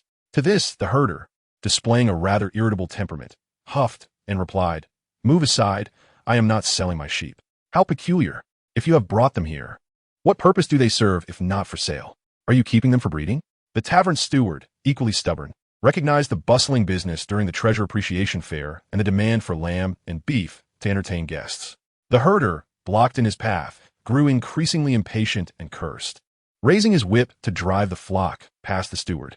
The sheep, seemingly terrified by the whip, hastily darted forward at its mere elevation. Just ahead, a fish stall owner, astutely maintaining several wooden barrels of live fish, caught the attention of the leading sheep. Excited, the sheep bleated and dashed toward the fish stall, lowering its head to drink. However, a whip descended with uncanny precision, striking the sheep's head. The anguished bleat echoed through the air, causing the surrounding sheep to panic, tears glistening in their eyes as they hastily turned away. "Old man, your whip nearly struck me," exclaimed the startled fishmonger, rising in indignation. "Fear not, my aim is true.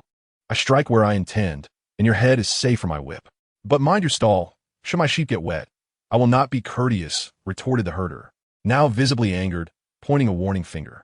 "I would be curious to witness how you demonstrate your lack of courtesy," challenged the fishmonger, glaring at the old man. Emboldened by his stature, observing this farcical exchange, Chen Shaojun contemplated sidestepping the commotion when he suddenly noticed something unsettling in the eyes of the sheep. There was a profound sorrow, desolation, fear, and confusion, a complexity of emotions unexpected in a herd of domesticated goats. Despite their journey, each sheep's gaze remained fixed on the surrounding pedestrians, their plaintive bleats resonating like cries for help, imbued with unique sentiment. Moreover, Chen Shaojun discerned that the herder's whip technique was swift, precise, and harsh, showcasing skill beyond that of an ordinary shepherd. A seed of suspicion took root in his mind, and sensing that something was amiss, he swiftly activated his spiritual eye technique. As he did so, a refreshing sensation enveloped his vision. He then cast his gaze upon the herd of goats. Instantly, his expression shifted dramatically. His eyes turned a vivid crimson, and a tempest of rage surged within him.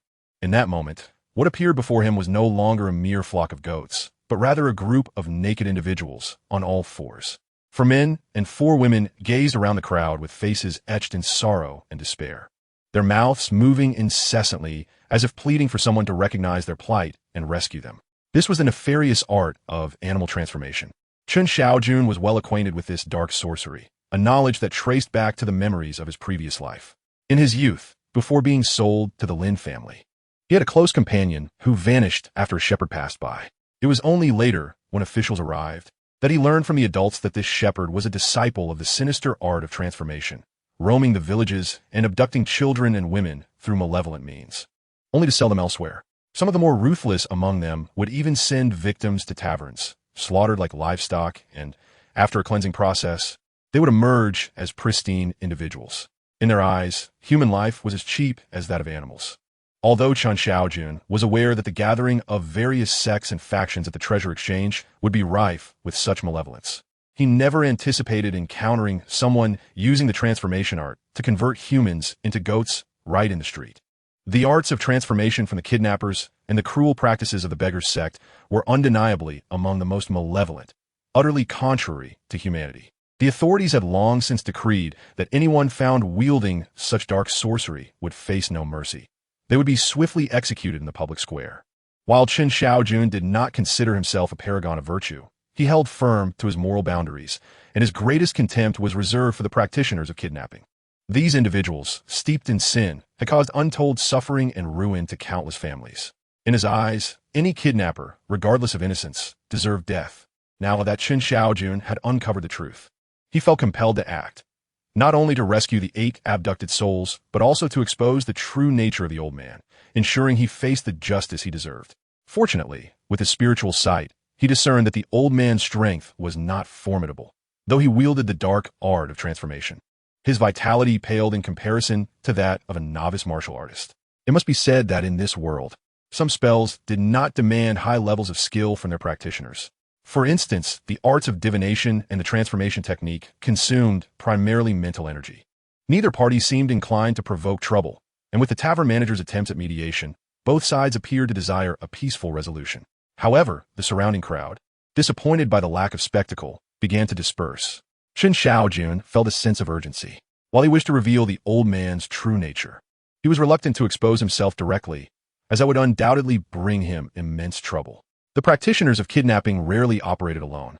They were often entangled in a vast gray market, with countless participants, including influential and powerful figures among the nobility. Chapter 63. The visit of shopkeeper Liu. Upon witnessing the unfolding scene, Chen Shaojun's eyes sparkled with excitement. He grasped 2 copper coins in his hand, which emitted a crisp sound. These were the remnants of loose change left over from his earlier meal.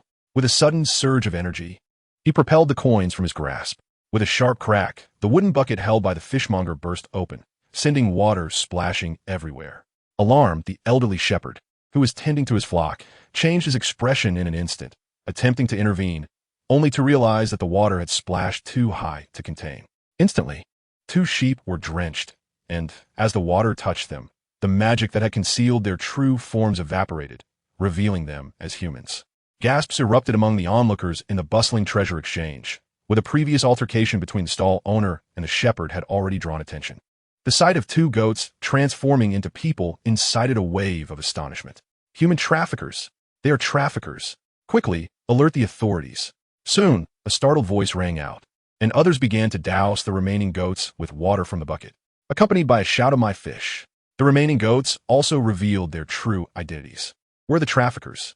The presence of officials at the treasure exchange ensured that, upon hearing the commotion, 2 constables swiftly approached. The shepherd, realizing his cover was blown as the water splashed, sprang into action and fled towards the distant river. Chen Shaojun had been keenly observing the unfolding events and was poised to intervene again when he noticed 2 elegantly dressed youths pursuing the fleeing elder. In a matter of moments, they had closed the distance and apprehended him with ease. The treasure exchange attracted a myriad of martial artists from various backgrounds, making it impossible for the shepherd to escape unscathed. Chen Shaojun, witnessing this, felt a sense of relief wash over him. To him, remaining inconspicuous was preferable. Given his current status, it was wise to avoid drawing attention, especially since the Traffickers Guild, one of the 8 notorious factions, held significant power. even surpassing that of the Li family's thieving syndicate. With vast interests and connections to influential nobles, he understood the need for caution. Early in the morning, while some apprentice officials had yet to rise, Chen Shaojun arrived at the designated area and soon spotted several acquaintances from a distance. Shopkeeper Lu from the Lin pawn shop, the goods dealer Su Hongtao, and Constable Zhang Gao were all present.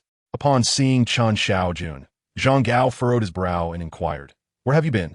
"Shopkeeper Lu came by last night, but left without seeing you, and now he's returned early this morning. I went out for a while, and realizing it was too late, I found an inn to stay at," Chen Shaojun replied calmly. "Haha, it's no matter. The treasure exchange is quite lively.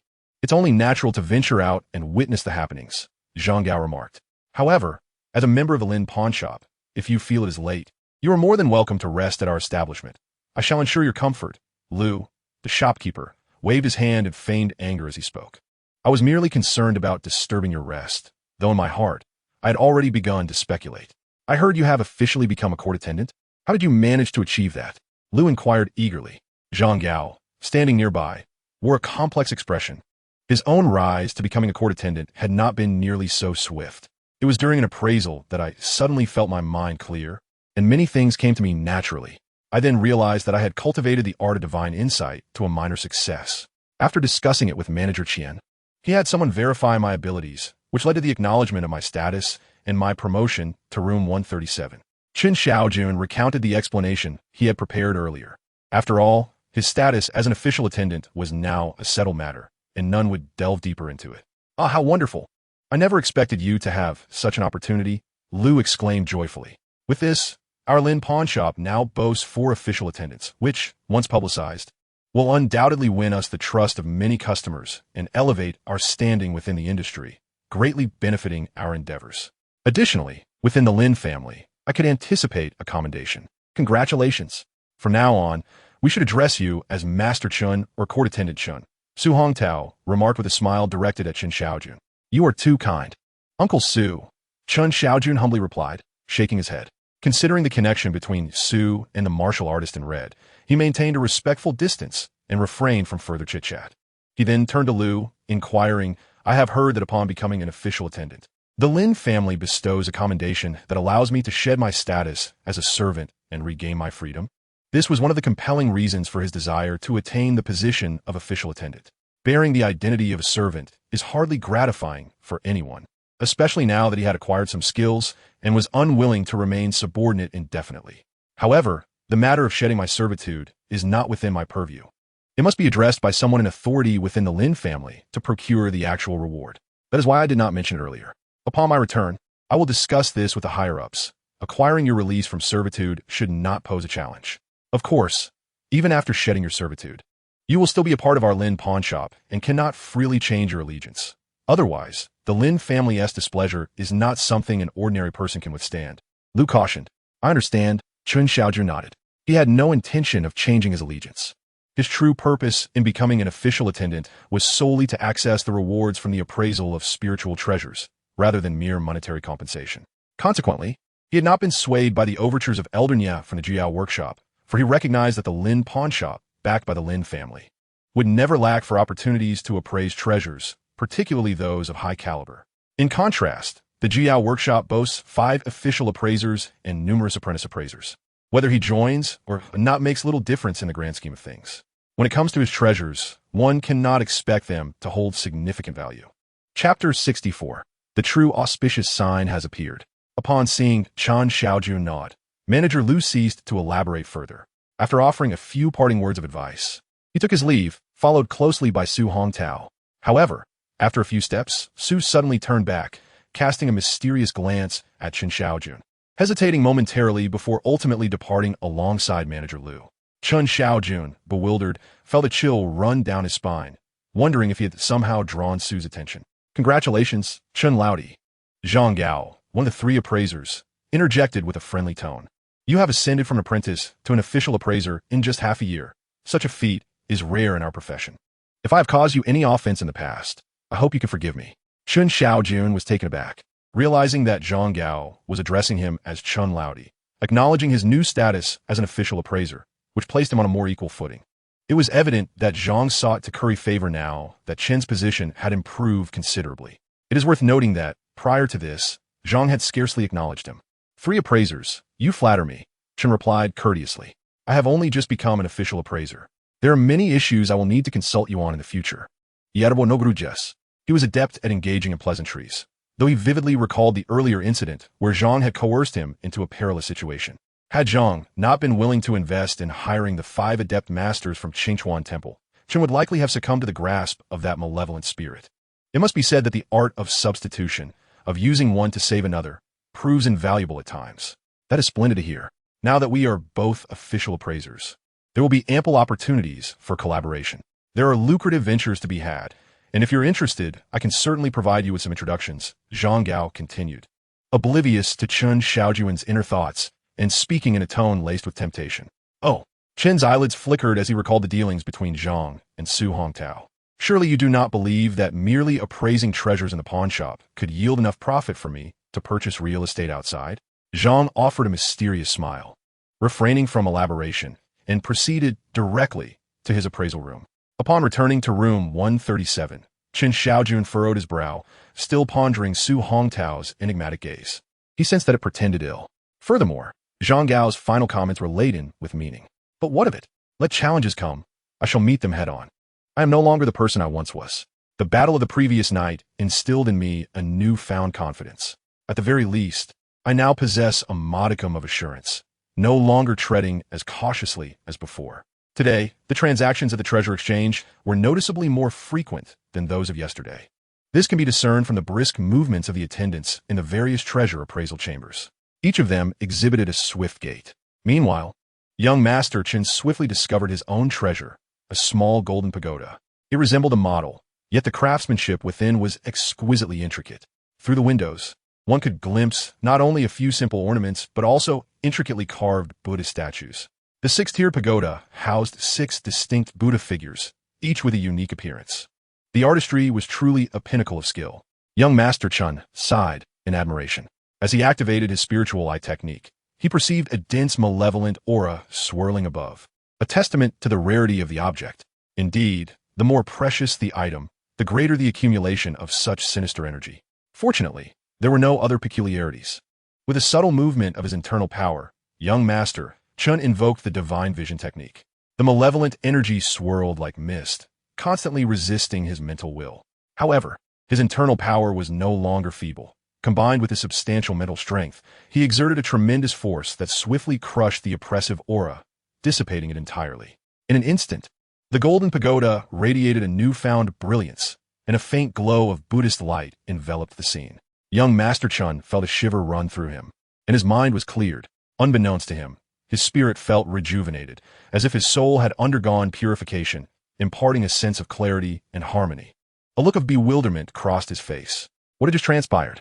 Upon further reflection, young Master Chen was astonished to realize that his mental power had doubled in that brief moment. Previously, due to the minor success of his divine vision technique, his mental will could extend 3 feet from his body, capable of influencing objects weighing up to a pound. Now, however, his mental prowess could reach an impressive 7 feet. He focused his mental energy outward, and precisely 7 feet ahead of him was a small bed prepared for his rest, complete with a blanket. With a mere thought, the blanket lifted from the bed. The ability to mentally influence reality extended beyond 7 feet, marking a significant advancement from the modest success of his divine vision technique. The completion of this technique, allowing his mental power to reach 10 feet, was now within grasp. Could it be that he had experienced an extraordinary stroke of luck, receiving a legendary omen during his appraisal? As thoughts raced through his mind, he felt an overwhelming joy. He recalled how he had previously feigned receiving an omen to present the minor success of his divine vision technique and secure his promotion to an official court attendant, never anticipating that he would genuinely receive such an omen at this moment. The arrival of true auspiciousness left him somewhat at a loss. Indeed, it was as if he had stumbled upon a treasure without searching. What a delightful revelation! Young Master Chen exhaled in excitement, and the spirit-communing treasure mirror materialized in his mind, leading him to explore its origins. The 6-tiered golden pagoda shimmered before Chen Shaojun, revealing a series of vivid images. This 6-tiered structure was, in fact, a relic from the Great Buddha Mountain's Great Buddha Temple, destroyed 3 centuries ago. After enduring an extensive period of incense offerings and devout worship by countless beings, it retained a faint aura of auspiciousness. Through these images, Chen Shaojun finally grasped the origins of the six-tiered Golden Pagoda. The Great Buddha Temple was one of the foremost Buddhist sects, with its peak period boasting over 1,000 formal disciples and more than 10,000 lay practitioners, essentially 1,000 devoted to Buddhist teachings and over 10,000 honing martial skills. Furthermore, the vast expanse surrounding the Great Buddha Mountain, spanning hundreds of miles, was predominantly under the temple's dominion, making it challenging for even governmental powers to intrude. Perhaps it was precisely this dominance, coupled with the temple's involvement in the struggle for succession, that led to the eventual cataclysm. The victor of this conflict, honored as the mighty emperor, subsequently instigated a sweeping campaign against Buddhism. Although the sheer number and strength of the Buddhist disciples prevented an all-out war due to the catastrophic repercussions it would entail, the Great Buddhist sect, being a key player in the succession struggle, ultimately could not evade its fate, succumbing in the ensuing onslaught. The sect was obliterated, its gates shattered, and its disciples scattered in disarray. This event had profound implications, resulting in the current state of Buddhism, where most sects exist in a reclusive manner, wary of overt displays of strength. Even the formidable Fangsuan Mountain, a rival to the Great Buddha Temple, remains shrouded in seclusion to this day. The destruction of the Great Buddha Temple undoubtedly enriched numerous factions. Although the six-tiered Golden Pagoda may not be a sacred artifact, it has indeed received offerings and is regarded as a Buddhist vessel. After being taken out by a lay disciple, it eventually found its way into the treasure market. Through the six-tiered pagoda, Chen Shaojun witnessed the rise and fall of the Great Buddha Temple and caught glimpses of the formidable powers that thrived during its destruction. However, he merely felt a sense of lamentation, devoid of sympathy. The demise of the Great Buddha Temple was a consequence of its own actions. To meddle in political affairs and engage in the struggle for succession inevitably incurs repercussions upon failure. Soon, the images faded, and the spirit communication treasure mirror began to assess its quality. The six-tiered Golden Pagoda was classified as a lower-grade treasure, capable of securing a home, dispelling malevolence, and ensuring safety. When encountered by an individual of innate wisdom, it would emit a luminous aura, allowing the Buddhist sect to select disciples and impart its teachings. A lower-grade treasure? At last, a treasure of significant caliber had emerged. Moreover, the six-tiered Golden Pagoda proved to be extraordinary. Its ability to secure homes and dispel evil aligned perfectly with the aspirations of countless ordinary households. The notion that it would radiate light upon meeting a person of wisdom hinted at what one might call the aptitude for cultivation in the eyes of practitioners. Only those endowed with the innate qualities for cultivation could genuinely embark on the path of enlightenment. This pagoda served as a detector, discerning whether an ordinary individual possessed such potential. A spark ignited in Chen Shaojun's eyes, his breath quickening in anticipation. The value of the six Buddha Golden Pagoda is undeniably immense. Although it is not a magical artifact employed by practitioners, it certainly qualifies as a formidable treasure. To those who revere the Buddha, it is regarded as a priceless gem. Furthermore, it possesses the remarkable ability to discern an individual's aptitude for cultivation. It is likely that even powerful families will be tempted upon discovering the potential of this six Buddha Golden Pagoda. However, do I truly possess the innate wisdom for cultivation? Or was it the auspicious energy that just enveloped me, perhaps ignited by my own innate wisdom? Chen Shaojun scratched his head, not delving too deeply into the matter. Regardless of his inherent qualities, he had already embarked on the path of cultivation. The magical power within him was steadily growing, and he was gradually mastering various spells, rendering concerns about his aptitude unnecessary. His greater concern lay with the rewards. Fortunately, the rewards soon manifested. Chapter 65, Taming the Restless Heart and Mastering the Divine Gaze Technique. The Golden Bell Shield. Has another martial skill been bestowed? This technique, however, is clearly a defensive method suited only for practitioners of the Sea of Qi realm and can be regarded as an advanced version of the Iron Cloth technique. Possessing formidable power, Chen Shaojun was elated. He would never turn down additional martial skills. Moreover, the Golden Bell Shield is one of the 72 extraordinary martial arts of the Buddhist tradition, representing the pinnacle of defensive techniques within the Sea of Qi realm. Its advanced version is even more impressive, known as the unyielding Vajra technique, a supreme defensive skill revered throughout the Buddhist world. The trio of techniques, Iron Cloth, Golden Bell Shield, and the unyielding Vajra technique, are interlinked, representing the highest echelon of defensive martial arts across all levels of practitioners. Having cultivated the iron cloth technique at the body refinement level, and now having access to the golden bell shield at the sea of chi level, Chen Shaojun was assured that he would not be outmatched in defense by any practitioner of the same realm. After absorbing the training information for the golden bell shield, Chen Shaojun cast another glance at the 6 Buddha golden pagoda, then proceeded to the entrance and flipped over the plaque. Shortly thereafter, a servant entered to retrieve the 6 Buddha golden pagoda. It is worth noting that those who serve in the imperial court, having encountered countless treasures, often find that these precious items do not belong to them, which poses a significant test to their character. The 6 Buddha golden pagoda, with its considerable worth and extraordinary functions, would stir the hearts of anyone who learns of its true value and purpose. As Chen Shaojun bid farewell to this treasure, a ripple of emotion stirred within him. However, he swiftly extinguished all such thoughts. Human greed is insatiable. If he could be swayed by a low-grade treasure now, it was inevitable that he would be drawn into machinations for mid-grade or even high-grade treasures in the future. The potential consequences of such pursuits, the chaos it might incite, are secondary to the fact that it would surely cloud his spirit. A clouded spirit halts one's progress in cultivation, whether in martial arts or Taoist practices, beyond sheer strength. It is a journey of spiritual liberation and transformation. The stronger the individual, the more resolute their character and the clearer their spirit. There's a saying in martial cultivation about taming the restless heart and mind.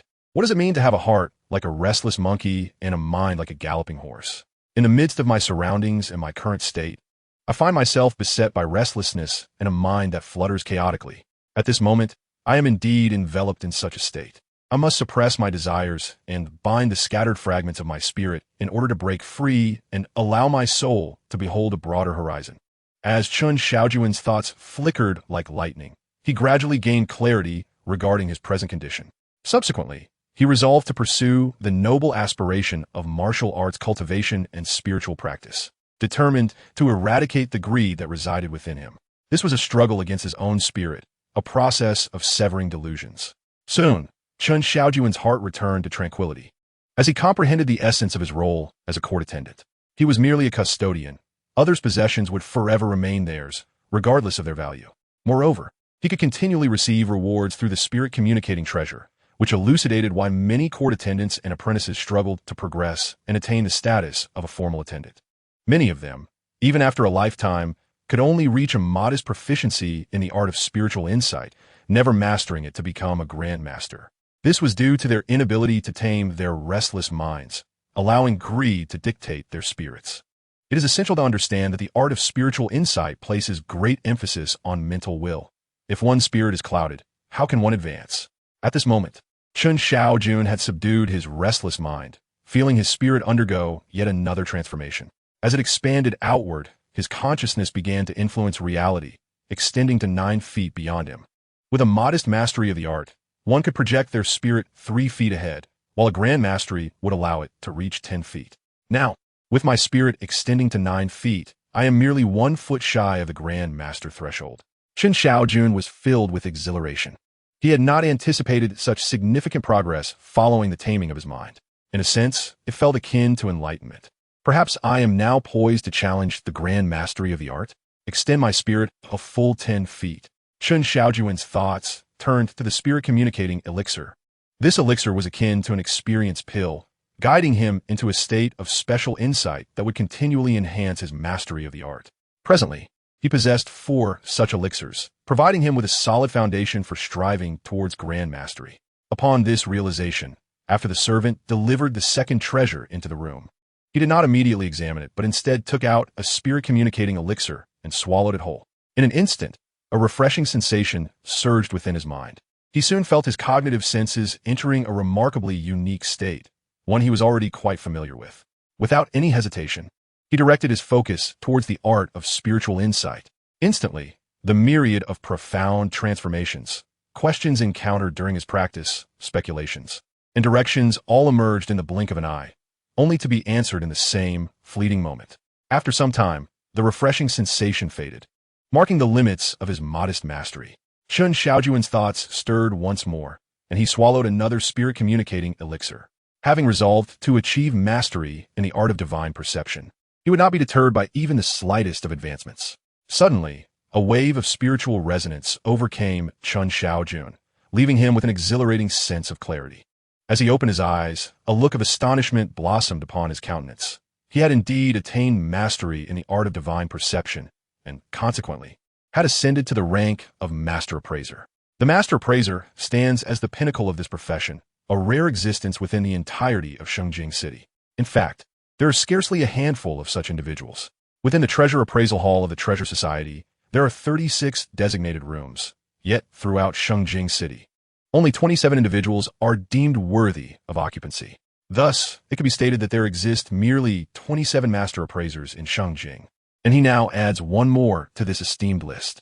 With mastery attained, his spiritual consciousness now extended a full yard beyond himself, a sensation unparalleled in its delight. He found that assessing treasures had become infinitely more effortless than before. Chen Shaojun lightly attuned himself, and his spirit surged towards the wall, subtly penetrating it, allowing him to glimpse the appraisal activities of a neighboring master appraiser. However, he refrained from alerting Manager Sun to his newfound status, as he was well aware that proclaiming his achievement would likely stir the attention of some influential figures within Shengjing. These individuals often wield considerable power, and many are martial adept or Taoist sages, their gaze sharp and discerning. Chen Shaojun could not guarantee that he would go unnoticed. Discretion was paramount. While remaining low-key did not ensure safety, drawing excessive attention could lead to swift demise, particularly given his current level of strength. For now, his formal identity as a master appraiser was sufficient. He would focus on appraising treasures, reaping rewards, and utilizing those rewards to quietly enhance his abilities. With his future course of action firmly established, Chen Shaojun turned his attention to the second item, a brush holder. Scanning it with his spiritual eye, he noted a moderate aura of malevolence, approximately 80 strands in total. Without the slightest hesitation, he directed his mental energy to sweep across it. With the advancement of his mastery, he discovered that his execution of the art of divine perception had reached a level of effortless control.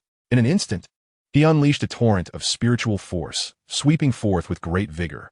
In the midst of this sweeping force, the brush holder, imbued with 80 strands of malevolence, was rendered devoid of its aura. The spirit-connecting treasure appraisal revealed its origins. A fleeting vision showed that this brush holder had been in the possession of various scholars, with the highest-ranking individual being a third-grade official. As merely a study accessory, the vision yielded little useful information, and he swiftly moved past it. Consequently, the spirit-connecting treasure appraisal proceeded to assess its grade, determining it to be of mid-grade legal classification, with a reward of the finishing touch. The finishing touch? Chen Shaojun whispered in bewilderment, and an array of painting techniques immediately surfaced in his mind. In an instant, he absorbed them, transforming them into his own skills. At that moment, had he possessed paper and ink, he could have effortlessly showcased his artistic prowess, particularly when painting a dragon. A single stroke at the eye would suffice to create an illusion so lifelike that it would blur the line between reality and art, capturing both essence and form. To reach such a level in the art of painting could be deemed the pinnacle of achievement. Beyond this lay the realm of the extraordinary, where art transcended the mundane and approached the essence of the Tao. This was an entirely different echelon of artistic expression. It must be said that while the technique of dotting the eye might not significantly enhance his abilities, it certainly offered a means of self-cultivation and refinement of one's spirit. Perhaps, at times, it might even yield unforeseen benefits. After all, possessing an abundance of skills is never a burden. He welcomed various abilities and techniques without reservation. Subsequently, Chen Shaojun appraised several treasures, most of which were of modest grade. Nonetheless, it was undeniable that they were a notch above what he encountered in the C-grade chamber. Thus, he acquired several abilities that could incite a stir in the outside world, though they bore little significance for him personally. Naturally, there were also elixirs among the rewards. Perhaps due to the elevated quality of the treasures being appraised, this time he received an entire vial of qi and blood pills, containing 10 pieces. Well, he could almost treat these pills like candy. Chapter 66. A Master's Hand. Birds flocked to the phoenix. As the appraisal of the treasures concluded, the morning had slipped away. Although the Treasure Appraisal Hall was eager for every attendant to labor tirelessly in their evaluations, human beings have needs for sustenance and rest. Moreover, each application of the divine insight technique required considerable mental exertion. Therefore, the hall provided time for breaks and arranged meals. After dining, Chen Shaojun gleaned a few scattered pieces of information. Most of it revolved around individuals who had received auspicious omens, with Yuan Ling infusing their bodies, or, conversely, about attendants who had unwittingly succumbed to malevolent energies and were carried out of the appraisal hall. As the number of treasures requiring assessment gradually increased, both fortunate and unfortunate apprentice attendants began to multiply. This was especially true for those who had only recently embarked on their journey as attendants. Their mental fortitude was weak, and even a slight surge of malevolent energy could overwhelm them, resulting in more than 10 collapsing within just a morning. Brother Chen, at that moment, a somewhat hesitant voice broke through. Chen Shaojun turned to see Yin Dingchen, a chatty apprentice attendant from the Gathering Wealth Workshop, whom he had just met the day before. Ah, Brother Yin. Chen Shaojun responded with a faint smile. Noticing that Chen Shaojun had not significantly altered his demeanor despite having become a formal attendant. Yin Dingchen felt a wave of relief, and his tone brightened. I heard yesterday that Brother Chen had received an auspicious omen while appraising treasures, achieving a minor success with the divine insight technique and officially becoming an attendant. Seeing you today, your aura is indeed extraordinary. It is merely good fortune. Chen Shaojun humbly replied. Fortune is indeed a component of strength, he added. Regrettably, both Ayong and I have not been blessed with such fortune. Just yesterday, I encountered a perilous artifact, narrowly escaping with my life. However, as the saying goes, those who survive great calamities are destined for future blessings. I can already perceive signs of loosening in the bottleneck I have faced. I estimate that even if this treasure conference does not present an opportunity, it will not be long before I can break through and, like you, become an official court attendant. Yin Dingchun chuckled heartily, his spirits visibly lifted. Then let me sincerely congratulate you. We share in your joy. His expression shifted to one of seriousness as he lowered his voice, adding, however, now that you are an official court attendant with free access to the treasure appraisal hall, you must exercise caution when venturing outside. Chen Shaojun paused, gazing at him in confusion. I have heard whispers of a group seeking court attendants for treasure appraisal. Do not question how I acquired this information. I have my sources.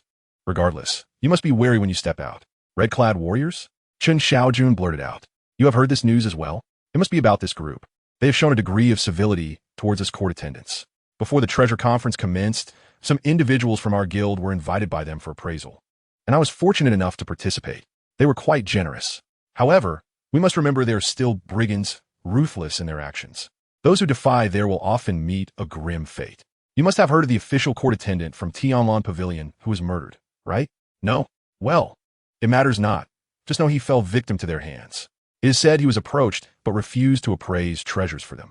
As you know, most court attendants in Shengjing City have been summoned to the treasure conference, and without anyone to appraise treasures, they have turned their attention here. As an official court attendant, you are likely to attract their gaze as well. Yet, you are aware that treasure appraisal is taxing on one's spirit. Each day, there's a quota of items requiring appraisal, and the treasures in the possession of that group are exceedingly perilous. Yin Dingchun, true to his incessant nature, continued to speak rapidly, even revealing information he had previously withheld. Ah, I see. Thank you for the warning. Chen Shaojun nodded solemnly. He pondered inwardly about the pervasive presence of these red-clad warriors and how news of them seemed to infiltrate every corner. Upon returning to room 137, Chen Shaojun did not dwell on Yin Dingchun's words. After all, those individuals had yet to come knocking, and should they do so, he would confront them as one does with any challenge. They were merely seeking individuals for treasure appraisal, and thus, he believed there was little danger involved. The only source of unease was the Three Corpses Taoist, a malevolent figure associated with corpse cultivation that always inspired a degree of trepidation. Naturally, he would avoid provoking such a being if at all possible. Soon, he began a new appraisal, a coral bonsai, entirely radiant and white.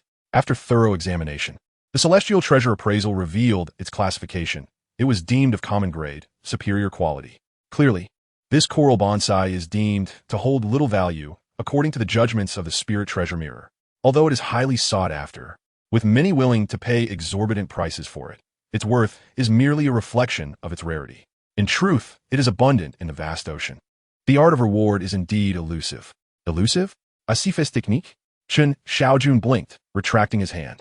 The elixir that had been concealed within his garments was now inexplicably in his grasp, and with a slight shake, it vanished from sight. This technique is indeed impressive. In matters of thievery, it is infallible. Even with my current discerning eye, it would be difficult to detect unless one were vigilant.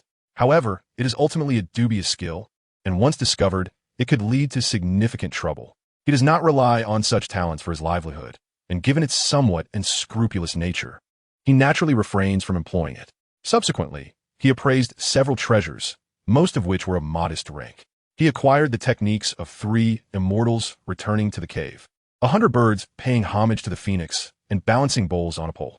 Among these, 3 immortals returning to the cave is a form of sleight of hand that emphasizes dexterity and keen observation. Yet, the crux lies in the art of concealment. This world is one steeped in martial cultivation, where practitioners possess remarkable acuity, and to stand out, one must achieve a level of subtlety that eludes even the most trained warriors. Thus, the skill of concealment is indeed a profound one. With the acquisition of this 3 immortals returning to the cave technique, he could even hide a 3-foot-long sword without anyone noticing. Even when entering and exiting grand establishments where searches are conducted, he could surreptitiously carry the sword without detection. It is said that in ancient times, a craftsman employed this very technique to assassinate a high official in front of numerous witnesses. Although he ultimately met his demise, his extraordinary skill became renowned within the craft. As for 100 birds paying homage to the phoenix, it is a form of vocal mimicry. With this technique, one can imitate the calls of myriad birds, thereby attracting them, a remarkable skill indeed.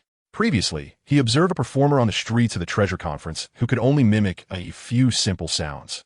A far cry from the mastery of 100 birds paying homage to the phoenix. Lastly, balancing bowls on a pole is a form of juggling that emphasizes equilibrium. It involves showcasing various movements on a slender rod while balancing bowls on one's palms, head, and throughout the body, ensuring that the rod remains upright and the bowls do not fall. Those who master such a craft possess an astonishing level of control over their center of gravity, allowing them to effortlessly deflect force from others, rendering their push ineffective and causing the assailant to stumble. These 3 exceptional skills could easily allow me to perform on Sanshui Street and earn a living through street performances. Chen Shaojun chuckled softly, feeling satisfied with his gains. At the very least, he would no longer worry about going hungry. Any one of these skills could yield substantial rewards. Soon, a servant from the treasure appraisal hall presented him with yet another item. Upon seeing this treasure, Chen Shaojun's brow furrowed. To the untrained eye, the atmosphere may seem unremarkable. However, he has now mastered the art of spiritual perception, capable of extending his mental energy a full yard. His awareness is acutely attuned. The moment this artifact entered the room, an indelible sense of oppression washed over him. He understood that this was a result of the malevolent aura emanating from the treasure, so potent that it could influence both mind and spirit. In essence, the aura had become so intense that it could interfere with reality itself. Should an ordinary person come into possession of such an item, they would be beset by misfortune, stumbling as they walk, and even the simplest act like drinking water could lead to calamity. Some might even find their lives endangered. After closing the door, Chen Shaojun steadied himself before truly examining the artifact. It was a heart-protecting mirror, its surface a pale yellow, marred by numerous scratches, some deep, others superficial. Along the edges and back, faint, indelible traces of blood were apparent. Could this be the heart-protecting mirror from a general's battle armor? Given the marks, it would not be an exaggeration to say it had survived countless battles. Chen Shaojun's expression grew somber. Armor that had endured such strife would undoubtedly be steeped in a formidable bloodlust. If the wearer possessed substantial strength, the mingling of their blood with that of their foes would only amplify the malevolence. He invoked the Eye of Spirit, and, in an instant, a torrent of sanguine energy surged forth, casting a crimson hue over his vision. Amidst the crimson, he vaguely discerned scenes of conflict. This was truly extraordinary. Chen Shaojun blinked rapidly, and after a prolonged moment, his sight gradually returned to clarity. Even though he had anticipated the potency of the malevolent energy on the heart-protecting mirror, he had not expected it to be so overwhelming that it caused discomfort to his eyes. The aura above was insurmountable. However, in comparison to the sheer ferocity of the energy, it was negligible. Fortunately, this was merely one segment of the complete battle armor. Were he to encounter the entire set, his current expertise in appraisal would likely prove inadequate. With a sigh and a shake of his head, Chen Shaojun acknowledged his limitations. This was not an act of self-deprecation, but a sincere reflection of his thoughts. Chapter 67. Appraising the Heart-Protecting Mirror. Today, Chen Shaojun's skills in appraisal have evolved significantly. positioning him among the elite within the capital city. Only 27 appraisers could be deemed his equals. Yet, the world conceals myriad secrets, as well as countless treasures imbued with lethal energies that can endanger even the most formidable warriors and adept practitioners. He was still far from such exalted realms of existence, fully aware that not every artifact was within his capacity to evaluate.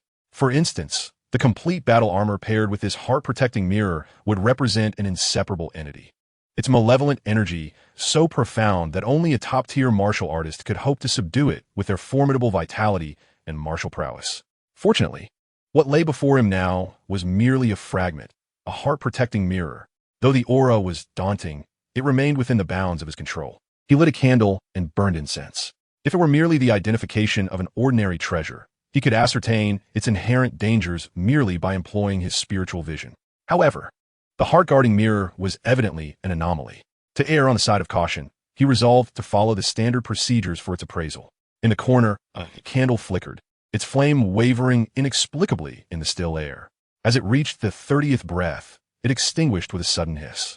Simultaneously, 3 bamboo incense sticks extinguished at the 30th, 50th, and 55th breaths, respectively. Something felt amiss. Chen Shaojun's brows knitted together in concern. What transpired at the 30th breath? Why did the candle and incense extinguish simultaneously? A sense of unease gripped him. The heart-guarding mirror was clearly more than merely infused with malevolent energy. At that moment, he recalled the tumultuous scene of battle he had glimpsed within the overwhelming bloodlust. Was there something concealed within? After a moment's hesitation, Chen Shaojun decided to take a daring risk. If all else failed, he had the severing malevolence ruler at his disposal. Furthermore, he possessed the crossing calamity talisman, a versatile charm that could be employed in both combat and treasure appraisal. For Chen Shaojun, the likelihood of encountering danger during treasure appraisal was significantly heightened. Though reluctant, the value of his own life far outweighed his hesitations. Thus, Chen Shaojun steadied his mind. His internal energy stirred gently. In an instant, a torrent of formidable spiritual power surged forth, enveloping the heart-guarding mirror. At that very moment, the malevolent energy emanating from the mirror was also provoked, rushing forth like a mighty river. 1 breath, 2 breaths, 3 breaths. Chen Shaojun's spirit was as sharp as a blade, his will as steadfast as rock, gradually wearing down the malevolent energy upon the heart-guarding mirror. His internal energy was steadily consumed in the process. The malevolent force within the mirror was indeed dense, appearing inexhaustible as it surged forth without cease. At this juncture, a stalemate was evident between the two forces. 10 breaths, 15 breaths, 20 breaths. Chen Shaojun's internal energy had now diminished by more than half, and he felt a faint sense of depletion. Yet the malevolent aura surrounding the heart-guarding mirror remained tumultuous, seemingly boundless. A rough estimate suggested that the malevolent energy amounted to thousands, if not tens of thousands. How much blood had been spilled, and how many battles had transpired within? Chen Shaojun steadied his mind, silently gathering his strength. The simultaneous extinguishing of the candle and incense had cast a shadow of foreboding over him, necessitating preparation. 28 breaths, 29 breaths, 30 breaths. Was it upon him? Just at that moment, a spectral figure clad in black armor, wielding a long spear and sporting a bushy beard, erupted from the heart-guarding mirror, lunging fiercely towards Chen Shaojun. The piercing strike surged forth like a dragon unleashed, instantly confronting Chen Shaojun. Indeed, though startled, Chen Shaojun remained undaunted, and a more surging, profound, and pure force of spiritual will erupted forth. Until now, he had relied on the mana within him to wield the divine perception technique. While this also consumed some of his spiritual energy, given that it was intertwined with his will, the depletion had been minimal. In this moment, faced with the sudden upheaval, he dared not hold back in the slightest, immediately channeling all of his pure spiritual willpower. Boom! Chen Shaojun's spiritual force cascaded down like the Milky Way from the heavens, almost instantaneously engulfing the shadowy figure wielding the spear. Crackle! In a fleeting moment, the apparition was obliterated. With a sigh of relief, Chen Shaojun hesitated briefly before deciding to momentarily halt his treasure appraisal, having expended a considerable amount of energy. Not only was his mana nearly depleted, but his spiritual will had also been diminished by over half. This was no surprise. He had exerted himself fully, unsure of the true strength of that imposing shadow. Retrieving a blood-chi pill from his robe to replenish his stamina, Chen Shaojun then envisioned the Supreme Induction Sutra, slowly restoring his internal mana. After half an hour, he opened his eyes, revitalized, his mana replenished. He resumed his treasure appraisal, invoking the divine perception technique once more. His spiritual force transformed into a grinding wheel. Pressing down upon the heart-guarding mirror, crackle, the towering malevolence was summoned, steadily vanishing. After 20 breaths, Chen Shaojun's heart skipped a beat as a new spiritual illusion manifested before him.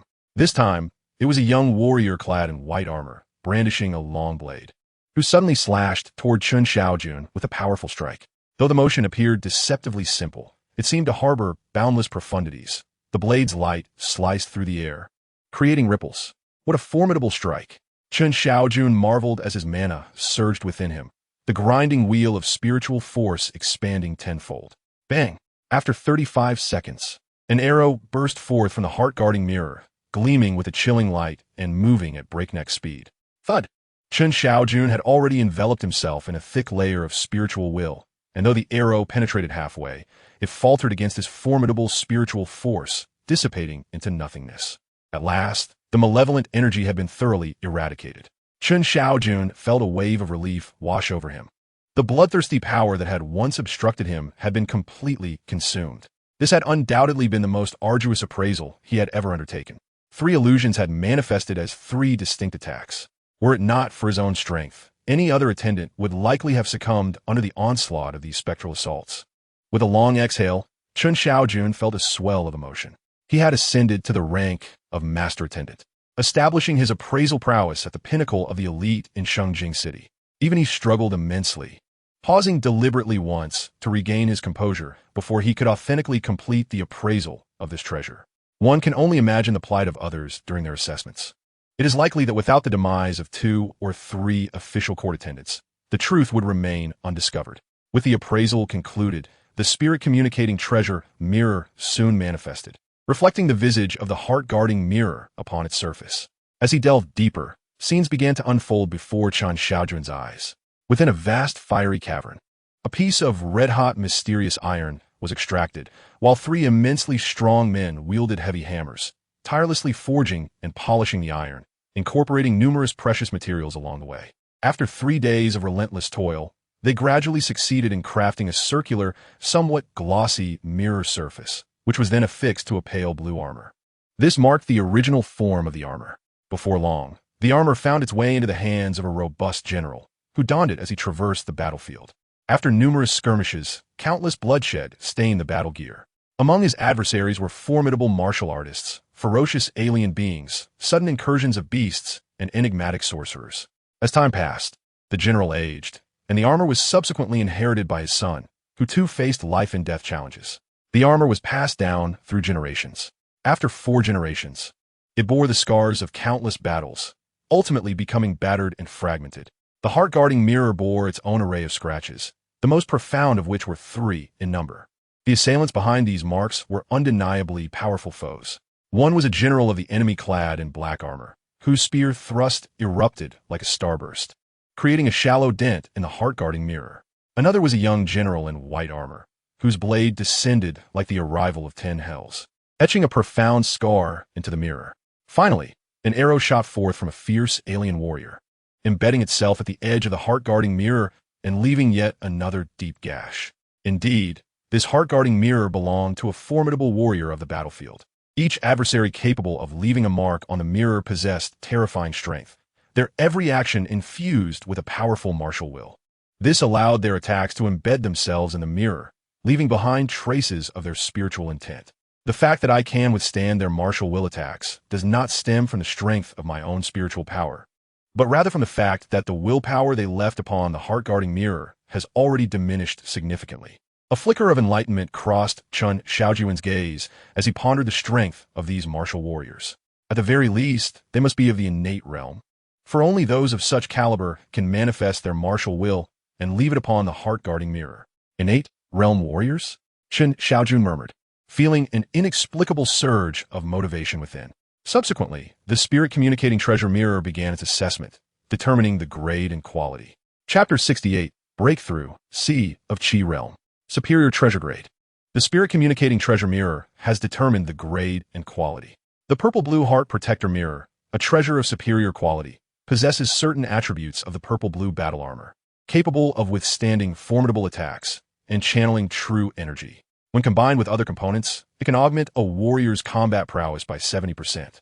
Although slightly damaged, it can be repaired using materials such as tungsten steel and mysterious iron through the ancient technique of 1,000 forges. Superior quality indeed. It is surprising that such a heavily infused artifact with malevolent energy is merely classified as superior quality. Perhaps this is attributable to its minor damages. Or perhaps it is simply a segment of the complete purple-blue battle armor. A faint sense of doubt flickered in Chen Shaojun's eyes. In truth, he was quite satisfied with this rating, for it represented the highest classification he had assigned in his extensive treasure appraisal experiences thus far. Soon, the rewards arrived.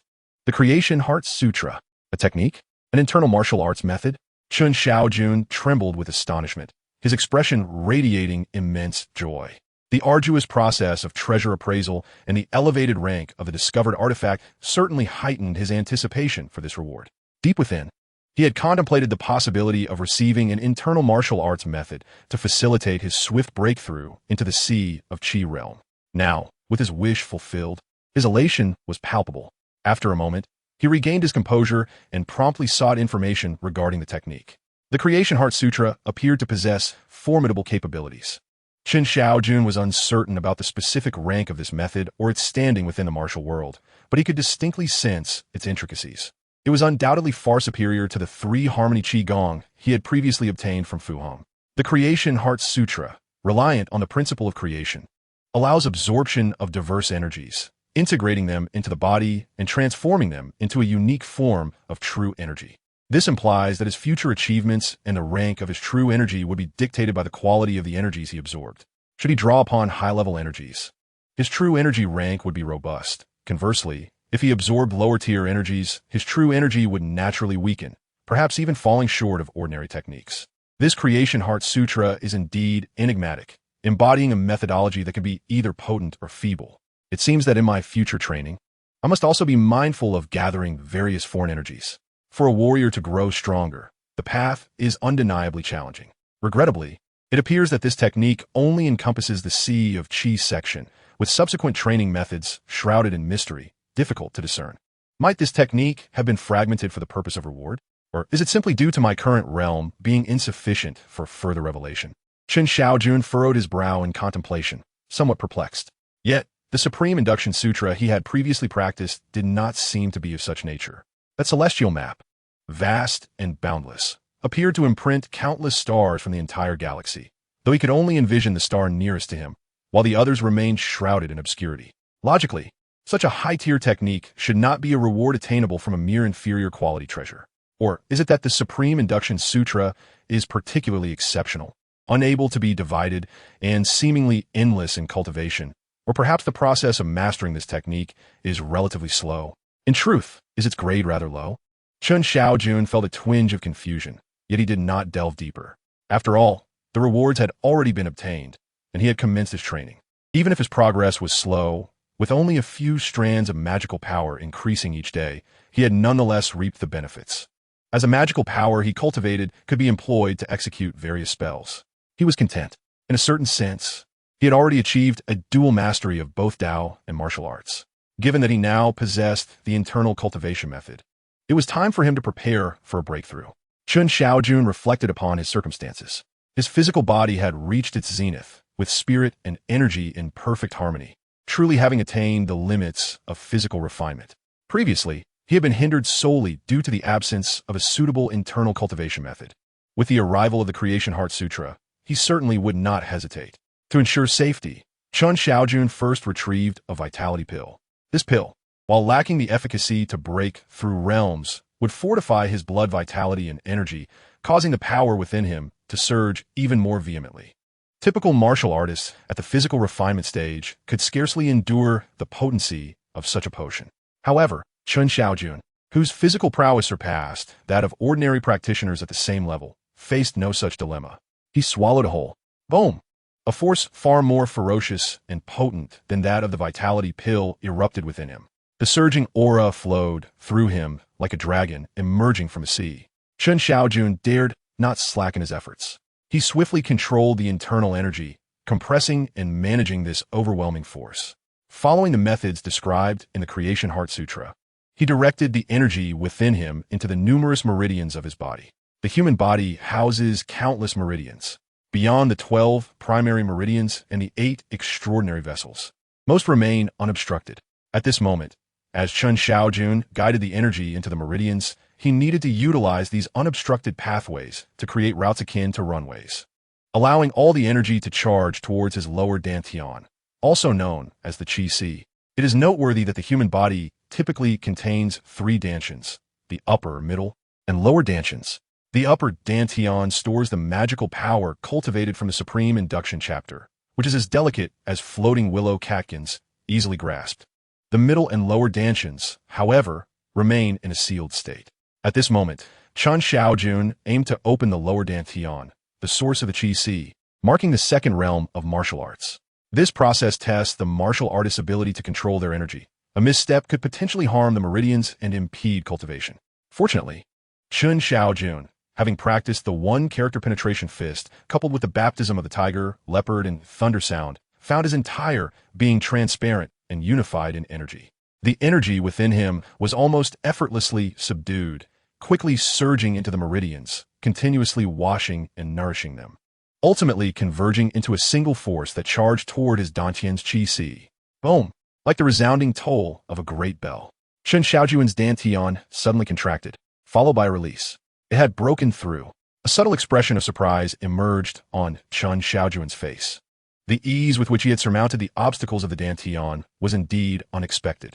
However, reflecting on his current realm, he realized that he had achieved a remarkable mastery of body refinement, with a harmonious blend of strength and vitality that far surpassed that of his peers. It seemed quite natural for him to break through the barriers of the dantian with such momentum. A fleeting thought crossed his mind as he swiftly immersed his consciousness into the depths of his dantian's Qi. While the successful breach of the dantian's obstacles was certainly a cause for celebration, nurturing and cultivating the true energy within was of utmost importance. Waves of vitality surged forth, coursing through his meridians and flooding into the expansive space of his dantian's Qi. Vast, boundless, an infinite realm that felt devoid of any tactile sensation, as if the entirety of the cosmos was contained within. This was his dantian's Qi, the sanctuary for a martial artist to cultivate and store true energy. As the vitality poured into him, the Qi began to whirl, resembling a grinding mill, merging the energy within. A peculiar transformation rapidly unfolded. Almost immediately, Chen Shaojun sensed a warm current stirring within his abdomen. At that moment, it was as if an endless darkness had been illuminated, casting light upon the entire expanse of his Qi. True energy had emerged. It manifested like a droplet of water, vaguely misty and ethereal. Chen Shaojun was ecstatic yet restrained, diligently controlling the influx of vitality into the Qi. 1 drop, 2 drops, 3 drops. An unceasing stream of true energy continued to manifest within him, coalescing into a formidable reservoir. After a considerable duration, a sudden wave of weakness washed over him, causing his complexion to pale. Chen Shaojun ultimately ceased his accumulation of true energy, cognizant that his vitality had entirely transformed into true energy. Continuing further would only weaken his body, detrimental to his growth. He had broken through, truly reaching the realm of the Qi and becoming a Qi martial master. A sense of unreality washed over him. Prior to this day, he would never have imagined that he could attain the inner strength techniques and ascend to this level so swiftly. Even when he first acquired the Zhou Hua Heart Sutra and embarked on his cultivation, he had not anticipated such smooth progress. Everything unfolded with an almost natural ease that surpassed his expectations. Yet the true energy within him constantly reminded him of the undeniable truth. He was now a Qi martial master. As he opened his eyes to survey his surroundings, the world appeared a touch brighter. He listened intently. Birds chirping, the distant chatter of servants, the soft snores of a sleeping attendant echoing from several rooms away, and the vibrant calls of vendors from 50 meters beyond, all ringing clearly in his ears. A gentle inhalation brought forth a medley of scents, though a particularly foul odor wafted through, prompting him to quickly seal his breath. Even his spiritual strength seemed to have enhanced due to the breakthrough in his realm.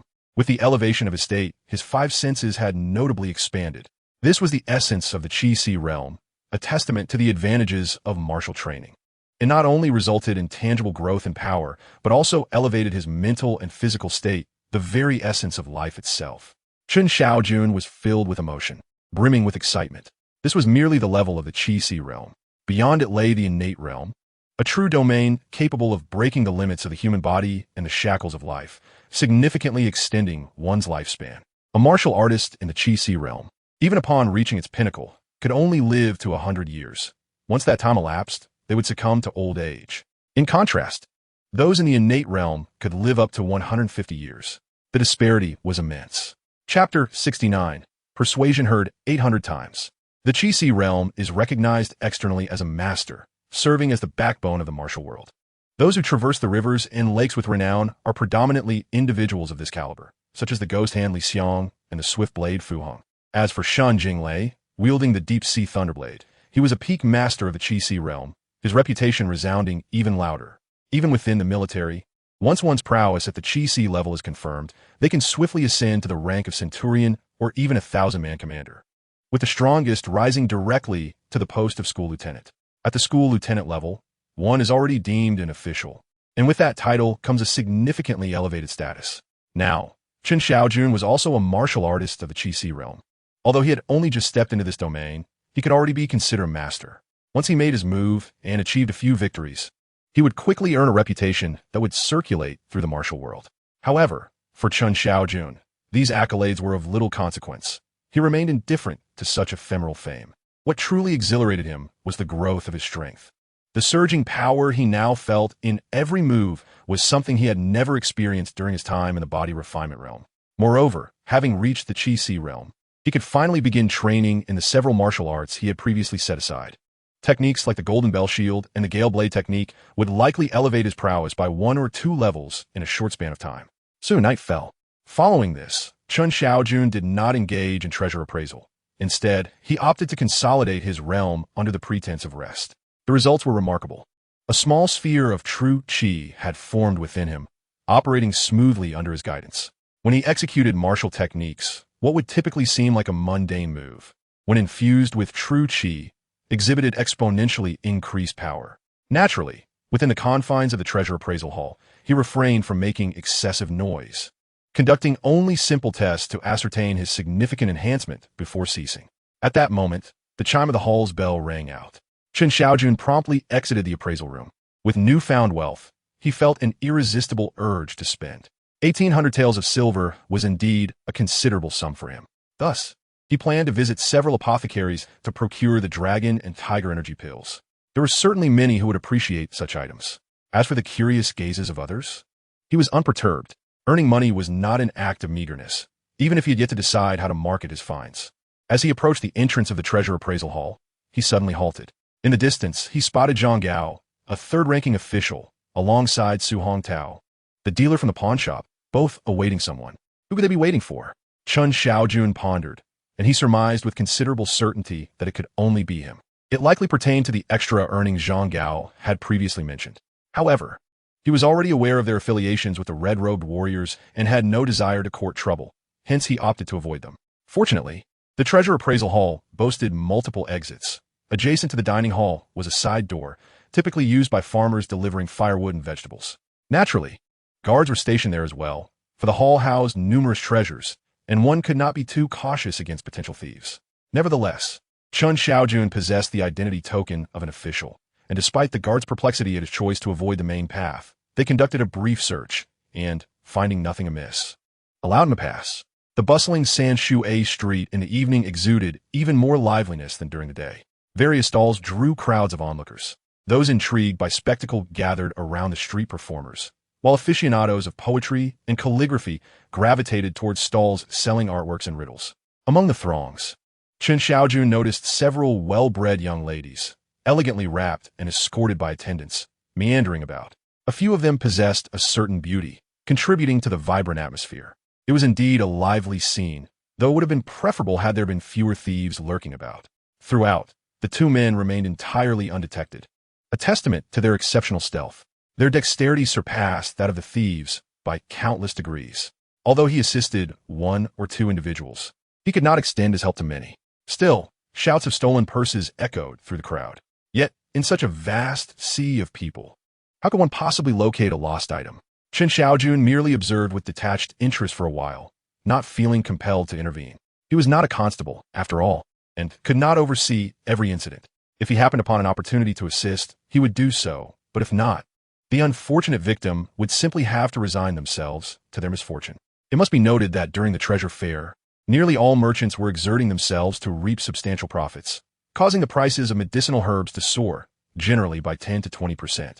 Of course, the selection was also considerably more comprehensive. Leveraging his expertise in herbal medicine, Chen Shaojun engaged in some spirited negotiation before successfully acquiring all the necessary herbs at standard prices. Thus, a sum of 1,100 taels of silver departed from his possession. However, he managed to gather most of the materials required for the Dragon Tiger Vitality Pill. With everything in place, all that remained was the crucial alchemical furnace. Chen Shaojun mused as he placed all the herbs in the inn before discerning his direction towards the pawnshop of the Lin family. The alchemical furnace was indeed the missing element in his preparations. He recalled a bronze cauldron he had previously appraised. It resembled a feng shui ornament designed to ward off misfortune, but was, in truth, an authentic alchemical vessel. It was through the identification of this alchemical furnace that he acquired the Huineng Dan Shu, from which he derived the formula for the Dragon Tiger Vitality Pill. Was it mere coincidence that each sip and peck seemed predestined? This time, as Chen Shaojun set out to concoct the Dragon Tiger Vitality Pill, his thoughts immediately turned to that bronze cauldron. He intended to enter the pawn shop and purchase the cauldron outright, hoping fervently that it had not yet been sold. Soon, the Lin pawn shop came into view. Situated on Sanshui Street, this temporary establishment had a low threshold and a relatively narrow entrance. Upon stepping inside, several familiar figures appeared before him. The shopkeeper Liu, a few servant boys, and of course the newly appointed ticket clerk Lin Qi were all present. However, Su Hongtao was conspicuously absent, presumably occupied with Zhang Yao, the third official, leaving Chen unsure if he was still awaiting his return. Filling in for Su Hongtao was his underling, who also bore the surname Su, though his given name remained unknown to Chen, due to the absence of an official appraiser. Most of the items for sale in the pawnshop had already been authenticated, presenting a dazzling array of treasures. Among them, Chen Shaojun recognized many artifacts he had previously appraised, such as the ancient jade he had first identified upon awakening, the fish essence stone used for warding off evil, and the eye of a hawk struck by an arrow. If memory served him, the hawk's eye was indeed a valuable item, capable of enhancing vision and treating ocular ailments. Of course, some of the treasures he had appraised were either not displayed or had already been sold, remaining undiscovered by him, including that very bronze cauldron.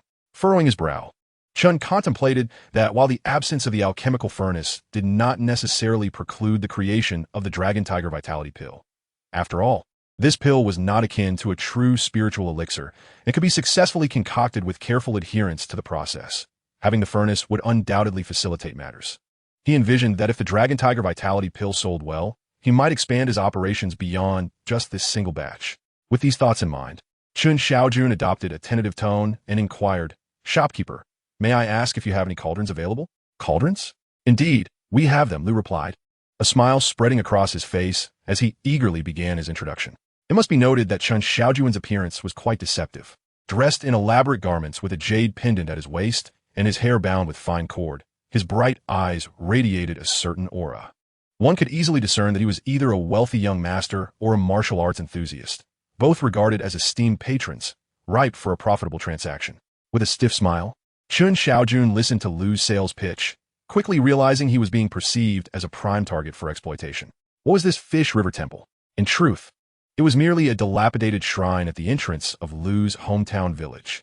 Legend had it that over a century ago, a fish demon, either genuinely seeking enlightenment or misled by some whisperings, constructed a temple by the riverside, proclaiming itself the ancestor of Fish River, and invited local villagers to come and pay their respects. Yet, being a demon, its conduct and demeanor were fundamentally distinct from those of humans.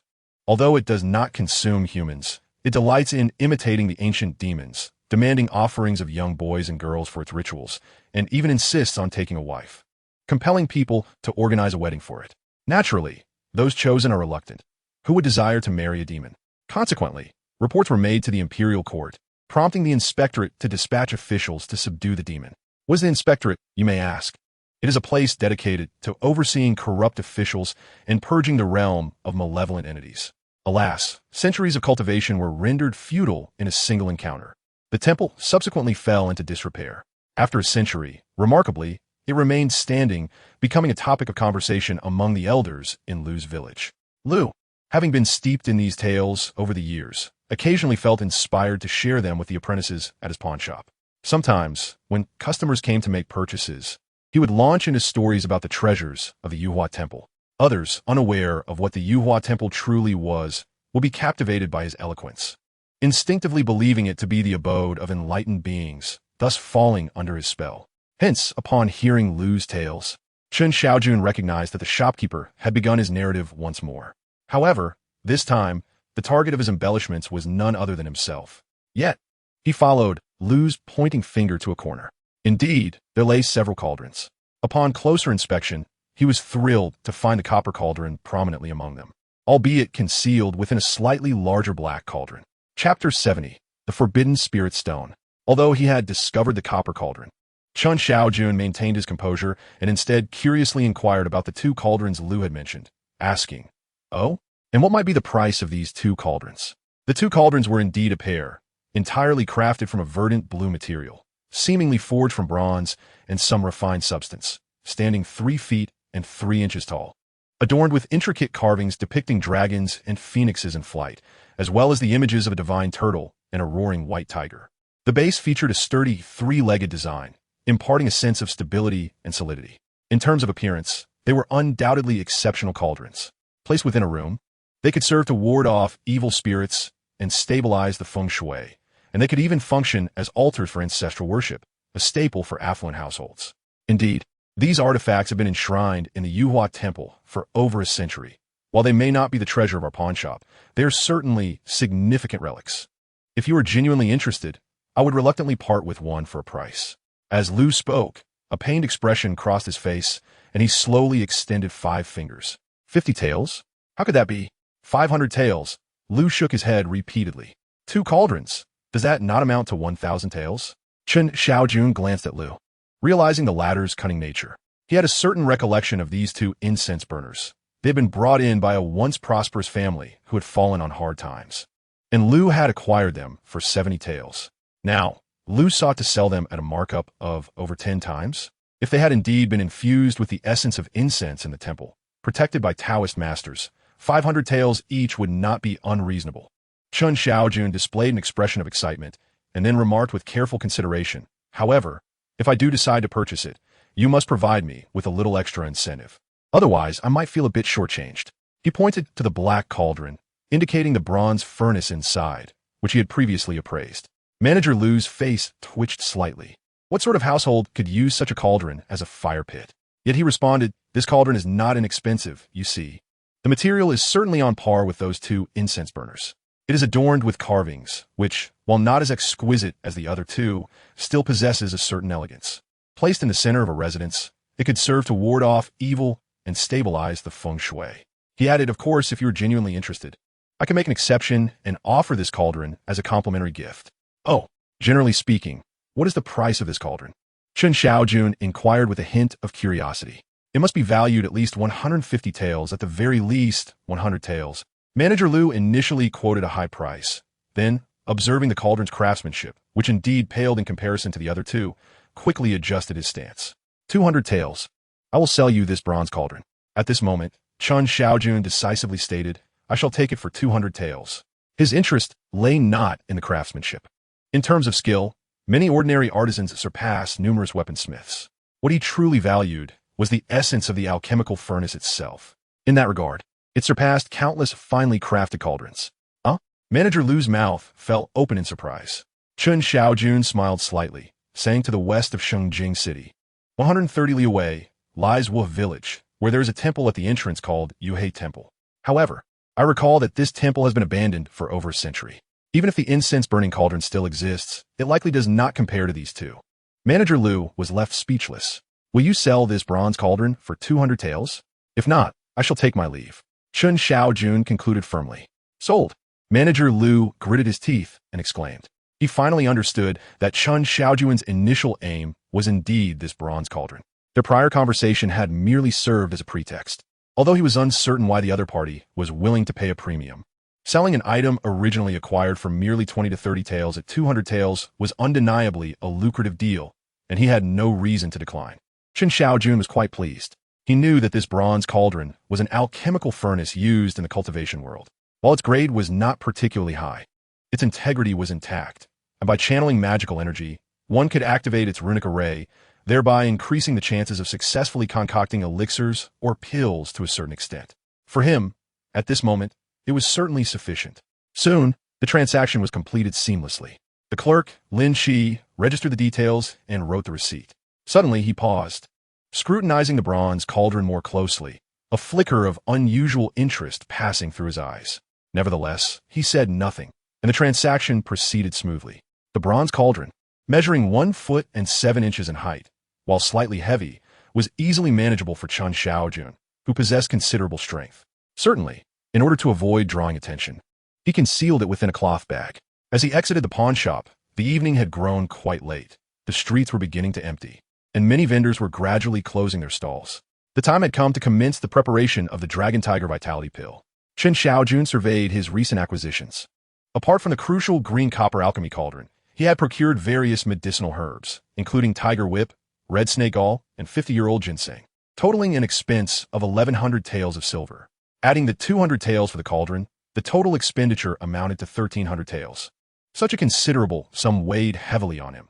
Should he fail in successfully concocting the Dragon Tiger Vitality Pill, it would indeed be a source of great distress.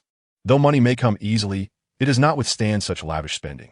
Steadying his mind, Chen Shaojun was about to begin processing the herbs when a sudden knock echoed from outside. Who could it be? He paused momentarily, swiftly stowing away the herbs and cauldron. I am Lin Shi, and I apologize for the intrusion. I hope for your understanding, esteemed senior. A voice soon resonated from beyond the door. Lin Shi. Chen Shaojun was taken aback. Was this the new ticket clerk from the pawn shop, Lin Shi of the Collateral Lin family? Had he inadvertently revealed his true self before this individual? Furthermore, during previous conversations with the treasurer Zhang Gao and Su Hongtao, he had gleaned that Lin Shi was perhaps more enigmatic than he had initially surmised. However, his expression soon returned to tranquility, for he had suddenly noticed the respectful title used by Lin Shi. Esteemed senior? Could it be that his concealed prowess had been discerned? Or had there been some misunderstanding? Nevertheless, one thing was abundantly clear. His true identity remained undisclosed. Hence, he replied in a calm voice, "What brings you here? Esteemed senior, may I enter? I have a matter to discuss." The voice outside spoke again. Chen Shaojun furrowed his brow, contemplated, and ultimately decided to open the door. At present, he possessed the audacity that came with skill. Besides, he believed there would be no danger within the inn. Upon opening the door, he found that it was indeed Lin Shi from the pawn shop. He feigned surprise and exclaimed, "It's you? Have you been following me?" A hint of anger flickered across his face. "Esteemed senior, I am merely desperate for assistance, which has compelled me to resort to such measures." Lin Shi replied awkwardly with a nervous smile. "Assistance? I hardly believe I can be of help to you," Chen Shaojun remarked, unimpressed. "Allow me to explain. Earlier, while at the pawn shop, I noticed that the cauldron you purchased is indeed an alchemical furnace, and I detected a scent of medicinal herbs emanating from you. Thus, I dare to surmise that you are a skilled alchemist. Are you not?" Lin Shi's gaze was fixed intently on Chen Shaojun. "And what of it?" Chen Shaojun replied noncommittally. "Thus, I wish to request your aid in concocting a particular pill," Lin Shi said eagerly. "You are indeed grasping at straws," Chen Shaojun observed, suppressing the urge to ascertain Lin Shi's intentions with his spiritual eye technique. Although his strength has significantly increased, he remains uncertain about the true level of his opponent. "I am well aware that hope is scarce. Yet, as long as there exists a glimmer of hope, I am willing to endeavor. Since you are a seasoned alchemist, you must be familiar with the exorcism pill. I humbly request but a single exorcism pill, and I hope you can grant my wish. As for the compensation, I am prepared to offer a piece of spirit sealing stone as remuneration." Spirit sealing stone? What is that? Chen Shaojun was taken aback. He had not anticipated that Lin Shi was also afflicted by malevolent energy. Logically, given his status, he should have been able to summon a formidable figure from the Lin family to exorcise the malevolence. Upon hearing this, Lin Shi could not hide his disappointment. He had never heard of a spirit-sealing stone, indicating that Chen Shaojun was not the practitioner he had envisioned. The probability of him being an alchemist was, of course, minuscule. Nevertheless, he explained, this spirit sealing stone is a treasure crafted by Taoist practitioners to seal certain items through specially established restrictions. Until the restrictions are lifted, no one knows what is contained within the spirit sealing stone. It could be a magical artifact, a cultivation technique, a rare oddity, or even toxic substances, or items of no value. What one can extract from the spirit sealing stone relies entirely on luck. I see. Chen Shaojun suddenly recalled the treasure appraiser Elder Nye had mentioned at the gathering of Yao. Is it possible that the items the treasure appraiser deals with are indeed these spirit sealing stones? Then, esteemed senior, are you able to concoct an exorcism pill? Lin Qi asked, clinging to a sliver of hope. No, Chen Shaojun replied slowly, shaking his head. Without the formula or knowledge of the material ratios. Even though I have some understanding of alchemy, I am like a skilled cook without rice. However, what do you mean? Lin Qi, somewhat disheartened, quickly lifted his gaze. However, I do know of a method that can exorcise and dispel malevolent energy, which should assist you with your predicament, Chen Shaojun mused before speaking. What method? Lin Qi's spirit lifted as he inquired eagerly. This malevolent energy had troubled him for over half a year. 6 months ago, due to his reckless cultivation, he ingested several inferior spiritual pills and consequently became afflicted with pill poison and malevolent energy. His cultivation had stagnated, and he often had to rely on the Dao Yuan within him to suppress the pill poison and expel the malevolent energy. Now, that malevolent energy had already invaded his meridians. If it were not expelled soon, once it infiltrated his dantian, he would not only lose all his cultivation, but also miss the opportunity for advancement, potentially succumbing to a debilitating illness. Indeed, as a descendant of the Lin family, he could summon the elders for assistance in exorcising the malevolence. However, there was a complication, his lineage, being from a collateral branch. Even though several remarkable individuals had emerged from his side in recent years, his direct relatives had joined the Qingxian sect and become formal disciples. Only the esteemed ancestor of the Lin family and the clan leader, Lin Qingfeng, possessed the formidable mastery capable of dispelling malevolent energies and detoxifying. In recent years, however, the internal strife between the Lin family's direct and collateral branches has reached a crescendo, and given the considerable exertion required for such exorcisms, neither the ancestor nor the clan leader would be inclined to intervene on his behalf. As for martial artists and Taoist masters beyond the Lin family, they remain as inaccessible to him as the majority of ordinary individuals. Even if he were to encounter them, it is unlikely they would lend their assistance to an outsider without compelling reason. Thus, he conceived the notion of seeking the dispelling elixir employed by Taoist practitioners. Upon surmising that Chen Shaojun might be an alchemist, he impulsively sought him out, eager for assistance in dispelling the malevolence. Chen Shaojun remained silent, observing his counterpart with measured patience. I did not carry the spirit restraining stone with me. However, if you could assist me in dispelling the malevolence, I would promptly deliver the stone to you. What say you? Lin Qi, understanding the implications of Chen's words, felt compelled to elucidate further. What do you think? Chen Shaojun responded lightly, his tone airy yet pointed. Though he was acquainted with Lin Qi, their interactions had been superficial, and he was not inclined to place his trust in him easily. The malevolent energy within him had become a source of deep-seated anxiety. His employment at the Lin pawnshop had been precipitated by the very same malevolence, which had incited him to clash with his elders out of rage, leading to his subsequent demotion. Now, upon hearing of a potential remedy, he felt compelled to explore even the faintest of chances. With that, he turned to leave, and Chen Shaojun made no effort to impede him, though a glimmer of contemplation flickered in his eyes. Lin Qi's unexpected visit had indeed taken him by surprise. Nonetheless, the proposition of the spirit restraining stone piqued his curiosity.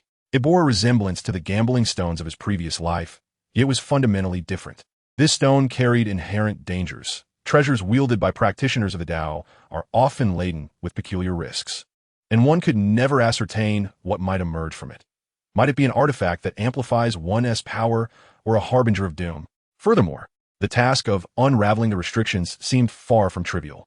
The seals of immortal beings are notoriously complex and not easily dispelled. Chen Shaojun mused, his thoughts gradually shifting towards the alchemical endeavors ahead. Although he had procured the necessary ingredients for the Dragon Tiger Vitality Pill, the process of crafting it was not as simple as merely following a recipe and simmering the herbs. It entailed a nuanced understanding of the potency of each ingredient, precise ratios, and mastery over the flame. It is rare to commence by proportionately preparing each herb in advance. Any surplus must be set aside, and it is imperative to gauge the strength of each herb based on experience. If one is too potent, other components must be reduced, whereas if one is too weak, the quantity must be increased. After a thorough preparation, half an hour had elapsed when a knock at the door resounded once more. Recognizing it to be Lin Qi outside, Chen Shaojun cautiously confirmed his identity before opening the door. Esteemed elder, this is the spirit restraining stone. Do not be deceived by its modest size. Once the restrictions are lifted, it may yield invaluable treasures. However, to unlock it, the assistance of a specialist is required. Upon entering the room, Lin Qi hastily opened a cloth bag and retrieved a wooden box. As he opened the box, a stone of irregular shape, about the size of a fist, appeared before him. This stone was predominantly a pearly white and emitted a peculiar, ethereal glow, illuminating the entire room upon the box's opening. A specialist assistance? Who could that be? Chen Shaojun was visibly intrigued by such a treasure and quickly inquired. A treasure to cipher, Lin Qi replied. A treasure to cipher? Isn't it possible for a dedicated appraiser to handle this? Chen Shaojun blurted out. Upon hearing the term treasure decipher, he surmised that it referred to the profession coveted by the esteemed Qin Wenshan, as mentioned previously by Elder Nya of Jiyuanfang.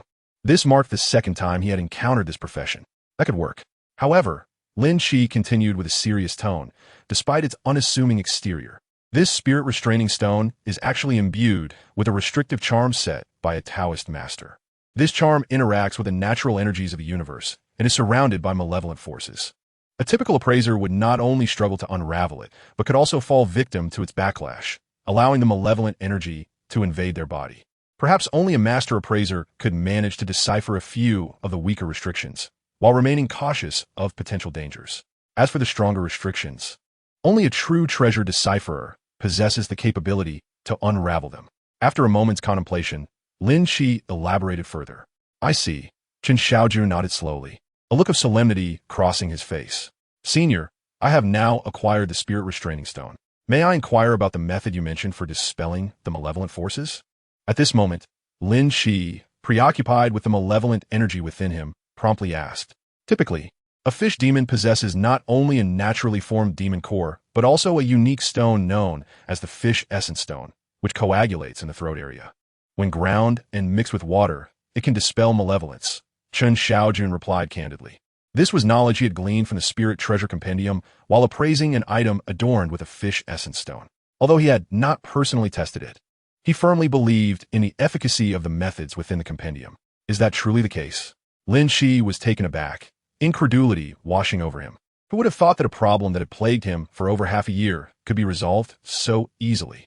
Countless talented youths and martial practitioners had wasted their lives grappling with malevolent forces over the years, only to find that a single fish essence stone could be the solution. You shall find out for yourself, Chen Shaojun said without further elaboration. Very well, Senior Bai Ziyu, I shall proceed with the attempt immediately. Lin Qi fell into a momentary silence before finally nodding. However, just before departing, he deliberately called out Chen Shaojun's name, serving as a subtle warning. Rest assured, if one stone proves insufficient, two shall suffice. The fish essence stone is guaranteed to dispel malevolence, Chen Shaojun replied with a calm demeanor. As for the name, Bai Ziyue, it is merely a pseudonym registered at the inn. When Lin Qi suddenly mentioned it, he was momentarily taken aback before comprehending its significance. Is this the so-called spirit restraining stone? Does it require a master of worship to unlock its secrets? Now that I consider myself a master of worship, might I attempt to unravel its mysteries? Observing the spirit restraining stone left behind by Lin Qi, Chen Shaojun's face illuminated with eager anticipation. Anyone would be curious to engage with such a wondrous object. At that moment, Chen Shaojun set aside the medicinal herbs he had meticulously prepared and began to scrutinize the spirit restraining stone with great care. Its surface was a luminous white, yet upon closer inspection, one could discern a vibrant tapestry of colors beneath that whiteness, albeit somewhat dulled and only fully visible upon closer proximity. Furthermore, it was noteworthy that amidst the myriad colors, he could faintly perceive a peculiar, net-like thread that seemed to envelop the entire spirit-restraining stone. Could this be the so-called restraint? Chen Shaojun mused, unable to resist the urge to employ the spiritual eye technique. In an instant, he felt a magnificent, multicolored cloud unfurl before him. As this cloud ebbed and flowed, it transformed into a unique and exquisite spectacle. However, upon closer examination, he was taken aback. This radiant display was not merely a cloud, but rather an amalgamation of countless spiritual energies converging in the world.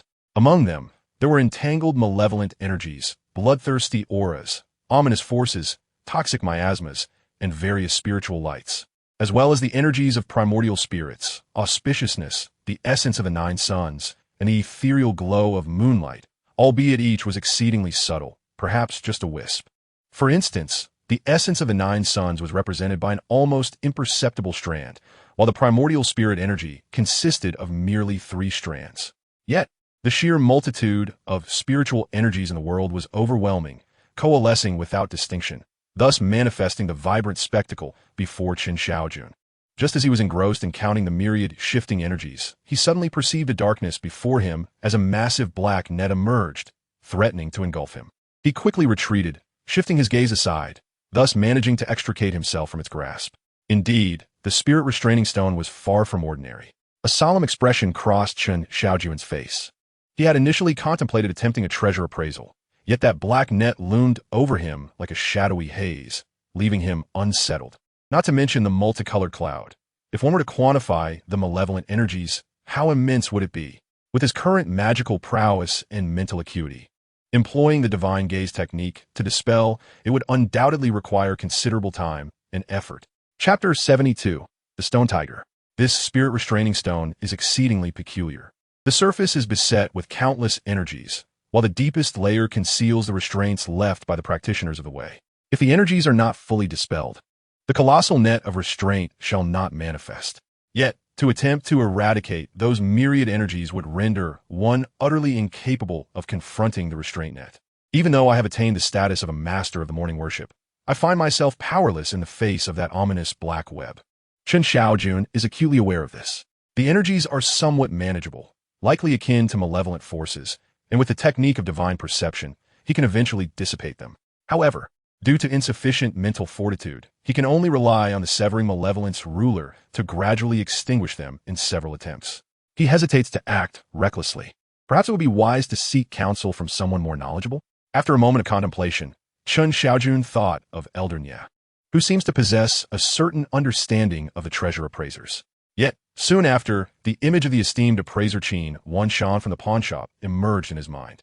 According to Elder Han, Chen was wholeheartedly aspiring to become a master of the morning worship, hoping to be recognized by influential figures and to become a professional treasure appraiser. He must have a more intricate understanding of this profession. Even if Grand Appraiser Chen is indifferent to mundane matters, he is still a fellow appraiser from the same pawnshop. Surely, if I approach him sincerely for guidance, he would not remain completely silent. With these thoughts in mind, Chen Shaojun resolved to seek Chen's advice. He then stowed away the spirit binding stone and turned his gaze to the meticulously prepared materials before him. Observing the sky and recognizing the inadequacy of the inn for alchemical practices, he ultimately decided to postpone his crafting endeavors. The following morning, after rising, Chen Shaojun meticulously arranged the medicinal herbs and alchemical cauldron before leaving his room. The inn, bustling with people, was hardly a secure environment. It seemed imperative to find a more suitable residence, at the very least, a temporary one. Considering the safety of his belongings, particularly the cauldron and herbs left at the inn, he understood the potential losses if they were to be stolen while he attended the treasure appraisal hall during the day. After breakfast, he sought out a pawn shop and, given the temporary nature of his stay, did not indulge in extensive deliberation. A cursory glance sufficed, and he rented a modest house. It was not large, but spacious enough, comprising over 150 square meters, including a small courtyard. The courtyard was level and appeared to have intended to by the previous owner, who had even planted a few apricot trees.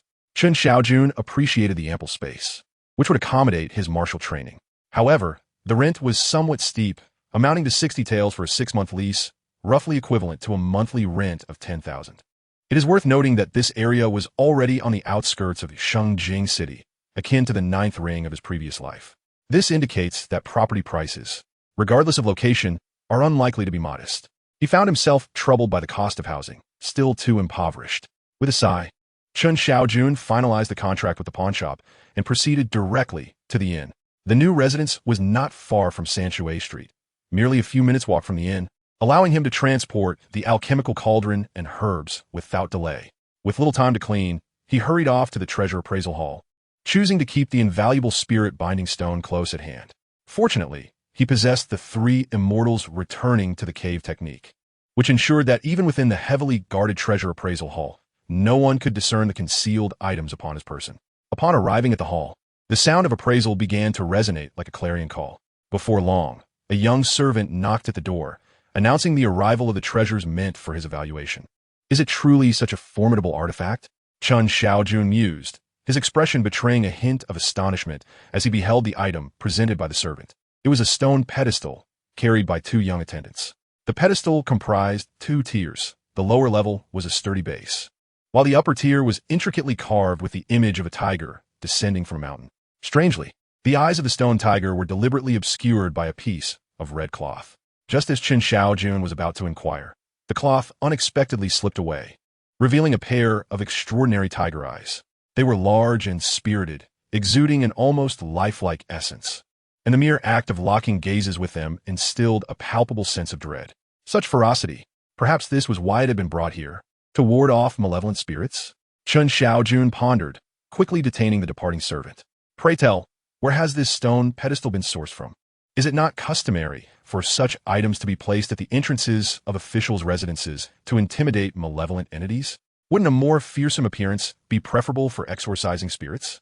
I am uncertain of the specifics, the servant replied, shaking his head and consciously avoiding the tiger's gaze. All I know is that it was delivered by the Mo family trading company. Nodding in understanding, Chen Shaojun recognized that the artifacts brought to the appraisal hall often hailed from various origins, and aside from the intermediaries, it was challenging for others to ascertain their precise provenance. The servant, being but a lowly attendant, was not expected to possess such knowledge. I have heard rumors of a stone tiger causing unrest lately. Could this be the one?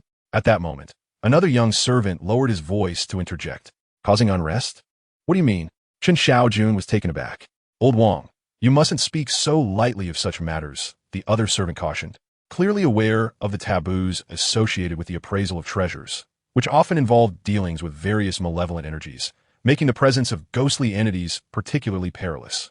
When confronted with such spirits during an appraisal, the difference between life and death could be a mere heartbeat. Fear not. If you possess knowledge, do share. I too must be wary, Chen Shaojun urged earnestly. To be honest, I am not entirely certain. It may be mere coincidence that this is the same stone tiger.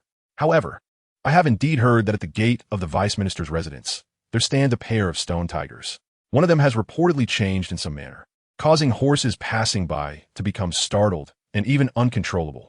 Sometimes, even pedestrians walking nearby experience discomfort. Thus, the word has spread that the stone tiger is haunted. However, after this news circulated, the stone tiger was swiftly replaced, purportedly cleaved by the vice minister himself. Hence, I speculate that this stone tiger cannot be that pair, for such stone pedestals are quite numerous. As he spoke, the servant cast a reassuring glance at Chen Shaojun. As he cautiously stole glances at the stone tiger, the fearful expression it bore struck him as profoundly peculiar. Indeed, Chen Shaojun found himself in a rather bemusing predicament. The moment the other party spoke, he began to speculate that this stone tiger was likely the very one rumored to be haunted by spirits. With no alternative, he could only clasp his hands together in a gesture of gratitude. After the two young attendants departed, Chen Shaojun turned his gaze toward the stone tiger. Well then, since it had been placed down, it was imperative to assess and dispel any malevolence. He first employed the technique of spiritual sight. It must be said, this ability greatly aided him in the appraisal of treasures, allowing him to avert numerous perils. In an instant, Chen Shaojun discerned that, apart from a dense aura of bloodthirst, there existed a spectral shadow, faint yet brimming with malice. This shadow appeared indistinct, yet its eyes were fierce and menacing, exuding a palpable aggression, occasionally unleashing a monstrous roar. Was there truly a spirit present? Chen Shaojun felt a jolt within. However, he was not as astonished as he had been during his previous encounters with spirits. Not only because the shadow appeared feeble, but also due to his own significantly enhanced strength, rendering him less fearful of ordinary specters. Of course, exceptionally powerful spirits remained an entirely different matter. Clearly, despite its ferocity, this spectral presence did not pose a substantial threat in his estimation. Nevertheless, out of an abundance of caution, Chen Shaojun resolved to light a candle and incense. Soon, the candle burned steadily until it extinguished. Yet, two of the bamboo incense sticks were snuffed out midway through their burn, while the remaining one completed its duration entirely. Furrowing his brow, he found it difficult to ascertain the implications of these occurrences.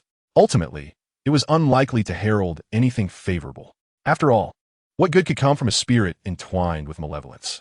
It was merely a matter of confronting the situation. With this thought, Chen Shaojun wasted no time. A slight ripple of energy coursed through him as he invoked the technique of divine perception. Boom! A formidable force, capable of moving heavy objects from a distance, coalesced into a sharp blade that struck the stone tiger directly. In that moment, the malevolent aura was stirred. Simultaneously, the spectral shadow entwined within the aura turned its fierce gaze upon Chen Shaojun. Letting out a terrifying roar, a beam of crimson light shot forth from its eyes. To an observer, it would appear as though a wave of violent spiritual energy erupted from the stone tiger, suffusing the air with a bizarre red glow. He had long suspected things were not so simple. Unfazed by the imminent danger, Chen Shaojun felt his energy deplete at an alarming rate, compelling him to conjure a mental shield before him. Bang! The crimson light dissipated, and amidst a slight tremor, Chen Shaojun's spiritual force regained its stability. Then, that resilient and weighty energy surged forth once more, pressing down upon the stone tiger. Sizzle! The dense bloodthirst was gradually eroded away. The soul shadow incessantly emitted the roar of the martial saint, bloodlight shooting from its eyes. It was continually thwarted by Chen Shaojun. The moment Chen Shaojun's mental force thoroughly pressed upon it, a piercing howl resonated, albeit merely as a final, wretched lament. Soon, the malevolent aura was entirely dissipated. Chapter 73. Are you aware that your life is imperfect? The appraisal concluded, and the spirit communication treasure mirror manifested, revealing the stone tiger within. Tracing its origins. This stone tiger was crafted by the renowned stonemason Wang heir from Shengjing. Upon its successful completion, it was presented to the Minister of Revenue, Lord Mo, where it stood guard at the entrance of the minister's residence for 15 years. 15 years later, on a fateful night, two formidable beings engaged in a fierce pursuit. One, clad in brocade and adorned with an official hat, possessed narrow yet bright eyes and sported a pair of mustaches that curled upwards, reminiscent of a court official. The other appeared humanoid, but was tailed by a distinct appendage, its eyes of vibrant green, revealing its true nature as a demon. As they passed by the minister's residence, the official lunged forward with a sword, catching the demon off guard, causing blood to spurt onto the stone tiger. The demon fled, while the official relentlessly pursued, soon vanishing from sight. Following this encounter, the stone tiger underwent a remarkable transformation. Its malevolent aura intensified, and it became host to lingering souls. Thereafter, any horse that happened to pass by the Minister of Revenue's home would be inexplicably startled, often resulting in chaos. Ironically, the minister was a high-ranking official of the third grade, with a steady stream of visitors, frequently comprising 10 or more carriages awaiting at his door. The frightened horses would invariably incite a domino effect. On one occasion, the daughter of the Minister of Works was riding in a carriage that passed by the minister's residence when the horses became alarmed, leading to a tumultuous scene. Although no one was injured and Minister Zhou of the Ministry of Works refrained from raising any objections, he could not dismiss the incident lightly. Given his superior status over Lord Mo, that very evening, he personally visited to extend apologies and ordered the stone tiger to be destroyed and replaced. The task fell to Lu Neng, the second steward of the minister's residence. Despite his seemingly prosperous position, Lu harbored a penchant for gambling and had amassed significant debts. After reluctantly accepting the assignment, he clandestinely sold the stone tiger to a merchant who transported it to Sanshui Street. There, it caught the eye of a middle-aged man dressed in brocade, possessing bright, narrow eyes and sporting a distinctive pair of curled mustaches, who purchased it. At this juncture, Chen Shaojun's brow furrowed, having recognized that the individual who ultimately acquired the stone tiger was none other than the court official who had once pursued the demon. Over the course of 15 years, the stone tiger had naturally accumulated a considerable amount of malevolent energy. With the infusion of the demon's blood, transformation was inevitable. This was merely due to the relatively short passage of time. The souls that had gathered upon the stone tiger had yet to fully coalesce. Were it to be 3 to 5 years hence, the task of exorcising them would undoubtedly be far more arduous. Yet, the question lingered, what exactly was that demon? Had the court official ultimately succeeded in slaying it? Furthermore, what is the identity of that court official? Instantly, a new wave of confusion washed over Chen Shaojun's mind. From the imagery, the prowess of that person and the demon was evidently formidable. Even a fleeting glimpse revealed their ethereal leap and the devastating swordplay. both of which far surpassed Chen Shaojun's current abilities. Perhaps they were at the pinnacle of the Qi realm, or even a master beyond the innate realm. Chen Shaojun pondered, diligently committing the figure's visage to memory. After all, they were a formidable expert within Shengjing City, and it was likely that he would encounter them at some point. Subsequently, the spirit communication treasure mirror assessed and classified the item. It was of superior quality, awarding him the fireball technique. A spell, and an offensive one at that? Chen Shaojun was momentarily taken aback. Soon thereafter, a look of delight graced his features. After yearning for so long, he had finally acquired an offensive spell. Although the fireball technique may not be particularly sophisticated, being one of the most fundamental spells, it was still a significant achievement for Chen Shaojun. At the very least, it was the only spell he had obtained thus far that possessed active offensive capabilities. Eagerly, he began to absorb the information regarding the fireball technique that flooded his mind. The rune structure of this spell was considerably more intricate than that of the Spirit Eye technique. Moreover, it entailed more than merely conjuring a fireball. It also involved mastering aspects of control. He had to manage the impact point trajectory, the persistence of the fireball, and whether it would explode upon landing or adhere to a surface. As Chen Shaojun continued to absorb the knowledge, his joy grew exponentially.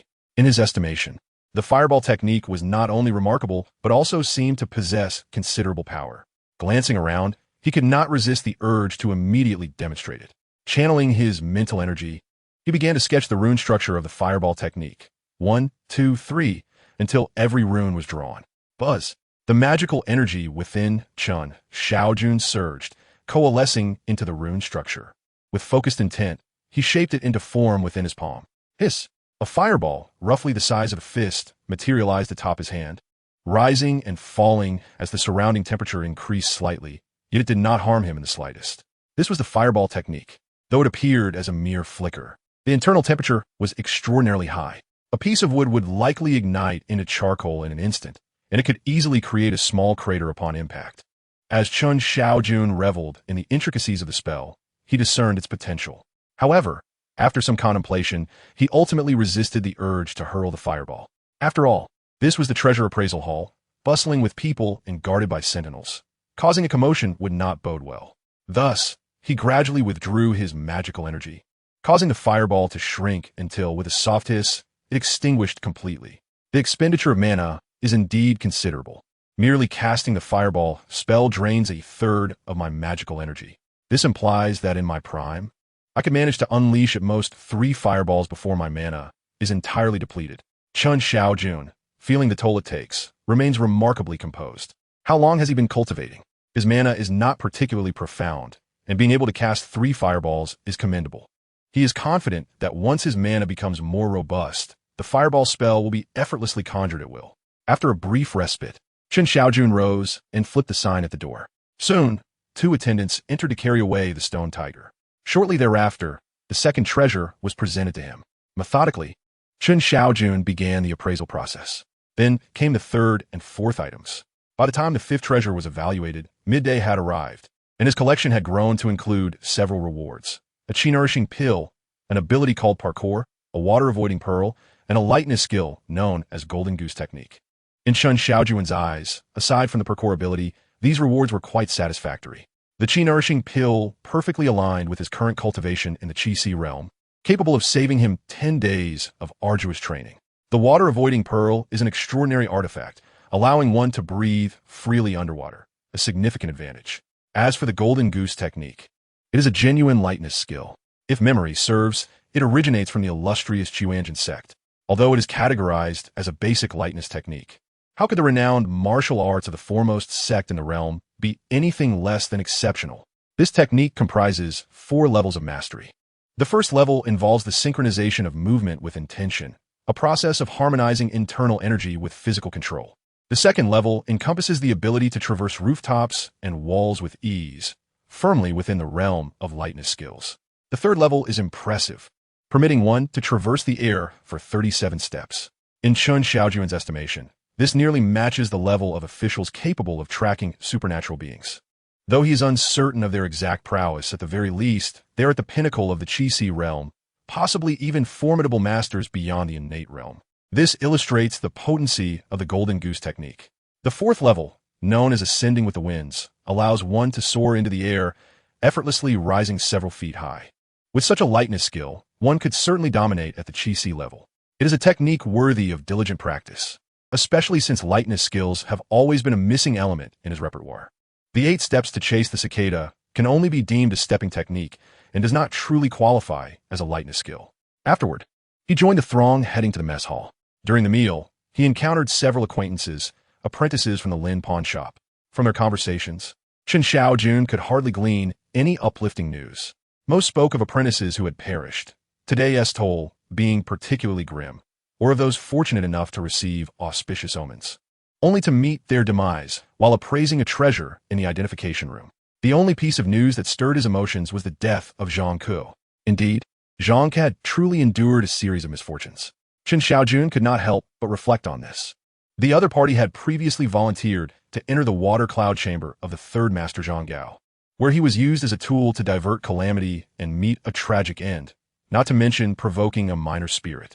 Were it not for Master Chen's art of substitution, which transferred the harm onto Zhang Gao, he would have perished long ago. However, to one's dismay, within the treasure appraisal hall, he did not last even a few days before succumbing once again to the malevolent energy. This time, there was no one to rescue him. He simply died. Master Chen's mood grew somewhat heavy, although there were no deep feelings between them, and the other had often mocked him for being favored by the third master. He was still an acquaintance. How could he have met such a fate? Not dying at the hands of Zhang Gao rendered his life imperfect, did it not? After parting ways with a few apprentices, Master Chen murmured to himself. It was not because of the previous mockery that he felt discontent. Rather, it was the displeasure of witnessing a small-minded individual who had risen to prominence die at the hands of those he was grateful to. Chapter 74. The Appraiser and the Divine Art of Resolution. If memory serves me right, the appraisal room belonging to the great Master Chen, Shan, should be room 20. Marked with the character. Master Chen glanced at the room number and knocked on the door. Who is it? A deep voice suddenly inquired. Upon hearing this, Master Chen promptly introduced himself. Master Chen, I am Chen Shaojun, a fellow apprentice from your pawn shop. Today, I know you.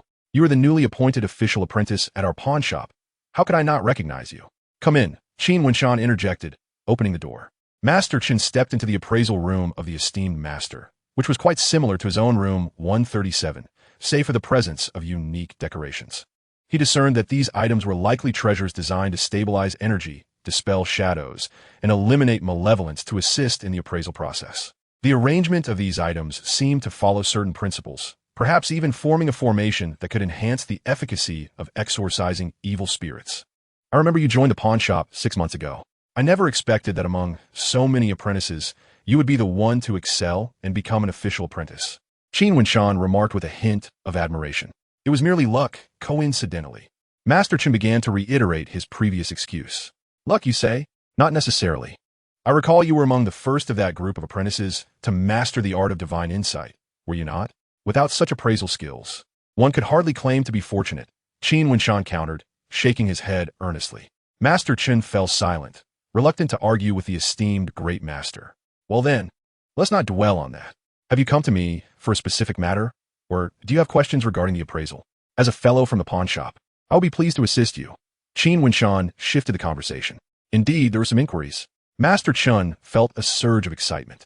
Surprised by how accommodating great Master Chen was, perhaps his good mood contributed to this generosity. Without hesitation, he promptly replied, the situation is as follows. Just the other day, I heard from Elder Nye at Juanfang about the concept of a treasure resolver, which is said to be the aspiration of many attendants. However, I'm uncertain about what exactly this profession entails. Moreover, what is the significance of the Forbidden Spirit Stone? Triasura resolver? Forbidden Spirit Stone? Did Nye Roof share this with you?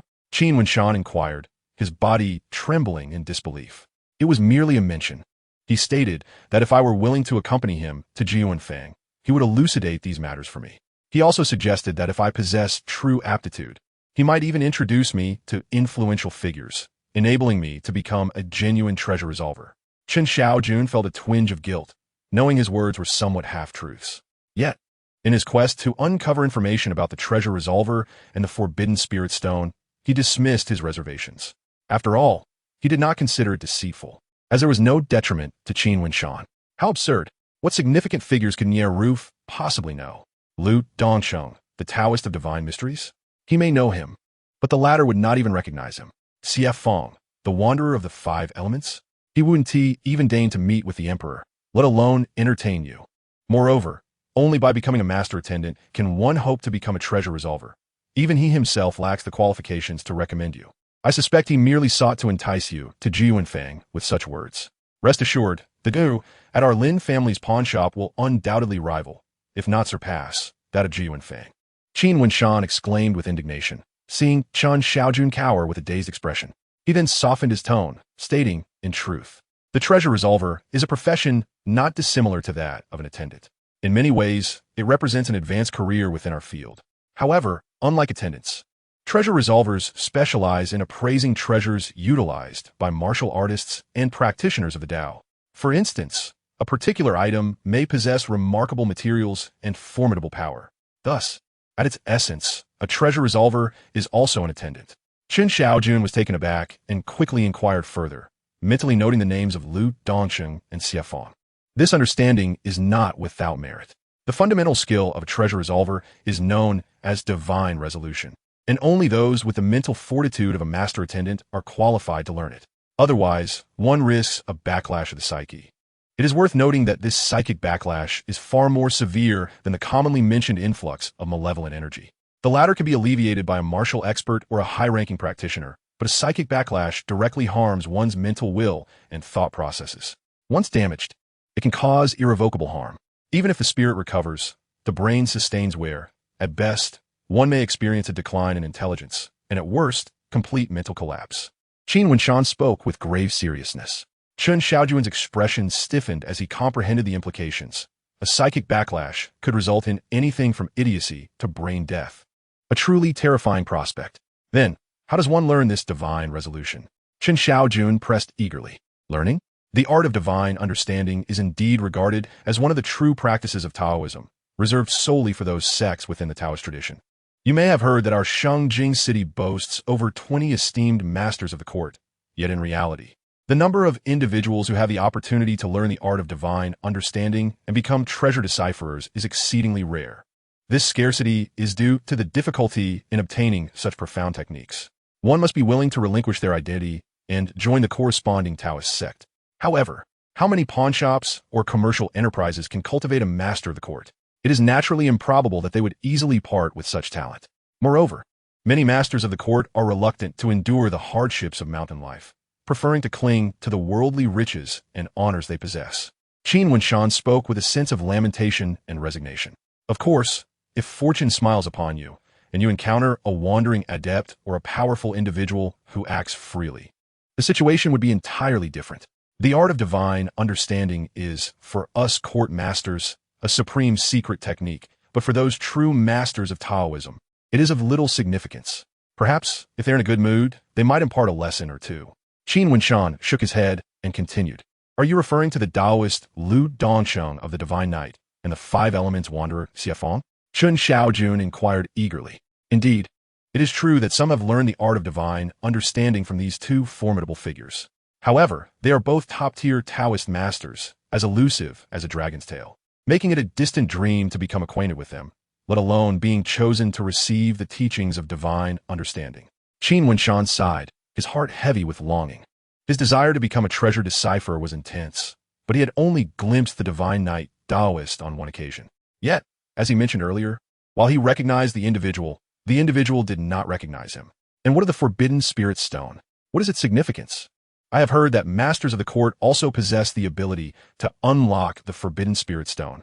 Chen Shaojun, unable to suppress his curiosity, pressed on. His fundamental aim was, after all, the Forbidden Spirit Stone. The mere mention of the treasure decipherer's profession stirred his instinct to inquire further. The Forbidden Spirit Stone is, in essence, a creation of certain Taoist practitioners who encase precious items within gathering stones, subsequently imposing restrictions to seal them. As time passes, the Forbidden Spirit Stone absorbs various mixed energies from the heavens and earth, while the restriction continues to function amidst this chaotic energy. This process ensures that the treasures sealed within remain preserved for hundreds or even thousands of years, preventing them from succumbing to decay and losing their efficacy due to the passage of time. Although there have indeed been instances of masters of the court unlocking the forbidden spirit stone, no master would venture into such risks lightly. The mixed energies absorbed by the gathering stone are far more challenging to dispel than malevolent energy and are exceedingly taxing on one's mental strength. Qin Wenxian paused to catch his breath and sip from his teacup. Thus, while it is true that some court masters have successfully unlocked the forbidden spirit stone, those willing to take such risks are, in reality, quite few. Moreover, the restrictive forces often embody the willpower of formidable practitioners of Taoism. A misstep could lead to backlash, endangering the spirit of Master Zhao Feng. Qin Wenxian continued, elucidating the situation. I see. Chen Shaojun nodded, though a contemplative expression graced his face. Previously, when he had employed the spirit eye technique, he discerned an amalgamation of myriad spiritual energies within the restriction stone. At that moment, he had speculated, and now, upon hearing the words of Master Qin, he comprehended that all of this stemmed from the surface of the gathering spirit stone. The gathering spirit stone consolidates various spiritual energies from the heavens and earth, preserving treasures within the restriction stone. The restrictions serve primarily as a means of protection and maintenance. Could my creation heart sutra absorb the energy from the surface of the gathering spirit stone? Chen Shaojun suddenly recalled the technique he had previously acquired, capable of absorbing countless energies from the cosmos, refining diverse foreign powers. The more energy he refined, the stronger his cultivated true qi would become. The variety of spiritual energies contained within the gathering spirit stone is vast, including many rare and potent energies that are usually exceedingly difficult to collect. Yet now, they could all be drawn from the gathering spirit stone. Chapter 75. The Perfection of the Divine Vision Technique. Chen Shaojun realized that this restriction stone might well be the most suitable treasure for his cultivation.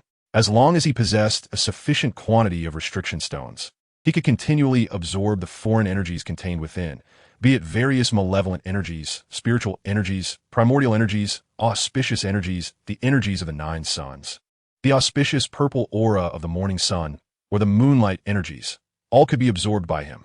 Chen Shaojun felt a surge of eagerness to experiment.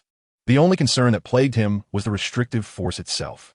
However, he held firm in his belief that, with his mental prowess at its peak, he could indeed overcome this restrictive force. Thus, Chen Shaojun bid farewell to Master Qin and strode purposefully towards his appraisal room. Yet, as he lifted his gaze, he noticed a figure standing at the entrance of his appraisal room. It was Zhang Gao, the 3rd elder. Brother Chen, where have you been? I've been waiting quite a while, Zhang Gao exclaimed cheerfully upon seeing Chen Shaojun. Zhang elder, you've been waiting for me? Chen Shaojun feigned confusion. Call me Zhang brother. We are both formal elders now, and as colleagues in the pawn shop, we should address each other as brothers, Zhang Gao insisted, waving his hands dismissively. So, what do you think of the proposal I presented to you yesterday? The proposal? It pertains to earning some extra income, doesn't it? I must apologize, Zhang elder, but I am rather accustomed to being straightforward, and I truly do not wish to dabble in such matters. You should seek someone else for this. Chen Shaojun replied without hesitation. He had resolved to keep his distance from those red-clad warriors, and thus would not involve himself again. He had no need for treasure appraisal at present. Why invite trouble? Once entangled, it would invariably lead to complications. Brother Chen, this is a once-in-a-lifetime opportunity. Not only could it yield a substantial profit, but it would also significantly enhance both our appraisal skills, Zhang Gao implored, his urgency palpable. Can one still enhance their appraisal skills?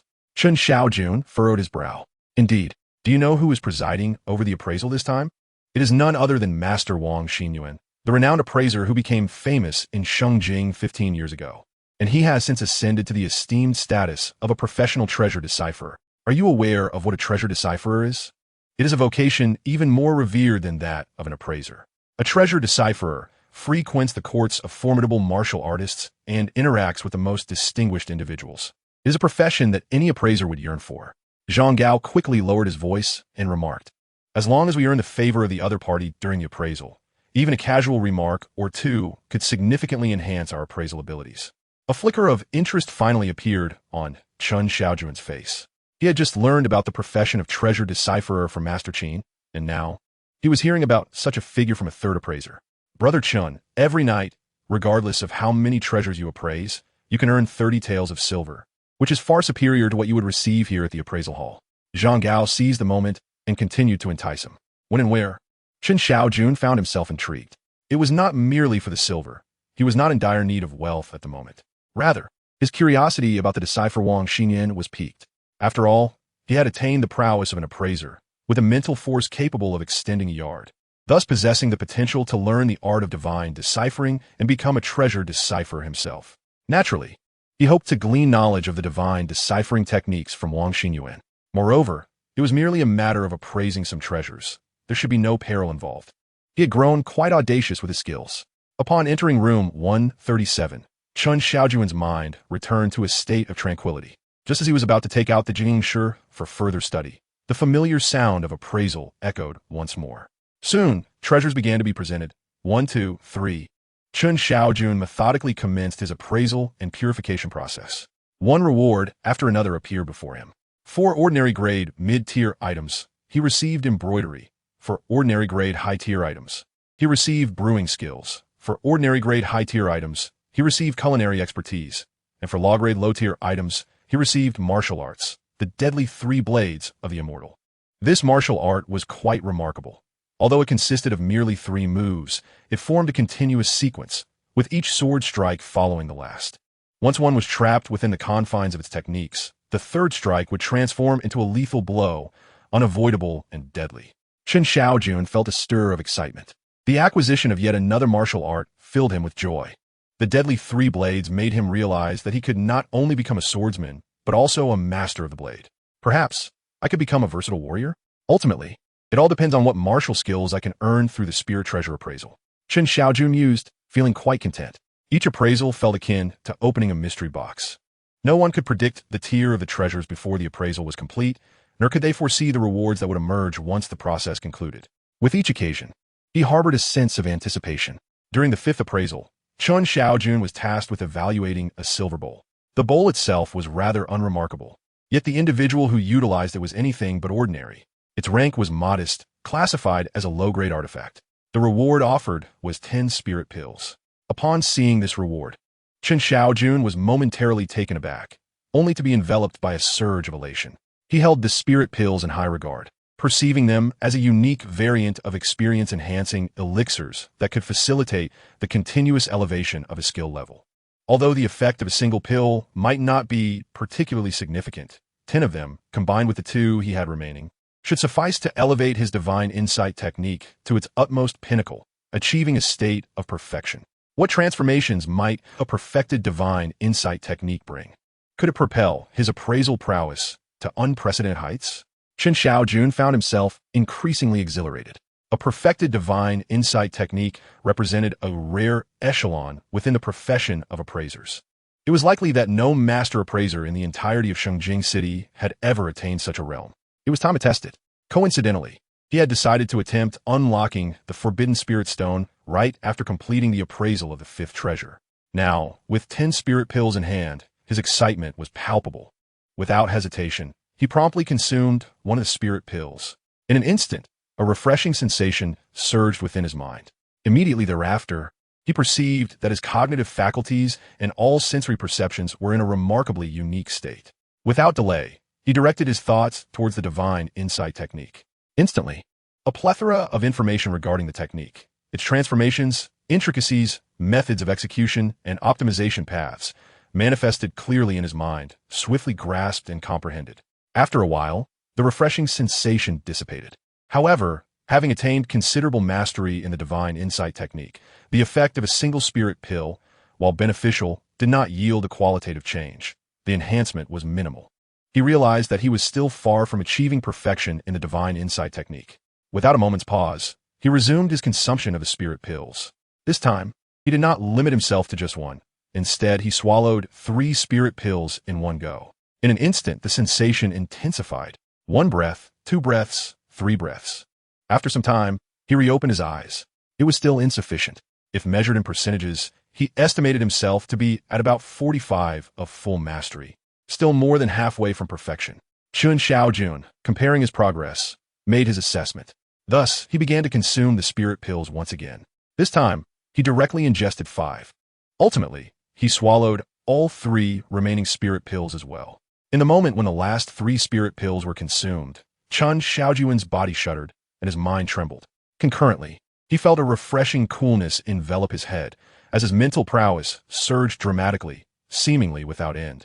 The entire universe, within his perception, began to transform. The art of divine sight had finally reached its zenith. It felt as though an eternity had passed, yet it was but an instant. Chen Shaojun opened his eyes, and a brilliant light flickered within his gaze.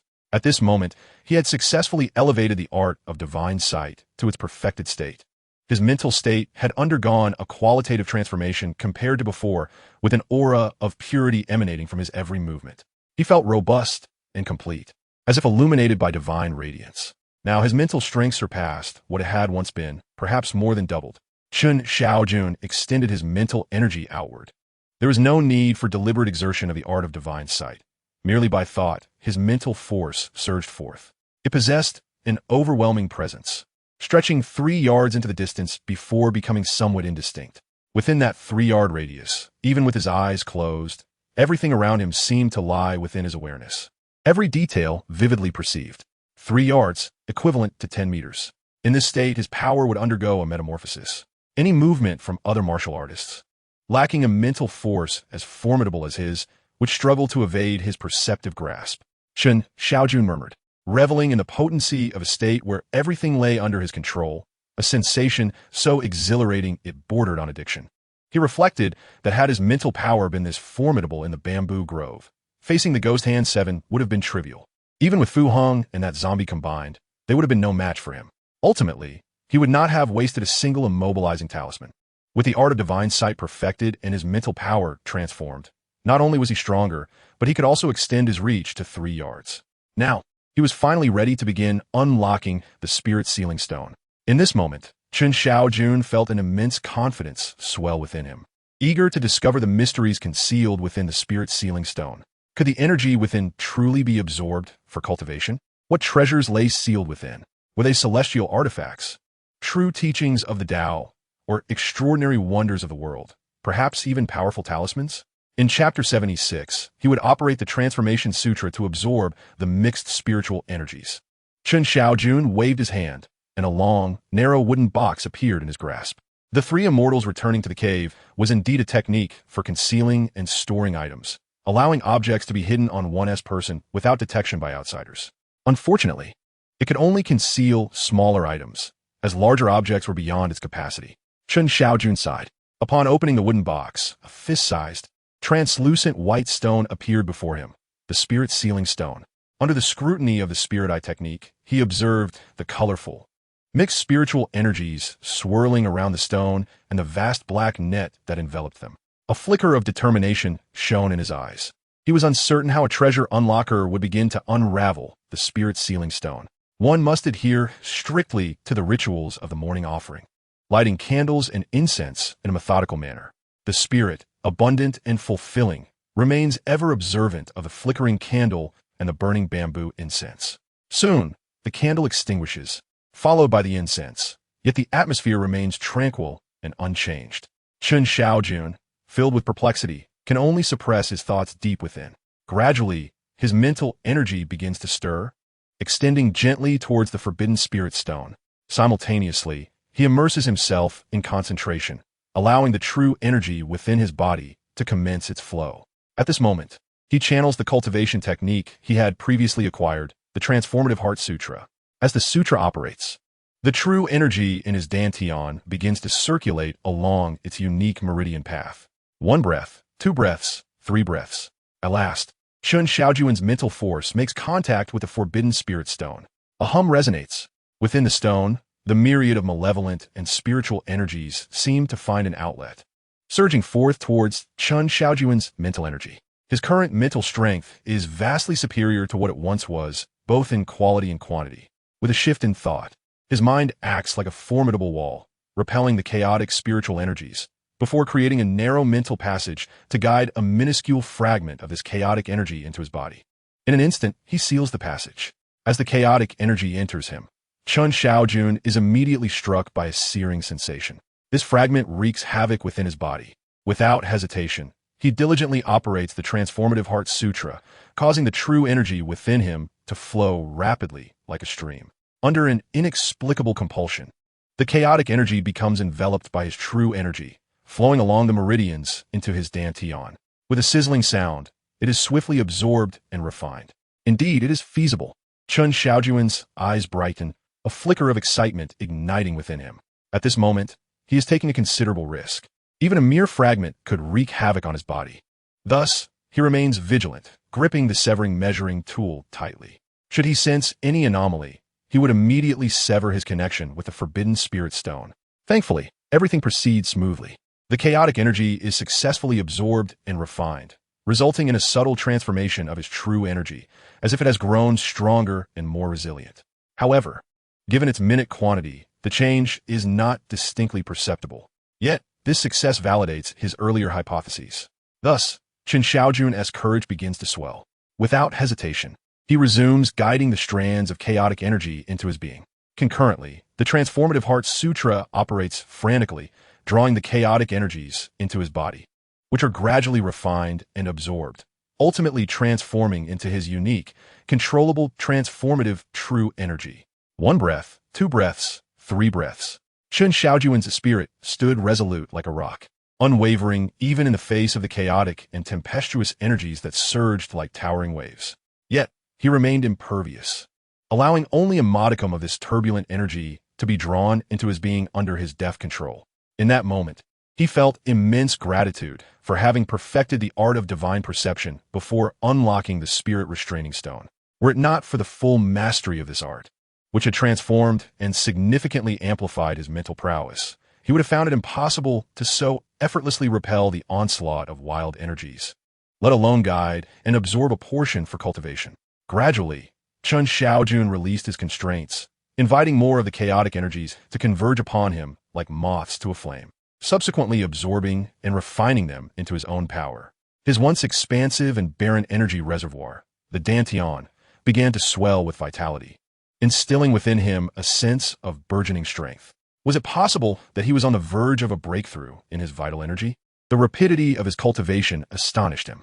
Reflecting on the vast and cloud-like chaotic energies he had witnessed through the art of spiritual eyes, immense, surging, and formidable in number, he acknowledged that some were of exceptionally high quality. The energies of 9 suns, auspiciousness, morning sun, celestial stars, and primordial essence, albeit merely the faintest traces.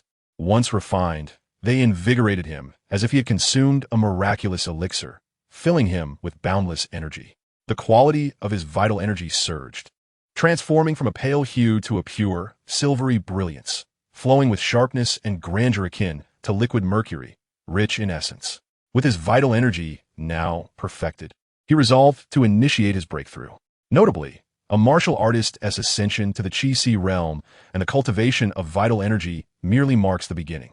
Once the vital energy accumulates sufficiently, it begins to impact the 12 primary meridians within the body. These 12 channels are further divided into 4 categories: the 3 yin and 3 yang meridians of the hands and feet, corresponding to the martial artist's limbs. For instance, the connection between the 3 yin and 3 yang meridians of the hands would significantly enhance the martial artist's strength, allowing the vital energy to circulate more smoothly through the meridians and unleashing a force far superior to what was previously attainable. At this moment, should Chen Shaojun wield his blade, the surging vital energy would indeed transmit through the long sword, unleashing a power far beyond his earlier capabilities. However, since the vital energy surged directly through his physical form into the blade, much of it was wasted. Achieving 50% of his full potential was commendable, yet the overwhelming force could also inflict damage upon his flesh. Once the vital energy transcended the obstacles within the meridians, connecting the 3 yin and 3 yang pathways, the energy would flow directly through the channels, eliminating waste. This would not only result in a greater influx of vital energy, but also a more ferocious outburst, yielding an even more formidable power. If one were to connect the 3 yin meridians and the 3 yang meridians of the legs, it would yield similar results, naturally corresponding to the martial artist's legs. Under the circulation of true energy, the strength of the legs would significantly increase, leading to a marked improvement in their agility and leg techniques. Of course, the cultivation within the Qi realm encompasses only a portion of the 12 primary meridians. Beyond these 12, there exist the 8 extraordinary vessels. When all 12 meridians are interconnected, forming an internal cycle, it equates to a minor mastery of true energy, corresponding to the 5th level of the Qi realm. Only when all 8 extraordinary vessels are fully connected can a martial artist be considered to have achieved a grand mastery of true energy, enabling the formation of a great cycle and ultimate perfection, allowing them to reach the pinnacle of the 9th level within the Qi realm. At this moment, Chen Shaojun found himself brimming with true energy, poised to begin cultivating and breaking through the 12 meridians. Generally speaking, there is no strict sequence among the 12 meridians. One may choose to focus on the 3 yin meridians of the hands, the 3 yang meridians of the hands, or the 3 yin meridians of the legs, and the 3 yang meridians of the legs. Thus, martial artists typically decide which meridians to connect first based on their practiced martial arts. If one excels in hand techniques, such as swordsmanship or knife skills, it would be wise to prioritize connecting the 3 yin or 3 yang meridians of the hands. Conversely, if one's agility is commendable and they're more adept in leg techniques, then focusing on the 3 yin and 3 yang meridians of the legs would be more advantageous. As for myself, I possess lightness techniques like the Golden Goose skill, and for hand techniques, I have the Gale Blade and the Deadly Triad swordplay, rendering the choice of meridian connection rather inconsequential. However, if one were to consider practicality, then lightness and agility would undoubtedly be of greater assistance to me. In a fleeting moment of thought, Chen Shaojun swiftly arrived at a decision. With a mere thought, the pure, silvery, true energy surged forth like an erupting magma towards his 3 yin meridians of the legs. Buzz, buzz, buzz. In the blink of an eye, he had penetrated the first meridian within the 3 yin meridians. Without pause, like a bamboo shoot bursting through the ground, he continued to traverse the 2nd and 3rd meridians as well. It was only at this point that the torrent of true energy began to gradually diminish. Had all 3 meridians of the 3 yin meridians been penetrated, Chen Shaojun was momentarily taken aback. Boom, boom, boom. His Qi Dantian swiftly expanded, surpassing its previous size by more than double. As the vast space of the Qi rotated and operated, it caused the true energy within his body to compress and solidify, reducing from the size of a bowl to that of a fist. While the total amount remained unchanged, its quality was evidently elevated. With the complete connection of the 3 yin meridians, did this not signify that I had reached the 2nd level of the Qi realm? Previously, his true energy had reached completion, equivalent to the pinnacle of the 1st level of the Qi realm. Now, with the connection of the 3 primary meridians, it naturally indicated a breakthrough in his cultivation, reaching the 2nd level of the Qi realm. As long as his true energy accumulated to fullness once more, it would signify that his cultivation had reached the pinnacle of the 2nd level of the Qi realm. Content within himself, Chen Shaojun did not cease his absorption of the mixed spiritual energy within the Forbidden Spirit Stone during his breakthrough. Now, with his Qi Dantian once again feeling empty, his rate of absorbing the mixed spiritual energy had naturally increased. Soon, the chaotic spiritual energy within the Spirit Confining Stone was entirely absorbed. Chapter 77. Successful Unbinding, Treasures Manifest. At the moment the chaotic spiritual energy was completely absorbed, a resonant hum echoed. The restrictive force acting upon the Spirit Confining Stone was finally triggered and unleashed. A massive black net descended upon Chen Shaojun, like numerous dark imprints, seemingly intent on enveloping and binding him entirely. Whether he would live or die hinged upon this very maneuver. Chen Shaojun remained ever vigilant. In truth, from the moment he began to harness the myriad chaotic spiritual energies for cultivation, he had been wary of the potential backlash from this restrictive force. The prior ease of his endeavor had indeed brought him joy, yet he had not forgotten the deliberate restraint left by the cultivator. Thus, as the restriction, liberated from the confinement of chaotic spiritual energy, was fully activated, he instantly reacted. A resonant buzzing filled the air as his mental energy diffused, forming a protective barrier that enveloped his entire being. At that instant, the black net transformed into chains of darkness that struck fiercely against his mental shield. 1 strike, 2 strikes, 3 strikes. The chains did not dissipate after their assault. Instead, they embedded themselves like a relentless affliction, gnawing at Chen Shaojun's mental energy. Despite the steadfast nature of his mental shield, the continuous erosion of his spiritual force instilled a sense of dread within him. An unsettling intuition whispered that if he faltered and allowed the restriction to ensnare him, it would undoubtedly inflict indelible harm. The visceral sensation of scorching upon his soul heightened his tension to unprecedented levels. Fortunately, his mental energy, bolstered by the consummation of the divine vision technique, proved robust. The force of the restriction waned gradually under his persistent resistance.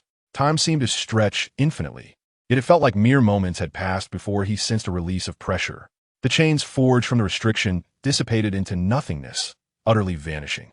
At that juncture, his mental strength had diminished to less than half its peak, now only at 40%. At last it was over. Had he thus unraveled the restriction of the spirit-confining stone? He quickly turned his gaze to the stone within the wooden box. What was once a pearlescent stone, reflecting a spectrum of colors, had transformed into a dull gray hue. As he gently touched it, a fine powder fluttered away, cascading onto the wooden box. The surface of the spirit-gathering stone had entirely lost its efficacy, reduced to mere silt. Could it be that beneath this sediment lay the treasures sealed within the spirit-confining stone? A sudden conjecture ignited within Chen Shaojun. The moment had arrived to witness the miraculous unveiling of treasures. At this moment, Chen Shaojun dared not be negligent, fearing that something highly toxic might lie within. Carefully, he extracted the dishasher and gently scraped the surface. Suddenly, a black ring emerged from the earth. A ring? What kind of treasure could this be? Chen Shaojun's heart surged with excitement and anticipation. He understood that this Jinlingfer was specifically crafted by practitioners of the Tao to seal away treasures. Although not all sealed treasures are of immense value, generally speaking, anything deliberately sealed by a Taoist practitioner must possess some significance. Even if it were not a celestial artifact, it should certainly not be an ordinary object. Of course, Chen Shaojun was well aware that this was a world where bizarre occurrences were commonplace. Before touching the ring, he promptly employed the spirit eye technique.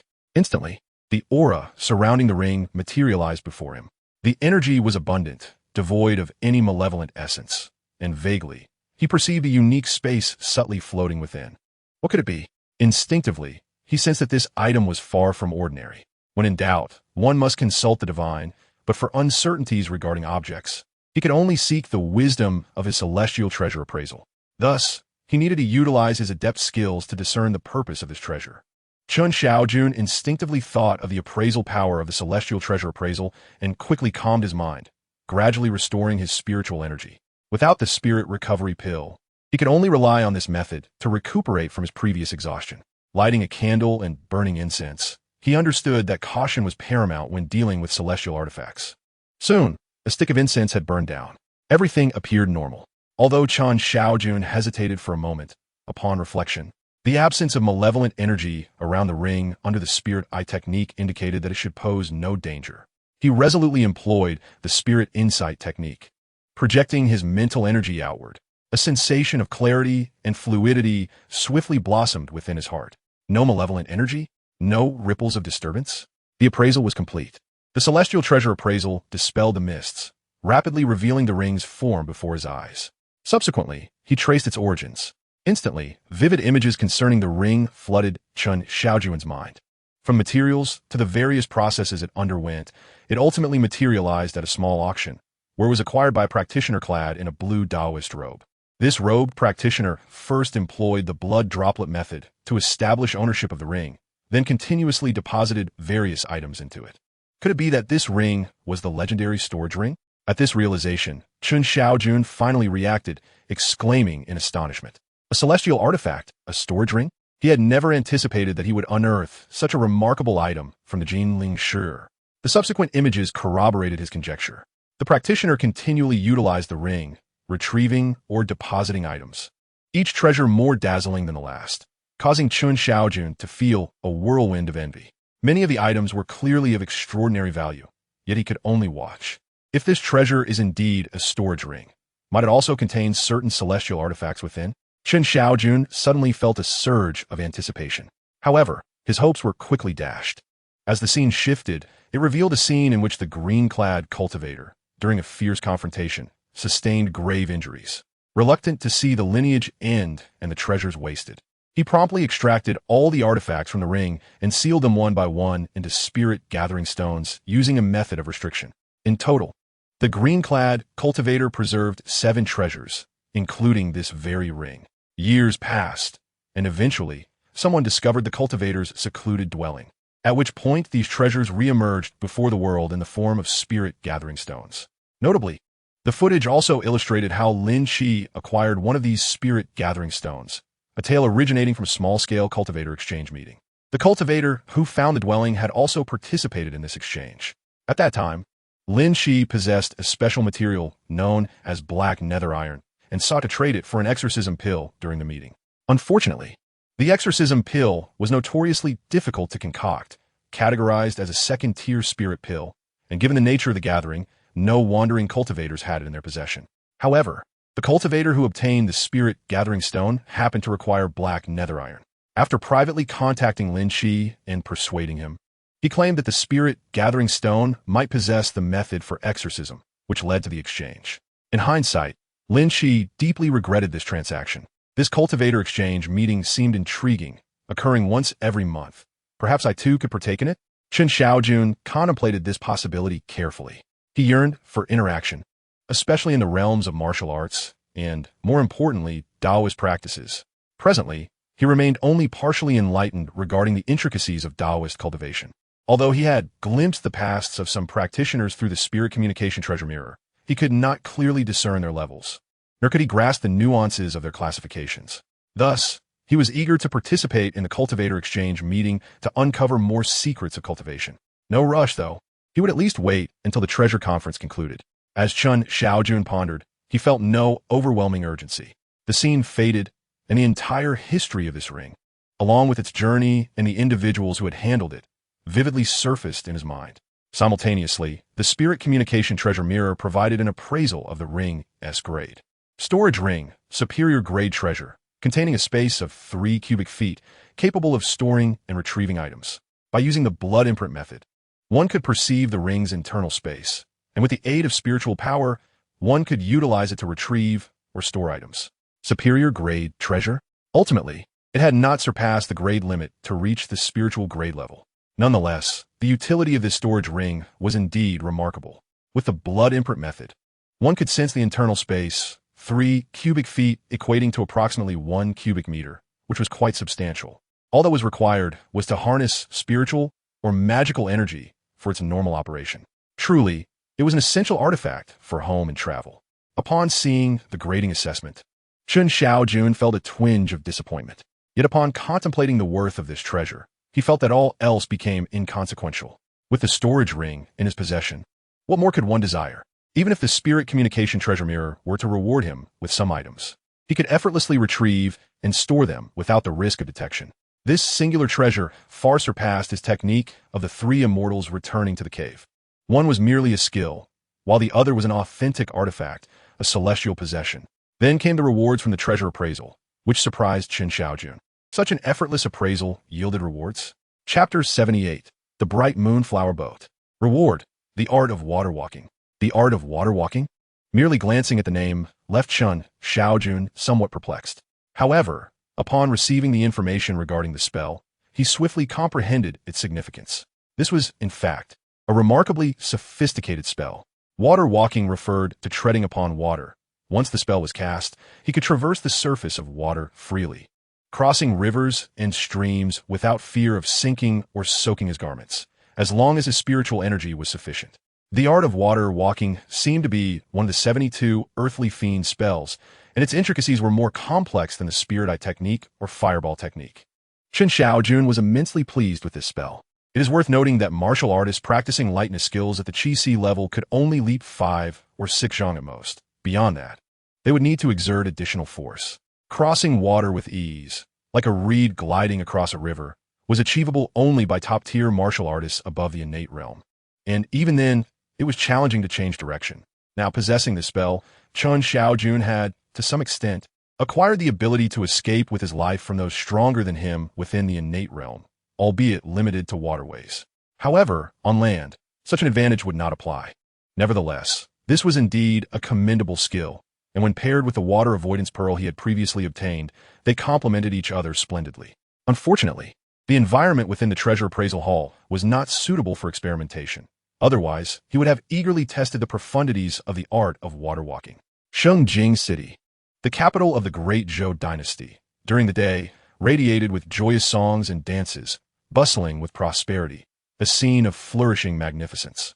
Yet at night, the court would close its doors, and the sage would shut his eyes, giving way to the growth of various dark elements. With even the demons that dared not show themselves during the day, occasionally making an appearance. Thus, in the nighttime of Shengjing City, while not every household shuttered their doors, few dared to roam freely. However, there was one exception. During the day, it was tranquil and sparsely populated, yet by nightfall, it transformed into a vibrant hub, with countless individuals stepping out of their homes, drawn to this area adorned with bright red lanterns.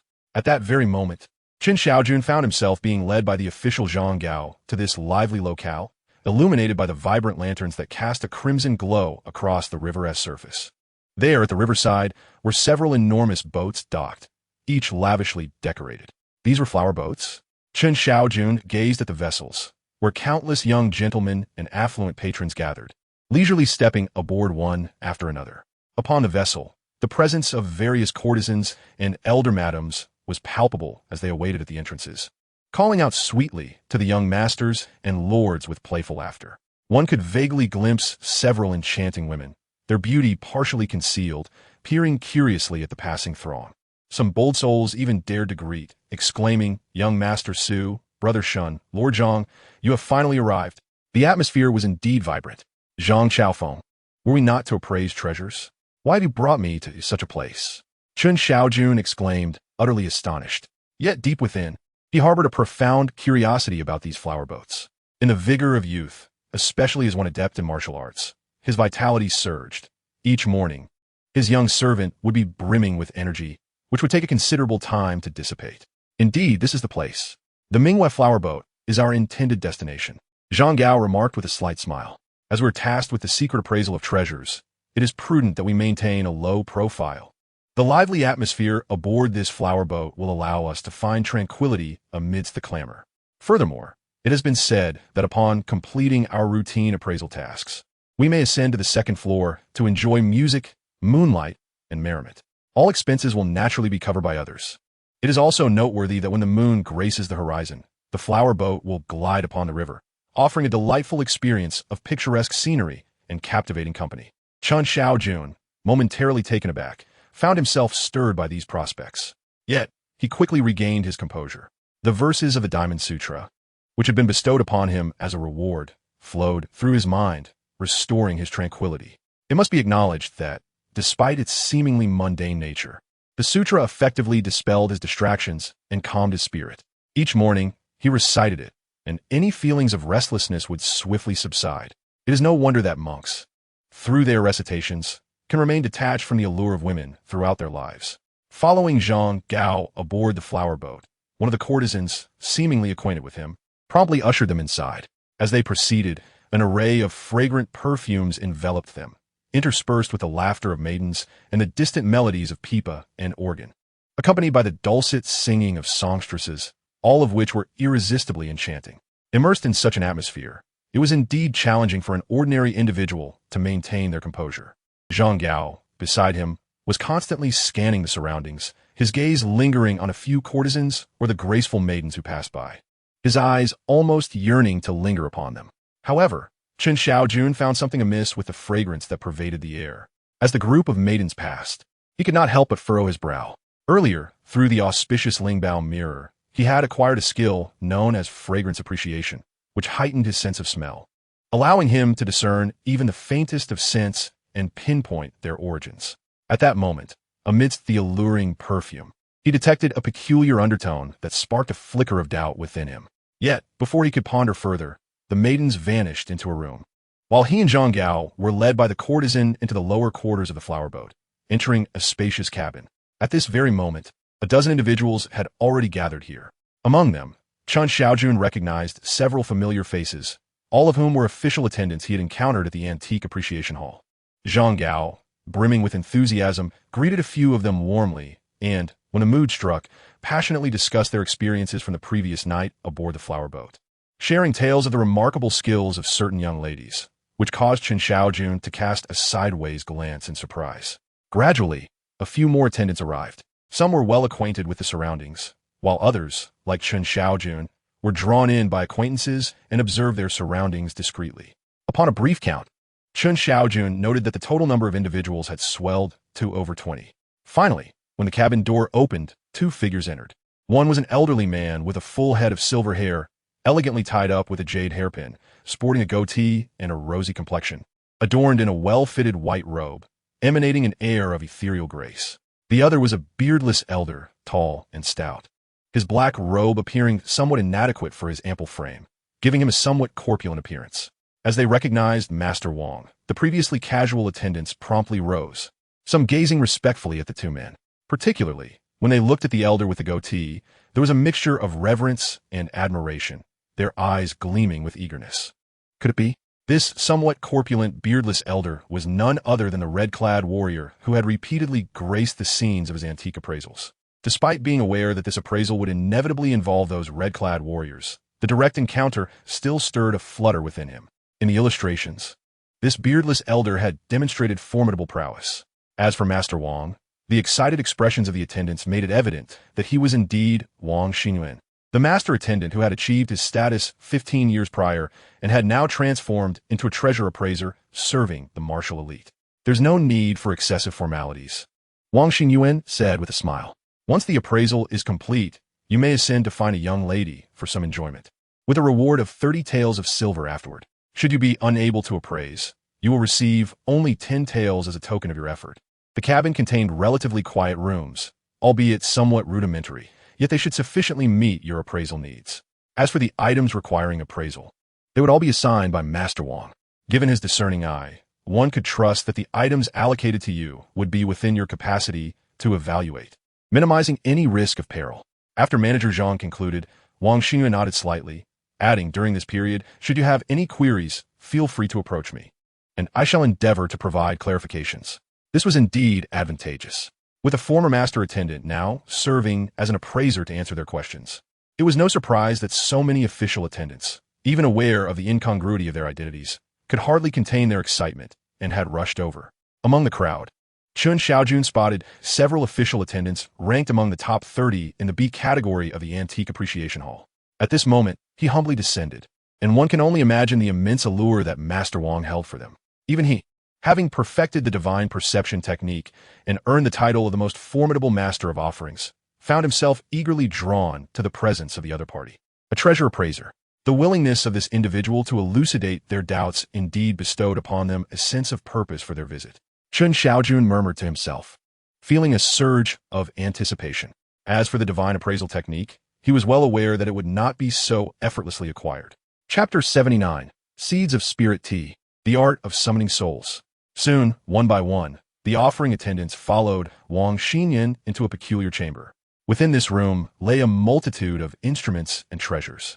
A mere glance allowed Chen Shaojun to perceive, even without employing the spirit eye technique, that many of these artifacts emanated a profound aura of malevolence.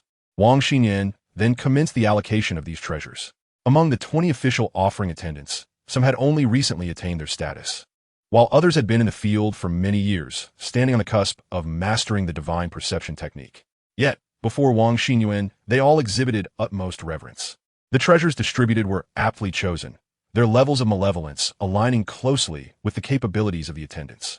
Evidently, there was a method to this selection. Chen Shaojun quickly stepped forward. Under the influence of the spirit concealment technique, his vital energy remained concealed and his magical prowess undetected, revealing only the nascent intensity of a newly minted offering attendant. The other party appraised him briefly and subsequently handed him 3 artifacts. "Thank you, Master Wang," Chen Shaojun acknowledged, casting his gaze upon the 3 items on the tray. One was a teapot, another a canister corroded with verdigris, and the last, a square bronze vessel. With a powerful sense of perception, he discerned that the malevolent aura surrounding these items was quite substantial. The bronze vessel appeared to possess the strongest presence, emanating a chilling essence that unsettled his spirit. Nevertheless, it was evident that these artifacts were within the realm of what he could endure, albeit with some difficulty. "Go ahead. Once you have completed your appraisal, feel free to pose any questions," Wang Xinyuan said with a smile. "Yes, Master Wang," Chen Shaojun nodded. After a moment of hesitation, he refrained from inquiring about the treasure appraiser, as there were others waiting behind him. Given the assurance that he would receive clarification following his appraisal, he felt no urgency. Before long, under the guidance of an attendant, he entered a sealed room. Upon surveying the space, he noted a bed, a set of chairs, and a table thoughtfully adorned with candles and bamboo incense. Beyond that, there was little else. Perhaps due to the ship's environment, the floor felt somewhat damp, and his hand detected a slight stickiness on the table and chairs. Chen Shaojun was not particular about his surroundings, seeing no other issues. He placed the tray on the table, but did not immediately begin his appraisal. Instead, a contemplative expression crossed his face. It was abundantly clear that this so-called bright moonflower ship must be one of the strongholds of the group of red-clad warriors. From the current circumstances, it appears that the requests for appraisal are merely for ordinary items, primarily consisting of commonplace utensils, thus presenting no apparent issues. However, Chen Shaojun remains convinced that the actions of this group of crimson-clad warriors are far from straightforward. Perhaps I am merely being overly suspicious?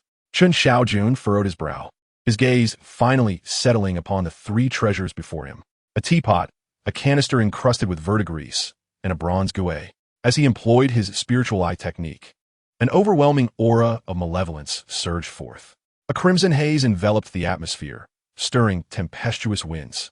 The canister, heavily encrusted with rust, was particularly ominous, shrouded in a blood cloud, while the bronze guet appeared to host countless minuscule insects, poised to devour any hapless soul.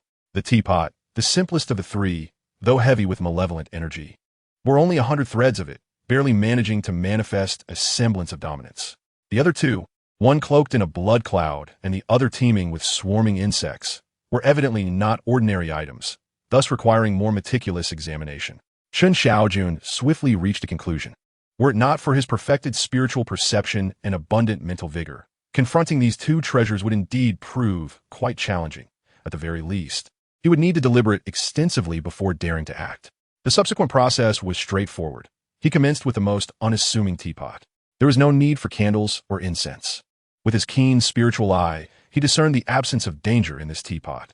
Channeling his spiritual perception, he unleashed his mental force, pressing down upon the teapot with the weight of a mountain. With a sizzling sound, the malevolence was swiftly eroded, dissipating entirely in mere moments.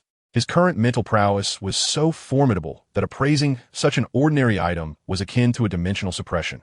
He expended minimal effort to cleanse the malevolent energy entirely. Thus, the appraisal was successfully completed. The spiritual treasure mirror revealed the teapot, illuminating its origins. Upon investigation, the teapot itself was rather unremarkable in material, with its sole virtue being its craftsmanship by a renowned artisan. Its design was slightly intricate, and after being purchased by a scholar, it resided for years beneath a 100-year-old jujube tree by the lakeside of the academy, used to brew tea for entertaining friends and family.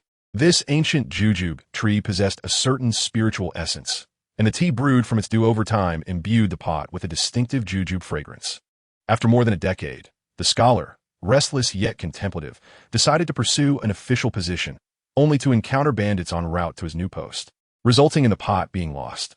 After several turns of fate, it found its way to a merchant house, which subsequently transported the teapot to Shengjing City for a treasure exhibition, only to be ambushed by the same group of crimson-clad warriors.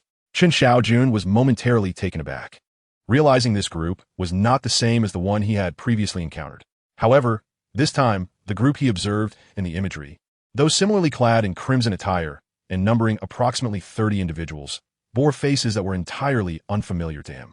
Leading them was a youth in his 20s, whose most striking feature was the 3 fingers missing from his right hand, leaving only the thumb and little finger intact. This young warrior exhibited a particularly ruthless demeanor, seemingly relishing in the torment of others. The horrific state of the merchant caravan was almost unbearable for him to witness.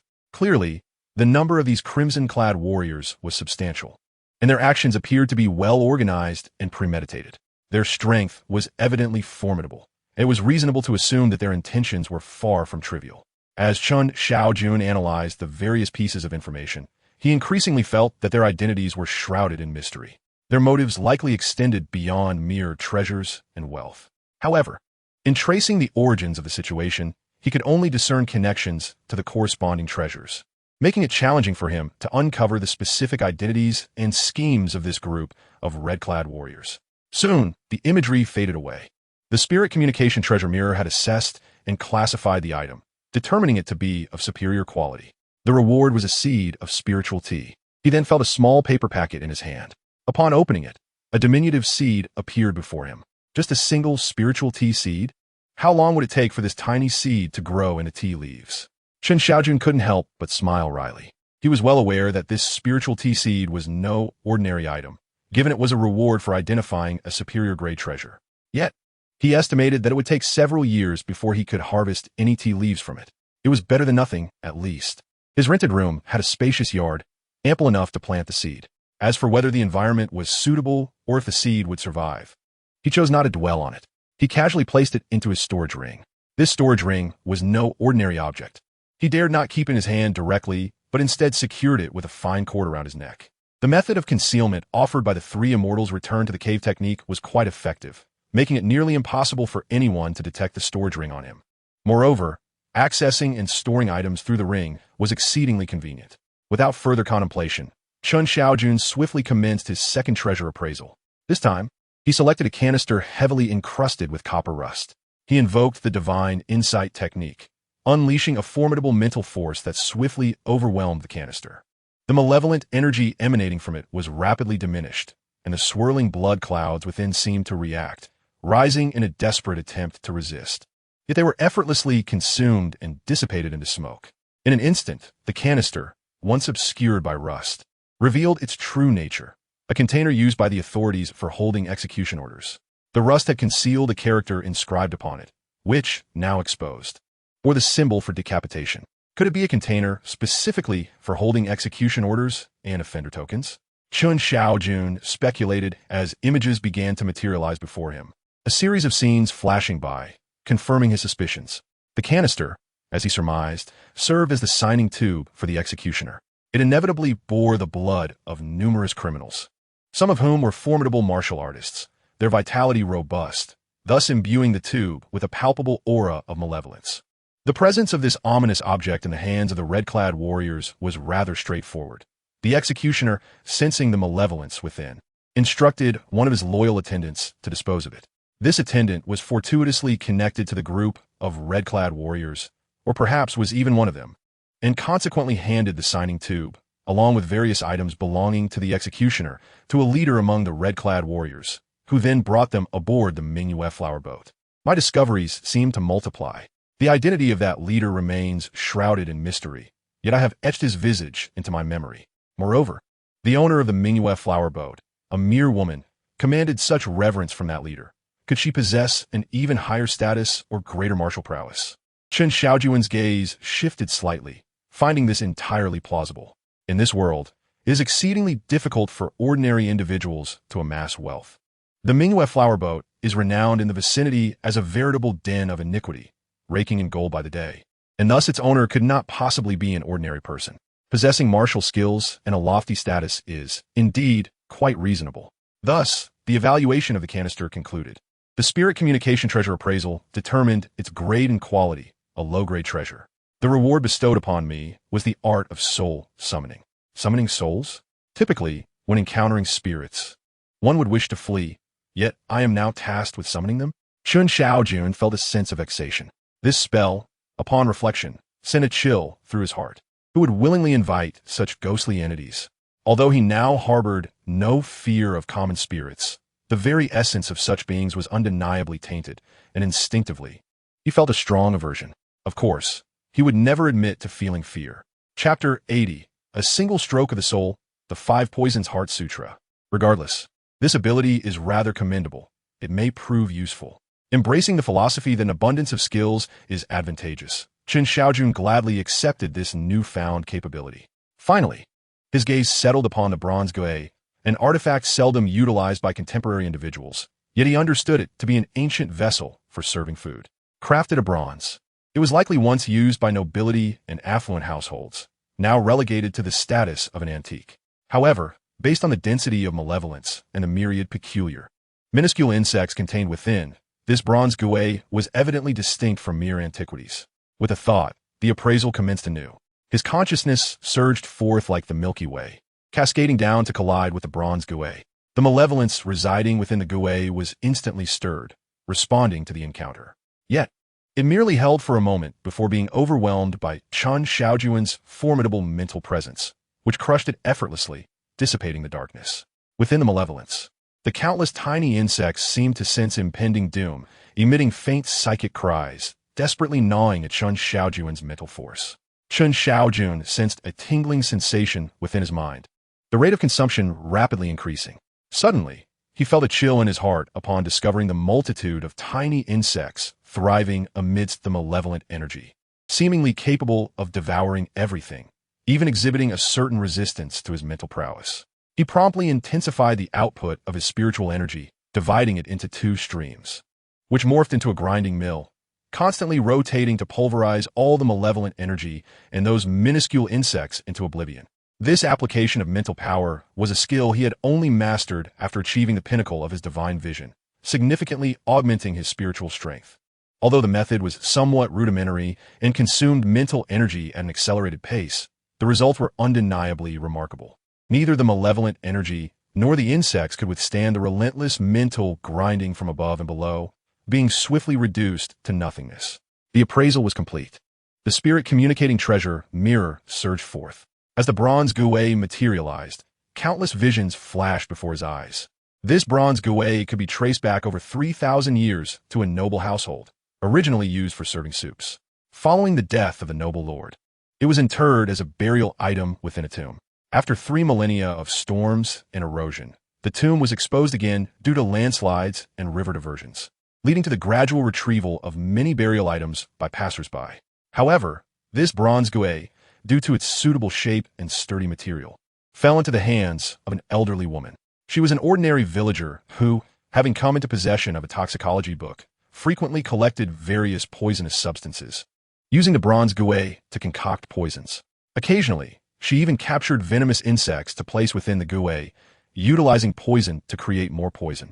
Yet, being merely an ordinary villager, she lacked the knowledge of disinfection and poison prevention. It was not long before she fell victim to her own creations, succumbing to a chronic toxin that deteriorated her health.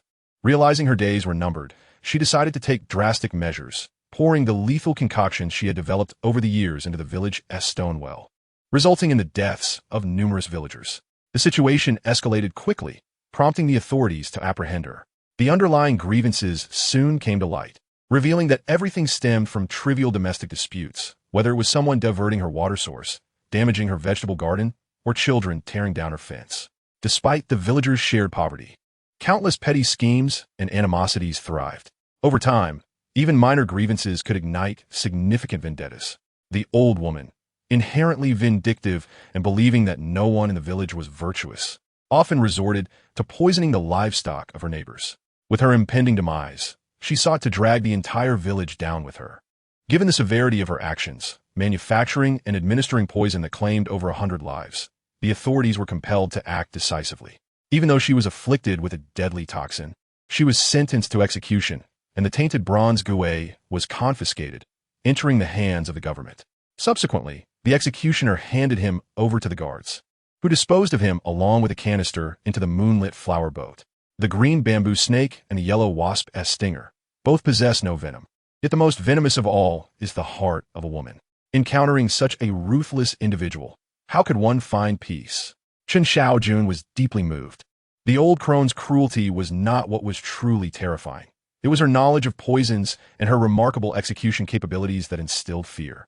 To cross her path was to invite unrest even in sleep. As for right and wrong, that had become irrelevant. Indeed, Chen Shaojun received a cautionary reminder. Beyond the monsters and demons, it is humanity that poses the greater threat. In this world, there exists an abundance of the formidable, and often the delusional and the mentally unstable ascend to power. When they go mad, the consequences can be catastrophic.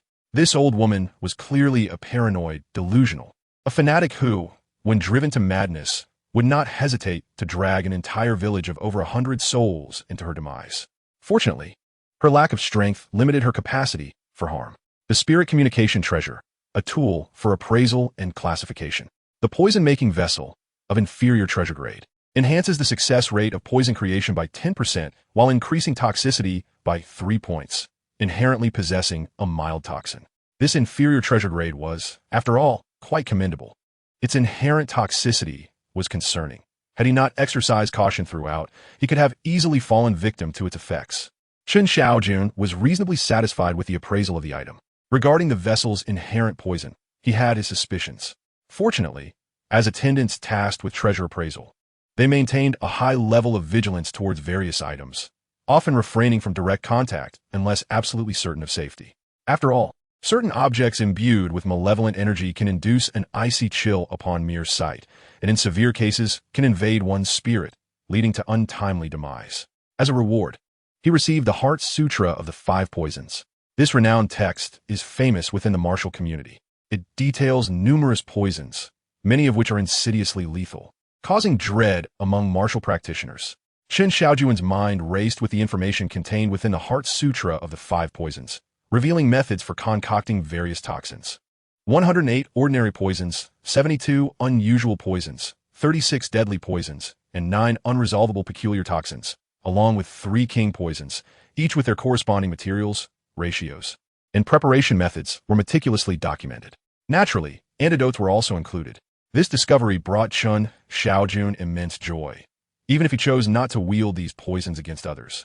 Possessing the knowledge of antidotes could significantly enhance his survival in this perilous world.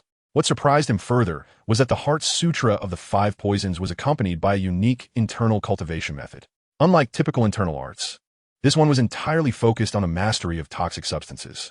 The more potent the toxin, the more valuable it was to practitioners of the Heart Sutra, as absorption often led to remarkable advancements in their abilities, granting immunity to the vast majority of poisons.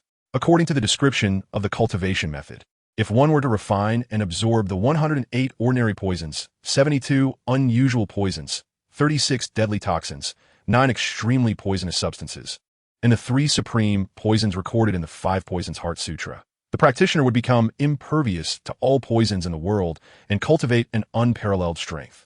Chen Shaojun marveled at this. To absorb and refine such lethal substances truly justifies the reputation of the Five Poisons Heart Sutra. Had he not previously acquired the Creation Heart Sutra, which granted him his own internal cultivation method, he might have been tempted to indulge in this toxic art. After all, the Five Poisons Heart Sutra is undeniably one of the top-tier internal cultivation techniques and a coveted skill for many. The allure is undeniably significant. The appraisal of the 3 treasures concluded swiftly. Time had indeed flown by. Chen Shaojun estimated that from the moment he entered the room until the completion of the appraisal, not even the duration of a single incense stick had passed. At this juncture, he could not venture outside to report, as it would only arouse suspicion. He reflected that sometimes an overly swift pace may not be advantageous. Thus, he seized the opportunity to commence his martial arts training. The cultivation of a martial artist in the Qi realm primarily revolves around true Qi. However, it also necessitates various other martial arts skills to effectively confront dangers, to kill foes, and to protect oneself. Therefore, this time, Chen Shaojun intended to practice a technique he had previously acquired, known as the Golden Bell Shield. The Golden Bell Shield, when elaborated upon, is a body-refining technique that, once cultivated, often renders the practitioner's skin and membranes resilient, impervious to blades and spears. Should a martial artist lack an internal cultivation method, they could still embark on a path of physical strengthening through this body-refining technique. When mastered to perfection, one could attain a near-saintly physical form, returning to the innate through the corporeal. This has been a path taken by many martial artists of humble origins. Although there are evident shortcomings, it has also forged numerous formidable warriors. For instance, the current leader of the beggar sect, Hong Jiao, is reputed to be a top-tier expert who achieved greatness from the outside in, returning to the innate. However, as Chen Shaojun had already attained the Creation Heart Sutra, his focus in practicing the Golden Bell Shield lay in its capacity to enhance his defensive prowess. Channeling true Qi, he diligently refined his skin and body according to the internal cultivation method of the Golden Bell Shield. Not only was the strength of his physique rapidly increasing, but a faint golden bell also began to manifest on the surface of his body. This was the protective golden bell, a unique defensive power that could only be formed by martial artists whose bodies have been honed to a certain degree. Chen Shaojun's physique had long been tempered to an extraordinary toughness during his body-refining stage, with his strength permeating and his vital essence flourishing, having reached an extraordinary pinnacle. Now, having broken through to the Qi realm, the true Qi he cultivated was derived from the myriad mixed spiritual energies, resulting in a superior quality of creation true Qi, which continuously nourished and refined his corporeal form as it circulated. Thus, he was able to swiftly initiate his practice of the Golden Bell Shield. Successfully forming the protective Golden Bell, and significantly enhancing his defensive capabilities. Chapter 81. Damn, it has emerged. The Golden Bell Shield is, in essence, a martial technique that embodies both my cultivation in the Qi realm and its duality. Only as my cultivation advances does the defensive capability of the Golden Bell Shield enhance correspondingly, thereby negating the necessity for constant deliberate practice. As time passed, Chen Shaojun sensed that he could no longer experience significant improvement in his training, prompting him to halt his efforts. Upon a brief introspection, he discovered that his physical resilience and defensive strength had markedly increased compared to before. When he activated the Golden Bell Shield, the protective Golden Bell formed was more solidified, impervious to blades and swords. Ordinary attacks could only inflict harm upon him if they first shattered this protective Golden Bell. Satisfied in his heart, Chen Shaojun observed that the day was still young, and soon he immersed himself once again in the cultivation of the Taishang Perception Sutra. In contrast to his advancements in martial prowess, his mastery of magical power progressed at a considerably slower pace. Although he diligently visualized each day and could feel his magical energy and cultivation advancing with each session, he was plagued by the sense that a breakthrough in his realm was still a distant aspiration. He pondered when he might receive the rewards that would enhance his magical power. Anticipation filled Chen Shaojun's heart as he lost himself in visualization. Have we confirmed? It is almost confirmed. Almost. Due to the fear of drawing too close, we cannot ascertain how many flower boats they possess. Then let us continue our investigation. Understood. Across from the brightly lit flower boats, two figures, one tall and the other slender, cautiously peered over the lake's surface. Clad in ordinary attire, their forms were shrouded in darkness, with only their piercing eyes fixed intently on the dozen or so flower boats opposite them. Each night, these flower boats set sail towards the heart of the rivers. And although our people had boarded some of the vessels in recent days, discerning their true intentions proved elusive. One of them sighed, a contemplative expression crossing his face. Should we directly request the naval forces to investigate? Not advisable. Setting aside our identities, can we truly summon those esteemed gentlemen? Moreover, the flower boats are filled with many young nobles. If we provoke their displeasure without solid evidence, we may find ourselves in dire straits. Not to mention, do you believe these flower boats can operate openly here without anyone aboard? Do you see that boat adorned with a dragon head and phoenix tail? The individual standing behind it is Prince Jingxian, one of the last surviving uncles of the Great Zhou Dynasty. Though he seldom graces the court, should he be offended, even the emperor might take personal interest, and we cannot bear such consequences. Then we're the Fengyue flower boat, which is backed by the Chengyan mansion. The Taiha flower boat, while ostensibly belonging to the Taiha Trading Company, is widely known to be the purse of the sixth prince. Even the Mingyue flower boat we are currently observing holds the shadow of the ninth prince. Must we then simply wait? Not entirely. Someone has already uncovered that this group's entry into Shengjing City is for a grand conspiracy. Among them, the renowned Zhuge capturer has apprehended several key individuals who are currently undergoing rigorous interrogation. Once a discovery is made, one can swiftly cast the net and ensnare them all. It was nearly midnight. Chen Shaojun slowly opened his eyes.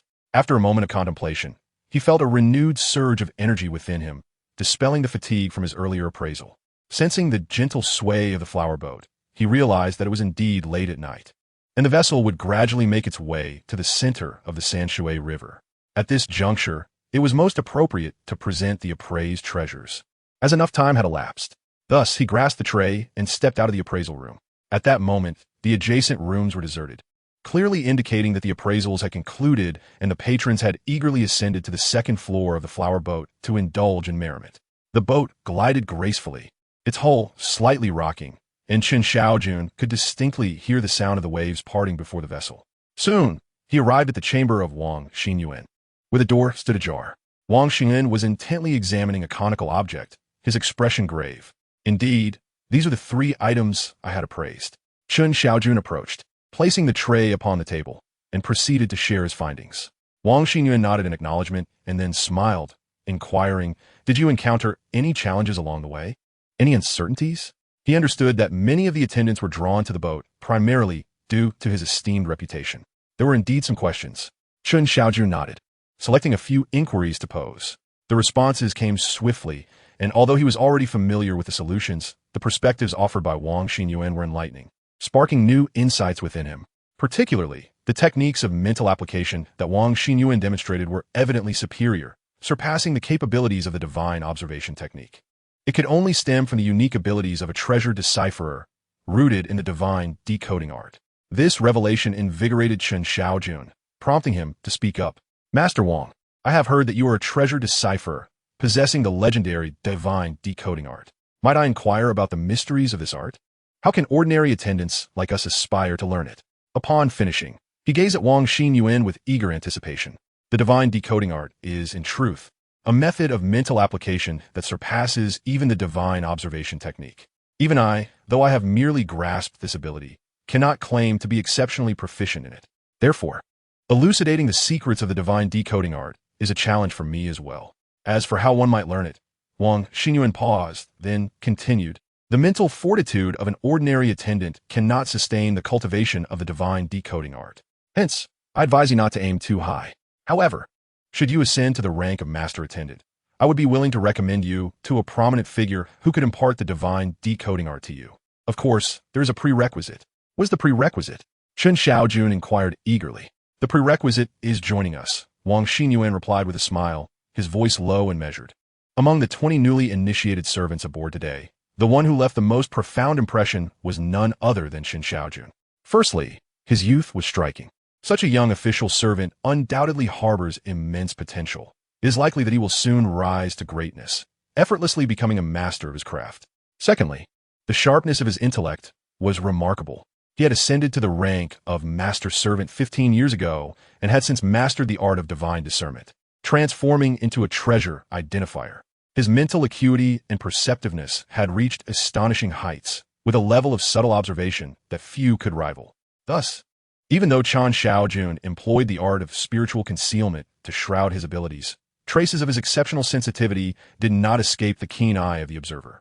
In certain respects, he was even comparable to his own prowess. Hence, he confidently concluded that Chen Shaojun's future achievements would be nothing short of extraordinary.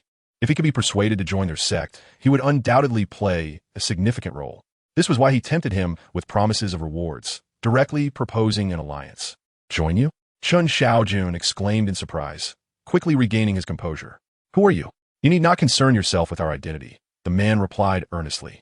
What matters is that our actions are for the benefit of all living beings in this world. Furthermore, you need not worry about any immoral deeds we may ask of you. You are merely a servant, tasked with the simple duty of appraising treasures. When a need arises, you will only be required to authenticate certain artifacts for us. In return, you shall receive generous compensation. We can also impart to you martial arts, Taoist practices, and the divine discernment techniques you mentioned, Wang Xinyuan stated with utmost seriousness. Damn, this has gone too far, Chen Shaojun thought, revealing a tumultuous expression. He had not anticipated that merely inquiring about the divine discernment would prompt such an eager overture from them. The crucial question now was what aspect of himself had drawn their attention, or was it that they sought to recruit every servant that arrived here? As for their claim of acting for the welfare of all, he scoffed at the notion. Such rhetoric was merely the battle cry of any ambitious leader seeking to persuade their subordinates. They spoke of compassion for the world, yet their true motivations lay in their own ambitions, which were anything but modest. The phrase for the benefit of all beings revealed their fundamental objective quite clearly. Aiming for the heavens? For dynastic supremacy? Ultimately, it boiled down to rebellion. Contemplating this, Chen Shaojun felt a headache begin to form. He had long been aware that this group of red-clad warriors harbored grand aspirations, yet he had not anticipated the magnitude of their ambitions or their audacity. It was essential to recognize that although the Great Zhou Dynasty was not at its zenith, its peak power still remained formidable. With the likes of Duke Wing having suppressed barbarian tribes for a century and a million-strong army stationed at the northwestern borders. Not to mention the terrifying forces concealed within the royal family of this prosperous capital, the stakes were immensely high. Once, Chen Shaojun could no longer resist the temptation to employ the spirit eye technique. His gaze swept towards the imperial court, where the overwhelming aura of the dragons might nearly brought him to his knees. His eyes remained bloodshot for a full hour before returning to normal, instilling in him a newfound caution against careless glances. Thus, upon learning that the other party's aim was rebellion, he resolutely decided to keep his distance. To agree was utterly impossible. He would never acquiesce in this lifetime. Instead, he opted to remain in the pawn shop, appraising treasures and collecting rewards to sustain his livelihood. However, how could he refuse in a manner that would allow for a graceful exit? Chapter 82. The Moonlit Courtesan in the Ensuing Days. We shall require your expertise in treasure appraisal, and a response can be deferred until then. Nevertheless, it will be best to reach a decision within 3 days. Wang Xinyuan, perceiving Chen Shaojun's hesitation, narrowed his eyes and suddenly burst into laughter. Chen Shaojun exhaled in relief. Yet another question stirred within him. Why the 3-day deadline? Naturally, he followed suit, readily complying. Subsequently, he feigned impatience, excusing himself to Wang Xinyan before making his way to the second floor of the flower boat. The evening breeze was gentle, causing the lanterns on the flower boat to sway precariously on the river's surface. Fortunately, during the height of summer, the stronger the wind, the more refreshing it felt. Chen Shaojun welcomed the wind, his garments rustling, and his mood lifted slightly. As he ascended to the second floor of the flower boat, the melodious strains of a song gradually became clearer. Upon entering, he was greeted by a raised platform. Below, tables were arranged in small clusters, with private booths on either side, where a number of young gentlemen were indulging in revelry, drinking and enjoying the company of beautiful women. Almost every table was accompanied by a lovely companion. Those unable to contain their enthusiasm would pull their partners towards the private rooms of the flower boat, sparking raucous laughter among their friends. Amidst the crowd, Chen Shaojun also spotted the figure of Zhang Gao, an official from the court, who was seated in a corner towards the west with a few familiar companions, each with an alluring lady by their side. Despite their evident fatigue, they exuded an air of abandon. "Brother Chen, over here," Zhang Gao called out upon spotting Chen Shaojun, beckoning eagerly. He then turned to an older matron, exhaling the scent of alcohol, and said, "Matron, quickly send a girl over for my brother. I must tell you, he is a novice, so do not bring any undesirable ones. Rest assured, with a face as handsome as his, I will certainly find a suitable girl for him. Furthermore, if he truly is a novice, our girls might be so pleased that they would even offer a generous red envelope." The matron chuckled and quickly complied. "Hey, there's a red envelope? Then why didn't I receive such treatment when I came yesterday?" One of the bystanders laughed heartily. "Ha, old Zhang. They're referring to a novice. Are you one?" Another chimed in. "Isn't it so? Wasn't my visit to the flower boat just yesterday?" Zhang retorted playfully. "Bah, you shameless one." The group erupted into laughter and playful jests. A familiar attendant exclaimed, "Who doesn't know that your first time was taken away by the widow Wang on Liuxiang Street? It was a matter from over a decade ago, if memory serves. I recall that one was already in her 40s back then. Enough of your prattle." The laughter of the crowd swelled even louder. Chen Shaojun feigned laughter, but a profound chill surged within him. There was something amiss. Upon truly stepping into the second floor of the flower boat, he sensed the dissonance. Even though the entire upper deck was deliberately infused with incense to mask a peculiar odor, he could not forget that he had been bestowed with the ability to discern scents during his previous treasure appraisal. This skill allowed him to identify the source of various aromas. Thus, he distinctly detected a scent that did not belong to any human. If it wasn't human, then what could it be? A shiver ran down Chen Shaojun's spine, yet he quickly composed himself and employed his spiritual eye technique. With the enhancement of his abilities and mental strength, coupled with the concealment effect of his spiritual concealment technique, utilizing his spiritual eye was no longer as easily detectable as it had been at the outset. At the very least, in the presence of those whose mental prowess was inferior to his own, he had little cause for concern that anyone would perceive his probing. In the entirety of the flower boat, he believed that only the treasure appraiser Wang Xinyuan could surpass him in mental strength. However, that individual was still on the first level of the cabin, while the second floor was predominantly occupied by indulgent young masters and less formidable heroes of the Jianghu, making it quite difficult for them to notice his scrutiny. Thus, he felt emboldened to utilize his spiritual eye technique. Casting his gaze around, despite his calm demeanor, his face turned nearly ashen. On this second floor, apart from the young gentlemen and ladies, there were several individuals with charming smiles. Yet in reality, they were all vixens masquerading in human guise. Especially on the high platform, the so-called red card singer appeared alluring, but within her glances, a distinct green light flickered. And behind her, two long, thick tails swayed rhythmically. A demon? A fox spirit? Chen Shaojun felt a chill. His hands and feet grew cold. Brother Zhang, what troubles you?" At that moment, Zhang Gao, noticing Chen Shaojun as momentary daze, called out in concern. "Ah, it's nothing. Just that the fair Miss Mingyue is exceedingly beautiful, and this place is a bit too fragrant." Miss Mingyue is indeed the courtesan of the Mingyue flower boat. Of course she is stunning. I heard that someone once offered 5,000 taels of silver just to spend a night with her, yet was turned away. Only those whom Miss Mingyue favors are deemed worthy to be her guests. Zhang Gao explained, his gaze fixated on the enchanting Miss Mingyue on the platform, revealing a look of infatuation. As for this fragrance, I cannot say. If you hadn't mentioned it, I would not have noticed. It is indeed delightful. As he spoke, Zhang Gao took a deep breath, his face soon reflecting a look of intoxication. This fragrance is called heavenly fragrance.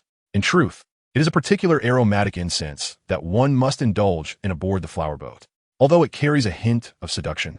The noble gentlemen who visit my moonlit flower boat seek nothing but relaxation. Thus, the presence of this fragrance only enhances the merriment. At this juncture, the matron approached, accompanied by a young maiden whose delicate features suggested she was no older than 13 or 14, and with a smile, she explained the situation. Indeed, it is no wonder that this flower boat is renowned in the vicinity. One can surmise that the incense burned aboard comes at a considerable cost. Zhang Gao remarked with a tone of admiration. He understood that even if he were to expose the courtesan as a demon, it would be futile. If he remained silent, the entity would likely not resort to violence. But should he reveal her true nature, given his limited prowess, it was uncertain whether he could escape the flower boat alive.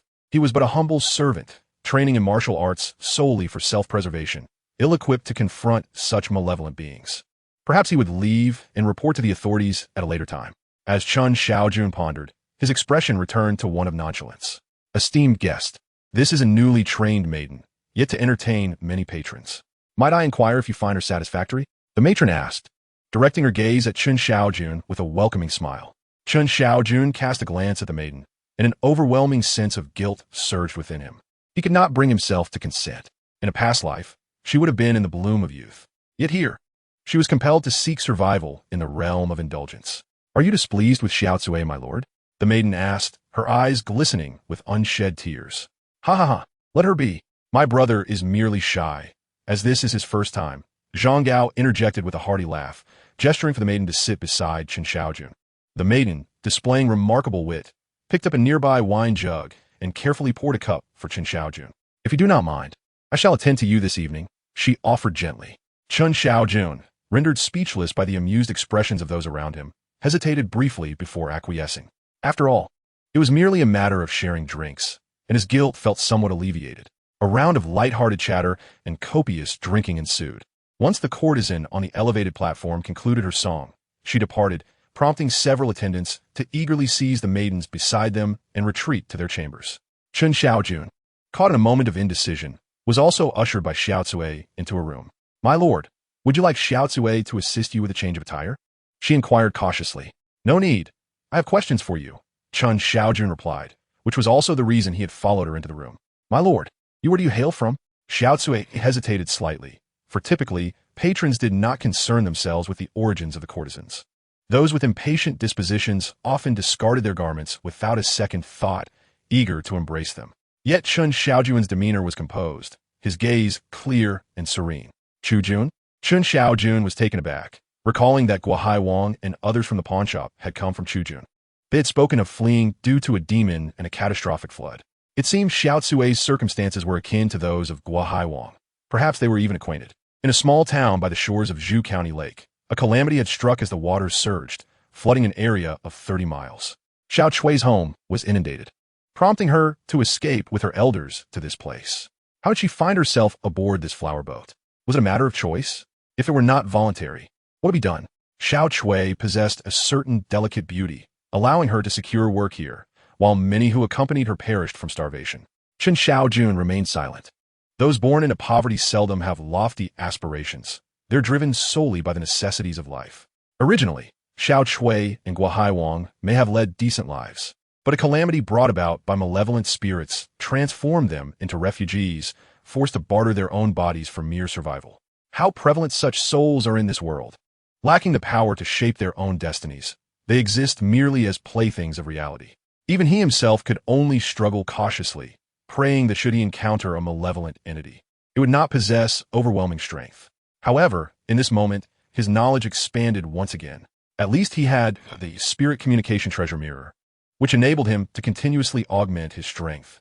Others, however, were not so fortunate, condemned to be ground down by fate, merely seeking to survive in chaotic times. Without dwelling too much on sentiment, Chen Shaojun continued. Might I inquire how much you know about Miss Mingyue? The identity of the fox demon left him restless, and he sought to glean insights that might confirm whether she posed a threat to him. Are you perhaps interested in our courtesan? She responded, her tone revealing a hint of normalcy. Our courtesans are enchanting and unparalleled in beauty, skilled in the arts of music, chess, calligraphy, and painting. It is only natural that you would find someone of Xiao Chui's humble stature lacking. Yet, she continued, our courtesans possess a proud demeanor. Unless you possess extraordinary talents, whether through literary prowess that captivates Miss Mingyue or martial skills that earn you a reputation as a renowned hero, you may find it difficult to catch her eye. A shadow of melancholy crossed Xiao Chui's face as she continued to explain, if I were to offer a substantial sum of silver, would that not suffice? Chen Shaojun refrained from further explanation, instead feigning urgency as he inquired, silver? Previously, a wealthy merchant offered 5,000 taels, yet Miss Mingyue remained unmoved. Our boat's master indulges her, allowing her considerable freedom. There was another sister, equally talented and beautiful, who, dissatisfied with her treatment, spoke out and was punished by the master. She is still. At this point, Xiao Chui seemed to hesitate, unwilling to divulge further. What else? Chen Shaojun pressed. Oh, it's nothing, my lord. Xiao Chui is here to assist you in disrobing. In matters of service, I am no less capable than others. As she spoke, a hint of flirtation graced her features. Chen Shaojun, youthful and handsome, was precisely the type to captivate a girl like her. The sentiments of youth are always poetic, and she found it difficult to contain herself.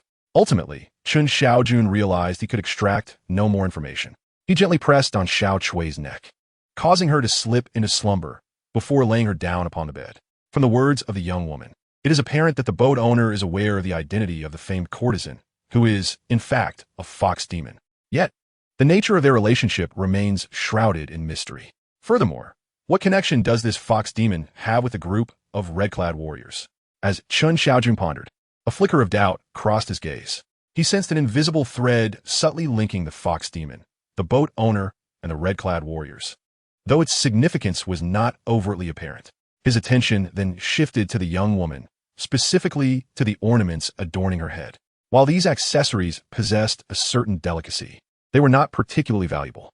He had no interest in such trinkets, yet a sudden thought struck him. If he wished to uncover the secrets aboard this flower boat, might he approach it through the lens of treasure appraisal? After all, the Linglong treasure appraisal could trace origins and reveal insights through images before him, granting him the opportunity to unveil many secrets. Interrogating the young woman would yield limited information and could raise her suspicions. Thus, employing the art of treasure appraisal seemed a more prudent choice.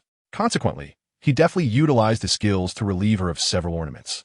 Upon examining them with his spiritual vision, he found that they were mostly devoid of any malevolent energy. The divine insight technique merely confirmed this, and soon enough, the images began to manifest. One by one, he acquired 2 chi blood pills, 2 spiritual connection pills, and gained a newfound ability called recognition of patterns, which further elucidated information regarding the flower boat. He discovered that the talented maiden previously mentioned by the young woman, who was not inferior in beauty and skill to the courtesan Mingyue, was indeed the flower boat's leading lady, named Yuxiu. The underlying conflict between her and Mingyue was ultimately rooted in rivalry, with the boat owner's favoritism towards Mingyue. Yuxiu was swiftly outmatched. Shortly thereafter, news spread of her illness, leaving her bedridden and near death. In the images, it appeared that the young woman had visited Yuxiu, noting the bruise upon her neck and her withered appearance, leading her to suspect that the severity of the illness was not as simple as it seemed, and thus she refrained from speaking too openly. Before long, he had acquired additional ornaments. As before, a sweep of his spiritual vision revealed the origins of several treasures, enriching his understanding further. As for the rewards of the appraisal, they were merely incidental. After all, such trifles yielded relatively common rewards, whether chi blood pills or spiritual connection pills. Yet, even the smallest morsel is still sustenance.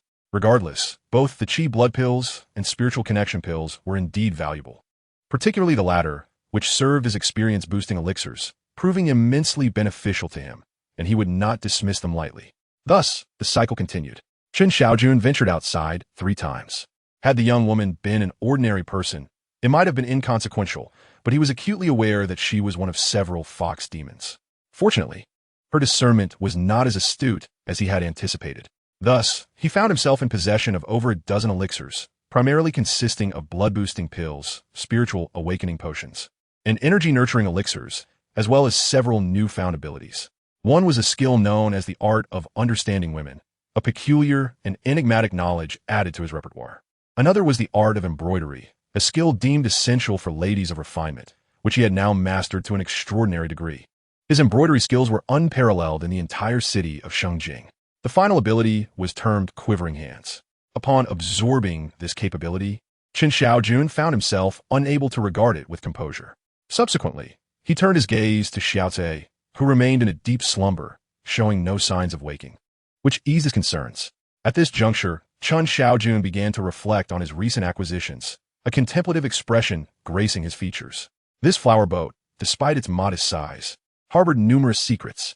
The boat's proprietor, Lu Yuhuan, was once a celebrated courtesan from a brothel over a decade ago, who, having captured the favor of the Ninth Prince, had managed to extricate herself from that life and become the owner of the Mingyue flower boat. However, this was merely her public persona, clandestinely. She served as the leader of the Red Garment sect, one of the driving forces behind the cadre of red-clad warriors. Consequently, the Mingyue flower boat had evolved into a significant stronghold within Shengjing. It is also noteworthy that Lu Yuhuan possessed formidable martial skills, having once achieved a remarkable feat of defeating an adversary with a single strike. The group of fox spirits, numbering 7 in total, had been brought to her 3 months prior. These fox spirits primarily nourished themselves by siphoning vitality and blood energy from humans, consuming only a small amount each day from different individuals, thus avoiding any fatal consequences, which had allowed them to evade trouble thus far. However, this group of fox spirits bore little connection to the red-clad warriors of the Red Garment sect, originating from the northern realm of Qingqiu. They belonged to the enchanting Fox clan, a powerful faction whose presence was felt in brothels across the Great Zhou Dynasty. Lu Yuhuan's acceptance of them was, to some extent, a matter of necessity. Additionally, the reason the flower boat departed from the shore each night to dock at the confluence of Sanshui Street concealed another enterprise, one involving human trafficking and smuggling. Ultimately, the aspect of utmost significance to Chen Shaojun was the revelation that the large-scale incursion of the Red Garment sect into the capital was intended to execute a specific plan. Regrettably, much of the intelligence he had gathered stemmed from courtesans, brothel keepers, and madams, and while some were affiliated with the Red Garment sect, their ranks were largely lowly, leaving them oblivious to the particulars of the plan. However, various indicators suggested that the plan would officially commence in 3 days, likely connected to the upcoming treasure conference. Chen Shaojun furrowed his brow. In 3 days, at the treasure conference, he quickly recalled that Wang Xinyuan had previously urged him to make a decision within 3 days. Clearly, significant events were poised to unfold, but what might they entail? The crucial question lingered. Would he be affected by them? Chen Shaojun felt a sense of uncertainty gnawing at him. By day, he often found himself engaged in the appraisal of treasures within the Treasure Association as Appraisal Hall, a place renowned for housing the most exquisite artifacts. Should the objectives of the Red Robe sect indeed be intertwined with the Treasure Association, then the Appraisal Hall is undeniably one of the essential locations that the sect cannot overlook. Chen Shaojun contemplated taking another stroll to seek out individuals of greater significance, to glean items and ascertain their value, thus acquiring more pivotal information. However, his frequent excursions had already attracted attention, and the disappearance of items could easily lead to discovery. After a moment's hesitation, he resolved to postpone his endeavors until the morrow. Chapter 84. The Method of Dividing the 3 Souls and 7 Spirits, the Ghost-Repelling Talisman. The flower boat lingered overnight at the confluence of the Sanshui River, and as the sun began to rise the following day, it commenced its return journey. The spectacle of dawn at the heart of the river is undoubtedly splendid, yet few are fortunate enough to witness it. After a night of toil, most aboard the flower boat were exceedingly weary, with many still deep in slumber, oblivious to the moment of docking. Yet, while others could indulge in their dreams, attendants like Chen Shaojun could not afford such luxury. Thus, despite Zhang Gao and his companions yawning and exhibiting signs of fatigue, they were compelled to rise from their warm, fragrant beds and make their way to the appraisal hall. Chen Shaojun, however, appeared invigorated, even pausing to enjoy a breakfast of noodles with mixed sauce at the street side before entering room 137. He deliberately summoned a servant to pour him some tea. The fine tea refreshed his palate and rejuvenated his spirit. From his understanding, none among the attendants were strangers to high-quality tea. Zhang Gao, with his avaricious tendencies, The chief attendant Qin Wanshan and the appraiser Wang Xinyuan were almost perpetually with a cup in hand. There was no other reason. It was a necessity.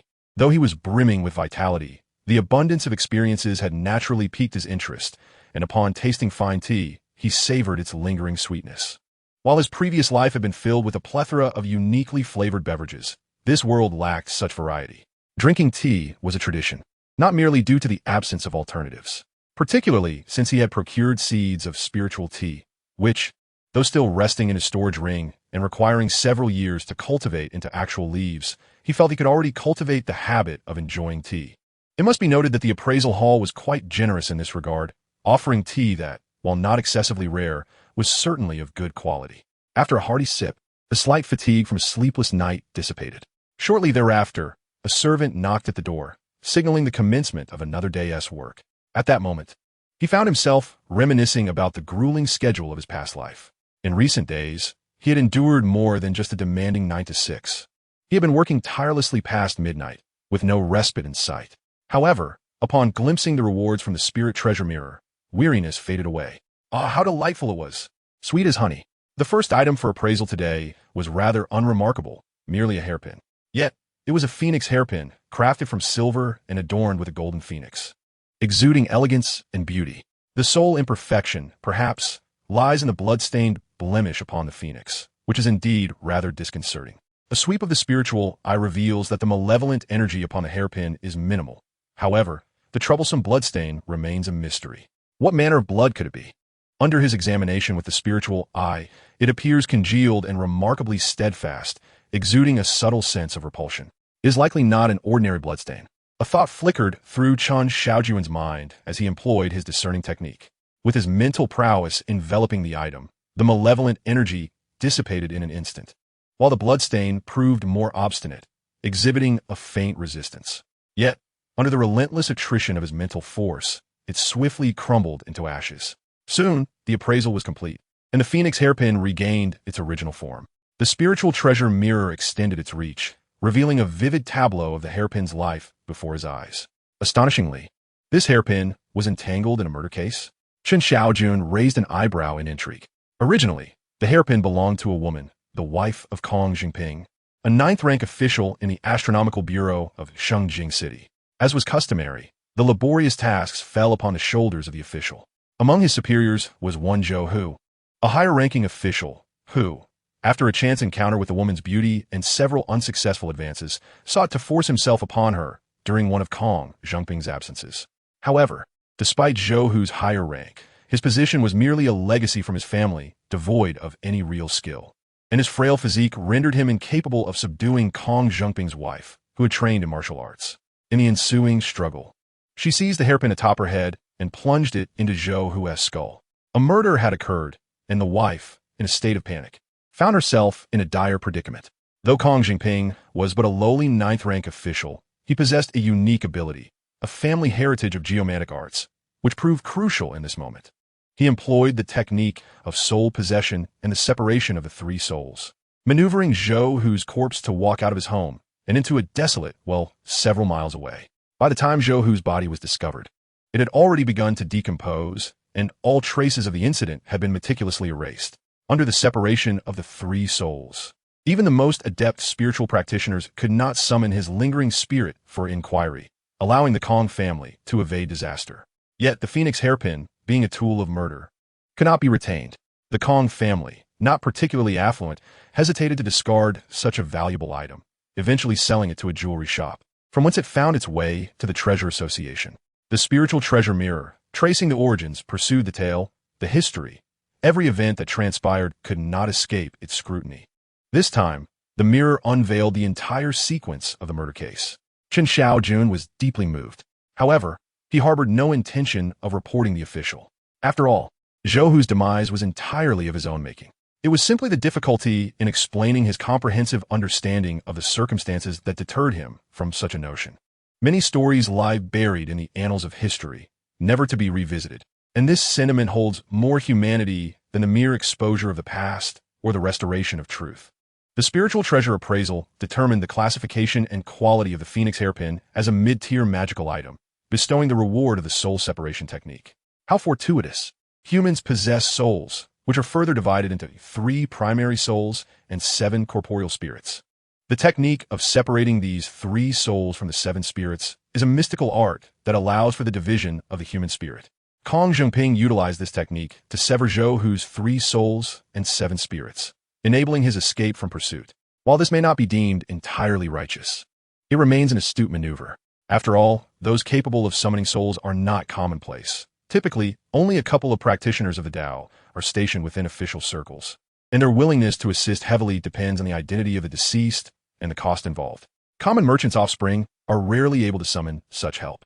Only officials like Zhou Hu, with their distinguished status, can afford the services of soul-summoning practitioners. Now, Chen Shaojun has also mastered this technique of separating the souls, providing him with a means of precaution should he inadvertently take a life. Soon, a hairpin was removed, and a second treasure appeared before him, a bracelet. This bracelet, having likely been buried deep underground for an extended period, emanated a heavy aura of Yin energy, yet was devoid of any lingering spirits or phantoms. Thus, Chen Shaojun, employing his mental prowess, swiftly addressed it. The spirit communication treasure mirror traced its origins and confirmed that the bracelet indeed belonged to a tomb. However, the excavation was not conducted by traditional grave robbers, but rather by an official military force, thus constituting a sanctioned act of tomb raiding. With their legitimate status, they carried out their operations without fear of repercussions. It is noteworthy that within the Great Zhou Dynasty, there exist 3 official tomb raiding military units. Although their numbers are few, they are experts in their field. These 3 units are the Mo Jinwei, Fa Qiulangbing, and Tao Shajun. The bracelet identified by Chen Shaojun was extracted by the Mo Jinwei from a significant ancient tomb. Although the imagery he observed was limited, Chen Shaojun discerned that the Mo Jinwei encountered certain troubles within the tomb. The sounds of their distress resonated painfully in his ears, instilling a profound fear within him. These sounds suggested the presence of malevolent spirits or zombies. Such tombs are often rife with these entities, and the longer they remain, the more potent they become, frequently emerging in a ferocious manner. After appraising the treasure, Chen Shaojun's knowledge had expanded considerably, revealing many clandestine aspects of various professions. Thus, the appraisal concluded, with the spirit communication treasure mirror determining the grade and quality, an upper-tier magical grade. The reward? A talisman for banishing spirits. Another spiritual talisman has emerged, and this one possesses the extraordinary ability to enslave spirits for one's own purposes. Chen Shaojun gasped softly, his eyes illuminating with excitement. Previously, he had acquired several exquisite talismans, such as the Binding Talisman, Invisibility Talisman, and Crossing Adversity Talisman, each of which held immense utility. Now, receiving yet another talisman, especially one as remarkable as the Banishing Talisman, filled him with great joy. It is essential to note that for someone in his position, the most daunting challenge during treasure appraisal is indeed the encounter with those malevolent spirits. However, if one possesses a talisman for exorcism, one could easily invoke its power to subjugate malevolent spirits. When faced with adversaries, one could summon these spirits to assist in battle. A single talisman serves 2 purposes. First, to enslave the spirit, and second, to call upon it for aid, making it an indispensable artifact for both home and travel. Chen Shaojun felt a sense of satisfaction as he carefully stored the talisman within his storage ring.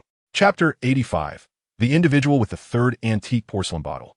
Subsequently, Chen Shaojun appraised several more treasures, and before he realized it, midday had arrived. Exiting room 137, he fortuitously encountered Steward Sun, who now stood respectfully behind 2 individuals. One was a middle-aged man clad in a colorful robe, sporting a thick mustache and prominent eyebrows that accentuated his elongated, bright eyes, exuding an air of distinct charisma with every movement. The other was a portly gentleman in official garb, his small eyes darting about energetically as he strode down the corridor with an impressive, carefree demeanor. These 2 were none other than the president of the Mo Clan's trading company, Mo Zhuxiang, and the esteemed governor of Shengjing, Lord Li Weixin. President Mo, he said, the treasure auction is just 3 days away. I wonder how well prepared you are? I have heard whispers that you had several significant treasures in store, some of which are coveted by practitioners of the Tao. Thus, a few elder cultivators in the court are eager to participate in this auction. If we do not have corresponding treasures to present, it could reflect poorly on us. Li Weixin, with his belly protruding, squinted at Mo Zhuxiang as he spoke. Rest assured, my lord, our Mo clan has weathered many storms over the years. We have faced numerous crises. Even if we lack a few secret treasures, we will certainly have other worthy items to present, so there is no need for concern regarding shortages, Mo Zhuxiang replied confidently. Let's hope so. However, President Mo, your ambitions this time are indeed considerable. You are willing to part with treasures such as Jade Spirit Ointment and the White Jade Qilin, Li Weixin remarked. Particularly the Golden Spirit Ointment, which possesses the exceptional ability to forge an indestructible body. It is valued more than gold. As he spoke, Li Weixin turned to Mo Zhuxiang, a smile spreading across his face. I thought as much. The Golden Spirit Ointment is a rare commodity, only concocted by the alchemists of the great sects, and it is usually snatched up immediately upon its creation. It is quite fortuitous that it is appearing at the auction. It seems that President Mo has been considering this to attract the attention of the fifth prince. You jest, my lord. What audacity would I have to covet the fifth prince's attention? I merely happened upon this item, found it unsuitable for my use, and with no suitable individuals around to employ it, I decided to place it in the auction. Certainly, should the fifth prince indeed be interested, it would be my utmost honor to have him grace our treasure auction with his presence, and I shall undoubtedly provide him with a satisfactory response. As Li Weixin gestured toward Mo Zhuxiang, he could not help but chuckle. Lord Li, as the evening hour grows late, I have already arranged for a banquet at the Penghe Tower. Might you consider gracing me with your company? Coincidentally, I also possess some intelligence regarding the recent thefts of certain treasures that I wish to discuss with you, Lord Li. There are matters that, without your esteemed guidance, I would not dare to act upon lightly. Mo Zhuxiang smiled and cautiously responded. Indeed, there is nothing pressing at the estate. Since this pertains to the theft cases, I shall certainly need to follow up and gain further insight. Li Weixin chuckled in agreement, and soon, the group vanished down the corridor. 3 days hence, the treasure auction shall commence. Might the so-called plan of the Red Robe sect be intertwined with this auction? Chen Shaojun swiftly recalled some intelligence he had gathered from the Mingyue flower boat, particularly the striking reference to 3 days hence and the Red Robe sect's supposed scheme. Upon reflection, he began to formulate a conjecture. However, if it were merely an auction, it should not encroach upon the antique appraisal hall, thus rendering his presence there on that day relatively safe. Although Chen Shaojun was uncertain of the specific location of the auction, he understood that along Sanshui Street, there were but a few venues suitable for such an event, the nearest being approximately 700 meters from the antique appraisal hall, which could provide a measure of security.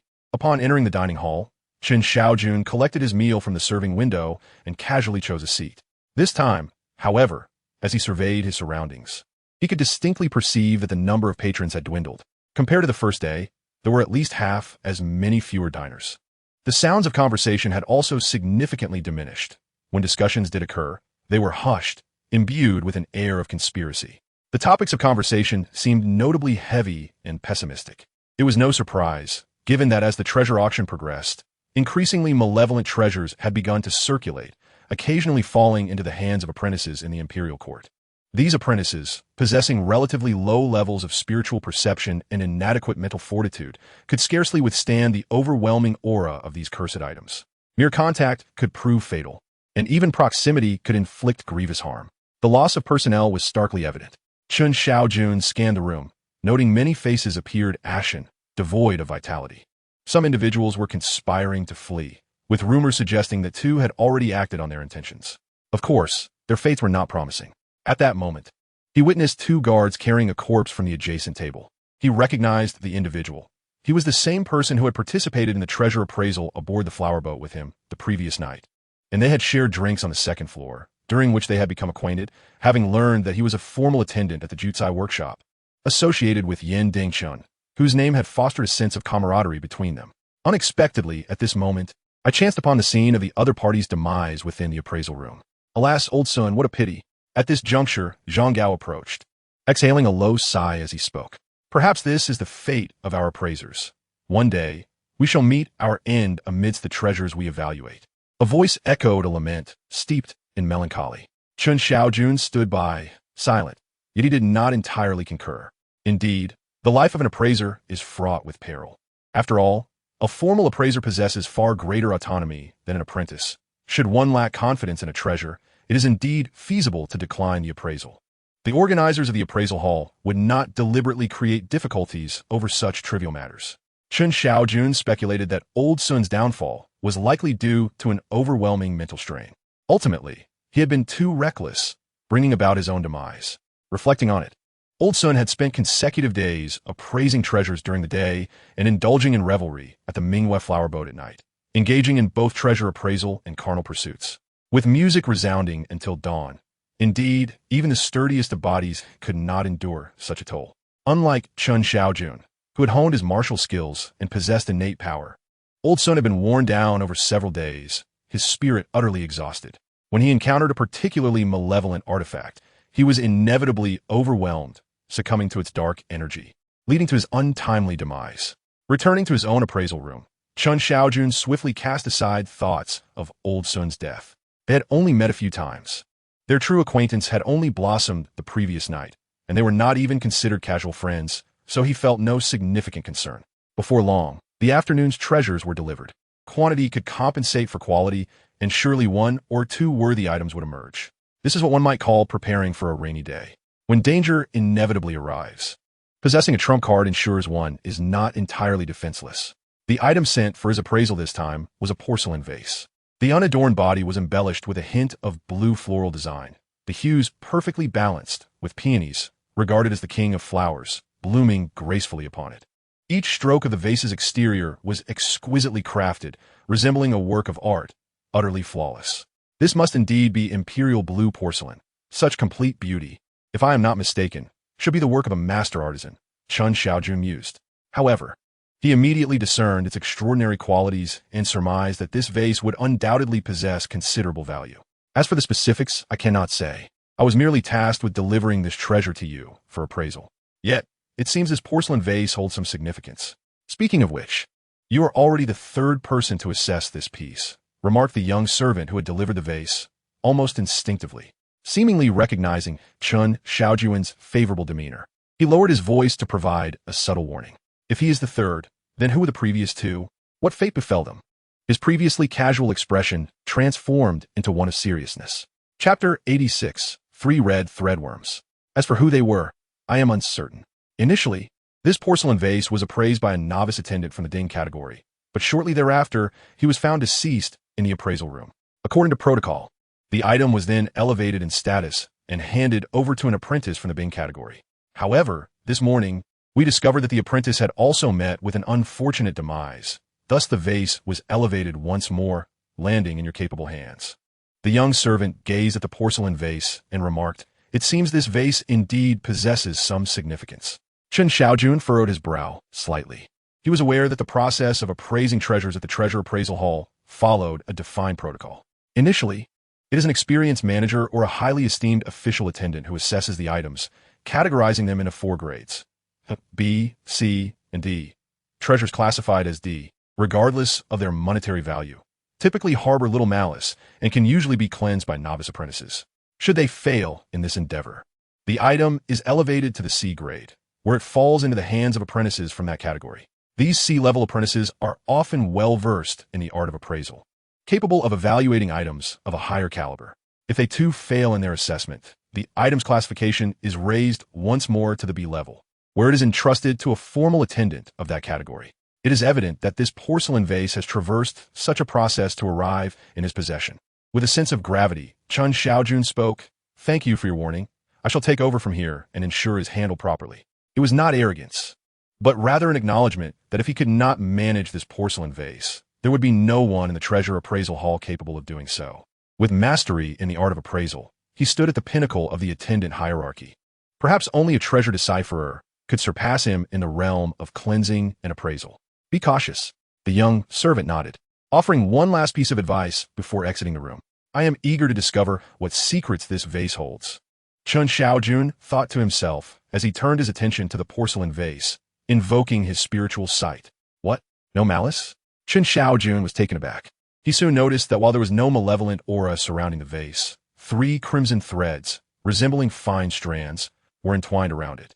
These threads were intangible and invisible to the naked eye, yet they seemed to inhabit the vase as if it were their nest, occasionally emitting silent, eerie howls. What could these be? Chen Shaojun's brow furrowed further. It was clear that the malice surrounding the porcelain vase had been thoroughly cleansed by the two previous apprentices. However, they were unaware of the existence of these fiery threads, which led to their untimely demise. But what exactly were these 3 crimson threads? They bore a resemblance to some peculiar type of insect. After contemplating, Chen Shaojun resolved to investigate further. Unable to ascertain the nature of the 3 crimson worms, he instinctively procured a candle and a bamboo incense stick, lighting them both. Throughout this process, he did not cease employing his spiritual sight to observe. To his surprise, the flames of the candle and the incense remained unaltered, while the 3 worms perched atop the porcelain vessel grew increasingly agitated, occasionally hissing at the flickering flame, yet refraining from crossing the line. Before long, the candle extinguished, and the incense burned out without incident. It appeared that all was proceeding smoothly. These entities were likely not of a sinister nature. Chen Shaojun, observing this, let out a quiet sigh of relief. For him at this juncture, barring malevolent spirits or other wicked entities, ordinary malevolence posed little challenge. He swiftly activated his divine perception technique. A formidable mental force surged forth, akin to an insurmountable mountain, bearing down upon the 3 worms. A soundless shriek reverberated through the air as Chen Shaojun's mental energy finally provoked a reaction from them. The worms instantaneously transformed into 3 blood-red arrows, hurtling towards him with alarming speed. Chen Shaojun hastily employed his mental power to intercept them. However, the crimson worms seemed utterly unfazed, disregarding his mental barrier as they continued their relentless charge. This is not good. Chen Shaojun's expression shifted. His mental force was ineffective. There was no time for contemplation. Instinctively, he grasped the severing talisman, striking at the red threads without a second thought. The talisman, a sharp crack echoed. The worms, originally aimed at Chen Shaojun, were instantly deflected. Yet, the 3 worms merely paused momentarily before resuming their unyielding advance toward him. What in the world are these creatures? They can disregard mental barriers. Moreover, my severing talisman inflicted negligible harm upon them. Chen Shaojun was genuinely astonished, with both mental interception and the talisman failing to yield results. He pondered what means he could employ to halt their advance. Perhaps the only silver lining was that the speed of these crimson worms was not particularly swift. Even as they danced through the air, they were still slower than an average human sprint, allowing him to evade them with ease.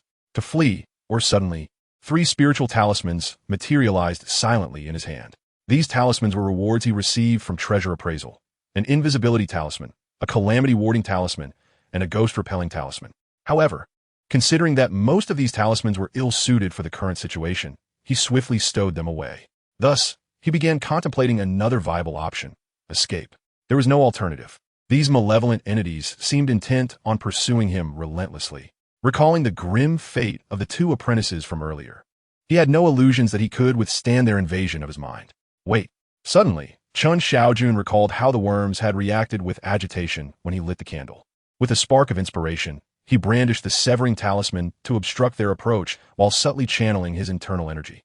In his mind, several runic structures materialized. With a swift exhale, a vibrant flame manifested in his hand, revealing the fireball spell he had previously acquired. Indeed, it proved to be effective. The moment the fireball emerged, the crimson line worm that had been advancing towards Chen Shaojun abruptly halted. He quickly grasped the situation. These creatures were fearful of fire. Without a moment's hesitation, he directed the flames towards the line worm. In a mere instant, one of the worms, unable to evade, was engulfed by the flames and was reduced to ashes in its desperate struggles. Shortly thereafter, 2 more line worms fell victim to the flames, following suit and meeting the same fiery demise. Was it truly this simple to resolve the situation? Chen Shaojun wiped the fine beads of sweat from his forehead, overwhelmed with a sense of reflection. This encounter had been fraught with tension, yet ultimately devoid of danger. Who would have imagined that these crimson line worms were impervious to mental torment and could disregard his psychic barriers, charging relentlessly toward his mind? Had he not discerned their aversion to fire in time, he would have faced considerable trouble. Of course, this was a testament to his unique abilities. A mere acolyte, or even a master acolyte, would likely have found themselves at a loss against these line worms. After all, not everyone possessed the spiritual eye technique that allowed him to perceive these intangible crimson creatures. Typically, acolyte masters, having failed to combat these worms through mental means, would struggle to escape being invaded by them, succumbing to the same fate as the previous 2 acolyte apprentices. Thus, the appraisal concluded. the spirit treasure mirror emerged, revealing the influence of the porcelain vase within its depths. Before Chen Shaojun's eyes, vivid images concerning the vase unfolded. As he had anticipated, this porcelain vase was indeed a product of an official kiln, crafted by a renowned artisan. After its creation, it was swiftly acquired by a high-ranking official, who admired it closely. Soon, upon the official's demise, his descendants, recognizing his fondness for the vase, decided to inter it alongside him in his tomb. Subsequently, a group of officials and soldiers appeared, plundering the grave, and the vase fell into their possession, eventually making its way to the Treasure Society. Simultaneously, Chen Shaojun witnessed the previous appraisers of this vase. To his surprise, the first one was an acquaintance, one of the 20 acolyte apprentices recruited by the Lin pawnshop. When he employed the technique of divine observation, he had inadvertently cleansed the malevolent energy from the vase. However, the true danger did not lie in the malevolent energy, but rather in the enigmatic crimson lineworms. One of the worms was drawn to his mental energy and swiftly burrowed into his body through his mouth and nose, causing him to collapse to the ground, gradually losing his breath. The second individual met a similar fate, albeit with a different line worm entering through his mouth and nose. This implied that there had originally been 5 line worms, but 2 had been eliminated during the appraisals by the previous 2 individuals. A look of horror spread across Chen Shaojun's face. 5 crimson line worms, calculating the worth of a single nematode at the cost of a human life. It would take at least 5 lives to truly authenticate this porcelain vial. He was acutely aware of the peril that this nematode posed to the officials. It was nearly insurmountable. Had it not fallen into his hands, the destructive potential of this vial against the officials would have been unfathomably terrifying. Furthermore, according to the regulations of the appraisal hall, the esteemed master of the officials would be the one to authenticate this item next. What then was this crimson nematode? Images of these nematodes emerging from the heads of high-ranking officials flashed in Chen Shaojun's mind, and the name of a peculiar organism instantly came to him: the corpse brainworm, also known as the god-slaying worm. This legendary creature exists in a realm between life and non-life, subsisting on the ethereal mental energies found within human brains. Upon sensing such mental power, it would ferociously invade a person's body, devouring the wandering mental forces. This worm is also documented in the 5 poison scripture, with corpse brainworm as its primary ingredient. Combined with other materials, one could concoct a highly toxic substance known as forgetting awakening. Hence, it is aptly named. Chen Shaojun briefly contemplated the information regarding the forgetting awakening poison, though he harbored no intentions of crafting it.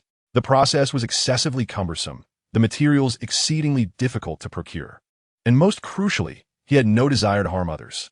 If he truly wished to kill, a swift strike would suffice. Wouldn't it be far simpler? As for cultivating the 5 poison scripture with such deadly toxins, he wished to extend his lifespan, not shorten it.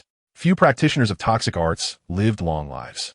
Having painstakingly utilized the essence within the Yuan Ling Pearl to extend his life by 30 years, he had no intention of squandering it on such toxic endeavors. Nevertheless, it must be acknowledged that the corpse brainworm is indeed a significant menace. Once it enters the human body, death is inevitable. Chen Shaojun quickly recalled the 2 deceased apprentices of the officials, who had 2 corpse brainworms residing in their minds. If possible, he genuinely wished to preemptively extinguish this threat. After all, such creatures were nearly insurmountable for ordinary officials, who frequently encountered such grave relics in their profession. The spiritual treasure appraisal, determining grades and qualities, categorized this official kiln celadone as a low-grade legal item. Although the process of authenticating the celadone was perilous, the underlying malevolence was not particularly heavy. The fact that it was assessed at a legal grade likely stemmed from its craftsmanship and the centuries of history it had endured. Chen Shaojun was not particularly surprised by this. The tier assessment of the spiritual treasure appraisal has never been solely based on the dangers faced during authentication. It fundamentally relies on the treasure itself. However, the rarer and higher the graded treasure, the greater the concentration of malevolence and inherent danger it tends to harbor. Reward: 3 points of merit gold light. Huh? What is this merit gold light? Chen Shaojun's expression faltered, a sense of confusion washing over him. He felt a subtle clarity in his mind, accompanied by a faint radiance of 3 points of merit light, which he could invoke. Invoke? Was it something that could be directly utilized? Chen Shaojun pondered and decided to employ a fragment of the merit light.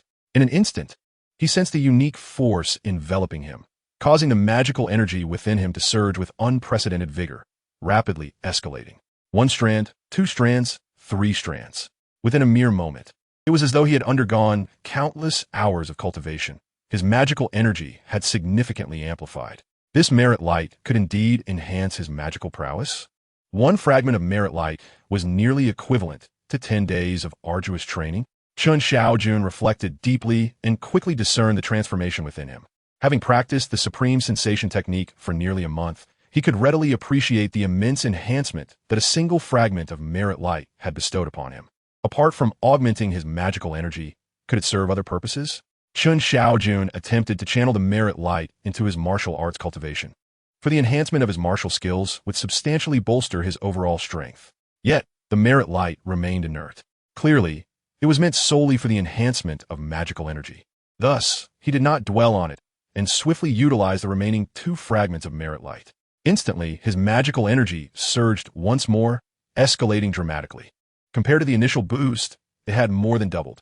With this increase in magical energy, had he perhaps transcended any bottleneck? Or was it that such a barrier did not exist? He wondered which tier of Taoist practitioners he now belonged to. According to descriptions from his past life, was he at the first layer of the Qi refinement stage? Even now, Chen Shaojun remained uncertain about the classification of Taoist practitioners' realms.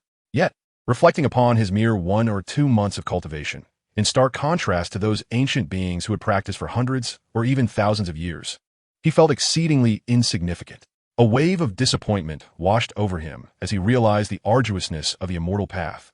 Despite his diligent efforts, he was still merely a novice at the very bottom. He opened the item retrieval token. Shortly thereafter, a young attendant entered his appraisal chamber. It was not the same attendant who had previously cautioned him. Yet, as the new attendant retrieved the official kiln porcelain, Chen Shaojun casually inquired, "Might I ask how the bodies of the apprentices who perished in the treasure appraisal hall are typically handled?" After all, he was still preoccupied with the 2 corpse brain insects. Generally, we entrust them to their original pawnshops for processing.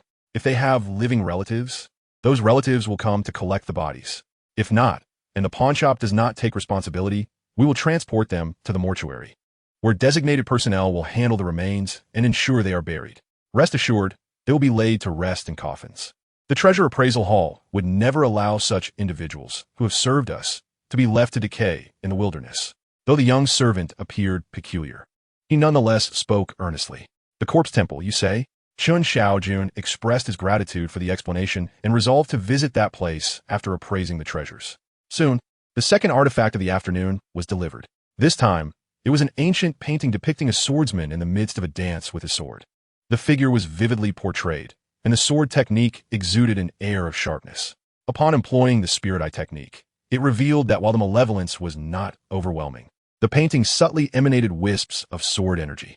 Clearly, the artist of this ancient work must have been a master of swordsmanship himself, allowing the painting to naturally gather sword energy, thus bestowing it with a striking aura. Such a painting could only be truly appreciated by someone possessing a certain level of martial prowess. Otherwise, one might be harmed by the sword energy. As he invoked the divine perception technique, his mental strength transformed into a keen blade, intertwining with the delicate sword energy. Consequently, the entire painting appeared translucent and harmonious. Yet it retained its inherent essence of the sword path. It undoubtedly qualified as a masterpiece. Utilizing the spirit-communicating treasure appraisal, he traced the origins of this painting. From the moment it was conceived to its completion, the images of all its previous owners materialized before him. Subsequently, the painting had passed through the hands of numerous individuals, each inviting friends and family to admire it. And indeed, some had gleaned a fragment of the true meaning of the sword path from it. As Chen Shaojun reflected, he examined the painting closely. Yet, perhaps due to his limited aptitude for swordsmanship, even after straining his eyes, he failed to grasp any profound insights or the intricacies of the sword techniques. "It appears I am unworthy of this," he mused, accepting his fate without distress. Through the spirit-communicating treasure appraisal, he discerned its grade and quality. Superior grade. Reward: Sword Heart Clarity Fruit. Sword Heart Clarity. Does that not refer to a realm of swordsmanship? He pondered, observing the peculiar fruit that had suddenly appeared in his hand. Shaped like a sword, it was soft and pliable to the touch, emanating a delightful fragrance. It seemed delectable, and without hesitation, he took a bite. Rich and juicy, it surpassed all fruits he had previously tasted. He quickly devoured the entire sword heart clarity fruit. In that instant, he felt as though his spirit underwent a profound transformation. He comprehended all information related to sword techniques with ease, able to draw connections and innovate in an instant. At that moment, even though he had not practiced many sword techniques, it felt as if he had delved into the study of swordsmanship for countless years, attaining an extraordinarily high level of understanding, capable of piercing through the fog of sword techniques to grasp their very essence. In essence, anything related to swordsmanship could be learned by him instantaneously, and his understanding of the sword path could be deemed that of a peerless genius, a rarity among thousands. Chen Shaojun reflected on this realization with satisfaction, his gaze once again drawn to the ancient painting of the swordsman in motion. In his eyes, the painting was merely a painting, devoid of any discernible change. Yet, at this moment, the artwork had transformed. It seemed as if a swordsman was demonstrating his martial prowess right before him. What was presented was merely a single sword move. Yet he perceived the essence of this technique, gaining insight into its trajectory and method of execution. With a build-up of 1,000 blades momentum, a mere flick of his fingers could yield a lethal strike every 10 steps. This sword strike could indeed be termed a killing blow. Chen Shaojun, using his hand as the sword, gathered his strength and, in a fluid motion, unleashed a chilling sword energy that surged forth like a stream of light. With a swift thud, the table before him was cleaved in two. Is this not acceptable? Shall I take my leave? Chapter 88. The soul transcending scripture, a person concealed within the box. In a fleeting moment, he had gleaned a sword technique from the painting.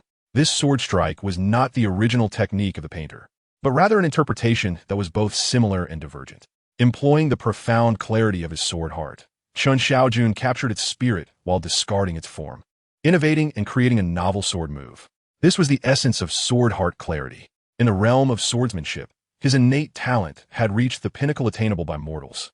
Under his command, a sword technique could not only be swiftly mastered, but also rejuvenated, unleashing a power that even the technique itself could scarcely achieve. For instance, this particular strike, executed at the same realm, was nearly unparalleled. However, upon witnessing the severed table, a pained expression crossed his face.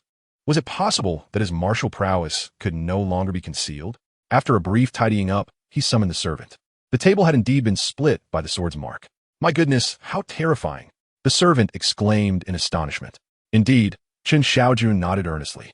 Such occurrences were not out of the realm of possibility. This world was rife with bizarre and terrifying phenomena. It was not uncommon to encounter a sword mark during an appraisal, or even to face the descent of malevolent spirits, saturating the air with bloodlust and corroding everything in their path. The servant, having witnessed numerous horrific sights in recent days, had developed a robust adaptability. Chen Shaojun, at worst, could be deemed somewhat unfortunate, having encountered such a dreadful scene. As for why he managed to evade this calamity, perhaps it was mere fortune, a glimmer of light amid misfortune? Perhaps his position was simply not aligned with the direction of the sword energy? Ultimately, he did not believe that Chen Shaojun's ordinary physique could have evaded such a sword mark through his own merit. Nor did he think that this mark could have been inflicted by him. Although Chen Shaojun had officially become a court attendant to many influential figures, he remained merely a minor character, unlikely to attract significant attention. Consequently, the servant said little more and promptly reported to his superiors, soon returning with a new table. With the situation seemingly resolved, Chen Shaojun let out a discreet sigh of relief. The subsequent appraisals proceeded with greater caution, as he refrained from exhibiting any extraordinary behavior. Thus, he methodically continued, assessing 7 or 8 treasures, with rewards duly distributed. Most of the items were elixirs, albeit in greater quantities, while others consisted of seemingly formidable abilities that were seldom of practical use. For instance, there were specializations in sericulture, postpartum care for sows, and the 36 instructions for the use of torture devices. Additionally, there existed a method of exorcism known as the Soul Passage Sutra, a scripture dedicated to guiding wandering souls and quelling grievances. Beyond these, the only aspect that piqued his interest was a particular illusion, known as the person concealed within the box. This technique, centered around the concept of concealment, transcended mere sleight of hand, verging on a form of sorcery. It relied on principles akin to the 5 ghost transportation technique. 2 identical boxes needed to be prepared in advance, and within each box, specialized magical runes were inscribed. One was placed at the performance site, while the other was situated within a 10-meter radius nearby. At the moment the performer leapt into the box, the runes were activated, allowing for a seamless transfer of the performer to the other box without any awareness from the audience. The intricacy of the runes was indeed remarkable. Utilizing this method could achieve effects akin to instantaneous teleportation. Chen Shaojun reflected on its feasibility, acknowledging that while such techniques could be easily interrupted, they could prove immensely beneficial at critical moments. Importantly, the crafting of such a setup posed little difficulty for him. Thus, upon completing a day of appraising treasures, Chen Shaojun presented his identification token and exited the appraisal hall through the main entrance. His appointment with Zhang Gao at the Mingyue flower boat was scheduled for the hour of the dog, around 8 in the evening. With some time to spare, he intended to first visit the corpse temple. As for the notion of reporting to the authorities he had entertained the previous day, that thought vanished upon realizing the presence of a ninth prince behind the Mingyue flower boat. It was far too easy to entangle oneself in complications. He could not guarantee that his methods would evade the scrutiny of significant figures. The same applied to attending the treasure appraisal at the Mingyue flower boat. He had already registered his name before Wang Xinyuan, and failing to appear would likely lead to trouble. As the capital of the Great Zhou Dynasty, Shengjing was accustomed to the cycle of life and death, and this realm was steeped in legends of spirits and deities. To prevent the emergence of malevolent entities, it was customary for the deceased to be taken to a nearby corpse temple, where monks or Taoist priests would perform rituals for exorcism, pacifying grievances and resolving enmities. Consequently, the probability of ghostly manifestations would be significantly diminished. For incomplete bodies, specialized embalmers were summoned to stitch the remains. Otherwise, the likelihood of strange occurrences would increase under the influence of lingering malevolence. Naturally, affluent families or those with modest means would hire individuals to perform these rites, leading to the emergence of a thriving industry. The corpse temple near Sanshui Street was located 3 to 4 miles from the end of the street. Chen Shaojun stepped forward, quickly realizing that he was quite familiar with this place. Previously, when he sought a location to practice the tiger leopard thunder sound technique, he had chosen a bamboo grove not far from here, merely a few miles away, and both areas were within sight of each other. Murmuring to himself, he entered the mortuary temple. The temple was expansive, its grand doors wide open. Upon glancing inside, he beheld numerous coffins and bodies wrapped in straw mats and covered with white cloth on the ground. Despite his prior preparations, an unsettling chill surged through him, striking straight to his core. Regaining his composure, Chen Shaojun activated his spiritual sight. The air was thick with malevolent energy, yet there were no apparitions to be found. Instead, he sensed persistent resentment lingering above the corpses. This was the true reason behind the souls transforming into vengeful spirits. The greater the resentment, the longer it lingered, ultimately condensing into malevolent entities. If the souls remained trapped, the bodies would inevitably transform into walking corpses or zombies. Is anyone here? Chen Shaojun hesitated and inquired. What is it? Just then, a voice emanated from a room adjacent to the temple. Shortly after, a figure emerged, a middle-aged Taoist clad in a gray robe and a Taoist crown. However, upon seeing the figure's face, Chen Shaojun felt a jolt of recognition, his pupils narrowing in alarm. He instantly recognized the individual as the 3 corpses old Taoist who specialized in the cultivation of corpses. He had never anticipated that this person would serve as the temple's caretaker. There had been no indication of this during his examination of the 7 corpse nails. Chen Shaojun steadied himself, recalling that with his spiritual concealment technique, the 3 corpses old Taoist would be oblivious to his martial prowess, which was also unrelated to the deaths of the zombies he had previously dealt with. He relaxed and clasped his hands in a respectful gesture. I am a servant from the pawn shop. Upon hearing of an unfortunate incident involving 2 friends during a treasure appraisal, I came to pay my respects. Oh, you are quite considerate. The 3 corpses old Taoist smiled, appearing somewhat amiable. Ordinary folk would not dare to visit my mortuary temple at night. It is merely a gesture of sincerity, guided by a clear conscience. Chen Shaojun replied humbly. Then please come in. If you are a servant from the treasure appraisal hall, you might find them over there. Recently, most of the visitors have been from the appraisal hall, so there are quite a few. You may search for your friends among them. The 3 corpses old Taoist indicated without any hesitation. Thank you very much. Chen Shaojun nodded, steeling himself as he stepped into the temple and began searching through the bodies one by one. Most of the corpses were overwhelmed by malevolent energy, while some had met tragic fates due to external forces. As a servant in the treasure appraisal, he understood that anything could happen, and he was not surprised. He could endure even the more gruesome scenes he encountered. The only source of unease for him was the persistent gaze of the old Taoist, whose presence felt both tangible and elusive. Contemplating the identity of this individual, he harbored a genuine fear that the man might close the door and unleash the 3 zombies he kept in his care. Although his martial prowess had significantly improved, he would prefer to avoid any unnecessary complications if possible. Suddenly, Chen Shaojun lifted a white cloth, revealing a youthful visage, Zhao Hu. This individual was none other than Zhao Hu, a fellow apprentice at the same pawn shop and once his closest companion in a previous life. However, to avoid raising any suspicions, he had deliberately maintained a subtle distance from him. To his astonishment, Zhao Hu had perished, a victim of this recent appraisal of the treasure hall. It was the very sutra he had acquired earlier, intended for the transcendence of souls and the pacification of grievances, the Sutra of Soul Deliverance. In harmony with the 4 directions, it seemed to evoke a peculiar transformation, infusing Zhao Hu's lifeless body and immediately dispelling the resentment that had lingered within Chen Shaojun's heart. His furrowed brow relaxed, and the remnants of terror on his face gave way to tranquility. After reciting the sutra, Chen Shaojun, with a hint of melancholy, gently covered Zhao Hu's head with a white cloth once more. Such tragedy, suffering from a cold, fever, and diarrhea, this 6th of June was anything but joyous. If circumstances did not improve, he would have to postpone updates until the following day. Chapter 89. The Realm of Taoist Arts. In the appraisal of treasures, fate is not one's own. From the moment they secured the 10 taels of silver for their lives from the Lin pawn shop, they should have grasped this truth. Even with the spirit-connecting treasure at his side, he could not guarantee that he would not encounter mortal peril during future treasure appraisals. He resumed his search among the corpses, soon discovering the first apprentice who had fallen victim to the corpse-eating worm. The individual had died swiftly, his face betraying no signs of agony.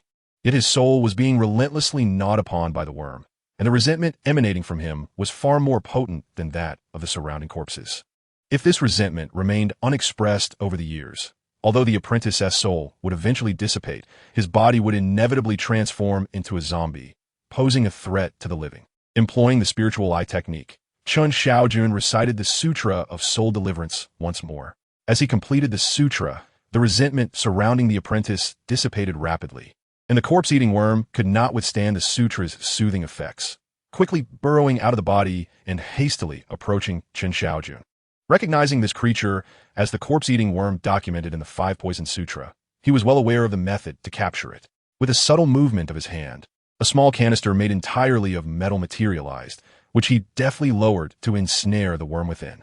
The entire process unfolded with remarkable swiftness. With his deft skills, the 2 great techniques of empty hands and return of the 3 immortals to their lair ensured that even if the old Taoist occasionally glanced in his direction, it would be nearly impossible to discern his actions in that moment. After securely sealing the canister, Chen Shaojun quickly located another apprentice's corpse, employing the same method. The second corpse-eating worm was likewise captured within a metal canister. The plan was complete. Chen Shaojun had no intention of lingering here.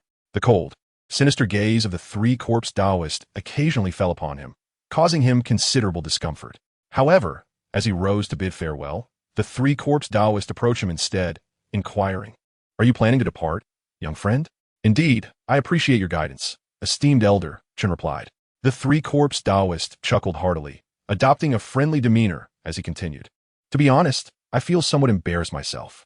Noticing the look of confusion on Chen's face, he added, "What scripture were you reciting earlier?" Although he was known as the 3 corpse Taoist, his official role was that of a temple steward, which meant he had some knowledge of scriptures for guiding souls. He could easily discern the extraordinary nature of the scripture Chen had just recited. In terms of guiding departed souls, it far surpassed the few pieces he knew. "Oh, this is a scripture for guiding souls, known as the Soul Guiding Sutra. When I was a child, our village faced calamity, resulting in numerous fatalities. Coincidentally, an old Taoist traveler visited our village and recited this sutra to guide the souls of the deceased.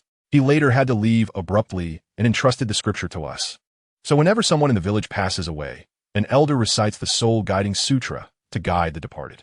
I cannot attest to its effectiveness, but since then, our village has indeed been free from hauntings." Chen Shaojun paused for a moment before quickly concocting a plausible explanation. This had become one of his usual skills. As the likelihood of their paths crossing again was slim, and it was unlikely the other party would delve into the origins of a scripture. Is that so? Your scripture certainly possesses some merit. It bridges the heavens above and connects to the underworld below. Even the heaviest grievances may find it challenging to withstand the guiding power of this scripture. It is no wonder your village has been free of hauntings for so many years. The three-corpse Taoist nodded in agreement, then tentatively remarked, "To be frank, I am quite intrigued by your soul guiding sutra. Would you be willing to teach it to me? Certainly, I would not let you leave empty-handed. How about we exchange it for this soul calming bell?" The soul calming bell? Chen Shaojun regarded him with an impassive expression. This bell was, in fact, a magical artifact designed to ward off malevolent spirits. I understand that as a temple steward, you occasionally encounter disturbances from ghosts. With this soul calming bell, a gentle shake is all it takes to deter any ghostly presence, potentially saving your life in critical moments, the three-corpse Taoist explained. Really? Chen Shaojun feigned surprise in his response. I would never deceive you. Many temple stewards like us have practiced only rudimentary Taoist techniques and often receive requests for assistance. The soul calming bell, in a sense, is also our livelihood. I have refrained from selling it despite numerous offers. It is only today, finding your soul guiding sutra rather remarkable, that I decided to present this bell for exchange, the three-corpse Taoist said. Then I shall express my gratitude, esteemed elder. Chen Shaojun cupped his hands in appreciation. Although he was uncertain whether the other truly intended to offer the soul calming bell in exchange for the soul guiding sutra, he did not feel he had made a poor bargain in acquiring a magical artifact. How to express it? This is indeed an artifact that rightfully belongs to practitioners of the Tao. Although he had encountered numerous treasures during his previous appraisals, this was the first one that truly belonged to him.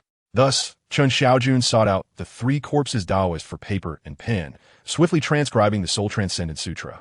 Naturally, in an effort to conceal his prowess, he refrained from showcasing his already well-developed calligraphy. The written scripture was merely neat enough to be presentable, neither ugly nor skewed. Subsequently, they exchanged items. Chen Shaojun handed over the scripture to the three corpses Taoist and received the soul-settling bell in return. Fearing the possibility of betrayal, he had prepared himself for a sudden attack or an immediate escape, for he was indeed bargaining with Tiger. Fortunately, all his apprehensions were unwarranted, as the three corpses Taoist surprisingly deviated from his usual conduct as an evil cultivator and completed the transaction amicably. Perhaps it was due to the insignificance of a mere magical artifact that the Taoist felt it unnecessary to reveal his identity. Contemplating this, Chen Shaojun's mind began to race with possibilities. Seizing the rare opportunity, he hastily posed several inquiries regarding the path of Tao cultivation. Esteemed elder, though my status is humble, I have long harbored curiosity and admiration for the Tao. May I inquire how one might become a practitioner of Tao? Is the path of Tao cultivation similar to martial arts, comprising several distinct realms? You possess quite the ambition, the three corpses Taoist exclaimed. Perhaps in a buoyant mood, due to acquiring the Soul Transcendent Sutra, he generously elaborated. The foremost requirement for Tao cultivation is one's innate qualities, namely the spiritual and wisdom roots. Only those who possess these roots within them stand a chance of becoming practitioners of the Tao. Otherwise, even if one masters the true scriptures of the Tao, it would merely be a castle in the air, utterly unattainable. As for the realms, there indeed exist several: condensing essence, establishing Tao, golden elixir, and transforming infant. Each step unveils new vistas and ascends toward the heavens. Each realm is further divided into 9 levels. The condensing essence realm is known as Tao Children. Do not be misled by the title, for they have already mastered certain spells and possess power beyond the reach of ordinary mortals. The establishing Tao realm is referred to as Taoists in small temples.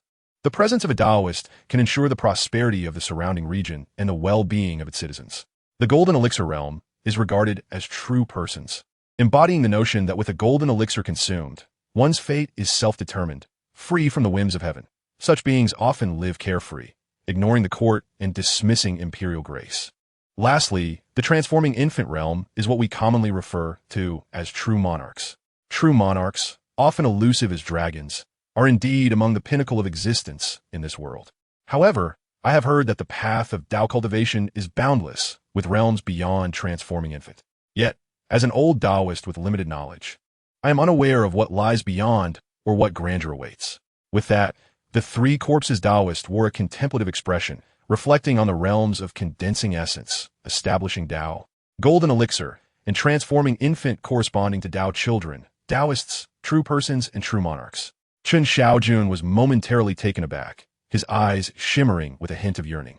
He pondered how one could discern whether they possessed the aptitude for Taoist cultivation. At that moment, an exhilaration began to swell within him.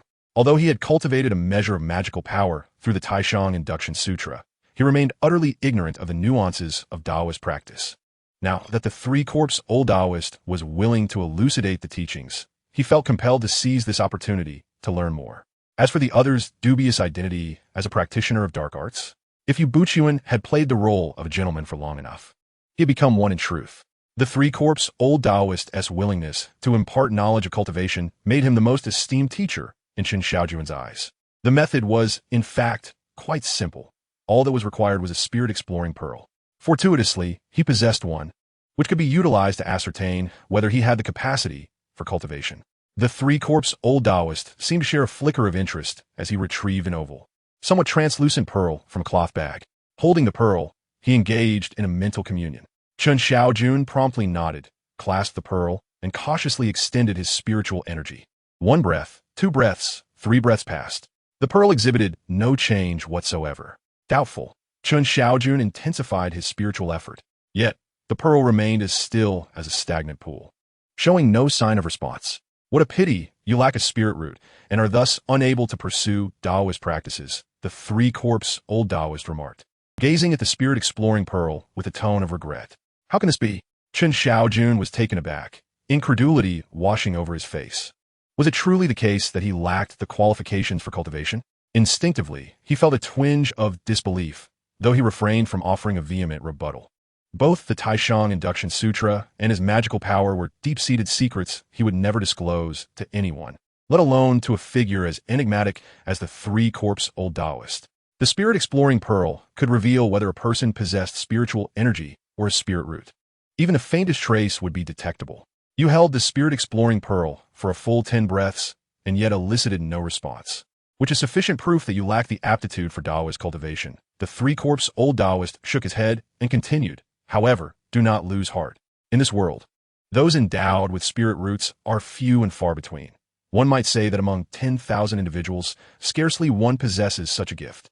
Moreover, spirit roots vary in quality. The path to greatness is arduous, not merely a matter of words.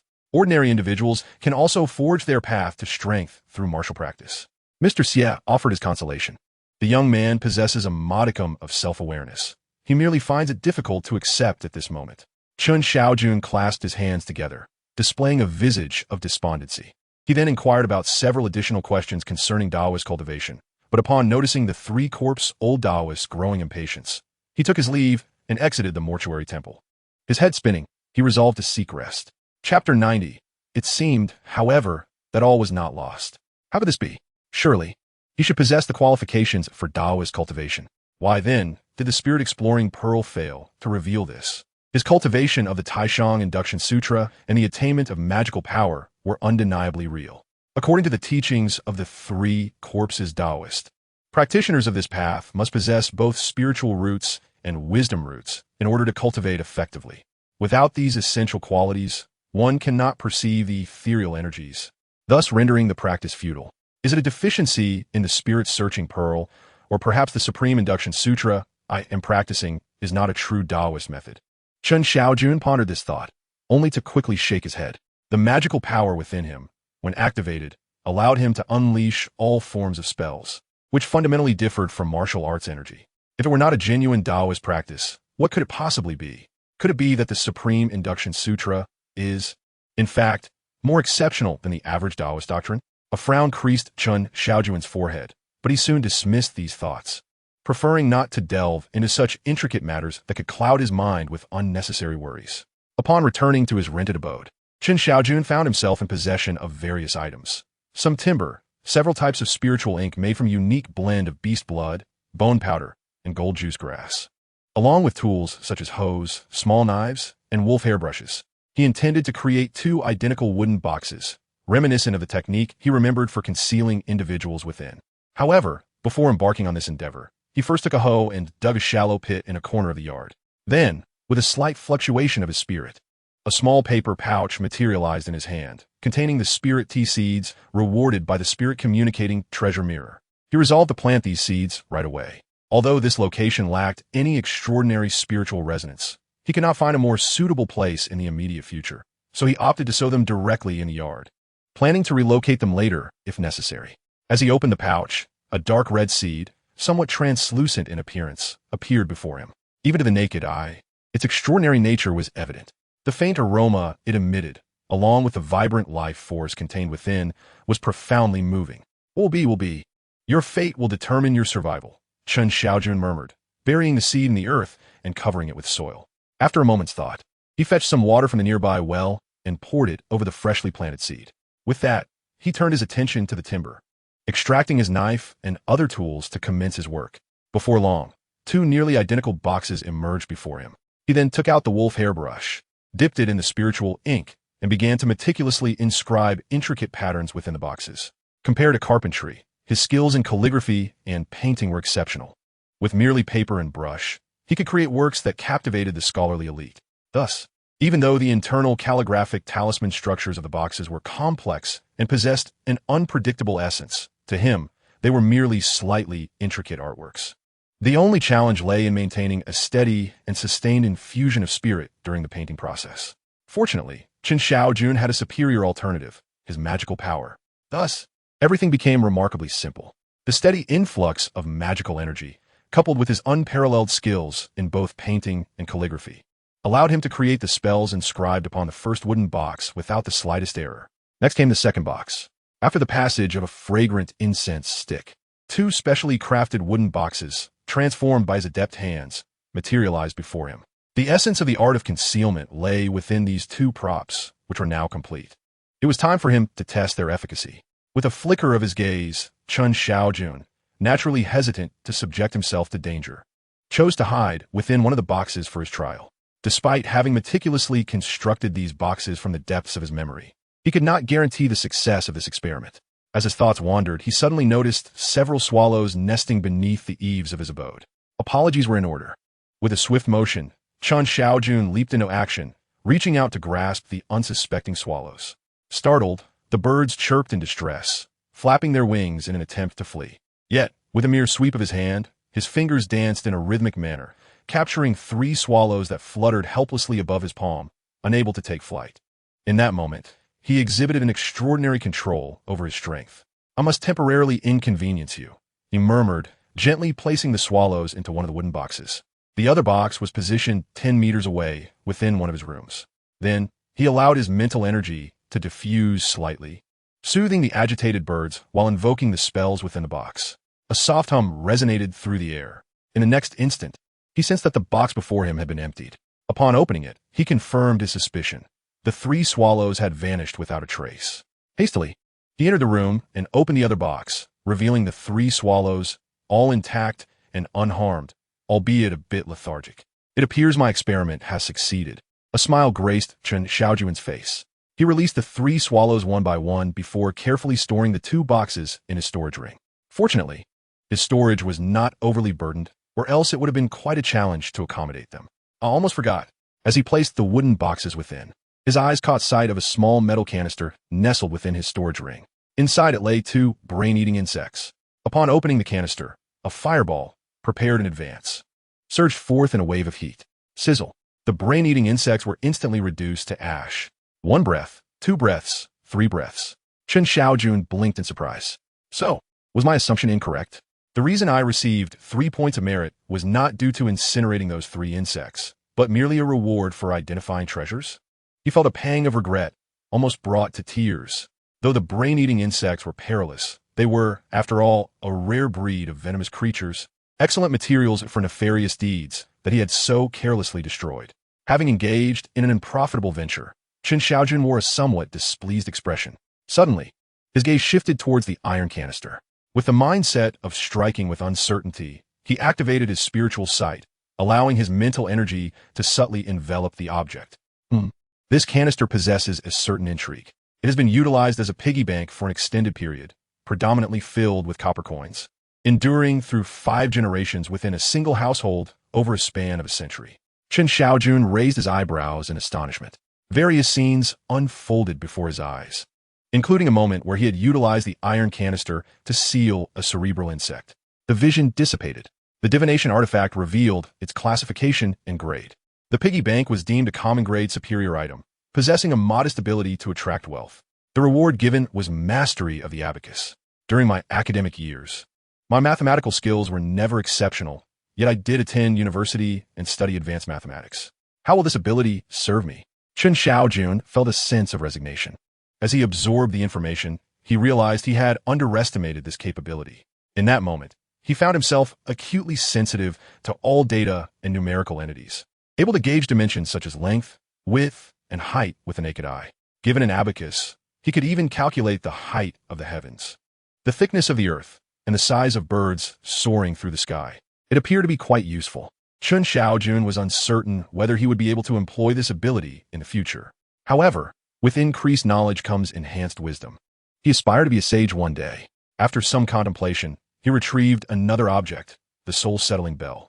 This bell was acquired from the three-corpse Taoist. Exercising caution, he decided to appraise and cleanse the artifact before proceeding. Utilizing his spiritual sight, he scanned the soul-settling bell. A dark, malevolent aura enveloped it, alongside a complex spiritual energy that was deeply entwined with the bell. This was the residual aura left by the three-corpse Taoist during its use. The presence of this energy would hinder others from effectively wielding the artifact, rendering its results significantly diminished. Only under the influence of the three-corpse Taoist could it exhibit its full potential. If Chen Shaojun wished to wield the soul-settling bell normally, he would need to eradicate this lingering spiritual energy completely. Without hesitation, he activated his spiritual sight. His mental energy transformed into a grinding wheel, targeting the soul-settling bell with a pressing force. Sizzling sounds emerged as the malevolent energy was swiftly depleted. For Chen Shaojun, this task felt remarkably effortless. However, when his mental grinding wheel descended upon the residual spiritual energy, it erupted with a defiant force, causing the soul-settling bell to emit a sharp chime, as if perceiving Chen Shaojun as an adversary. Waves of soul-binding light surged towards his mental energy. Indeed, the artifacts wielded by practitioners of the Tao are not easily subdued. Chen Shaojun sighed inwardly, his mental energy solidified and his will resolute as a rock, remaining unaffected by the waves of soul-binding light. The spiritual grinding wheel incessantly revolves, swiftly depleting the ethereal essence of the Tao. The most troublesome aspect of identifying such a formidable artifact lies precisely in this characteristic. A moment's carelessness may inadvertently trigger its power, resulting in an assault upon oneself. Fortunately, the strength of this soul-settling bell is not formidable, rendering its calming effects ineffective upon me. Otherwise, it would indeed pose a significant dilemma. As Chen Shaojun pondered, the spirit communication treasure mirror materialized before his eyes.